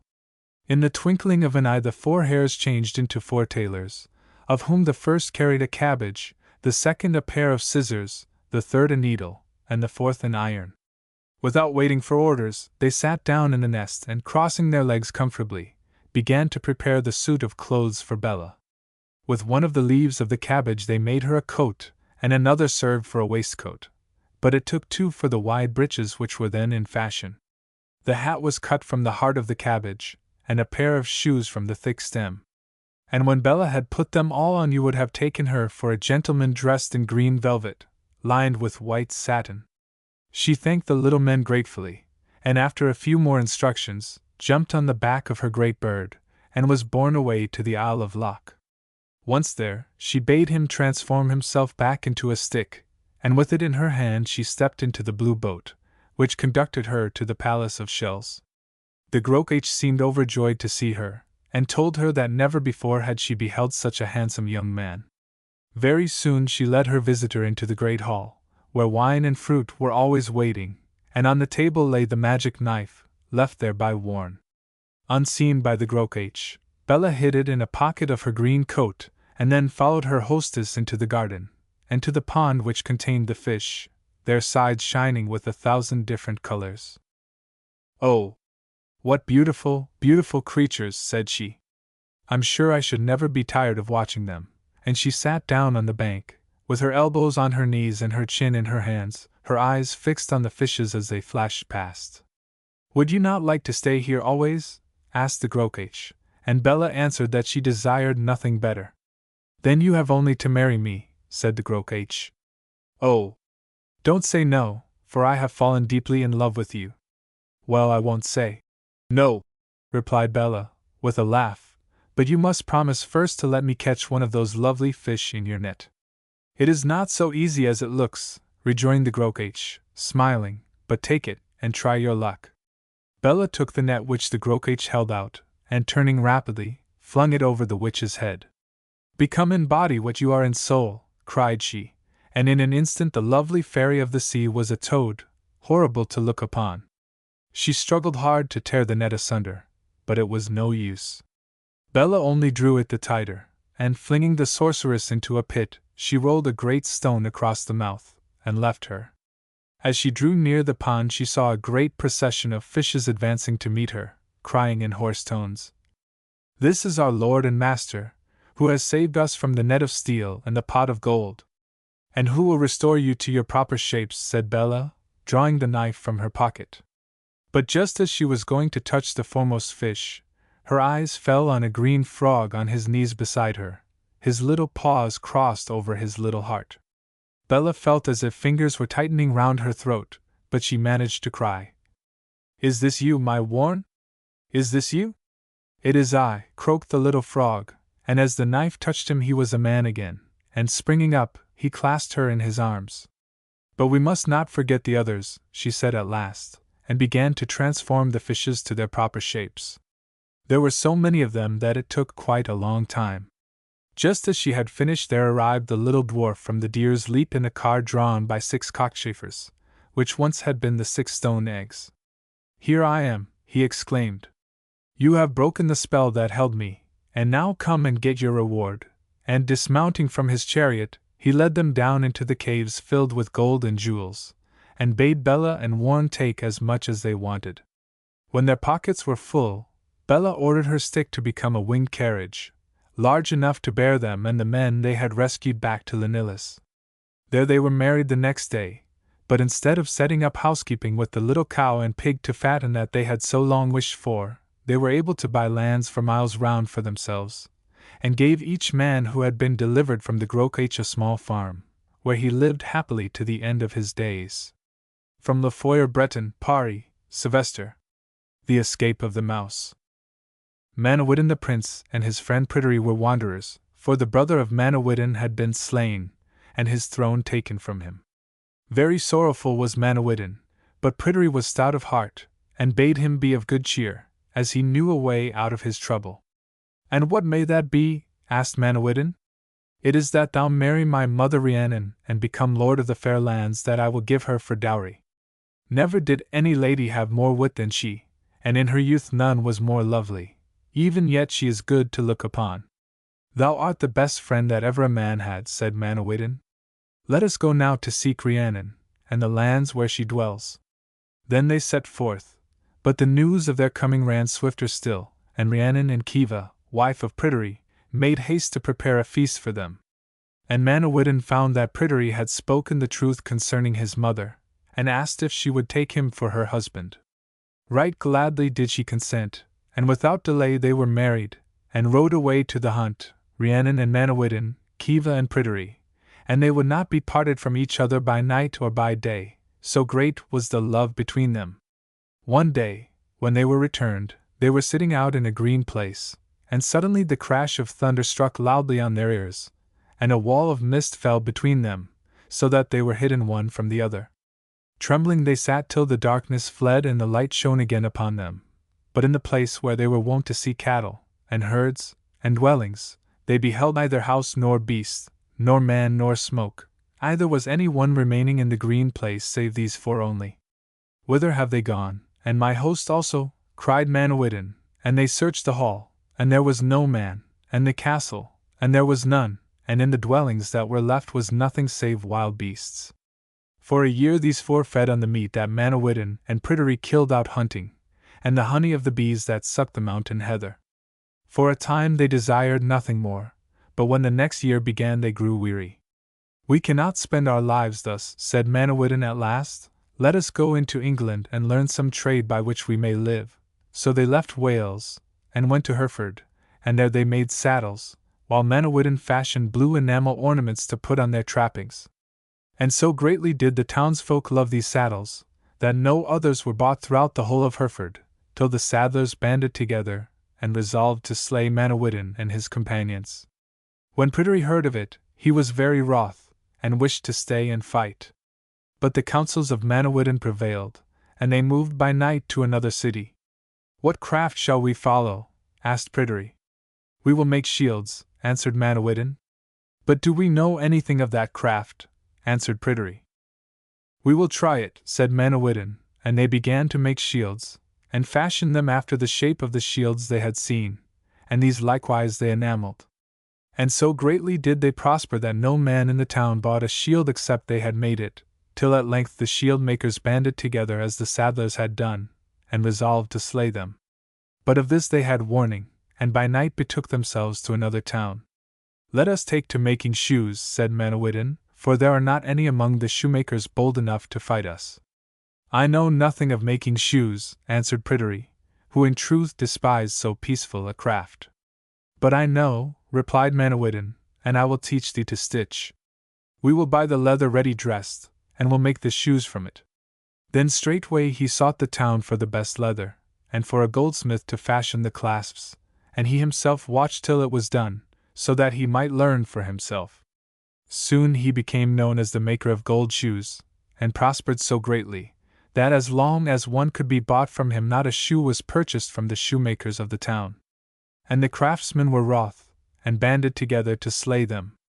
"Pryderi," said Manawyddan, when he had received news of it, "we will not remain in England any longer. Let us set forth to Dyved." So they journeyed until they came to their lands at Narberth. There they gathered their dogs round them, and hunted for a year as before. After that a strange thing happened. One morning Pryderi and Manawyddan rose up to hunt, and loosened their dogs, which ran before them, till they came to a small bush. At the bush, the dogs shrank away as if frightened, and returned to their masters, their hair bristling on their backs. "We must see what is in that bush," said Pryderi, and what was in it was a boar, with a skin as white as the snow on the mountains. And he came out, and made a stand as the dogs rushed on him, driven on by the men. Long he stood at bay, then at last he betook himself to flight, and fled to a castle which was newly built, in a place where no building had ever been known. Into the castle he ran, and the dogs after him, and long though their masters looked and listened, they neither saw nor heard aught concerning dogs or boar. "I will go into the castle and get tidings of the dogs," said Pryderi at last. "Truly," answered Manawyddan, "thou wouldst do unwisely, for whosoever has cast a spell over this land has set this castle here." "I cannot give up my dogs," replied Pryderi, and to the castle he went. But within was neither man nor beast, either boar nor dogs, but only a fountain with marble round it, and on the edge a golden bowl, richly wrought, which pleased Pryderi greatly. In a moment he forgot about his dogs, and went up to the bowl and took hold of it, and his hands stuck to the bowl, and his feet to the marble slab, and despair took possession of him. Till the close of day Manawyddan waited for him, and when the sun was fast sinking, he went home, thinking that he had strayed far. "Where are thy friend and thy dogs?" said Rhiannon, and he told her what had befallen Pryderi. "A good friend hast thou lost," answered Rhiannon, and she went up to the castle and through the gate, which was open. There, in the centre of the courtyard, she beheld Pryderi standing, and hastened towards him. "What dost thou here?" she asked, laying her hand on the bowl, and as she spoke she too stuck fast, and was not able to utter a word. Then thunder was heard and a veil of darkness descended upon them, and the castle vanished, and they with it.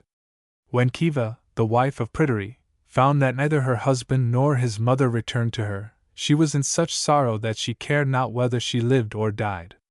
Manawyddan was grieved also in his heart, and said to her, "It is not fitting that we should stay here, for we have lost our dogs and cannot get food. Let us go into England, it is easier for us to live there." So they set forth, What craft wilt thou follow? Asked Kiva as they went along. I shall make shoes as once I did, replied he, and he got all the finest leather in the town and caused gilded clasps to be made for the shoes, till everyone flocked to buy, and all the shoemakers in the town were idle and banded together in anger to kill him. But luckily Manawyddan got word of it, and he and Kiva left the town one night and proceeded to Narberth, taking with him a sheaf of wheat, which he sowed in 3 plots of ground. And while the wheat was growing up, he hunted and fished, and they had food enough and to spare. Thus the months passed until the harvest, and one evening Manawyddan visited the furthest of his fields of wheat, and saw that it was ripe.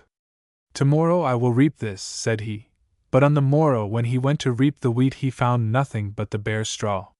Filled with dismay he hastened to the second field, and there the corn was ripe and golden. Tomorrow I will reap this, he said, but on the morrow the ears had gone, and there was nothing but the bare straw. Well, there is still one field left, he said, and when he looked at it, it was still fairer than the other 2.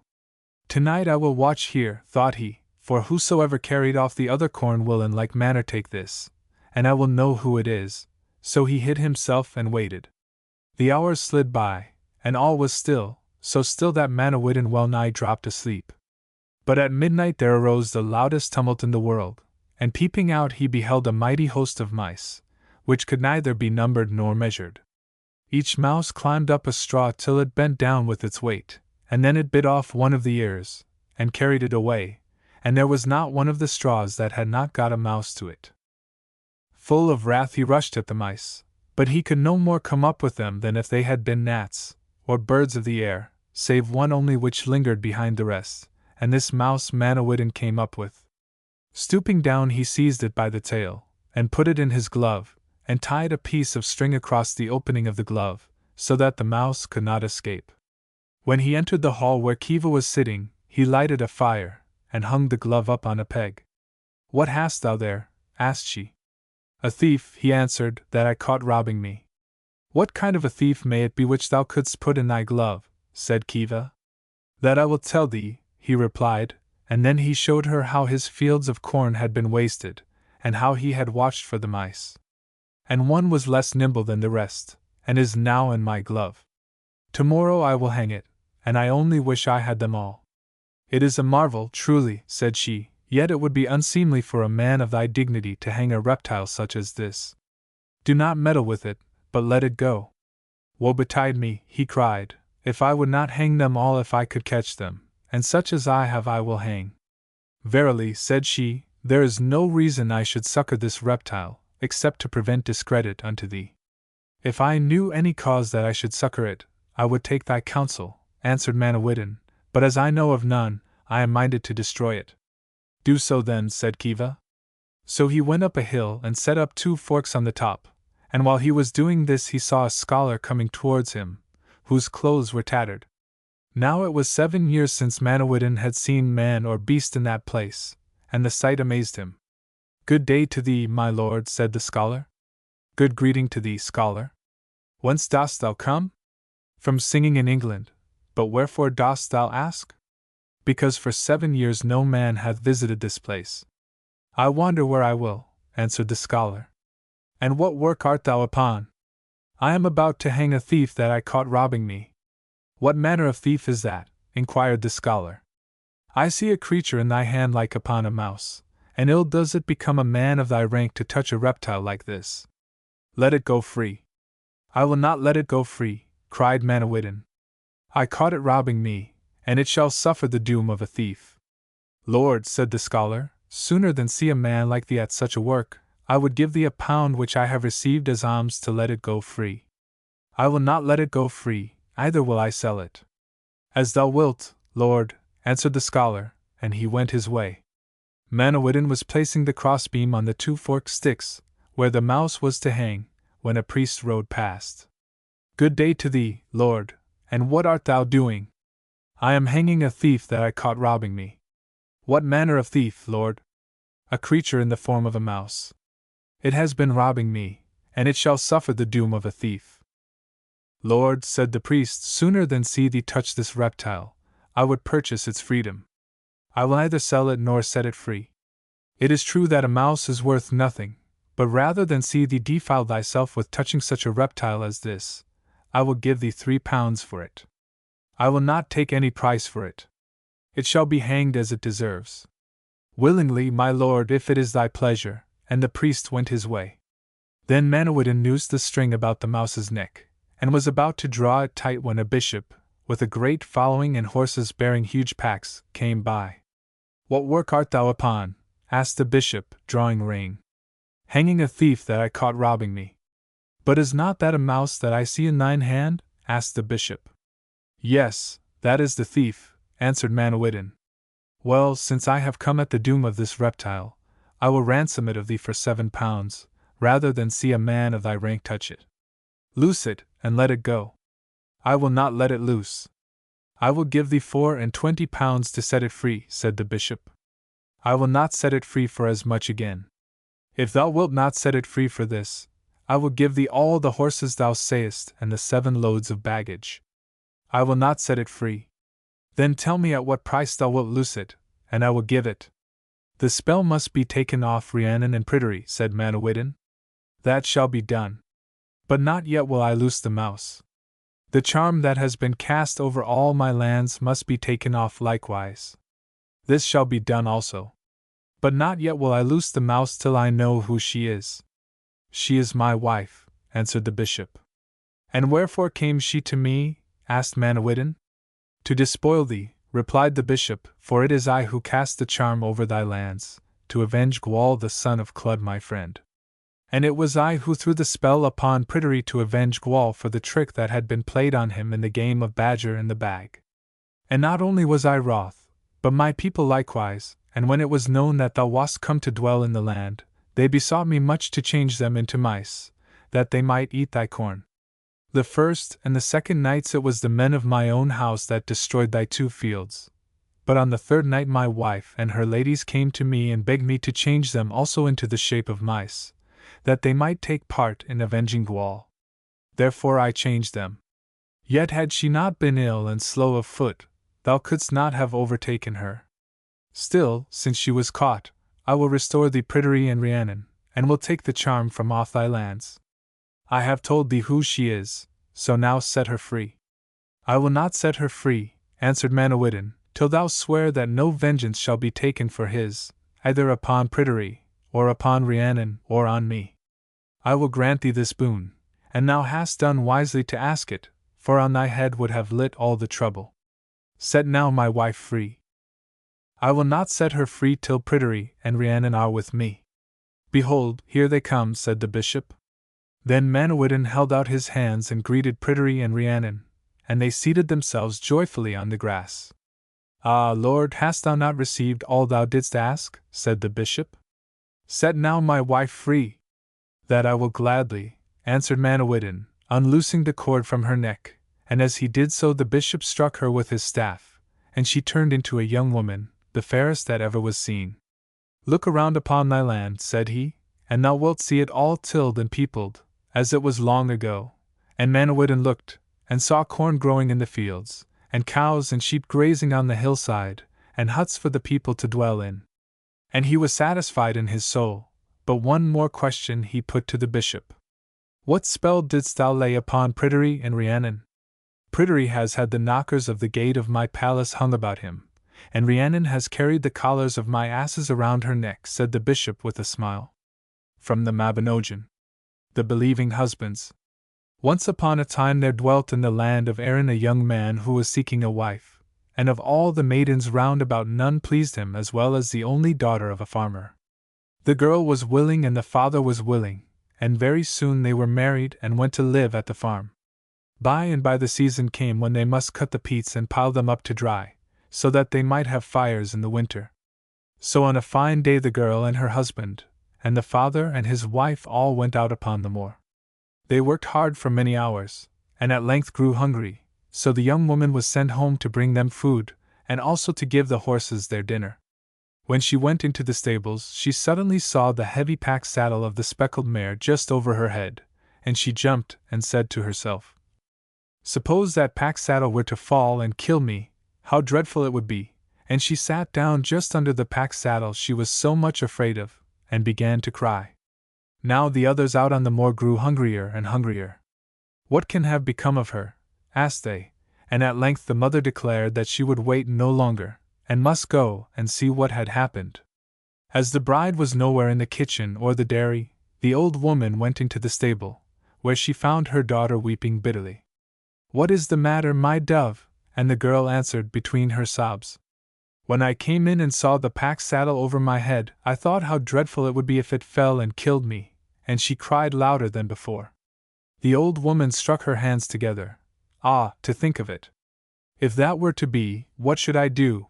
And she sat down by her daughter, and they both wrung their hands and let their tears flow. "Something strange must have occurred," exclaimed the old farmer on the moor, who by this time was not only hungry, but cross. "I must go after them," and he went and found them in the stable. "What is the matter?" asked he. "Oh," replied his wife, "when our daughter came home, did she not see the pack saddle over her head, and she thought how dreadful it would be if it were to fall and kill her." "Ah, to think of it!" exclaimed he, striking his hands together, and he sat down beside them and wept too. As soon as night fell, the young man returned full of hunger, and there they were, all crying together in the stable. "What is the matter?" asked he. "When thy wife came home," answered the farmer, "she saw the pack saddle over her head, and she thought how dreadful it would be if it were to fall and kill her." "Well, but it didn't fall," replied the young man, and he went off to the kitchen to get some supper, leaving them to cry as long as they liked. The next morning he got up with the sun, and said to the old man and to the old woman and to his wife, "Farewell, my foot shall not return to the house till I have found other 3 people as silly as you," and he walked away till he came to the town, and seeing the door of a cottage standing open wide, he entered. No man was present, but only some women spinning at their wheels. "You do not belong to this town," said he. "You speak truth," they answered, "nor you either?" "I do not," replied he, "but is it a good place to live in?" The women looked at each other. "The men of the town are so silly that we can make them believe anything we please," said they. "Well, here is a gold ring," replied he, "and I will give it to the one amongst you who can make her husband believe the most impossible thing," and he left them. As soon as the first husband came home, his wife said to him, "Thou art sick." "Am I?" asked he. "Yes, thou art," she answered. "Take off thy clothes and lie down." So he did, and when he was in his bed his wife went to him, and said, "Thou art dead." "Oh, am I?" asked he. "Thou art," said she. "Shut thine eyes and stir neither hand nor foot." And dead he felt sure he was. Soon the second man came home, and his wife said to him, "You are not my husband." "Oh, am I not?" asked he. "No, it is not you," answered she, so he went away and slept in the wood. When the third man arrived, his wife gave him his supper, and after that he went to bed, just as usual. The next morning a boy knocked at the door, bidding him attend the burial of the man who was dead, and he was just going to get up when his wife stopped him. "Time enough," said she, and he lay still till he heard the funeral passing the window. "Now rise, and be quick," called the wife, and the man jumped out of bed in a great hurry, and began to look about him. "Why, where are my clothes?" asked he. "Silly that you are, they are on your back, of course," answered the woman. "Are they?" said he. "They are," said she, "and make haste lest the burying be ended before you get there." Then off he went, running hard, and when the mourners saw a man coming towards them with nothing on but his nightshirt, they forgot in their fright what they were there for, and fled to hide themselves. And the naked man stood alone at the head of the coffin. Very soon a man came out of the wood and spoke to him. "Do you know me?" "Not I," answered the naked man. "I do not know you." "But why are you naked?" asked the first man. "Am I naked? My wife told me that I had all my clothes on," answered he. "And my wife told me that I myself was dead," said the man in the coffin. But at the sound of his voice the 2 men were so terrified that they ran straight home, and the man in the coffin got up and followed them, and it was his wife that gained the gold ring, as he had been sillier than the other 2. From West Highland Tales. The Hoodie Crow. Once there lived a farmer who had 3 daughters, and good useful girls they were, up with the sun, and doing all the work of the house. One morning they all ran down to the river to wash their clothes, when a hoodie came round and sat on a tree close by. "Wilt thou wed me, thou farmer's daughter?" he said to the eldest. "Indeed I won't wed thee," she answered, "an ugly brute is the hoodie," and the bird, much offended, spread his wings and flew away. But the following day he came back again, and said to the second girl, "Wilt thou wed me, farmer's daughter?" "Indeed I will not," answered she, "an ugly brute is the hoodie," and the hoodie was more angry than before, and went away in a rage. However, after a night's rest he was in a better temper, and thought that he might be more lucky the third time, so back he went to the old place.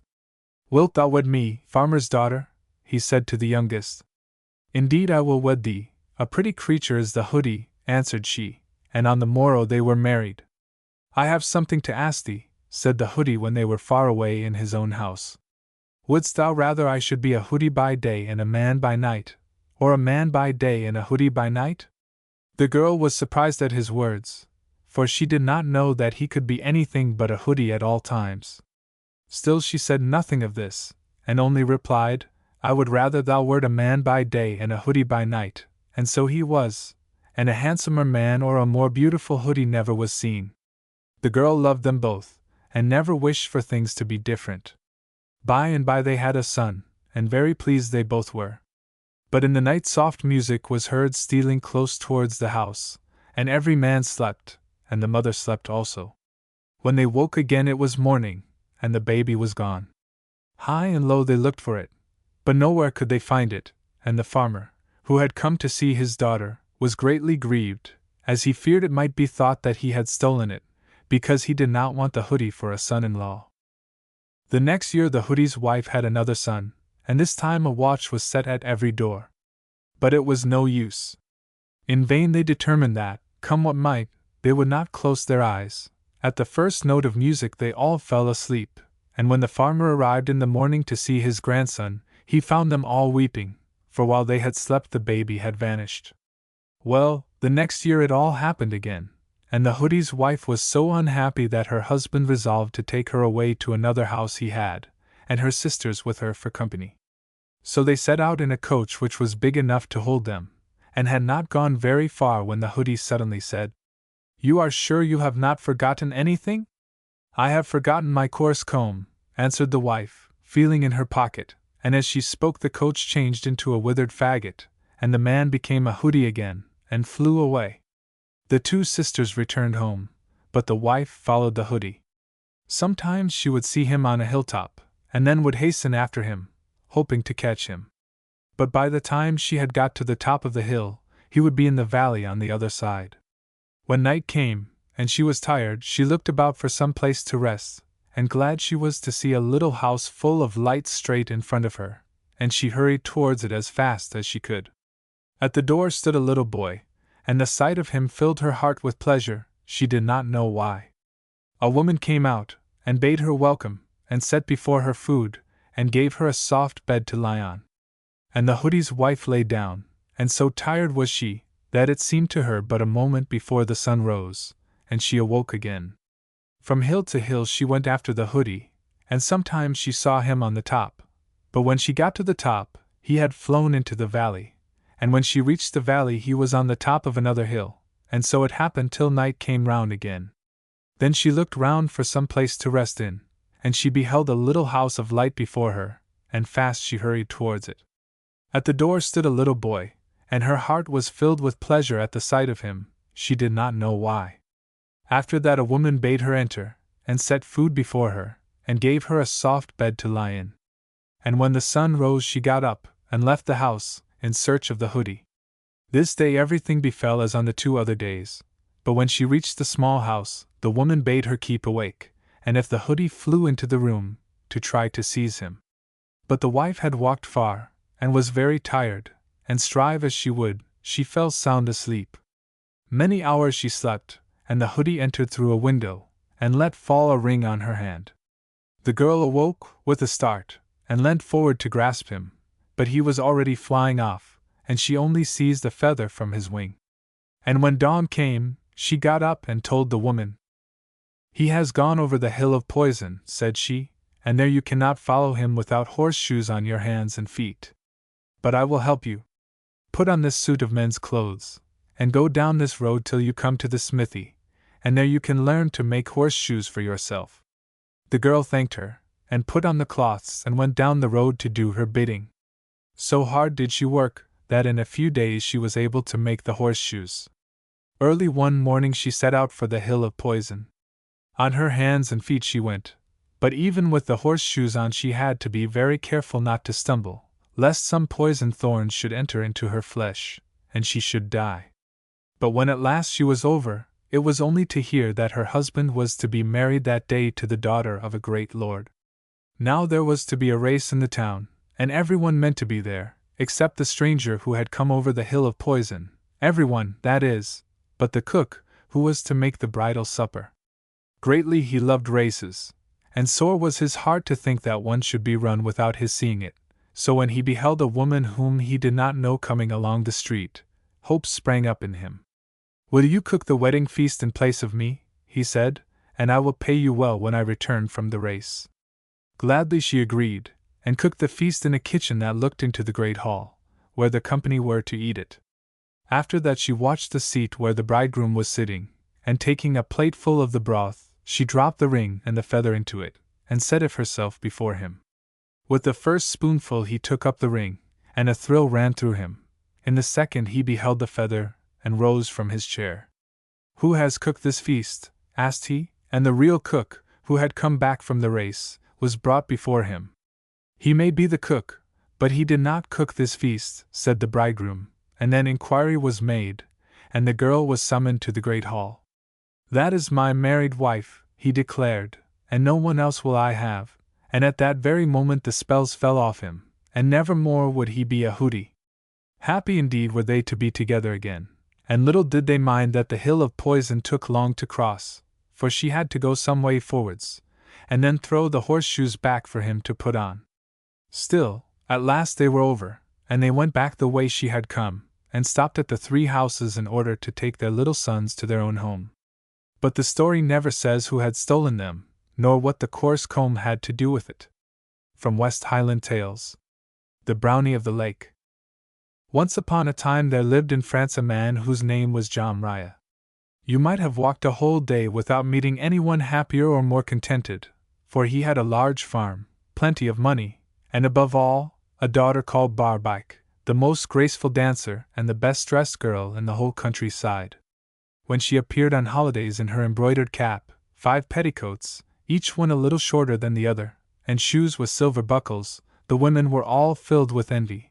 But little cared Barbaik what they might whisper behind her back as long as she knew that her clothes were finer than anyone else's and that she had more partners than any other girl. Now amongst all the young men who wanted to marry Barbaik, the one whose heart was most set on her was her father's head man. But as his manners were rough and he was exceedingly ugly, she would have nothing to say to him, and what was worse, often made fun of him with the rest.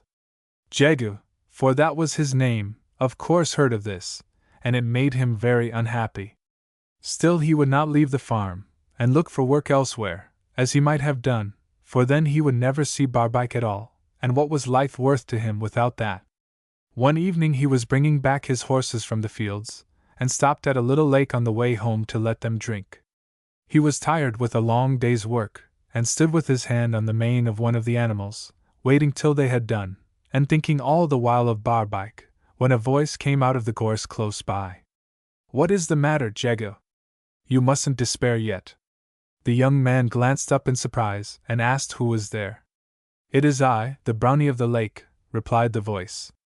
"But where are you?" inquired Jegu. "Look close, and you will see me among the reeds in the form of a little green frog. I can take," he added proudly, "any shape I choose, and even, which is much harder, be invisible if I want to." "Then show yourself to me in the shape in which your family generally appear," replied Jegu. "Certainly, if you wish," and the frog jumped on the back of one of the horses, and changed into a little dwarf, all dressed in green. This transformation rather frightened Jegu, but the brownie bade him have no fears, for he would not do him any harm. Indeed, he hoped that Jegu might find him of some use. "But why should you take all this interest in me?" asked the peasant suspiciously. Because of a service you did me last winter, which I have never forgotten, answered the little fellow. You know, I am sure, that the Corrigans, FN number 3, the spiteful fairies, who dwell in the white corn country, have declared war on my people, because they say that they are the friends of man. We were therefore obliged to take refuge in distant lands, and to hide ourselves at first under different animal shapes. Since that time, partly from habit and partly to amuse ourselves, we have continued to transform ourselves, and it was in this way that I got to know you. How? Exclaimed Jegu, filled with astonishment. Do you remember when you were digging in the field near the river, 3 months ago, you found a robin redbreast caught in a net? Yes, answered Jegu, I remember it very well, and I opened the net and let him go. Well, I was that robin redbreast, and ever since I have vowed to be your friend, and as you want to marry Barbaik, I will prove the truth of what I say by helping you to do so. Ah, my little brownie, if you can do that, there is nothing I won't give you, except my soul. Then let me alone, rejoined the dwarf, and I promise you that in a very few months you shall be master of the farm and of Barbaik. But how are you going to do it? Exclaimed Jegu wonderingly. That is my affair. Perhaps I may tell you later. Meanwhile you just eat and sleep, and don't worry yourself about anything. Jegu declared that nothing could be easier, and then taking off his hat, he thanked the dwarf heartily, and led his horses back to the farm. Next morning was a holiday, and Barbaik was awake earlier than usual, as she wished to get through her work as soon as possible, and be ready to start for a dance which was to be held some distance off. She went first to the cowhouse, which it was her duty to keep clean, but to her amazement she found fresh straw put down, the racks filled with hay, the cows milked, and the pails standing neatly in a row. Of course, Jegu must have done this in the hope of my giving him a dance, she thought to herself, and when she met him outside the door she stopped and thanked him for his help. To be sure, Jegu only replied roughly that he didn't know what she was talking about, but this answer made her feel all the more certain that it was he and nobody else.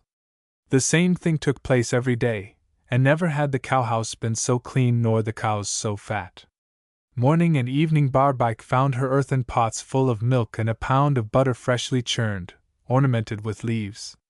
At the end of a few weeks she grew so used to this state of affairs that she only got up just in time to prepare breakfast.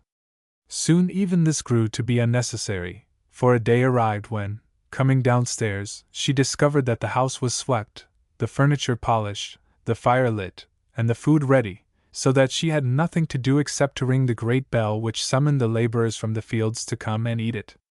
This, also, she thought was the work of Jegu, and she could not help feeling that a husband of this sort would be very useful to a girl who liked to lie in bed and to amuse herself. Indeed, Barbaik had only to express a wish for it to be satisfied. If the wind was cold or the sun was hot, and she was afraid to go out lest her complexion should be spoiled, she need only to run down to the spring close by and say softly, I should like my churns to be full, and my wet linen to be stretched on the hedge to dry, and she need never give another thought to the matter. If she found the rye bread too hard to bake, or the oven taking too long to heat, she just murmured, I should like to see my 6 loaves on the shelf above the bread box, and 2 hours after there they were. If she was too lazy to walk all the way to market along a dirty road, she would say out loud the night before, Why am I not already back from Morlake's with my milk pot empty, my butter bowl inside it, a pound of wild cherries on my wooden plate, and the money I have gained in my apron pocket? And in the morning when she got up, lo and behold, there were standing at the foot of her bed the empty milk pot with the butter bowl inside, the black cherries on the wooden plate, and 6 new pieces of silver in the pocket of her apron. And she believed that all this was owing to Jegu, and she could no longer do without him, even in her thoughts. When things had reached this pass, the brownie told the young man that he had better ask Barbaik to marry him, and this time the girl did not turn rudely away, but listened patiently to the end. In her eyes he was as ugly and awkward as ever, but he would certainly make a most useful husband, and she could sleep every morning till breakfast time, just like a young lady, and as for the rest of the day, it would not be half long enough for all she meant to do. She would wear the beautiful dresses that came when she wished for them, and visit her neighbors, who would be dying of envy all the while, and she would be able to dance as much as she wished. Jegu would always be there to work for her and save for her, and watch over her. So, like a well-brought-up girl, Barbaik answered that it should be as her father pleased, knowing quite well that old Raya had often said that after he was dead there was no one so capable of carrying on the farm. The marriage took place the following month, and a few days later the old man died quite suddenly. Now Jega had everything to see to himself, and somehow it did not seem so easy as when the farmer was alive.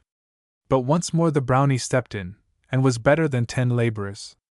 It was he who plowed and sowed and reaped, and if, as happened, occasionally it was needful to get the work done quickly, the brownie called in some of his friends, and as soon as it was light a host of little dwarfs might have been seen in the fields, busy with hoe, fork, or sickle. But by the time the people were about all was finished, and the little fellows had disappeared. And all the payment the brownie ever asked for was a bowl of broth. From the very day of her marriage Barbaik had noted with surprise and rage that things ceased to be done for her, as they had been done all the weeks and months before. She complained to Jegu of his laziness, and he only stared at her, not understanding what she was talking about. But the brownie, who was standing by, burst out laughing, and confessed that all the good offices she spoke of had been performed by him, for the sake of Jegu, but that now he had other business to do, and it was high time that she looked after her house herself. Barbaik was furious. Each morning when she was obliged to get up before dawn to milk the cows and go to market, and each evening when she had to sit up till midnight in order to churn the butter, her heart was filled with rage against the brownie who had caused her to expect a life of ease and pleasure. But when she looked at Jegu and beheld his red face, squinting eyes, and untidy hair, her anger was doubled. "If it had not been for you, you miserable dwarf," she would say between her teeth, "if it had not been for you I should never have married that man, and I should still have been going to dances, where the young men would have brought me present of nuts and cherries, and told me that I was the prettiest girl in the parish. While now I can receive no presents except from my husband. I can never dance, except with my husband. Oh, you wretched dwarf, I will never, never forgive you."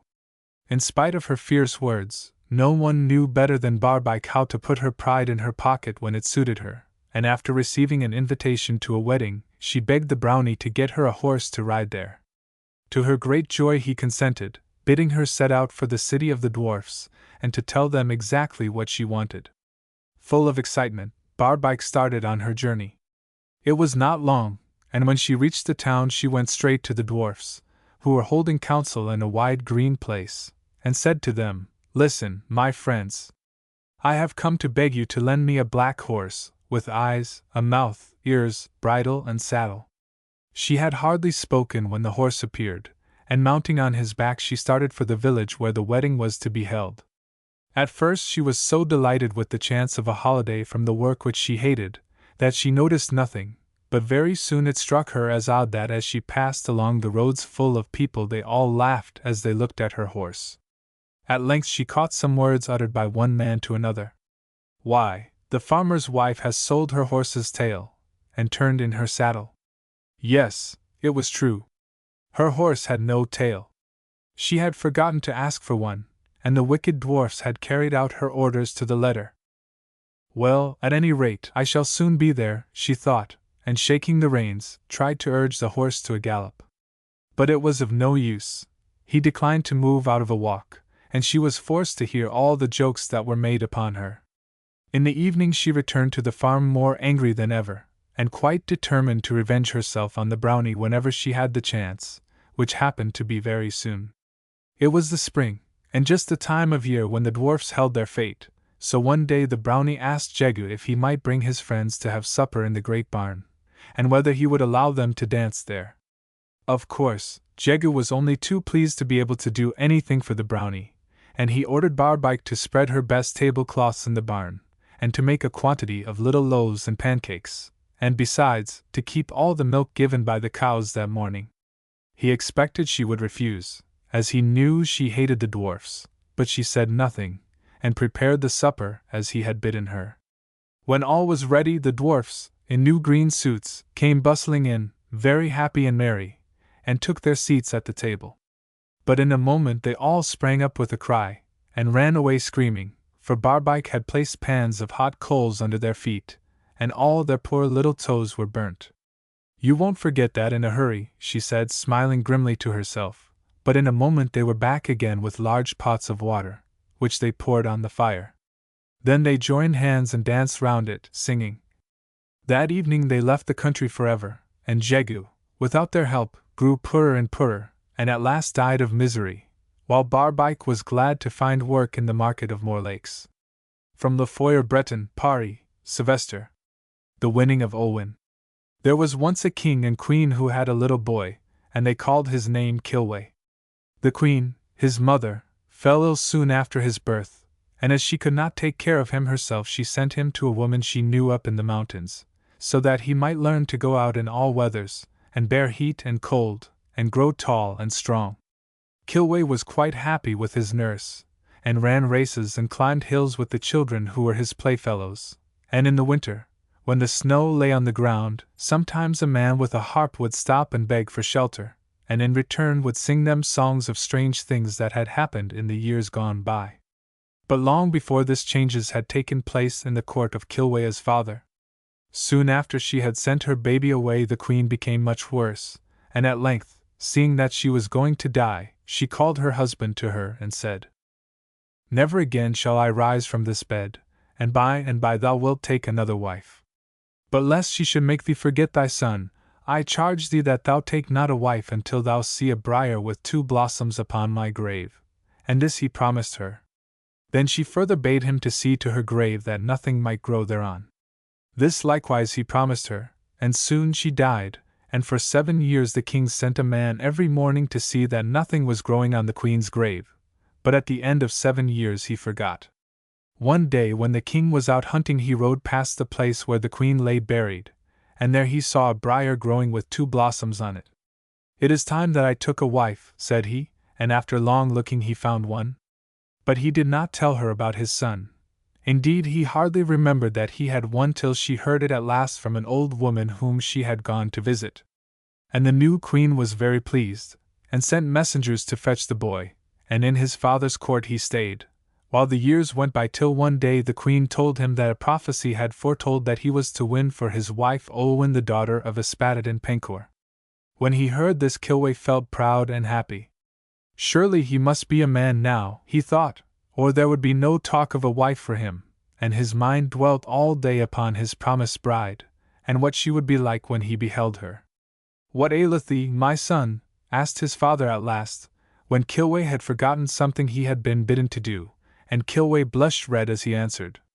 "My stepmother says that none but Olwen, the daughter of Yspaddaden Penkawr, shall be my wife." "That will be easily fulfilled," replied his father. "Arthur the king is thy cousin. Go therefore unto him and beg him to cut thy hair, and to grant thee this boon." Then the youth pricked forth upon a dapple-grey horse of 4 years old, with a bridle of linked gold, and gold upon his saddle.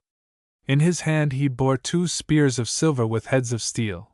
A war horn of ivory was slung round his shoulder, and by his side hung a golden sword. Before him were 2 brindled white-breasted greyhounds with collars of rubies round their necks, and the one that was on the left side bounded across to the right side, and the one on the right to the left, and like 2 sea swallows sported round him. And his horse cast up 4 sods with his 4 hoofs, like 4 swallows in the air about his head, now above, now below. About him was a robe of purple, and an apple of gold was at each corner, and every one of the apples was of the value of 100 cows. And the blades of grass bent not beneath him, so light were his horse's feet as he journeyed toward the gate of Arthur's palace. "Is there a porter?" cried Kilweh, looking round for someone to open the gate. "There is, and I am Arthur's porter every first day of January," answered a man coming out to him.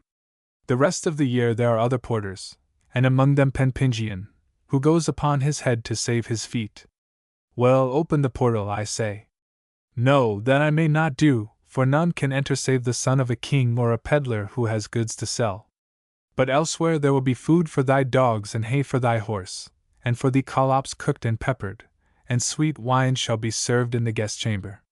"That will not do for me," answered Kilweh. If thou wilt not open the gate, I will send up 3 shouts that shall be heard from Cornwall unto the north, and yet again to Ireland. Whatsoever clamour thou mayest make, spake Glowwood the porter, thou shalt not enter until I first go and speak with Arthur. Then Glowwood went into the hall, and Arthur said to him, Hast thou news from the gate? And the porter answered, Far have I travelled, both in this island and elsewhere, and many kingly men have I seen, but never yet have I beheld one equal in majesty to him who now stands at the door. If walking thou didst enter here, return thou running, replied Arthur, and let everyone that opens and shuts the eye show him respect and serve him, for it is not meet to keep such a man in the wind and rain. So Glowwood unbarred the gate, and Kilway rode in upon his charger. Greeting unto thee, O ruler of this land, cried he, and greeting no less to the lowest than to the highest. Greeting to thee also, answered Arthur. Sit thou between 2 of my warriors, and thou shalt have minstrels before thee and all that belongs to one born to be a king, while thou remainest in my palace. I am not come, replied Kilway, for meat and drink, but to obtain a boon, and if thou grant it me I will pay it back, and will carry thy praise to the 4 winds of heaven. But if thou wilt not grant it to me, then I will proclaim thy discourtesy wherever thy name is known. What thou askest that shalt thou receive, said Arthur, as far as the wind dries and the rain moistens, and the sun revolves and the sea encircles and the earth extends. Save only my ship and my mantle, my word and my lance, my shield and my dagger, and Guinevere my wife. I would that thou bless my hair, spake Kilway, and Arthur answered, That shall be granted thee. Forthwith he bade his men fetch him a comb of gold and a scissors with loops of silver, and he combed the hair of Kilway his guest. Tell me who thou art, he said, for my heart warms to thee, and I feel thou art come of my blood. I am Kilway, son of Kilydd, replied the youth. Then my cousin thou art in truth, replied Arthur, and whatsoever boon thou mayest ask thou shalt receive. The boon I crave is that thou mayest win for me Owen, the daughter of Yspaddaden Penkawr, and this boon I seek likewise at the hands of thy warriors. From Sol, who can stand all day upon one foot, from Asol, who if he were to find himself on the top of the highest mountain in the world, could make it into a level plain in the beat of a bird's wing, from Clus, who, though he were buried under the earth, could yet hear the ant leave her nest 50 miles away, from these and from Kai and from Bedwyr, and from all thy mighty men I crave this boon. O Kilway, said Arthur, never have I heard of the maiden of whom thou speakest, nor of her kindred, but I will send messengers to seek her if thou wilt give me time. From this night to the end of the year right willingly will I grant thee, replied Kilway. But when the end of the year came and the messengers returned, Kilway was wroth, and spoke rough words to Arthur. It was Kai, the boldest of the warriors and the swiftest of foot. He could pass 9 nights without sleep, and 9 days beneath the water, that answered him. Rash youth that thou art, darest thou speak thus to Arthur? Come with us, and we will not part company till we have won that maiden, or till thou confess that there is none such in the world. Then Arthur summoned his 5 best men and bade them go with Kilway. There was Bedwyr the one-handed, Kai's comrade and brother in arms, the swiftest man in Britain save Arthur. There was Kindalig, who knew the paths in a land where he had never been as surely as he did those of his own country. There was Gwrhyr, that could speak all tongues, and Gwalchmai the son of Gwyr, who never returned till he had gained what he sought, and last of all there was Men, who could weave a spell over them so that none might see them, while they could see everyone. So these 7 journeyed together till they reached a vast open plain in which was a fair castle. But though it seemed so close, it was not until the evening of the 3rd day that they really drew near to it, and in front of it a flock of sheep was spread, so many in number that there seemed no end to them. A shepherd stood on a mound watching over them, and by his side was a dog, as large as a horse 9 winters old. Whose is this castle, O herdsman? Asked the knights. Stupid are ye truly, answered the herdsman. All the world knows that this is the castle of Yspaddaden Penkawr. And who art thou? I am called Custennin, brother of Yspaddaden, and ill has he treated me. And who are you, and what do you here? We come from Arthur the king, to seek Owen the daughter of Yspaddaden. But at this news the shepherd gave a cry. O men, be warned and turn back while there is yet time. Others have gone on that quest, but none have escaped to tell the tale, and he rose to his feet as if to leave them. Then Kilway held out to him a ring of gold, and he tried to put it on his finger, but it was too small, so he placed it in his glove, and went home and gave it to his wife. Whence came this ring? Asked she, for such good luck is not wont to befall thee. The man to whom this ring belonged thou shalt see here in the evening, answered the shepherd. He is Kilway, son of Kilydd, cousin to King Arthur, and he has come to seek Olwen. And when the wife heard that, she knew that Kilway was her nephew, and her heart yearned after him, half with joy at the thought of seeing him, and half with sorrow for the doom she feared. Soon they heard steps approaching, and Kai and the rest entered into the house and ate and drank. After that the woman opened a chest, and out of it came a youth with curling yellow hair. It is a pity to hit him thus, said Gwrhyr, for well I know that he has done no evil. 23 of my sons has Yspaddaden slain, and I have no more hope of saving this one, replied she, and Kai was full of sorrow and answered, Let him come with me and be my comrade, and he shall never be slain unless I am slain also. And so it was agreed. What is your errand here? Asked the woman. We seek Olwen the maiden for this youth, answered Kai. Does she ever come hither so that she may be seen? She comes every Saturday to wash her hair, and in the vessel where she washes she leaves all her rings, and never does she so much as send a messenger to fetch them. Will she come if she is bidden? Asked Kai, pondering. She will come, but unless you pledge me your faith that you will not harm her, I will not fetch her. We pledge it, said they, and the maiden came. A fair sight was she in a robe of flame-colored silk, with a collar of ruddy gold about her neck, bright with emeralds and rubies. More yellow was her head than the flower of the broom, and her skin was whiter than the foam of the wave, and fairer were her hands than the blossoms of the wood anemone. For white trefoils sprang up where she trod, and therefore was she called Olwen. She entered, and sat down on a bench beside Kilway, and he spake to her. Ah, maiden, since first I heard thy name I have loved thee. Wilt thou not come away with me from this evil place? That I cannot do, answered she, for I have given my word to my father not to go without his knowledge, for his life will only last till I am betrothed. Whatever is, must be, but this counsel I will give you. Go, and ask me of my father, and whatsoever he shall require of thee grant it, and thou shalt win me. But if thou deny him anything thou wilt not obtain me, and it will be well for thee if thou escape with thy life. All this I promise, said he. So she returned to the castle, and all Arthur's men went after her, and entered the hall. Greeting to thee, Yspaddaden Penkawr, said they. We come to ask thy daughter Olwen for Kilway, son of Kilydd. Come hither tomorrow and I will answer you, replied Yspaddaden Penkawr, and as they rose to leave the hall he caught up one of the 3 poisoned darts that lay beside him and flung it in their midst. But Bedwyr saw and caught it, and flung it back so hard that it pierced the knee of Yspaddaden. A gentle son-in-law, truly, he cried, writhing with pain. I shall ever walk the worse for this rudeness. Cursed be the smith who forged it, and the anvil on which it was wrought. That night the men slept in the house of Custennin the herdsman, and the next day they proceeded to the castle, and entered the hall, and said, Yspaddaden Penkawr, give us thy daughter, and thou shalt keep her dower. And unless thou wilt do this we will slay thee. Her 4 great-grandmothers and her 4 great-grandfathers yet live, answered Yspaddaden Penkawr. It is needful that I take counsel with them. Be it so, we will go to meat. But as they turned he took up the 2nd dart that lay by his side and cast it after them. And men caught it, and flung it at him, and wounded him in the chest, so that it came out at his back. A gentle son-in-law, truly, cried Yspaddaden, the iron pains me like the bite of a horse-leech. Cursed be the hearth whereon it was heated, and the smith who formed it.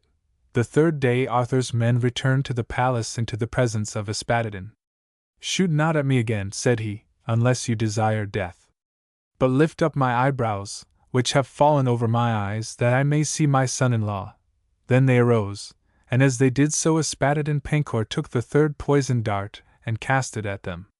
And Kilway caught it, and flung it back, and it passed through his eyeball, and came out on the other side of his head. A gentle son-in-law, truly. Cursed be the fire in which it was forged and the man who fashioned it. The next day Arthur's men came again to the palace and said, Shoot not at us any more unless thou desirest more pain than even now thou hast, but give us thy daughter without more words. Where is he that seeks my daughter? Let him come hither so that I may see him. And Kilway sat himself in a chair and spoke face to face with him. Is it thou that seekest my daughter? It is I, answered Kilway. First give me thy word that thou wilt do nothing towards me that is not just, and when thou hast won for me that which I shall ask, then thou shalt wed my daughter. I promise right willingly, said Kilway. Name what thou wilt. Sayest thou yonder hill? Well, in one day it shall be rooted up and ploughed and sown, and the grain shall ripen, and of that wheat I will bake the cakes for my daughter's wedding. It will be easy for me to compass this, although thou mayest deem it will not be easy, answered Kilway, thinking of Ossol, under whose feet the highest mountain became straightway a plain, but Espadon paid no heed, and continued, Sayest thou that field yonder? When my daughter was born 9 bushels of flax were sown therein, and not one blade has sprung up. I require thee to sow fresh flax in the ground that my daughter may wear a veil spun from it on the day of her wedding. It will be easy for me to compass this. Though thou compass this, there is that which thou wilt not compass. For thou must bring me the basket of Gwydni Garanhir which will give meat to the whole world. It is for thy wedding feast. Thou must also fetch me the drinking horn that is never empty, and the harp that never ceases to play until it is bidden. Also the comb and scissors and razor that lie between the 2 ears of Trwyth the boar, so that I may arrange my hair for the wedding. And though thou get this, yet there is that which thou wilt not get, for Trwyth the boar will not let any man take from him the comb and the scissors, unless Drudwyn the whelp hunt him. But no leash in the world can hold Drudwyn save the leash of Canhuin, and no collar will hold the leash except the collar of Canhaster. It will be easy for me to compass this, though thou mayst think it will not be easy, Kilway answered him. Though thou get all these things, yet there is that which thou wilt not get. Throughout the world there is none that can hunt with this dog save Mabon the son of Modon. He was taken from his mother when 3 nights old, and it is not know where he now is, nor whether he is living or dead, and though thou find him, yet the boar will never be slain save only with the sword of Gernach the giant, and if thou obtain it not, neither shalt thou obtain my daughter. Horses shall I have, and knights from my lord Arthur. And I shall gain thy daughter, and thou shalt lose thy life. The speech of Kilway the son of Kilydd with Espadon Penkor was ended. Then Arthur's men set forth, and Kilway with them, and journeyed till they reached the largest castle in the world, and a black man came out to meet them. Whence comest thou, O man? Asked they, and whose is that castle? That is the castle of Gernach the giant, as all the world knows, answered the man, but no guest ever returned thence alive, and none may enter the gate except a craftsman, who brings his trade. But little did Arthur's men heed his warning, and they went straight to the gate. Open! Cried Gwrhyr. I will not open, replied the porter. And wherefore? Asked Kai. The knife is in the meat, and the drink is in the horn, and there is revelry in the hall of Gernach the giant, and save for a craftsman who brings his trade the gate will not be opened tonight. Verily, then I may enter, said Kai, for there is no better burnisher of swords than I. This will I tell Gernach the giant, and I will bring thee his answer. Bid the man come before me, cried Gernach, when the porter had told his tale, for my sword stands much in need of polishing. So Kai passed in and saluted Gernach the giant. Is it true what I hear of thee, that thou canst burnish swords? It is true, answered Kai. Then was the sword of Gernach brought to him. Shall it be burnished white or blue? Said Kai, taking a whetstone from under his arm. As thou wilt, answered the giant, and speedily did Kai polish half the sword. The giant marveled at his skill, and said, It is a wonder that such a man as thou shouldst be without a companion. I have a companion, noble sir, but he has no skill in this art. What is his name? Asked the giant. Let the porter go forth, and I will tell him how he may know him. The head of his lance will leave its shaft, and draw blood from the wind, and descend upon its shaft again. So the porter opened the gate, and Bedwyr entered. Now there was much talk amongst those who remained without when the gate closed upon Bedwyr, and Goryu, son of Custennin, prevailed with the porter, and he and his companions got in also and hid themselves. By this time the whole of the sword was polished, and Kai gave it into the hand of Gurnik the giant, who felt it, and said, "Thy work is good, I am content." Then said Kai, "It is thy scabbard that hath rusted thy sword, give it to me that I may take out the wooden sides of it, and put in new ones." And he took the scabbard in one hand and the sword in the other, and came and stood behind the giant, as if he would have sheathed the sword in the scabbard. But with it he struck a blow at the head of the giant, and it rolled from his body. After that they despoiled the castle of its gold and jewels, and returned, bearing the sword of the giant, to Arthur's court. They told Arthur how they had sped, and they all took counsel together, and agreed that they must set out on the quest for Mabon the son of Mardon, and Gwrhyr, who knew the languages of beasts and of birds, went with them. So they journeyed until they came to the nest of an Uzzle, and Gwrhyr spoke to her. "Tell me if thou knowest aught of Mabon the son of Mardon, who was taken when 3 nights old from between his mother and the wall."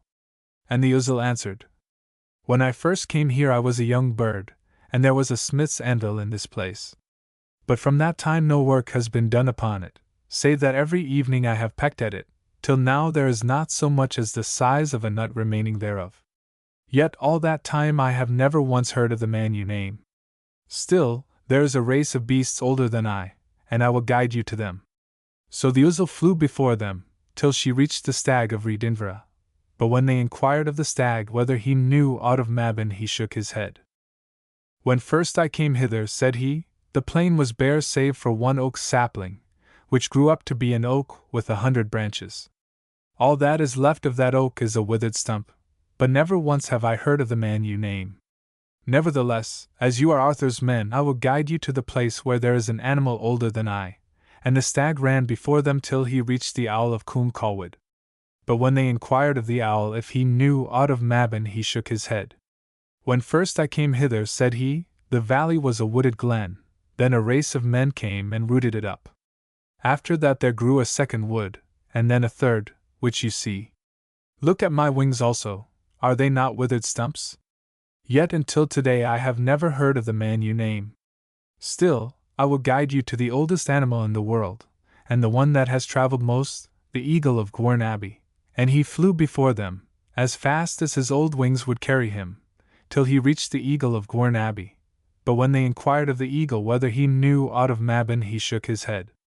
"When I first came hither," said the eagle, "there was a rock here, and every evening I pecked at the stars from the top of it. Now, behold, it is not even a span high. But only once have I heard of the man you name, and that was when I went in search of food as far as Lynlyw. I swooped down upon a salmon, and struck my claws into him, but he drew me down under water till scarcely could I escape him. Then I summoned all my kindred to destroy him, but he made peace with me, and I took 50 fish spears from his back. Unless he may know something of the man whom you seek, I cannot tell who may. But I will guide you to the place where he is." So they followed the eagle, who flew before them, though so high was he in the sky, it was often hard to mark his flight. At length he stopped above a deep pool in a river. "Salmon of Lynlyw, he called, I have come to thee with an embassy from Arthur to inquire if thou knowest aught concerning Mabon the son of Mardon." And the salmon answered, "As much as I know I will tell thee. With every tide I go up the river, till I reach the walls of Gloucester, and there have I found such wrong as I never found elsewhere. And that you may see that what I say is true, let 2 of you go thither on my shoulders."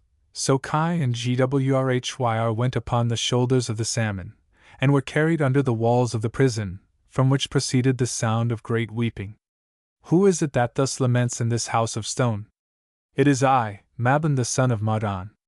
"Will silver or gold bring thy freedom, or only battle and fighting?" asked Gwrhyr again. "By fighting alone shall I be set free," said Mabon. Then they sent a messenger to Arthur to tell him that Mabon was found, and he brought all his warriors to the castle of Gloucester, and fell fiercely upon it, while Kai and Bedwyr went on the shoulders of the salmon to the gate of the dungeon, and broke it down, and carried away Mabon. And he, now being free, returned home with Arthur. After this, on a certain day, as Gwrhyr was walking across a mountain, he heard a grievous cry, and he hastened towards it. In a little valley he saw the heather burning and the fire spreading fast towards the anthill, and all the ants were hurrying to and fro, not knowing whither to go. Gwithyr had pity on them, and put out the fire, and in gratitude the ants brought him the 9 bushels of flax seed which Yspaddaden Penkor required of Kilweh. And many of the other marvels were done likewise by Arthur and his knights, and at last it came to the fight with Trwydh the board, to obtain the comb and the scissors and the razor that lay between his ears. But hard was the boar to catch, and fiercely did he fight when Arthur's men gave him battle, so that many of them were slain. Up and down the country went Trwydh the boar, and Arthur followed after him, till they came to the Severn Sea. There 3 knights caught his feet unawares and plunged him into the water, while one snatched the razor from him, and another seized the scissors. But before they laid hold of the comb he had shaken them all off, and neither man nor horse nor dog could reach him till he came to Cornwall, whither Arthur had sworn he should not go. Thither Arthur followed after him with his knights, and if it had been hard to win the razor and the scissors, the struggle for the comb was fiercer still, but at length Arthur prevailed, and the boar was driven into the sea. And whether he was drowned or where he went no man knows to this day. In the end all the marvels were done, and Kilweh set forward, and with him Goreu, the son of Custennin, to Yspaddaden Penkor, bearing in their hands the razor, the scissors and the comb, and Yspaddaden Penkor was shaved by Caw. "Is thy daughter mine now?" asked Kilweh. "She is thine," answered Yspaddaden, "but it is Arthur and none other who has won her for thee. Of my own free will thou shouldst never have had her, for now I must lose my life." And as he spake Goreu the son of Custennin cut off his head, as if had been ordained, and Arthur's hosts returned each man to his own country. From the Mabinogion.